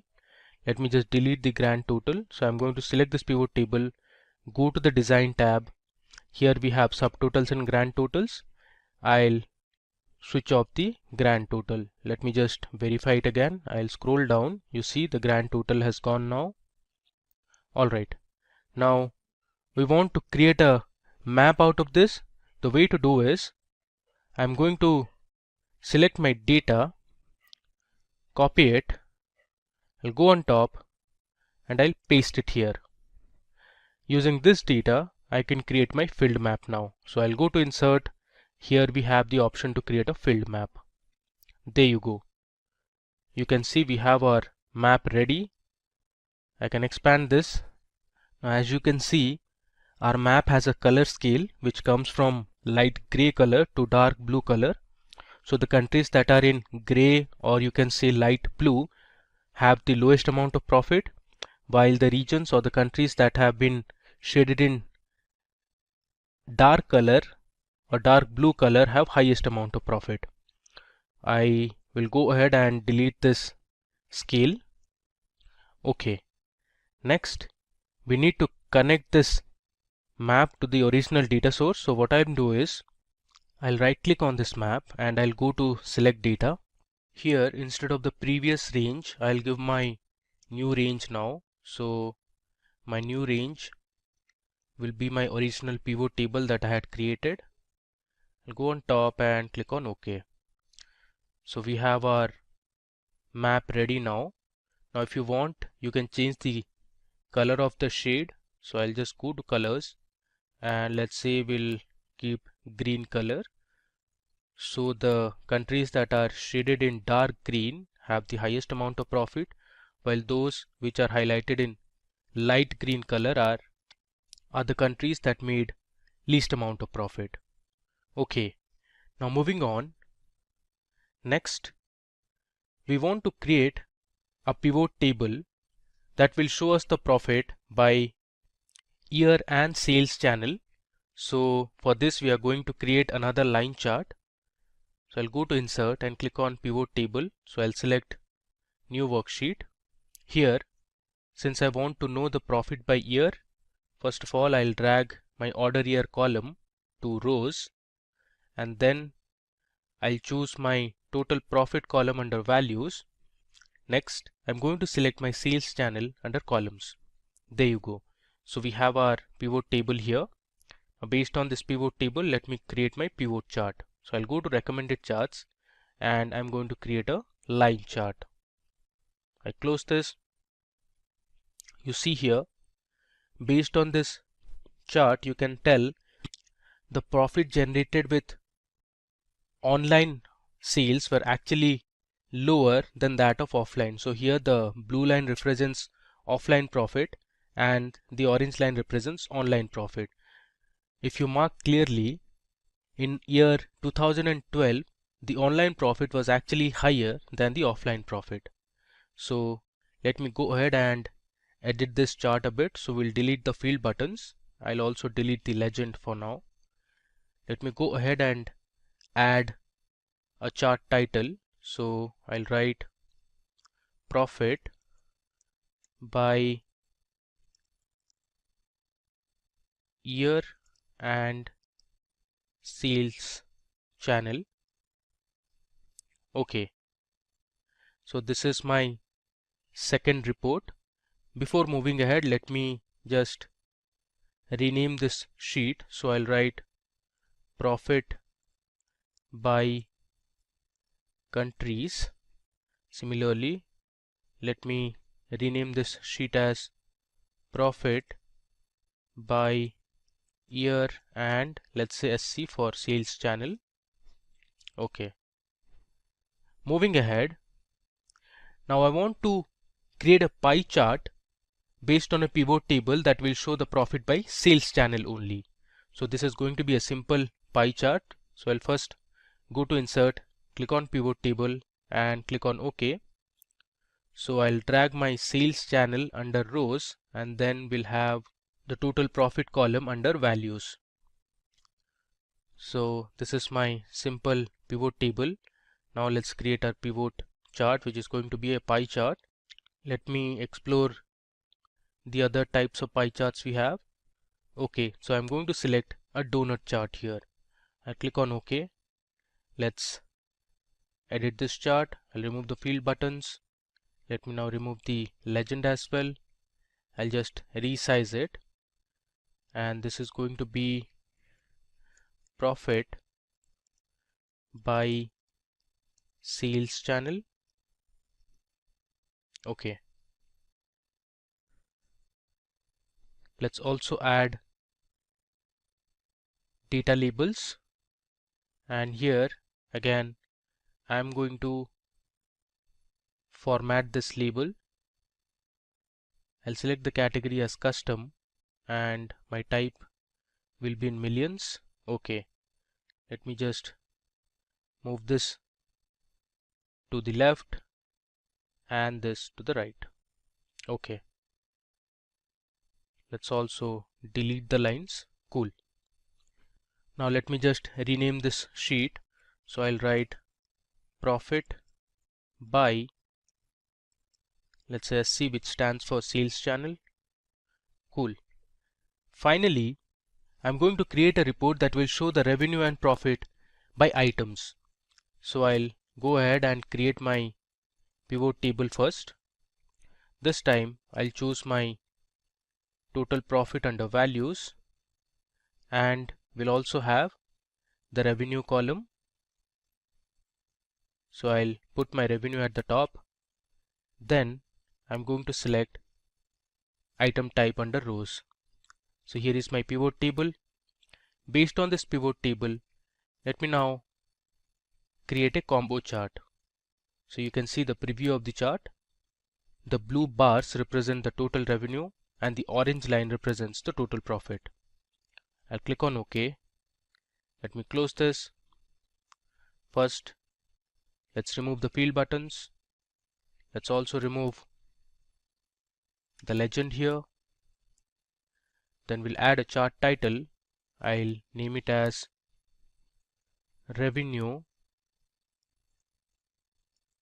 and profit by items. Okay. If you want, you can also go ahead and change the color of the bars. So let me just select one of these colors. Okay. All right. So we have our 5 reports ready that we are going to use for our profit dashboard. Next, let's create a new sheet and we'll get started with building our dashboard. So I'll click on a new sheet. Let me just rename this as profit dashboard. Alright, we'll continue with the previous drill. So first of all, let's go to the View tab and remove the grid lines. Now we'll insert a background image like we did for our revenue dashboard. So I'll go to Insert. Under Illustrations, I'll click on Pictures and select this device. I'm going to have the same background. I'll click on Insert. Alright, so you can see we have a picture of a company, or you can say an organization. Let's just drag this a bit to the right. We'll adjust the size also. Alright. Now let's copy the title of my profit dashboard. So here you can see I have brought my revenue dashboard, and I'll copy the title and the logos that we used for the revenue dashboard. I'll paste it on my new dashboard. Let's just align it in the center. Alright, the next step, let me now go ahead and edit the title. So this is actually going to be Excel profit dashboard instead of revenue. Now we'll copy each of the charts that we just created. For example, the revenue and profit by items, then we had profit by sales channel. All this we are going to copy one by one and put it on the profit dashboard. So let me just copy a few now. I'll paste it here, and later on we can make the adjustment. I'll copy this as well. Similarly, I'll bring the other three charts onto my sales dashboard. Okay, so here on my profit dashboard I have added all the charts and have aligned and reshaped it so that it looks good. I have also made some formatting. For example, I have reduced the size of the chart title. Now let me go ahead and show you a few more formatting that we also did for the revenue dashboard. First, let's remove the white background from all the charts. So I'll select the first chart, I'll right click and I'll click on Format Chart Area. Here under Fill, I'll select No Fill. Next, I'm going to remove the grid lines, so I'll just delete it. Let me close this. Now we also have a outline, so I'll go to Design, actually Format, and I'll remove the outline. Next, I'm going to add a blue box at the back like how we did for the revenue dashboard. So let me select a blue box from here and I'm going to paste it here. Okay, now let me just select the chart and I'll bring this to front and I'll move this to the back. Next, I'm going to change the font color all to white so that it's clearly visible and it's more readable. I'll do it for the x-axis as well. Okay, so here I have my first chart ready. The same I'm going to do for the rest of the charts. Okay, so now you can see here I have formatted all my charts. I have also added a blue background. You see here I have also formatted the Y labels in terms of millions, which is actually the profit. Similarly, here I have added the data labels. This is for revenue. Some of the charts also have the data legends. So here you can see the blue color represents offline and the red represents online. Similarly, here you have the legends. I have also formatted the map as well. Okay, now the next thing is to make this dashboard more interactive. So we'll add our slicers as well as timeline. First, let me show you how to add a timeline. So I'll select one of the charts and I'll go to Insert. Under Insert, I have the option to create a timeline. So I'll just click on Timelines. So timeline is actually based on date columns. So since in our dataset we only have two date columns, one is order date and one is ship date. So Excel has only shown us two columns. So I'm going to create my timeline based on order date. So I'll select my order date column and I'll click on OK. You can see here this is called a timeline. I can expand this. Now this timeline is based on months now. If I scroll this timeline, you can see here I have my order year 2010 and I have all the 12 months. Similarly, we have for 2011, then we have for 2012, all the way till 2017. Now you can filter this in terms of years, quarters, months or days. Let me just select year now.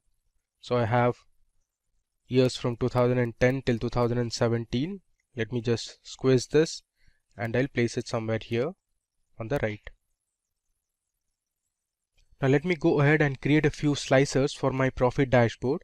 So I have selected one of the charts. Under insert, I'll click on slicer. You can see it gives me the list of columns from which I want to create slicers. So I'll create a region. Let me also select country. Let's say I want the representative's name or the customer's name, and I'll click on OK. So here I have created three slicers. Let me first resize it and I'll place it on the right. Similarly, I'll place the country column also. Then we have the region slicer. I'll resize this and I'll bring it here. Okay.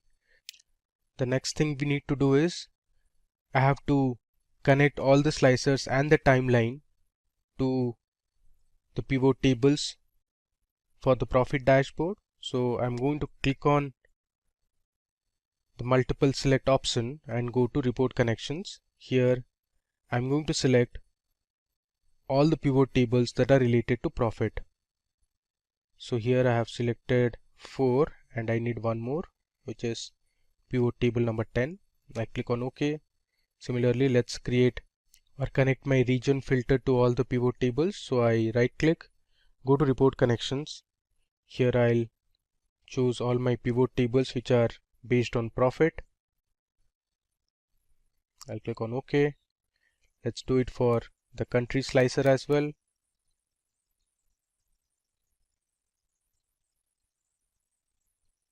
I click on OK, and similarly I'll connect my timeline as well. I'll go to report connections and I'll select all the pivot tables related to profit. Then I'll click on OK. Let me now go ahead and create another slicer based on sales channel. So I'm selecting one of the pivot charts.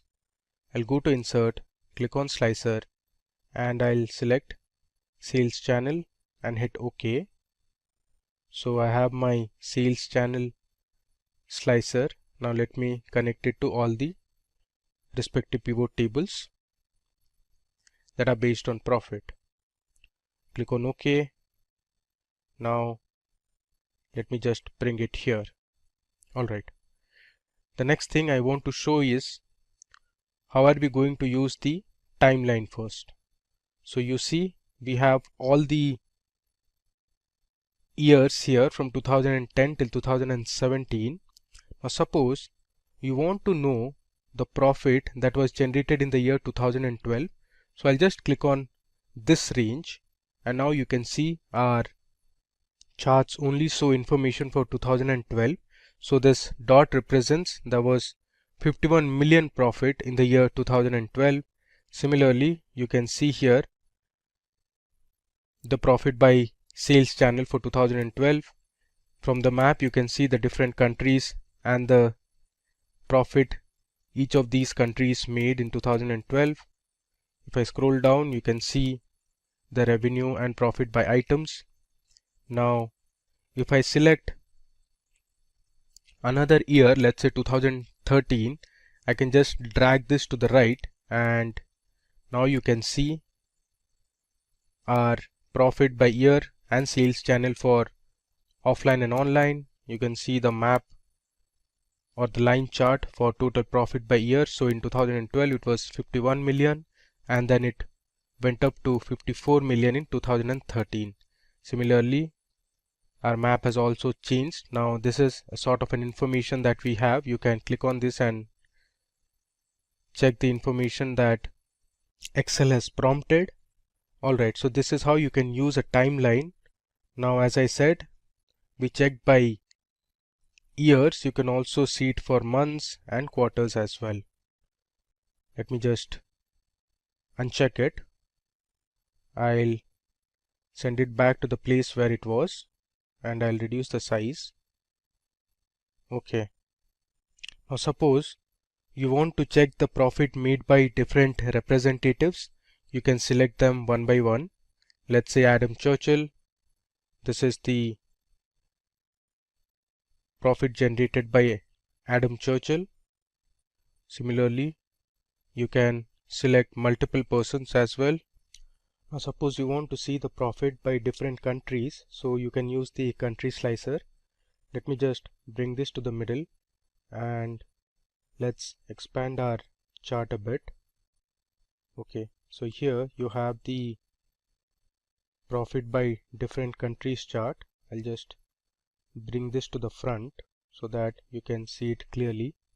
Okay, now here suppose you want to see the profit generated in, let's say, United Kingdom. You can select United Kingdom. So this is the map of United Kingdom, and it tells you the total profit that was generated in United Kingdom, and below you can see the revenue and profit for all the items that was sold in United Kingdom. So you had beverages, clothes, household, office supplies.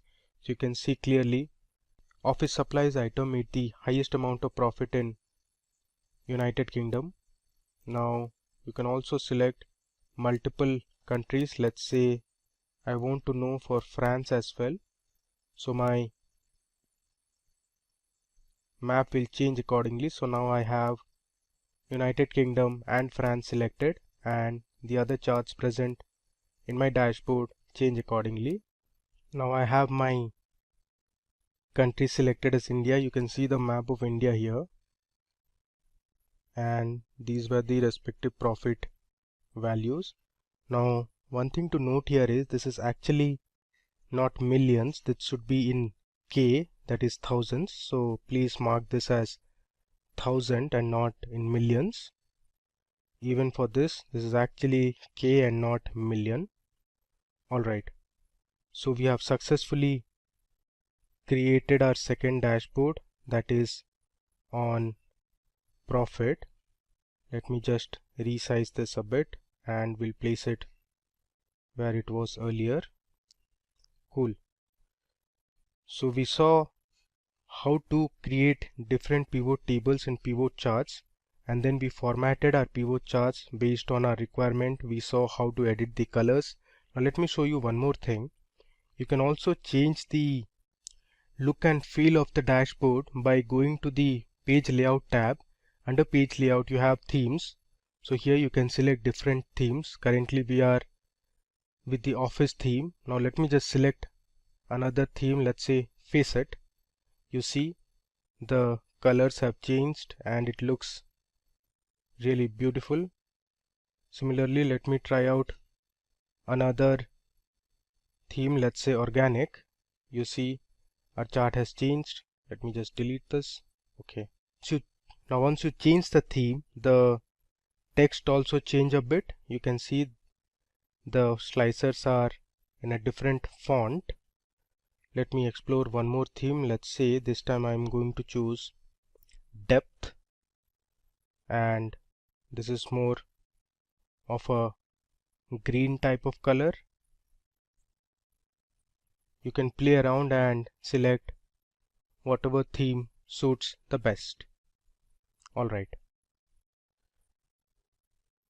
Now let me just move back to my revenue dashboard and see how it looks. There you go. So since we changed our theme, even our revenue dashboard is also impacted. So this is how it looks now. You can always go ahead and play with different themes, colors, fonts, and effects. Alright, so in this demo, we saw how to create a revenue dashboard. So we created line charts, this combo chart, pie chart, horizontal and vertical bar charts, and then we learned how to add slicers and connect it to different pivot tables, and we filtered our data to see revenue as well as profit by items, by countries, by different regions, sales channel. We learned how to create a map and lots more. Welcome to Simplilearn. In this video, we are focusing on ChatGPT and its groundbreaking role in data analytics. In a world where data is the new gold, understanding and analyzing this wealth of information is crucial. But as the volume of data grows exponentially, traditional analysis methods are being pushed to their limits. Enter ChatGPT, a revolutionary AI developed by OpenAI that's transforming how we approach data analytics. But what makes ChatGPT stand out in the crowded field of data analytics tools? How can it not only streamline complex processes, but also uncover insights that were previously hidden in plain sight? Stay tuned as we unravel the capabilities of ChatGPT, share real-world applications, and show you how it's being used by analysts and businesses alike to make smarter, data-driven decisions. And whether you are a data scientist, a business professional, or just a tech enthusiast, curious about the future of AI in data analytics, this video is for you. So let's dive in and discover how ChatGPT is not just revolutionizing data analytics, but also how we understand and interact with the vast universe of data. And don't forget to hit that like button, subscribe, and ring the bell to stay updated on all our future explorations into the fascinating world of technology. Now let's get started and unlock the potential of ChatGPT for data analytics together. So guys, an Excel data analyst always looks for ways to improve their efficiency and gain deeper insights from the data. That's where ChatGPT comes in handy. So ChatGPT is an AI-powered language model that can assist you in various tasks, including Excel-based data analysis.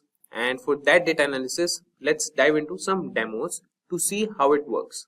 So guys, as you can see, this is the ChatGPT 4, and you could see this has the support of DALL-E, browsing and analysis, and usage limits may apply. Like we have the version that has some usage limits. And for the data, I have downloaded the data from the Kaggle. I will provide you the link in the description. If you want to download the same data, you can. And I have that in my downloads. So this is the data that we'll be using. So the first thing we'll be doing is data cleaning and preparation. So firstly, let's explore data cleaning and preparation. Before diving into analysis, it's essential to ensure our data is clean and ready for processing. So for that, we will write a prompt in ChatGPT and ask him to clean the data. ChatGPT has the feature to insert the files, provide the Excel file to the ChatGPT, and we'll ask him that can you help me identify and remove duplicates in this Excel spreadsheet. So let's ask him, can you help me identify and remove duplicates?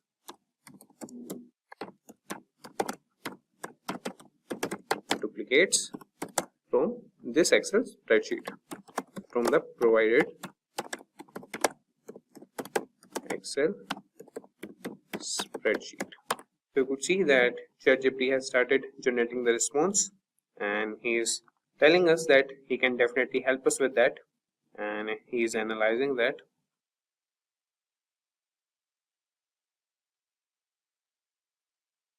So you could see that ChatGPT has provided us the response. So let's first go to our spreadsheet. So this is the spreadsheet. Order number, quantity ordered, price of each quantity, and order lines. So you could see that first ChatGPT has encountered an error, and that is with the character and coding mismatch. And then he has loaded the spreadsheet successfully with the second attempt, and you could see that he has provided like the smaller or the briefer version of the spreadsheet. That is, the dataset consists of sales data with columns such as order number, quantity order, price each, order line, sales, order date, status. So he's asking us, could you specify how you would like to identify duplicates? For example, should we consider a row a duplicate if all its values match and another row exactly or are there specifically columns we should focus on to determine duplicates? So we should, or here we will be focusing on the column section. So here we want to identify column section.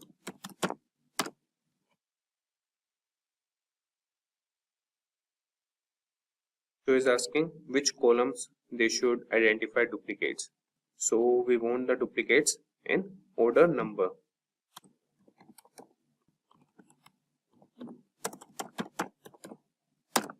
So the ChatGPT has started analyzing the spreadsheet. So you could see that ChatGPT has produced the response that they have identified a total of 2,807 rows in the spreadsheet that have duplicates based on the order number column. So this indicates that multiple rows share the same order number, suggesting there might be different items or transactions within the same order. So would you like to proceed by removing these duplicates while keeping either the first or last occurrence of each order number, or do you have another approach in mind for handling these duplicates?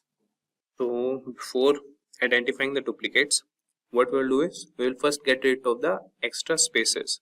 So we'll ask ChatGPT that first find the extra spaces in the spreadsheet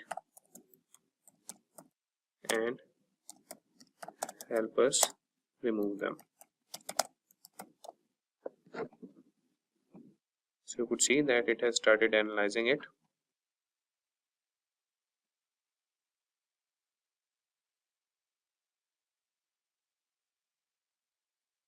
So he is asking us that would you like to proceed with any further cleaning or data manipulation?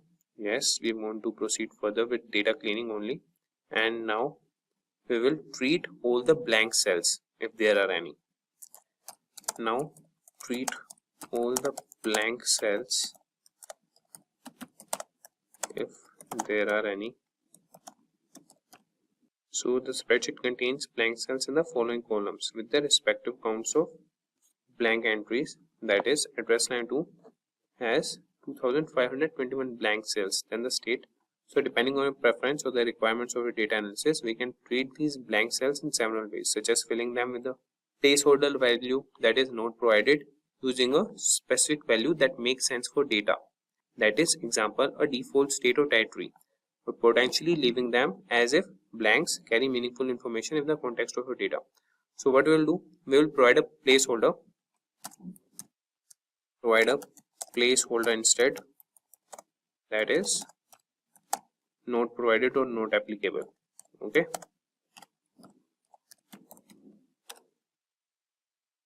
So you would see that ChatGPT has responded that it has replaced the blank cells in the columns, that is address line 2, state, postal code and territory, with the placeholder not provided. So you could see there's a verification sample showing the updates. So this is how you could clean the data. And now with ChatGPT, you can quickly identify and eliminate duplicates in your Excel spreadsheet using built-in functions and formulas, saving your time and effort. So that would be done by the ChatGPT, and you can download the Excel file from the ChatGPT only. After that, you can just ask him that provide me the output or the resulted spreadsheet. So if we talk about now data analysis and visualization, let's delve into that. So Excel offers powerful tools for analyzing and visualizing data, and ChatGPT can help you make the most of them. So for this also we'll write a prompt to the ChatGPT, and we'll write, for example, please create a pivot table and a corresponding chart to analyze sales performance by region. So let's see, like this prompt, what output does ChatGPT show to us. So let's ask him, please create a pivot table and a corresponding chart to analyze sales performance by region.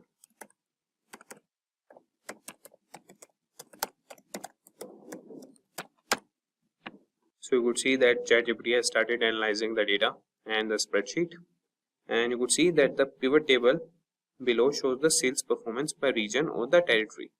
So this table indicates that the EMEA region has the highest sales performance, followed by regions where the territory was not provided, then APAC, and finally Japan. So now let's create a chart to visually represent this sales performance by region. You could see that it has provided a chart, that is a bar chart illustrating the sales performance by territory. So you could see the guys that it has provided us the analysis, and ChatGPT can guide you through the process of creating pivot tables, charts, and other visualizations in Excel, enabling you to gain valuable insights from your data with ease. So let's move to advanced analysis and automation. So lastly, we will explore advanced analysis and automation. So Excel capabilities extend beyond basic functions, and ChatGPT can help you leverage its full potential. And for this also, we'll write a prompt to the ChatGPT that can you assist me in building a forecasting model to predict future sales based on historical data present in the spreadsheet. So let's see what ChatGPT respond to us. So let's ask him, can you assist me in building a forecasting model to predict future sales based on historical data? So let's see what ChatGPT respond to us. So you could see that building a forecasting model to predict future sales based on historical data involves several steps. So for this, you have to prepare the data, select a model, train the model, evaluate the model, and make predictions. So let's start by preparing the data.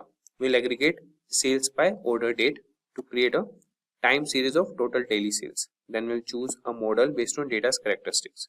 So we will grant the permission to ChatGPT to proceed with the steps. So he started analyzing the data.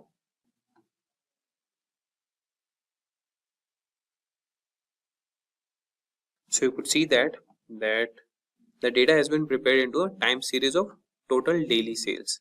And before choosing a forecasting model, it's helpful to visualize the sales time series to understand its characteristics such as trend and seasonality. So ChatGPT has plotted a daily sales data, and then he has given the visual trends and the possible seasonal patterns. And the next steps would include testing for stationarity, model selection and parameter tuning, model training, and then forecasting. So you could follow all these steps with the help of ChatGPT and could create a forecasting model. If you want, you can move to the next step. So you could provide a prompt to the ChatGPT that move to or proceed with next step.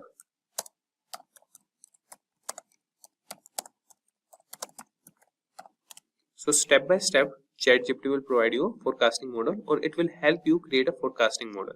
As you can see, it has started analyzing it. So the augmented Dickey Fuller, that is ADF test, gives up a p-value of approximately 0.0033. Since this p-value is less than the common significance level of 0.05, we can reject the null hypothesis that the time series has a unit root, meaning the time series is stationary. So you could see that he is asking us, shall we proceed with the SARIMA model parameter selection? Yes, here is the model parameter selection. So you could select any based on the trends and the bar graphs plotted by the ChatGPT. So you could see guys that the ChatGPT has analyzed the spreadsheet and provided the response that the grid search for the optimal SARIMA parameters based on the lower ACALI information criterion suggests the best fit model uses the parameter 011 and for ARIMA and 01112, that is for the seasonal component. So you could see that it has provided the model and the parameters. Now it's asking us, shall we move on to forecasting future sales with this model? Yes, proceed with that. So you could see that with ChatGPT's assistance, you can build complex forecasting models in Excel, allowing you to make informed decisions and plan for the future effectively. So ChatGPT is a valuable tool for Excel users and data analysis, offering assistance in data cleaning, analysis, visualization, and automation. And by integrating ChatGPT in your Excel workflows, you can enhance your productivity and uncover new insights from your data. So you can try ChatGPT for Excel data analytics today and take your Excel skills to the new level. And you could see that there's an error in the analyzing, and he has encountered an error while trying to plot the forecast with its confidence intervals. So this type of error can occur due to data type issues, particularly when handling data indices and forecast. And despite this hiccup, the forecasting process using the Cinema model was completed and we were able to generate forecast for the next 12 months. Unfortunately, due to the plotting issue, we couldn't visually display it. So we'll ask him, can you try once again? So you could see that this time ChatGPT has provided us the forecast for the next 12 months. That is, the forecast have been successfully plotted along with the historical daily data. So here we have our forecast model, and with the ChatGPT's assistance, we can move with other analysis also. Have you ever been overwhelmed by a huge pile of data, not knowing how to make sense of it? Or struggle to communicate complex information clearly and effectively? Well, you are not alone. In a world driven by data, the ability to quickly turn raw numbers into meaningful insights is more important than ever. And that's where Tableau comes in. Tableau is one of the leading data visualization tools in the industry, trusted by organizations around the globe. It helps you connect to your data, explore it, and share insights in just a few clicks. So whether you're a beginner just getting started with analytics or a professional data scientist, Tableau makes it easy to turn your data into beautiful, interactive, and shareable dashboards. So, if you're ready to transform your data and level up your analytical skills, stick around. In this video, we will show you how to get started with Tableau, create amazing visualizations, and make the most out of your data. So let's dive in. But before that, as you are interested in the field of data analytics, check out Simplilearn's #1 ranked Data Analyst certification program in collaboration with IBM. This action-packed course is designed to equip you with cutting-edge skills in SQL, Python, R, data visualization, and predictive analytics, all while working on real-world projects. With live classes by industry experts, exclusive masterclasses from IBM, and hands-on hackathons, you will gain the confidence and expertise to excel in the fast-growing world of data analytics. Don't wait. Join thousands of learners and take your career to the next level. Link to the course in the description box and pinned comments. Welcome back, everyone. In today's video, we are diving into Tableau, one of the most powerful data visualization tools available. Data analyst or just curious about creating interactive dashboards. This video will provide a solid foundation in using filters and calculations within Tableau. First, let's briefly discuss what Tableau is. Tableau is a data visualization tool that transforms complex data into accessible interactive visuals. It's known for its intuitive interface, flexibility, and robust data preparation features. This tool is especially useful for creating dynamic dashboards, enabling users to uncover insights and make informed decisions. Here, this is a Tableau sample dashboard. As you can see, we have a map here. We have total sales here. This is our KPIs here. We can also see the colored KPIs here. See how it works. I'm only hovering over accessories right now. Now, look at the map. Map is already filtered down with accessories, sales, and profit. Look at the appliances. See how individual line charts, map, and the KPI numbers are changing by simply hovering over to the name of subcategories. Similarly, we can go ahead and click on map. As soon as we click on map, it will take us to another page, which is linked to our Tableau dashboard. Similarly, see here, this is a small sample how Tableau dashboards work. As we have seen right now, Tableau dashboard is an intuitive interface. It offers us customizability and flexibility while creating visualizations. We will see how it allows us for data preparation and data publishing too. Let's talk about filters in Tableau. Filters in Tableau allow us to narrow down the data we are analyzing by focusing only on a specific subset. Imagine you're analyzing a sales dataset and you want to view a data only for one region or a particular time frame. This is where filters come in. Different types of filters: extract filters, data source filters, context filters, and filters applied on dimensions and measures. Let's see these filters one by one. First, extract filters. Extract filters let you define what data is included when you first connect your data to your data source. This can help keep your Tableau workbook fast and efficient, especially with large data set. As we can see here, we have two types: live and extract connection. We are talking about extract, and yes, this is a filter. But what kind of filter it is? If we go ahead with the extract filter here, it says extract will contain all data. We will go ahead and click on edit here. See, within the data storage, we have the logical table. Within the filters here, we get the option to add the filter to any of the dimensions and measures available.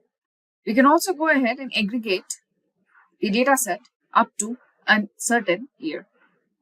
We can also limit the import of the data set while connecting with it, whether you want all the rows, maybe some top rows, and or maybe we are extracting a sample.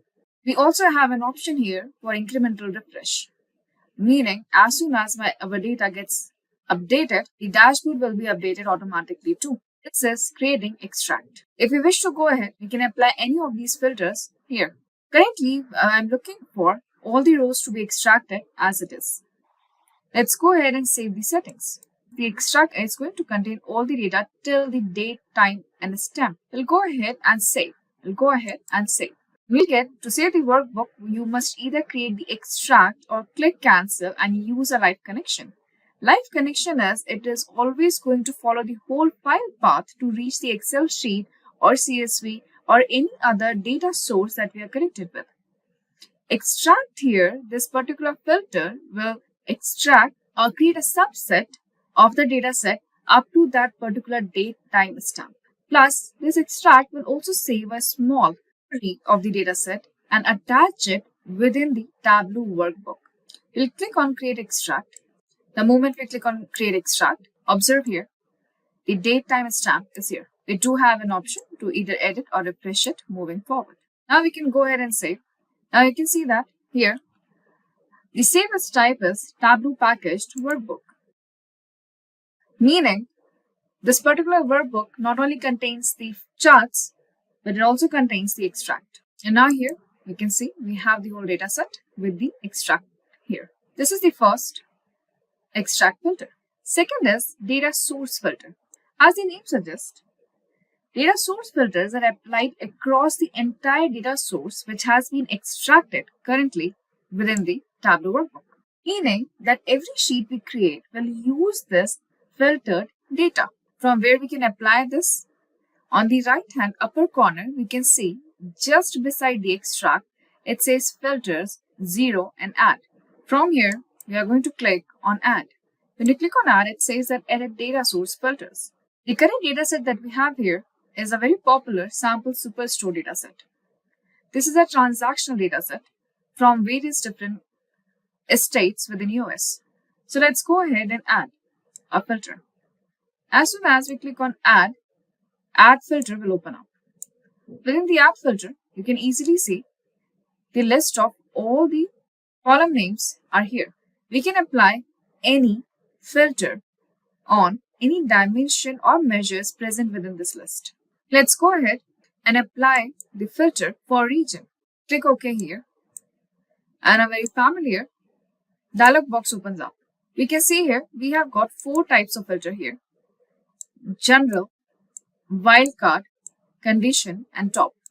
Since region is a dimension, that is a categorical variable, or you can say a general text column. These are types of filters within dimension.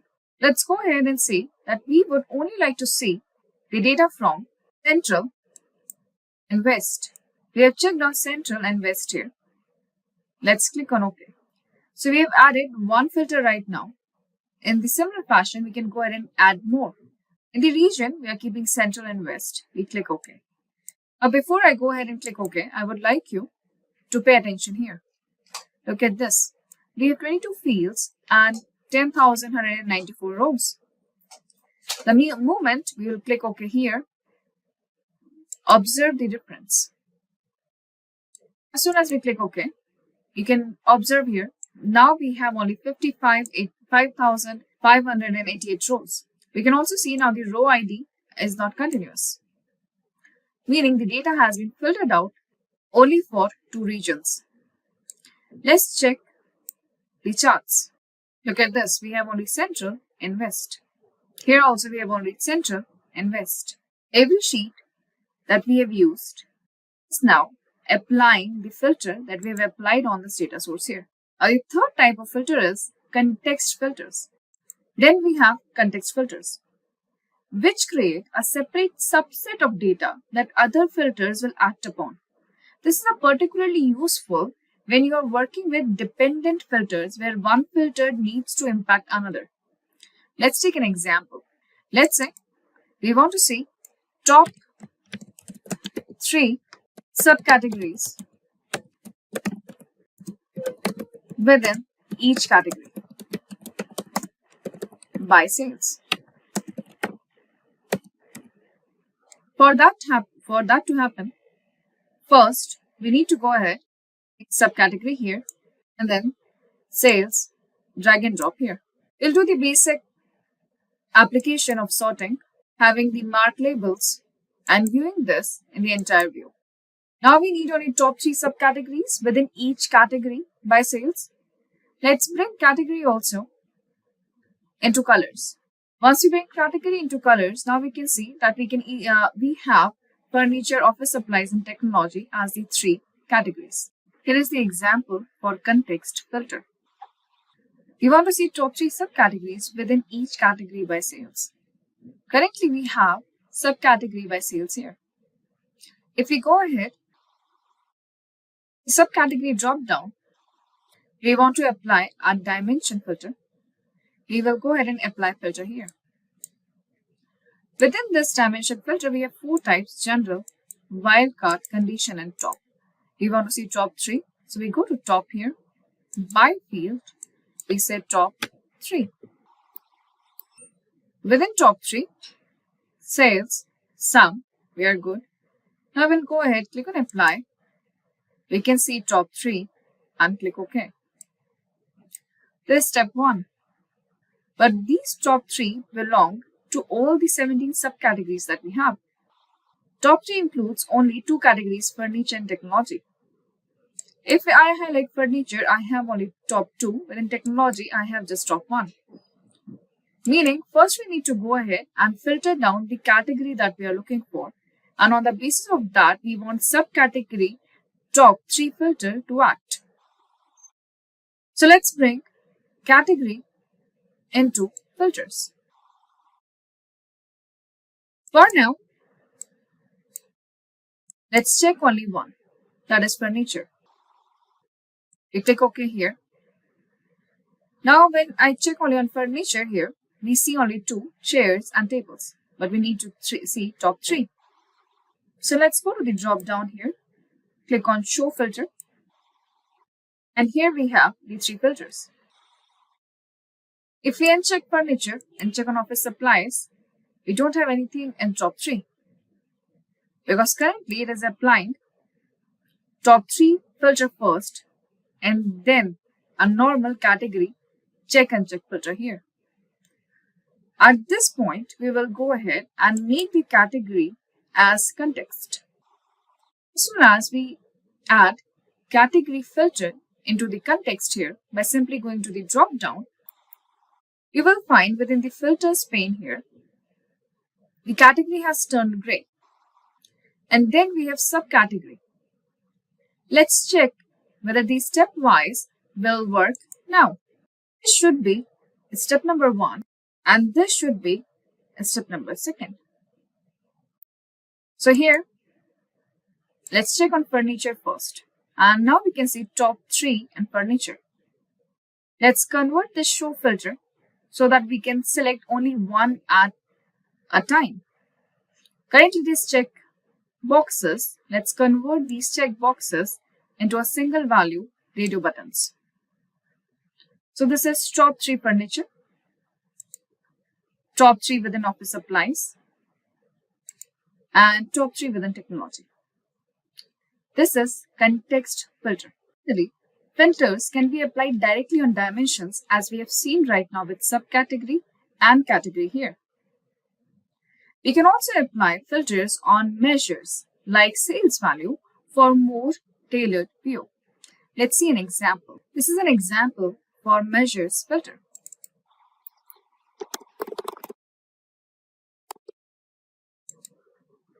As you can see, we have a state into the columns, and we have added profit onto the y-axis, that is rows. We have category into the color card. We are looking at sales. We are looking at profit for each state. Let's say we only want to see loss-making states here so that we can figure out the decision that can propel us forward with profitability.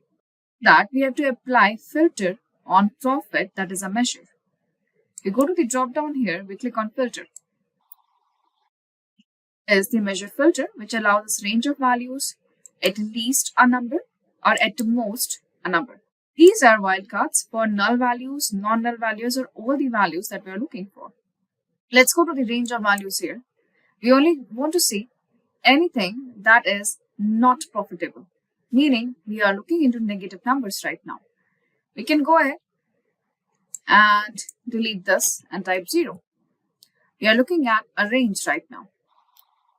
As soon as I click outside, you can see the range has been selected. Let's click on apply here and OK. Now you can see we are looking at only loss-making categories within each state. And remember that our source here can be filtered by data source filter too. This is an example for measures filter. Now let's talk about calculations in Tableau. Calculations in Tableau enable us to go beyond basic filtering and transform our data by creating custom fields and aggregations. They're essential for deriving new insights without altering the original dataset. This includes functions for aggregation like addition, subtraction, multiplication, and division.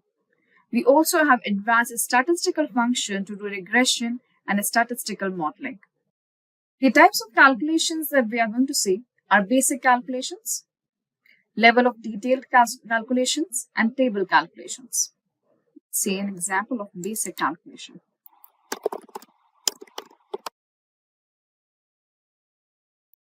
Let's figure out the profit ratio for individual subcategory.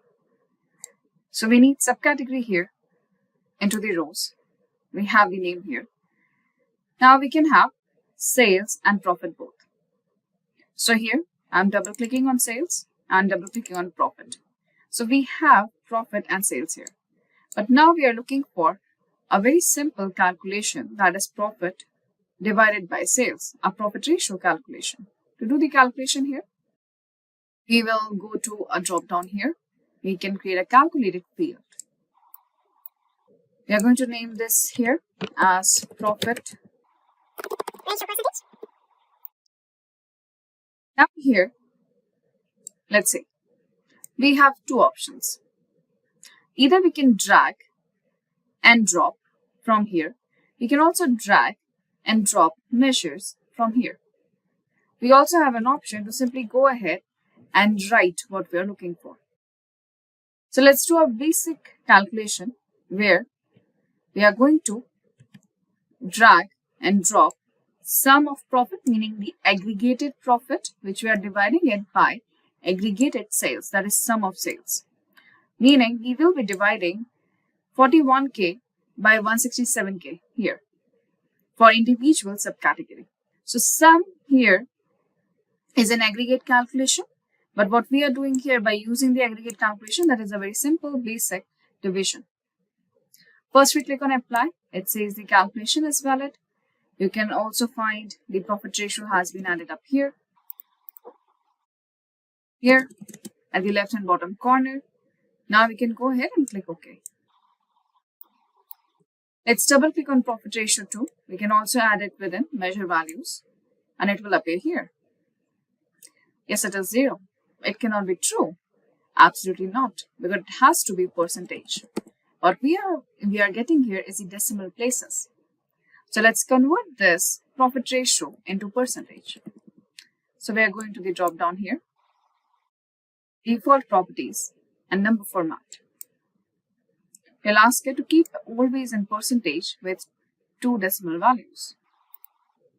And see, here we have profit ratio. This is an example for a basic calculation. This is our basic calculation. Now let's see an example for LOD calculation. LOD is level of detail calculation. Level of detail calculations, that is LOD calculations, are more advanced. They allow you to perform calculations at different levels of details within the data, such as calculating average sales per customer for an individual region or calculating a simple average sales across the regions, or showing totals at a specific group level. Let's take an example. If we would like to see region-wise sales, by default, the aggregation is sum of sales. Here, we can simply go to drop down and convert aggregate measure from sum to average. This is again a very basic calculation where we are changing the aggregation from sum to average. Similarly, we have other statistical aggregate calculations available here.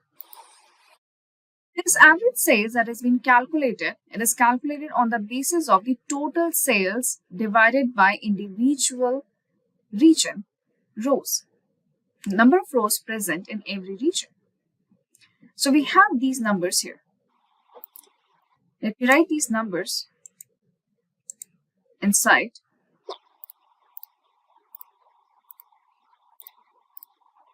We would like to see average sales per customer within each region. Meaning, we need to go ahead and total the sales for each region and divide up that sales. Now here, we would like to see sales divided by total number of customers. Total number of customers for each region. For each region. We will be calculating average again, but this time it will be for total customers for each region, not the total number of transactions. So currently what we have here is total number of transactions. Let's go ahead and see how we can do that by using LOD. We'll go again to create calculated field, and here we are going to go ahead and do the LOD calculation that is going to include customers. We are going to use include LOD here. Include. As we can see on the right hand side here, it gives us an example for include LOD. We first need to write dimensions and then the aggregate expression that we are looking for. The dimension that we are looking for is the customer ID, because we want to divide it by the number of customer ID. We give a colon here and we ask it to go ahead and calculate average of sales.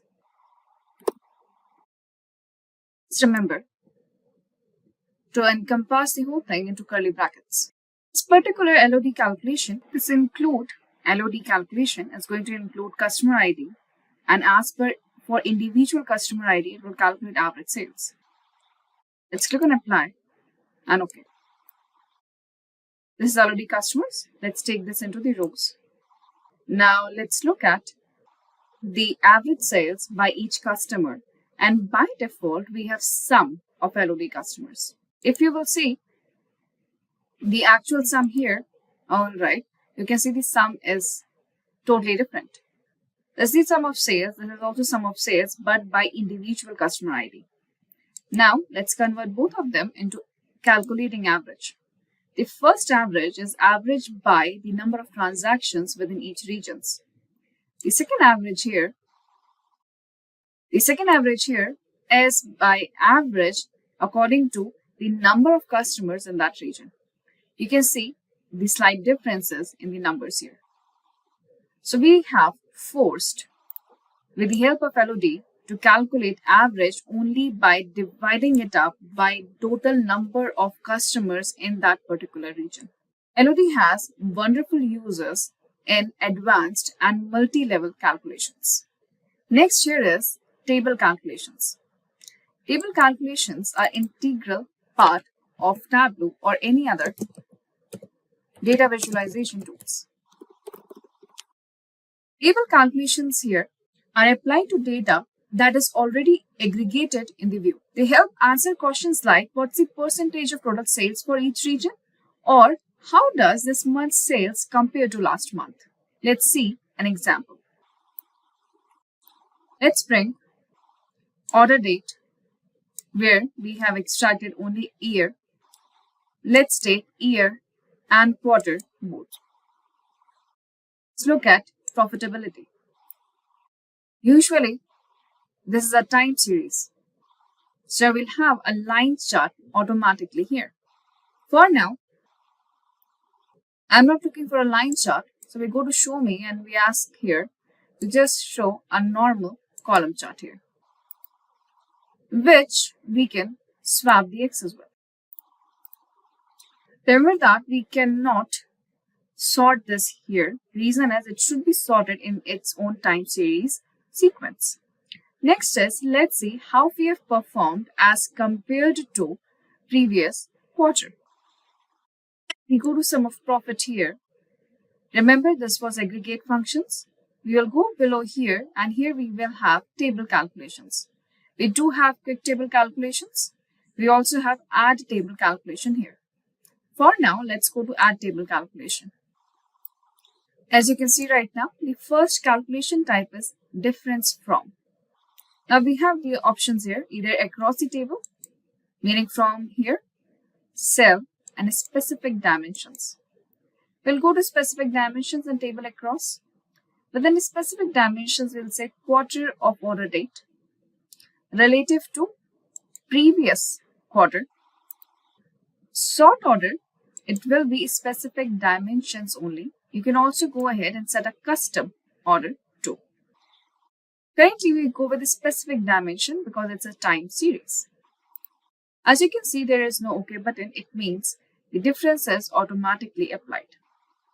We have other options here like percentage difference from. This is much better. We do have percent of total, rank, percentile, running total, and other calculations too. Currently, we have changed this into percentage difference from previous quarter. Let's close this off and look at the numbers. It means that on 2021 quarter 2, we have achieved 185% as compared to previous quarter. And this is 15.7% from previous quarter. You don't have to do any separate calculations here. We can see the calculation by simply going to the drop down. This is an example for table calculation. Let's see now how filters and calculations work together in Tableau. Suppose we are analyzing a company's quarterly sales across multiple regions. We're going to start by filtering data to show only regions we are interested in. Then these calculations both are average sales per product line or per subcategory. Let's see an example. Let's create a shape map. To create a map here, we will go ahead and get country into the details card, state into the details card. We'll go to show me here and we click on the shape map. Currently, this map is only recognizing the position of each state. Now, let's go ahead and we would like to see here average sales. Let's bring sales into the color card. As we can see, the highest sales and the lowest sales will bring up the numbers too. As we know, the aggregate calculation has to be changed to look at the average sales. We go to the drop down here and we convert the sum of sales to average sales here. Now this is the average sales for each transaction happened in that particular state. This is sales. What if I would like to see here only the regions that we are interested in? So let's go ahead and apply a filter, which we can change and view only the region we are interested in. To apply the filter, we drag and drop region into the filters card. Let's say I'm interested in here within central region. I click on apply and OK. Currently, we are only looking into central region. We want to keep changing. We go to the drop down and show the filter. So within the filters card, show the filter. Now we have all the 4 regions here.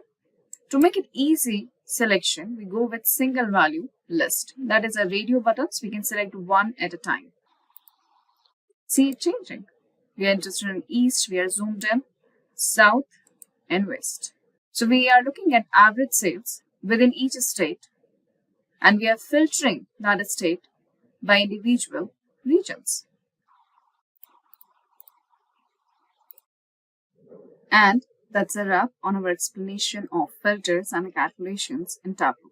We covered how to apply different types of filters, use basic and advanced calculations together to analyze data dynamically. If you found this video helpful, don't forget to like, subscribe, and hit the notification bell for more Tableau and data visualization tips. Imagine you are trying to figure out what most people in your neighborhood love to eat for dessert. You could ask everyone, right? But how do you make sense of all of these answers? That's where statistics comes in. It's like your personal data detective, helping you gather, organize, and analyze all the information to spot patterns and trends. With statistics, you can easily discover if most people love ice cream or if brownies are the hidden favorite. All about turning numbers and facts into useful insights, helping you make smarter decisions and understand the bigger picture. Hello guys, welcome back to Simplilearn's YouTube channel. And today I will walk you through the basic understanding of descriptive statistics, inferential statistics, frequency statistics, and kurtosis statistics, and more. Then I will take you through the differences among the various types. By the end of the video, you will know all you want to know about statistics and its types. Without any further delay, let's get into the video. First things first, let us understand what statistics actually is. Statistics is a branch of mathematics that help us collect, organize, and analyze data, understand patterns, trends, and make decisions. It's like having a big group of information and breaking it down to learn something useful. For example, if we survey 100 people about their favorite fruit, statistics help us figure out what most people like, what fruit is least liked, and how confident we are about these results here. After we have a basic idea of statistics, let us get into the various types of statistics. The first one is descriptive statistics. Descriptive statistics is a branch of statistics that focuses on summarizing and describing the main features of a dataset.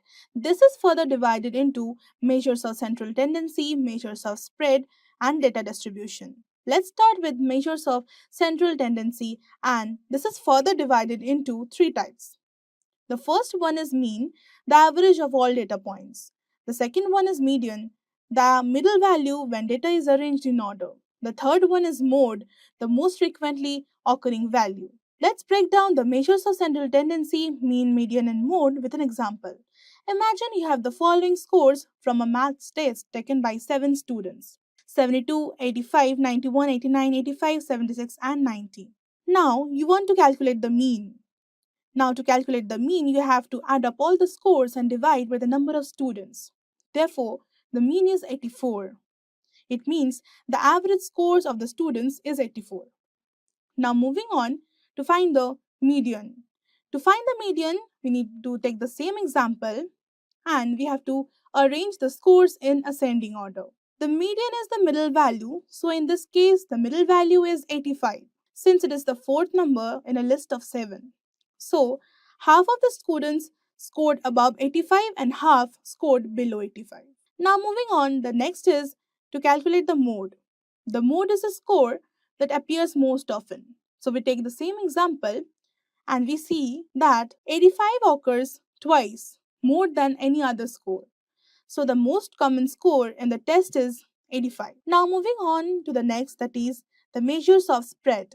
Unlike central tendency, which tells you whether the data is centered, spread tells you how scattered the data is. It has three components: range, variance, and standard deviation. Range, it is the difference between the highest and the lowest values in the set. And variance, it measures how much each score deviates from the mean. And standard deviation, it is the square root of variance. Let's use an example to understand measures of spread, range, variance, and standard deviation, which help us understand how spread out or dispersed the data is. Consider the test scores of 5 students. Now, we want to find the range. Therefore, the range is the difference between the highest and the lowest values in the dataset. That is, 85 minus 65 is equal to 20. The scores span a range of 20 points from 65 to 85. Now moving on, we want to find the variance for the same example. The variance measures how much each score deviates from the mean on average squared. First, we calculate the mean. So to calculate the mean, we take the total of the scores divided by the total number of scores, and that is equal to 75. Next, we find the square differences from the mean for each score. And here it is. 65 minus 75 whole square is equal to minus 10 whole square, and that is equal to 100. And in this way, we perform the same for each score. Now the sum of these square differences divided by the number of data points is the variance. And that is taking the total of the squared differences divided by 5, that is equal to 50. The variance is 50, meaning that on average the square differences from the mean are 50. Now moving on to find the standard deviation. The standard deviation is the square root of the variance. It tells us how spread out the data is in the same units as the original data. The standard deviation is the root over of 50, that is approximately equal to 7.07. Now moving on, the third major subdivision is data distribution. Let us use an example to explain data distribution, which tells us how data points are spread or organized across a range of values. Imagine you have the following test scores for 20 students. One way to understand data distribution is by creating a histogram. The histogram groups the scores into ranges or bins and shows how many scores fall into each range. For this dataset, we could create bins like 50 to 60, there are 3 students. 61 to 70, there are 7 students. And 71 to 80, we have 5 students. And in this way, 81 to 90, we have 3 students. And 91 to 100, we have 2 students. Now moving on to the normal distribution, the second one under the data distribution. In some cases, data follows a normal distribution which forms a bell-shaped curve. And this means most data points are around the mean with fewer data points as you move away from the mean in either direction. And normal distribution curve, it means most data points are around the mean with fewer data points as you move away from the mean in either direction. In a normal distribution, the mean, median, and mode are the same. Data is symmetrically spread around the center. Now moving on, in our example, the scores are somewhat concentrated around 70 to 80, but the distribution is not perfectly normal because there are more students scoring higher, that is the right skew. Therefore, skewed distribution, if a data set is not symmetrical, we have skewed distribution. And that is further divided into two: the right skew, that is the positive skew, and the left skew, that is the negative skew. In right skew, more data points are on the lower side with fewer higher values. And in the left skew, more data points are on the higher side with fewer low values. Moving on, in our test score example, we have a slightly right skew distribution because there are more students with lower scores, that is to 55 to 70, compared to higher scores, that is 90 to 100. And this is known as right skewed distribution. Now, moving on to the second type of statistics, that is inferential statistics. It uses sample data to make predictions and generalizations about a larger population, allowing researchers to draw conclusions beyond the immediate dataset. Inferential statistics comprises several techniques for drawing conclusions. Here are some common types: hypothesis testing, second one is confidence intervals, and the third one is regression analysis. Now moving on to hypothesis testing. Hypothesis testing is a statistical method used to determine whether there is enough evidence in a sample of data to support a specific claim about a population. Let's work through the process of testing whether a new teaching method improves student test scores, breaking it down step by step with some explanations to make it easier to follow. Step number 1 is hypothesis. We always start by stating what we want to test. In this case, we want to see if the new teaching method helps students score better compared to the traditional one. To do this, we set up two hypotheses. H0, that is the null hypothesis, and that is the average test score with the new method is equal to 75. This means that the new method has no impact and there is no improvement in the test scores. H1, that is the alternative hypothesis. The average test score with the new method is greater than 75. This suggests that the new method does improve test scores. In simple terms, we are trying to figure out if the new method makes any difference compared to what we normally expect, which is a score of 75. Now moving on to the next step, that is significance level. Next, we need to decide how confident we want to be in our conclusion. The significance level helps us measure this. It tells us the probability of mistakenly rejecting the null hypothesis when it's actually true. Type 1 error. A common choice for this significance level is 0.05 or 5%. This means we are willing to accept a 5% chance of making a mistake by rejecting the null hypothesis when it is true. So we said alpha is equal to 0.05. Step 3. Collect data. Now we need some actual data to test. Let's say we taught 30 students using the new method and their average test score came out to be 78. This is our sample data and we will compare it to the population mean, which is 75, the traditional method score. Now moving on to the next step, that is perform statistical test, the t-test. With the data in hand, we need to perform a statistical test. For this test, we will use a t-test which will help us compare the sample mean 78 to the population mean 75. The t-test checks if the difference between the two means is significant or if it could just be due to random chance. Moving on to the next step, that is the p-value. The p-value from the t-test is the number that tells us the probability of getting the sample data if the null hypothesis is true. Let's say the t-test gives us a p-value of 0.03. This means there is 3% chance of seeing this level of improvement if the new method doesn't actually improve scores. Now moving on to the last step, that is decision. Now we compare the p-value to our significant level alpha. If the p-value is smaller than 0.05, it means the results are statistically significant and we can reject the null hypothesis. In our case, the p-value is 0.03, which is less than 0.05. So we reject the null hypothesis. Now moving on to the second part, that is confidence interval. A confidence interval is a range that tells us how sure we are about an estimate from sample data. It gives a range of values whether the true member likely false. For example, suppose you survey 100 men in a city to estimate the average height. The average height from your sample is 175 centimeter and the standard deviation is 10 centimeter. You want to calculate 95% confidence interval to estimate the true average height of all men in the city. Now let's move on to the steps. Sample mean. The sample average is 175 centimeter. The standard error is calculated as 10 by root over of 100, that is equal to 1. Now, the confidence interval formula for a 95% confidence level use the critical value 1.96. The confidence interval is 175 plus minus 1.96 into 1.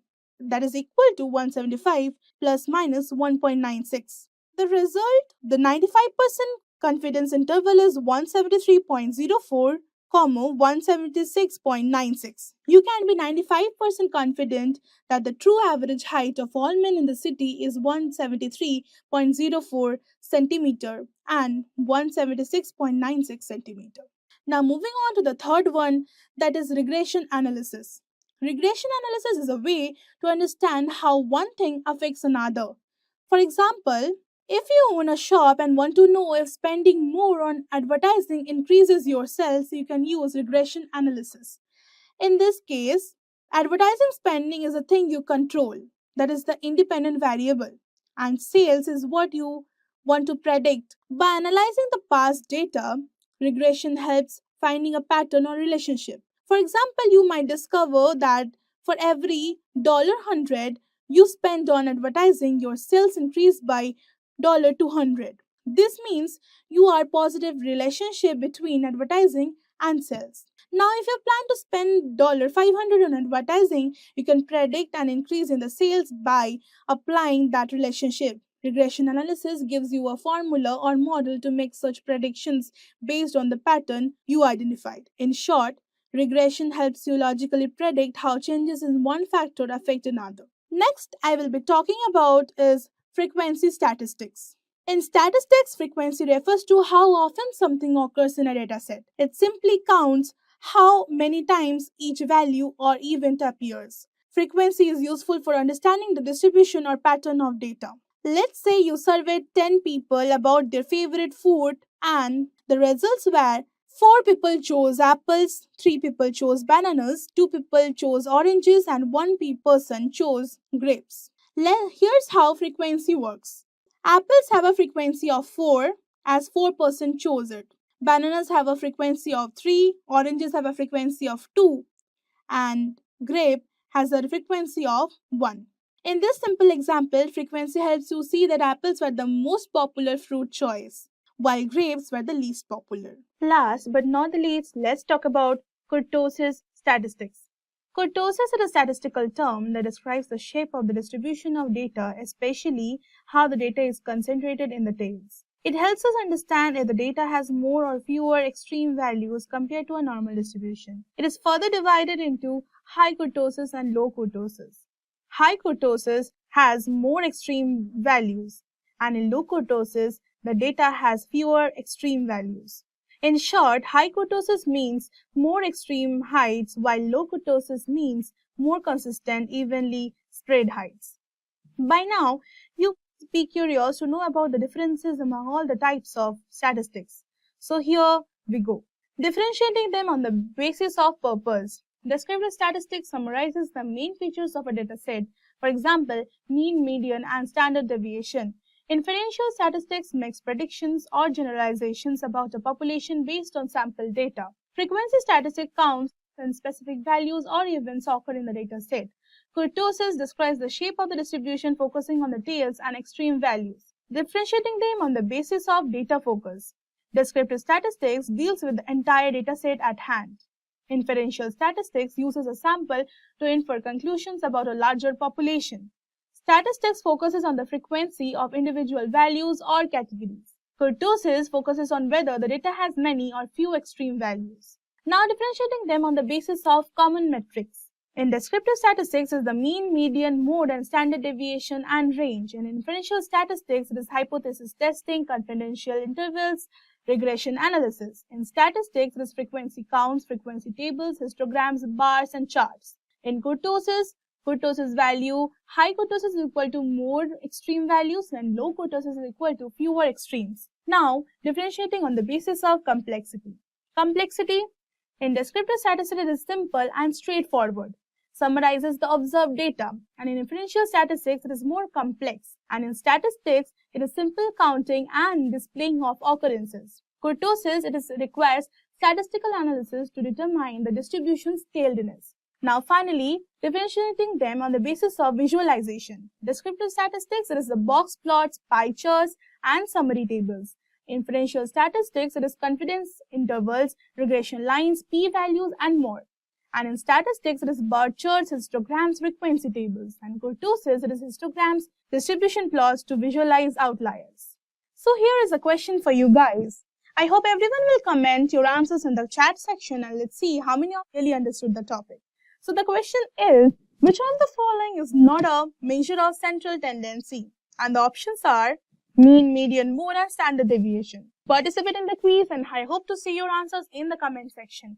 We will reply to whoever provides the correct answer and the wrong answers will be corrected for sure. I will provide you 1 minute to write your answers in the comment section. Hello and welcome to Data Analytics Interview Questions. My name is Richard Kirshner with the Simplilearn team. That's www.simplilearn.com. Get certified, get ahead. Today we're going to jump into some common questions you might see on NumPy arrays and Pandas data frames in the Python, along with some Excel, Tableau, and SQL. Let's start with our first question. What is the difference between data mining and data profiling? It's real important to note that data mining is a process of finding relevant information which has not been found before. It is a way in which raw data is turned into valuable information. You can think of this as anything from the cells stats and from their SQL Server all the way to web scraping and Census Bureau information. Where the heck do you mine it from? Where do you get all this data and information? Then we look at data profiling. Is usually done to assess a data set for its uniqueness, consistency, and logic. It cannot identify incorrect or inaccurate data values.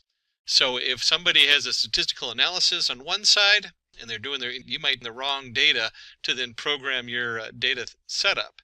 So you got to be aware that when you're talking about data mining, you need to look at the integrity of what you're bringing in, where it's coming from.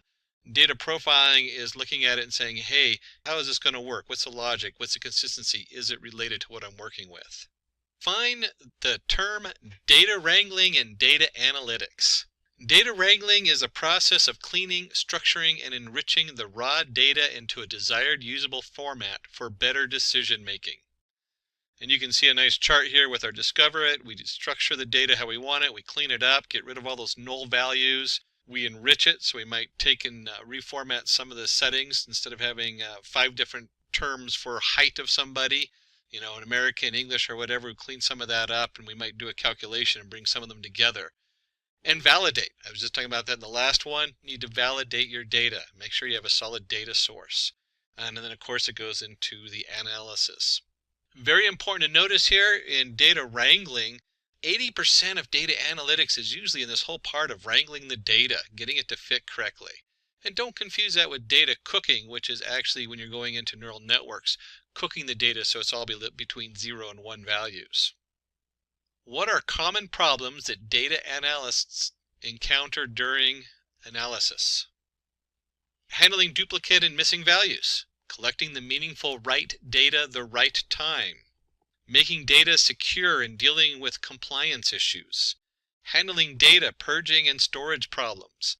Again, we're talking about data wrangling here. 80% of most jobs are in wrangling that data and getting it in the right format and making sure it's good data to use.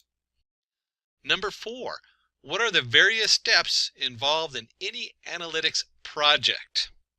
Understand the problem. We might spend 80% doing wrangling, but you better be ready to understand the problem, because if you can't, you're going to spend all your time in the wrong direction. This is probably the most important part of the process. Everything after it falls in, and then you can come back to it. 2, data collection, data cleaning. Number 3, 4, data exploration analysis, and 5, interpret the results. Number 5 is a close second for being the most important. If you can't interpret what you bring to the table to your clients, you're in trouble. So when this question comes up, you probably want to focus on those 2, noting that the rest of it does, 80% of the work is in 2, 3, and 4, while 1 and 5 are the most important parts. Which technical tools have you used for analysis and presentation purposes? Being a data analyst, you are expected to have knowledge of the below tools for analysis and presentation purposes. There's a wide variety out there. SQL Server, MySQL, you have your Excel, your SPSS, which is the IBM platform, Tableau, Python. You have all these different tools in here. Now, certainly a lot of jobs are going to be narrowed in on just a few of these tools. Like, you're not going to have a Microsoft SQL Server and MySQL Server, but you better understand how to do basic SQL polls, and also understanding Excel and how the different formats for column and how to get those set up. Number 6, what are the best practices for data cleaning? This is really important to remember to go through this in detail. These always come up because 80% of most data analysis is in cleaning the data up. Make a data cleaning plan by understanding where the common errors take place and keep communications open. Identify and remove duplicates before working with the data. This will lead to an effective data analysis process. Focus on the accuracy of the data, maintain the value types of data, provide mandatory constraints, and set cross-field validation. Standardize the data at the point of entry so that it is less chaotic, and you will be able to ensure that all the information is standardized, leading to fewer errors on entry. Number 7, how can you handle missing values in a data set? Listwise deletion. In listwise deletion method, entire record is excluded from analysis if any single value is missing. Sometimes we're talking about records. Remember, this could be a single line in a database. So if you have your SQL comes back and you have 15 different columns, every one of those that has a missing value, you might just drop it just to make it easy because you already have enough data to do the processing. Average imputation. Use the average value of the responses from the other participants to fill in the missing value.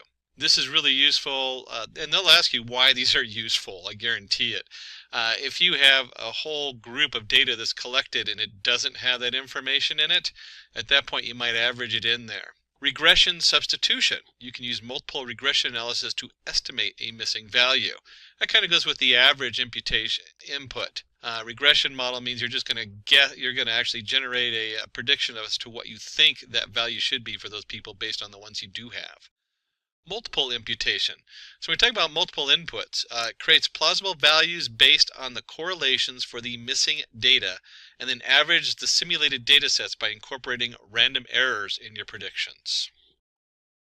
What do you understand by the term normal distribution? And the second you hear the word normal distribution, should be thinking a bell curve like we see here. Normal distribution is a type of continuous probability distribution that is symmetric about the mean, and in the graph, normal distribution will appear as a bell curve.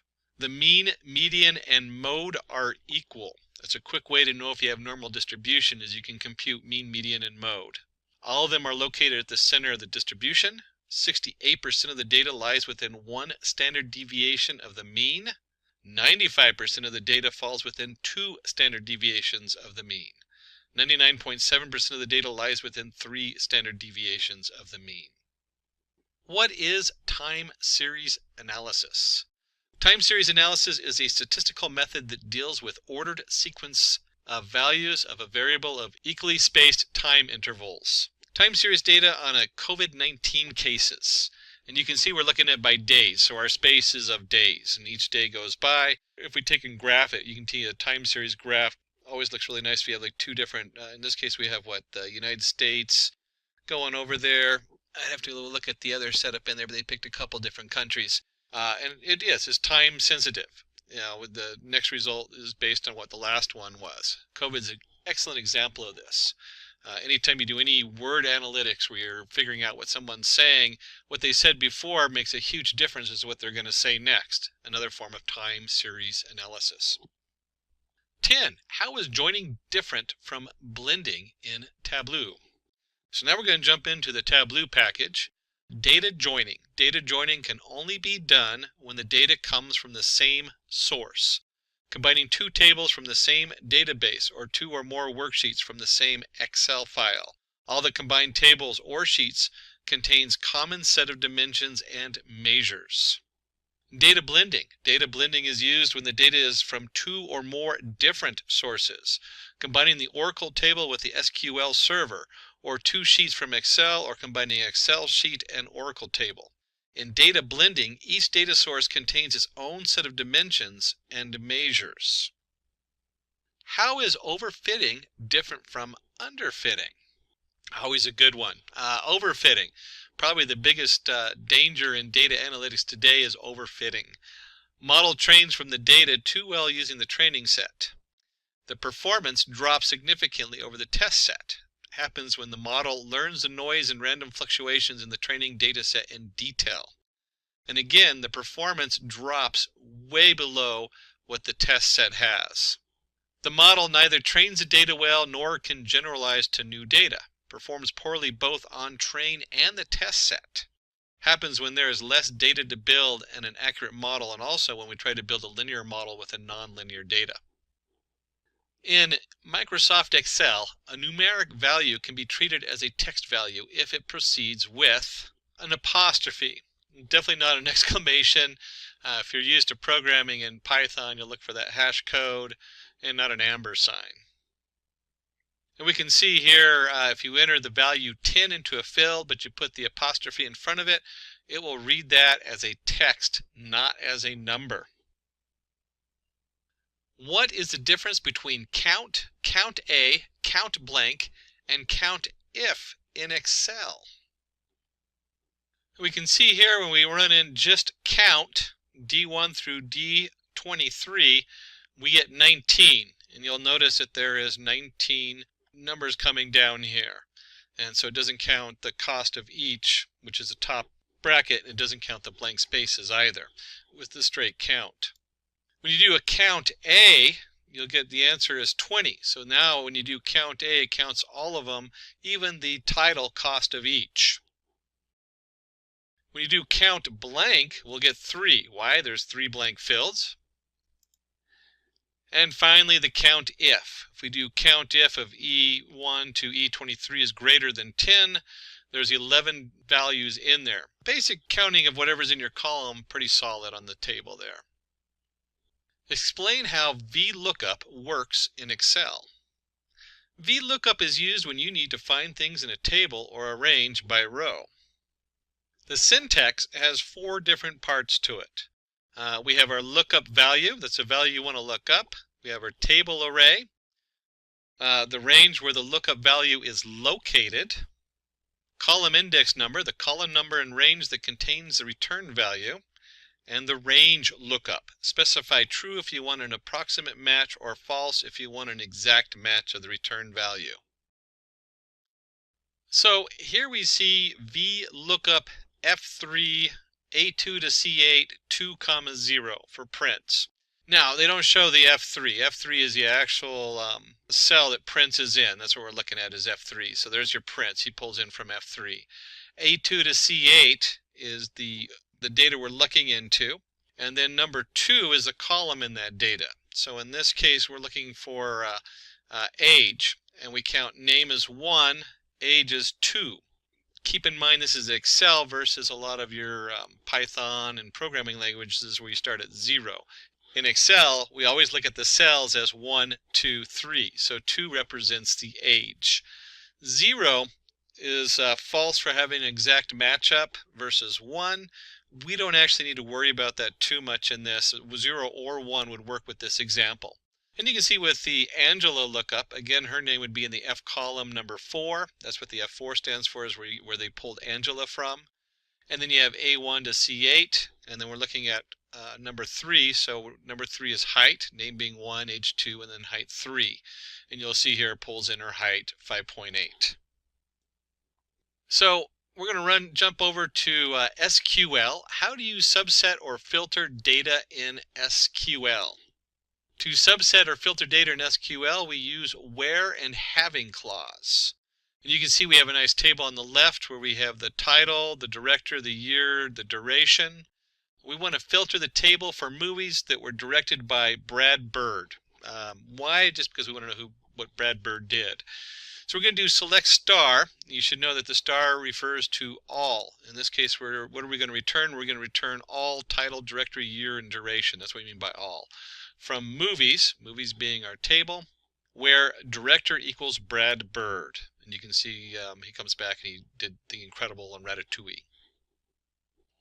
To subset or filter data SQL, we can also use the where and having clause. So we're going to take a closer look at the different ways we can filter it here. Filter the table for directors whose movies have an average duration greater than 115 minutes.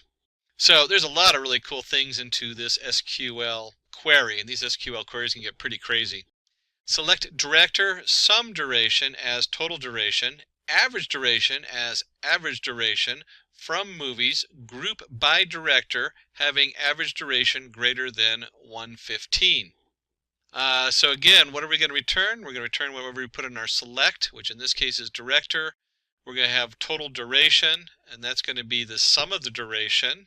We're going to have the average duration, average underscore duration, which is going to be the average duration on there. And then we, of course, go ahead and group by director. And we want to make sure we group them by anyone that has having an average duration greater than 115. These SQL queries are so important. I don't know how many times the SQL comes up, and there's so many different other languages, not just MySQL and not Microsoft SQL, but in addition to that, where the SQL language comes in, especially with Hadoop and other areas. So you really should know your basic SQL. Doesn't hurt to get that little cheat sheet and glance over it and double check some of the different features in SQL. What is the difference between where and having clause in SQL? Where clause works on row data. In where clause, the filter occurs before any groupings are made. Aggregate functions cannot be used. So the syntax is select your columns from table where what the condition is. Having clause works on aggregated data. Having is used to filter values from a group. Aggregate functions can be used, and the syntax is select column names from table where the condition is, grouped by, having a condition ordered by column names. What is the correct syntax for reshape function in NumPy? So we're going to jump to the NumPy array program. And what you come up with is you have, in this case, it'd be numpy.reshape. A lot of times you do an import numpy as np, reshape, and then your array, and the new shape. And you can see here as the actual example comes in, the reshape is A, and we're going to reshape it in 2, 5 setups. And you can see the printout in there that prints in 2 rows with 5 values in each one.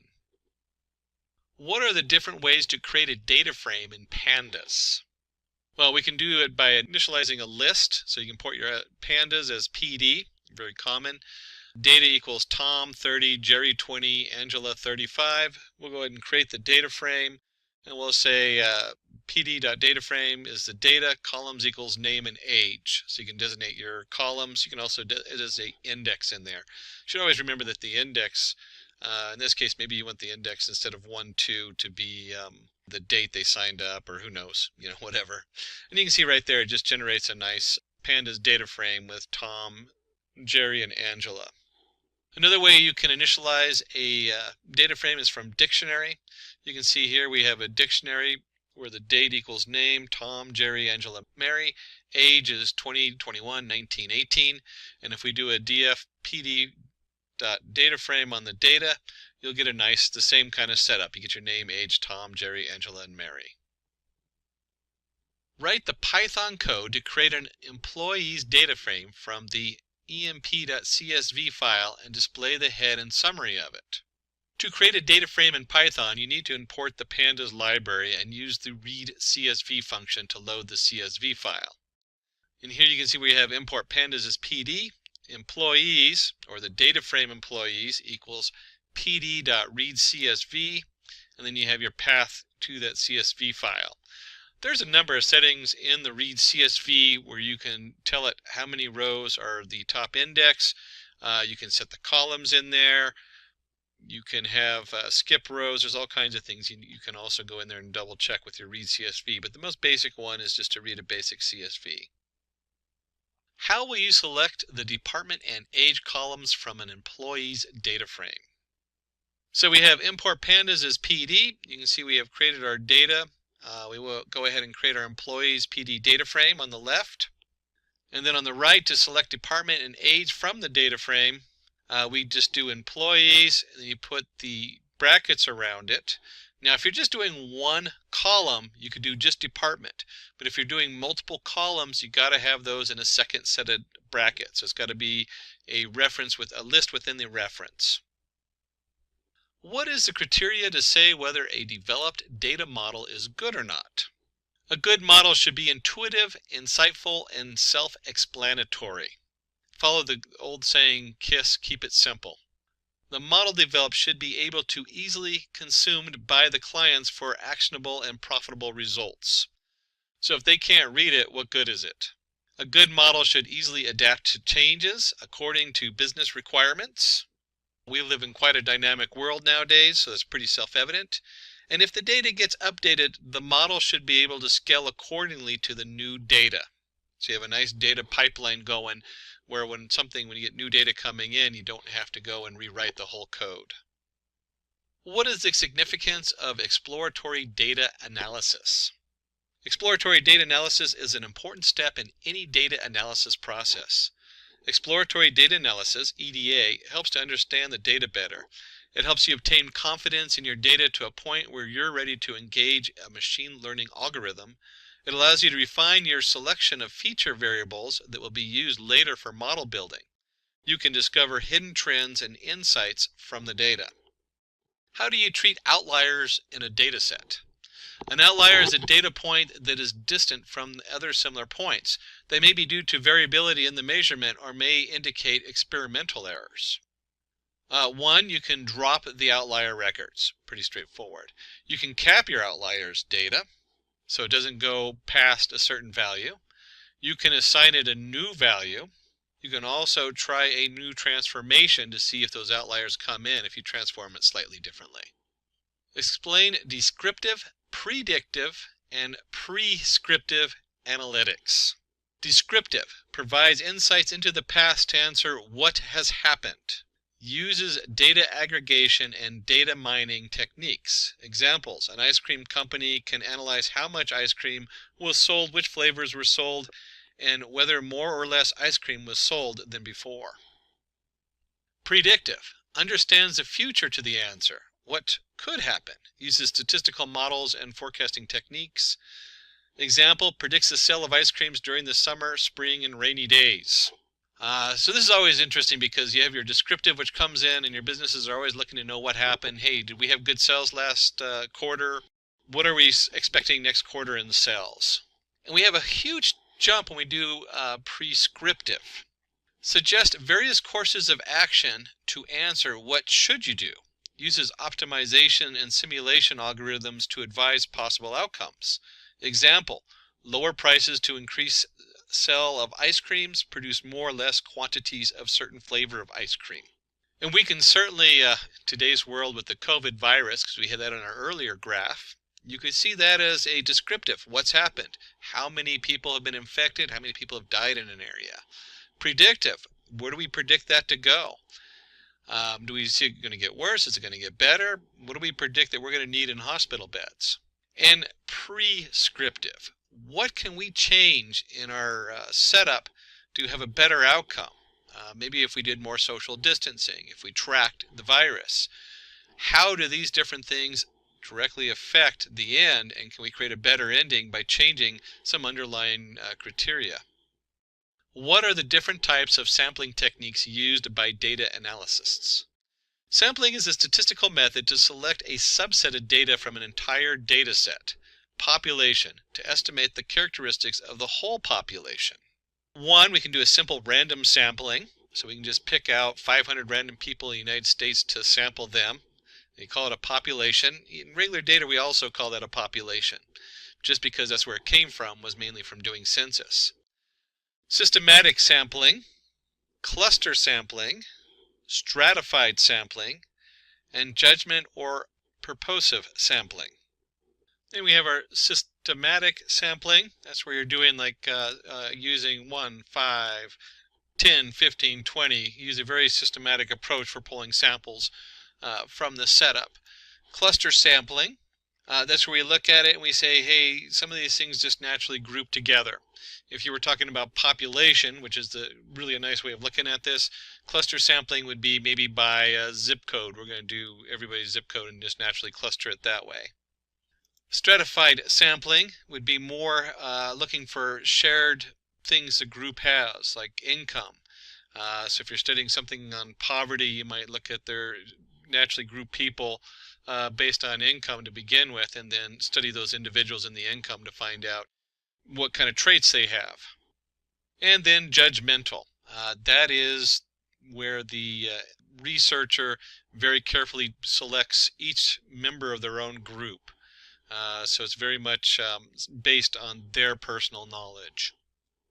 Jumping on to 26, what are the different types of hypothesis testing? Hypothesis testing is a procedure used by statisticians and scientists to accept or reject statistical hypotheses. We start with the hypothesis testing. We have null hypothesis and alternative hypothesis. On the null hypothesis, it states that there is no relation between the predictor and the outcome variables in the population. It is denoted by H0. Example, there is no association between patients, BMI, and diabetes. Alternative hypothesis, it states there is some relation between the predictor and outcome variables in the population. It is denoted by H1. Example, there could be an association between patients' BMI and diabetes. And that's the body mass index, if you didn't catch the BMI and you're not in medical. Describe univariate, bivariate, and multivariate analysis. A univariate analysis, it is the simplest form of data analysis where the data being analyzed contains only one variable. An example is studying the heights of players in the NBA. Because it's so simple, it can be described using central tendencies, dispersion, quartiles, bar charts, histograms, pie charts, frequency distribution tables. The bivariate analysis, it involves analysis of two variables to find causes, relationships, and correlations between the variables. Example, analyzing sale of ice creams based on the temperature outside. Bivariate analysis can be explained using correlation coefficients, linear regression, logistic regression, scatter plots, and box plots. And multivariate analysis, it involves analysis of three or more variables to understand the relationship of each variable with the other variables. Example, analyzing revenue based on expenditure. So if we have our TV ads, we have our newspaper ads, our social media ads, and our revenue, we can now compare all those together. The multivariate analysis can be performed using multiple regression, factor analysis, classification and regression trees, cluster analysis, principal component analysis, clustering bar chart, dual axis chart. What function would you use to get the current date and time in Excel? In Excel, you can use the today and now function to get the current date and time. And you can see down here with the two examples where just equals today or equals now. Using the SUMIFS function in Excel, find the total quantity sold by sales representatives whose names start with A and the cost of each item they have sold is greater than 10. And you can see here on the left we have our actual table, and then we want to go ahead and SUMIFS. So we want the E2 through E20, B2 through B20 greater than 10. And this basically is just saying, hey, we're going to take everything in the E column and we're going to sum it up, but only those objects where the D column is greater than 10. That's what that means there. Is the below query correct? If not, how will you rectify it? Select customer ID, year, order date as order year from order where order year is greater than or equal to 2016.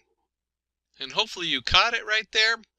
It's in the devil's in the details. We can't not use the alias name while filtering data using the where clause. So the correct format is all the same except for where it says where the year order date is greater than or equal to 16 versus using the order year, which we assign under the select setup. How are union, intersect, and except used in SQL? The union operator is used to combine the results of two or more select statements. And you can see here we have select star from region 1. We're going to make a union with select star from region 2. And it basically takes both these SQL tables and combines them to form a full new table on there. So that's your union as we bring everything together. When we look at the intersect operator, it returns the common records that are the result of the two or more select statements. So you can see here we select star from region 1, intersect, select star from region 2, and we come up with only those records that are shared, that have the same data in them. And hopefully you jumped ahead to the except. The except operator returns the uncommon records that are the result of two or more select statements. So these are the two records, or the records that are not shared between the two databases. Using the product price table, write an SQL query to find the record with the fourth highest market price. So here we have a little bit of a brain teaser. They're always fun. And the first thing we want to do is we're going to go ahead and if you look at the script on the left, we really want the fourth one down. So we're going to select the top 4 from product price. But we're going to order it by market price descending. SP order by market price ascending. So what we do is we take the top 4 of the market price ascending, and that's going to give us the 4 greatest values. And then we're going to reverse that order and do descending. And we're going to take the top one of that, which is going to give us the lowest value, which will be the 4th greatest one in the list. From the product price table, find the total and average market price for each currency where the average market price is greater than 100 and currency is in the INR or the AUD. So INR or AUD, India Rupee or Australia dollar. You can see over here the SQL query. If you had trouble putting this together, you might actually do some of it in reverse. And you can see right here where the average market price is greater than 50. Remember, we use having, not where, at the end because it's part of the group. So group by currency, because we want those two currencies. And we want the currency India Rupee, the INR or the AUD. And as you keep going backwards, we're actually going to be selecting the currency, the sum of the market price as total price, and the average market price as average price. So there's our select. It's going to come from the product price, which is just our table over there, and then we have where our currency is in. And like I said, you can put it together however you want, but hopefully you got to the end there. So this question will test your knowledge in Tableau, exploring the different features of Tableau, and creating a suitable graph to solve a business problem. And of course, Tableau is very visual in its use, so it's very hard to test it without actually just getting your hands on. And if you can't visualize some of this and how to do it, then you should go back and refresh yourself. Using the sample superstore dataset, create a view to analyze the sales, profits, and quantities sold across different subcategories of items present under each category. So the first step is to go ahead and load the sample superstore dataset. So make sure you know how to load the sample, the superstore dataset. That's underneath either the connect button in the upper left or the Tableau icon up there, and be able to pull in the dataset. And then once you've done that, you just drag the category and subcategory on rows and salaries onto columns. It will result in a horizontal bar chart. So in this one, we're just going to drag profit onto color and quantity onto label. Sort the sales axes in descending order of sum and sales within each subcategory. And if you're at home doing this, you'll see that chairs under furniture category had the highest sales and profit, while tables had the lowest profit. For office supplies, subcategory binders made the highest profit, even though storage had the highest sales. Under technology category, copiers made the highest profit, though it was the least amount of sales. Let's work to create a dual axis chart in Tableau to present sales and profits across different years using sample superstore dataset. Load the orders sheet from the sample superstore dataset. Drag the order data field from the dimensions onto columns and convert it into continuous month. Drag cells onto rows and profits to the right corner of the view until you see a light green rectangle. One of those things, if you haven't done this hands-on, you don't know what you're doing, you're going to run into a bind because you're going to be just kind of dropping it and wondering what happened. Synchronize the right axes by right-clicking on the profit axis. And then let's finalize it by going under the marks card, change some cells to bar and some profit to line, and adjust the size. And then we have a nice display that we can either print out or save and send off to the shareholders. Let's go ahead and do one more Tableau. Design a view in Tableau to show state-wise sales and profits using the sample superstore dataset. In here you go ahead and drag the country field onto the view section and expand it to see the states. Drag the states field onto size and profit onto color. Increase the size of the bubbles, add a border and a halo color. States like Washington, California, and New York have the highest sales and profits, while Texas, Pennsylvania, and Ohio have a good amount of sales but the least amount of profits. We'll go ahead and skip back to Python NumPy. Suppose there is an array number equals NP, or NumPy if you're using NumPy, depending on how you set it up, dot array, and we just have 1 to 9 broken up into 3 groups. Extract the value 8 using 2D indexing. So you can see on the left we have our import NumPy as NP, number equals our NP array. If we print the number, we have 1, 2, 3, 4, 5, 6, 7, 8, 9. Since the value 8 is present in the second row and first column, we use the same index position and pass it to the array. And you just have number 2, 1, and you get 8. And remember, we're in Python, so you start at 0, not 1 like you do in Excel. Always gets me if I'm working between Excel and Python, where I just kind of flip, and usually it's the Excel that messes up because I do a lot more programming. Suppose there's an array that has values 0, 1, all the way up to 9. How will you display the following values from the array? 1, 3, 5, 7, 9. So first of all, we go ahead and create the array, np.arange of 10, which goes from 0 to 9, because there's 10 numbers in it, but we don't include the 10. We print it out. The first thing you want to do is, what's going on here with 1, 3, 5, 7, 9? Well, if we divide by 2, there's going to be a remainder equal to 1. And then from Python, remember that if you use the percentage sign, you get the remainder on there. So the remainder is 1. And then you have your NumPy array, and then we just want to do a logical statement of all values that have a remainder of 1, and that generates our nice 1, 3, 5, 7, 9. There are 2 arrays, A and B. Stack the arrays A and B horizontally. Boy, these horizontal vertical questions will get you every time. And in NumPy, we go ahead and we've created 2 different arrays over here, A and B. The first one is your concatenate, np.concatenate A and B on axes equal 1. That is the same as hstack.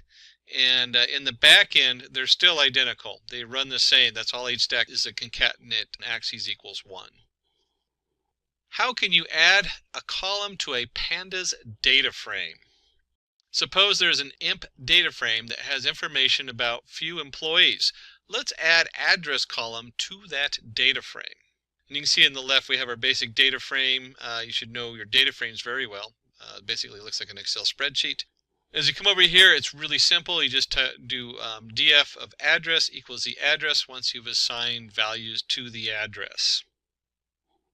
Using the below given data, create a pivot table to find the total cells made by each cells represented for each item. Display the cells as a percentage of the grand total. So we're back in Tableau. Select the entire table range, click on Insert tab, and choose Pivot Table. Select the table range and the worksheet where you want to place the pivot table. It will return a pivot table where you can analyze your data. Drag the cell total on the values in sales rep and item onto row labels. It will give the sum of the cells made by each representative for each item they have sold. And finally, right-click on Sum of Cell Total and expand Show Values as to select Percentage of Grand Total.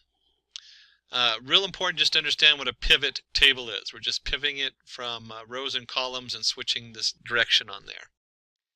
And finally, we have our final pivot table, and you can see the values, roles, and sum of total sale. So we're going to go ahead and take a product table. This is off of an SQL, so we're going to do some SQL here. And we're going to use the product and sales order detail table. Find the products that have total units sold greater than 1.5 million.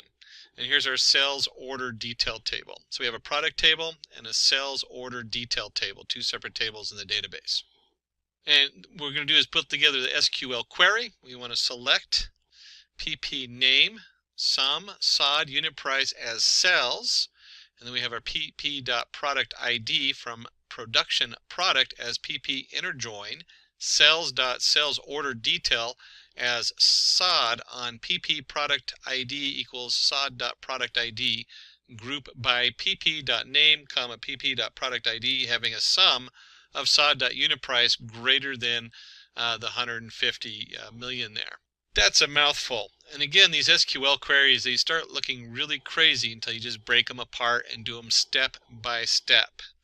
And what we're looking for is the inner join and how did you do the group by. That's really what they know. How do you do this inner join? This comes up so much in SQL.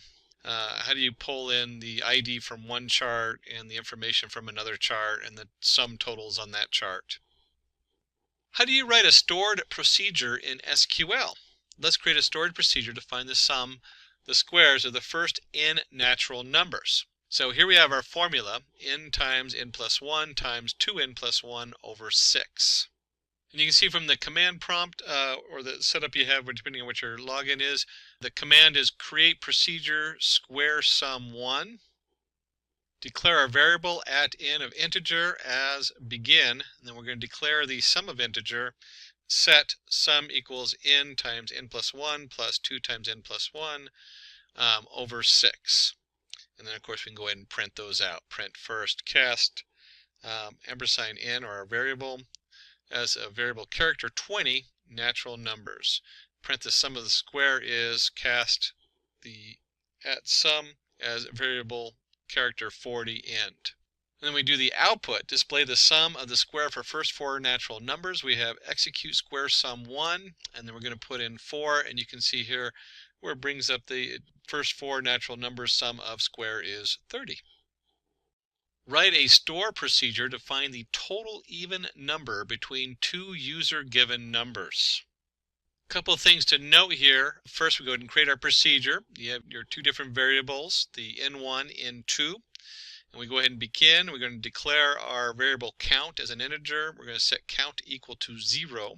And then we have while n is less than n2. We're going to begin. And if n1 remainder 2 equals 0, so we're going to divide it by 2, even number, begin. We're going to set the count equal to count plus 1. We're going to print even number plus cast n as a variable character 10 for printing. Count is plus cast variable count as variable character 10 end. Else print odd number plus cast variable number 1 as variable character 10. And then we go ahead and set the increment our variable 1 up 1. So it'll go from n1 all the way to n2. And it'll print the total number of even numbers. And you can see here we went ahead and executed it. We're going to count the even numbers between 30 and 45. And you can just see it goes all the way down to 8. What is the difference between tree maps and heat maps in Tableau? Now, if you've worked in Python and other programmings, you should automatically know what a heat map is. But a tree map are used to display data in nested rectangles. You use dimensions to define the structure of the tree map and measure to define the size or color of individual rectangles. Tree maps are a relatively simple data visualization that can provide insight in a visually attractive format. And again, you can see the squares over here. This is our tree map over here with each block also has its information inside of its different blocks. A heat map helps to visualize measures against the dimensions with the help of colors and size to compare one or more dimensions and up to 2 measures. The layout is similar to a text table with variations in values encoded as colors. In heat map, you can quickly see a wide array of information. And in this one, you can see they use the colors to denote one thing and the size of the little square to denote something else. A lot of times you can even graph this into a 3-dimensional graph with other data so it pops out. But again, a heat map is the color and the size. Using the sample superstored dataset, display the top 5 and bottom 5 customers based on their profit. So you start by dragging the customer name field onto rows and profit on columns. Right-click on the customer name column to create a set. Give a name to the set and select Top tab to choose top 5 customers by sum profit. Similarly, create a set for the bottom 5 customers by sum profit. Select both the sets, right-click to create a combined set. Give a name to the set and choose all members in both sets. And then you can drag top and bottom customer sets onto the filters and profit field onto color to get the desired results.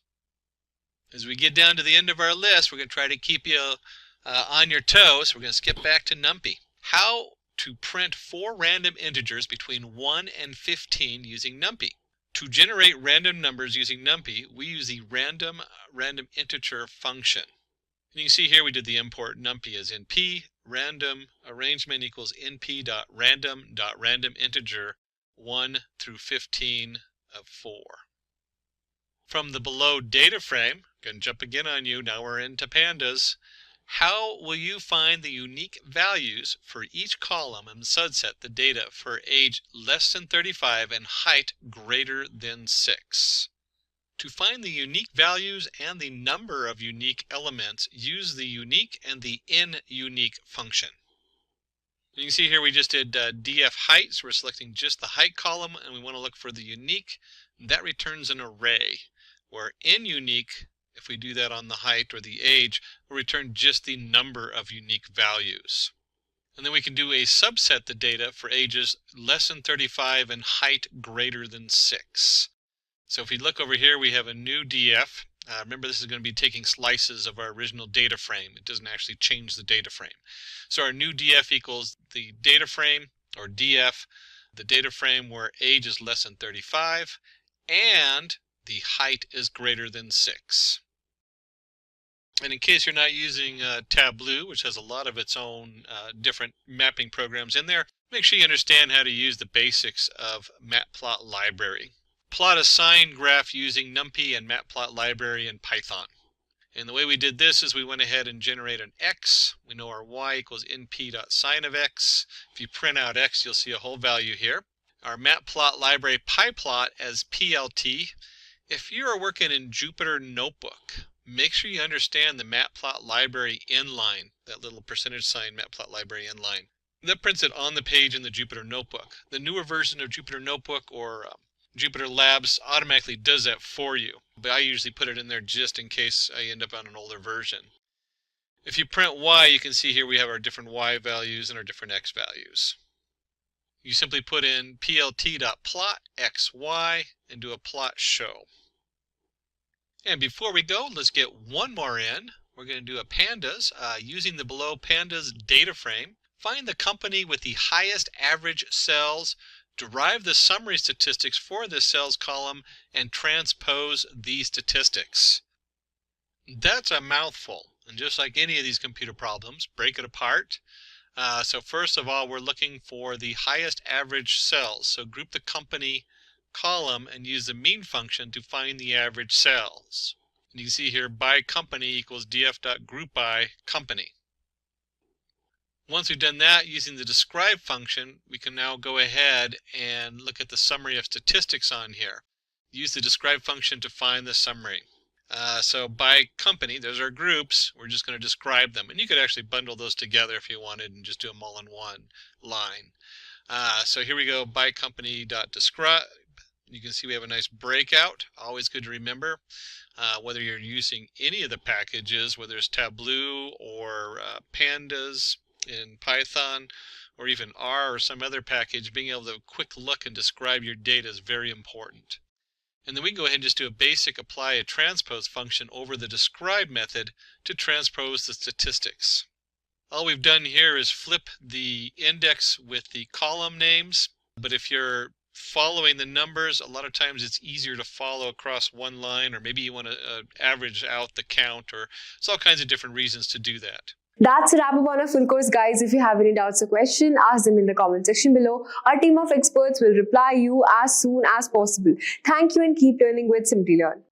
Staying ahead in your career requires continuous learning and upskilling. Whether you're a student aiming to learn today's top skills or a working professional looking to advance your career, we've got you covered.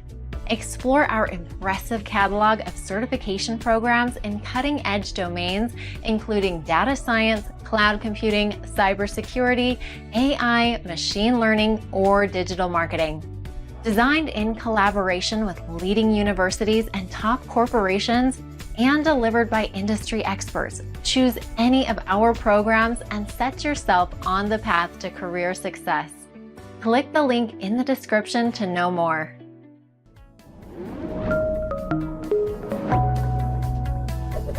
Hi there, if you like this video, subscribe to the Simplilearn YouTube channel and click here to watch similar videos. To nerd up and get certified, click here.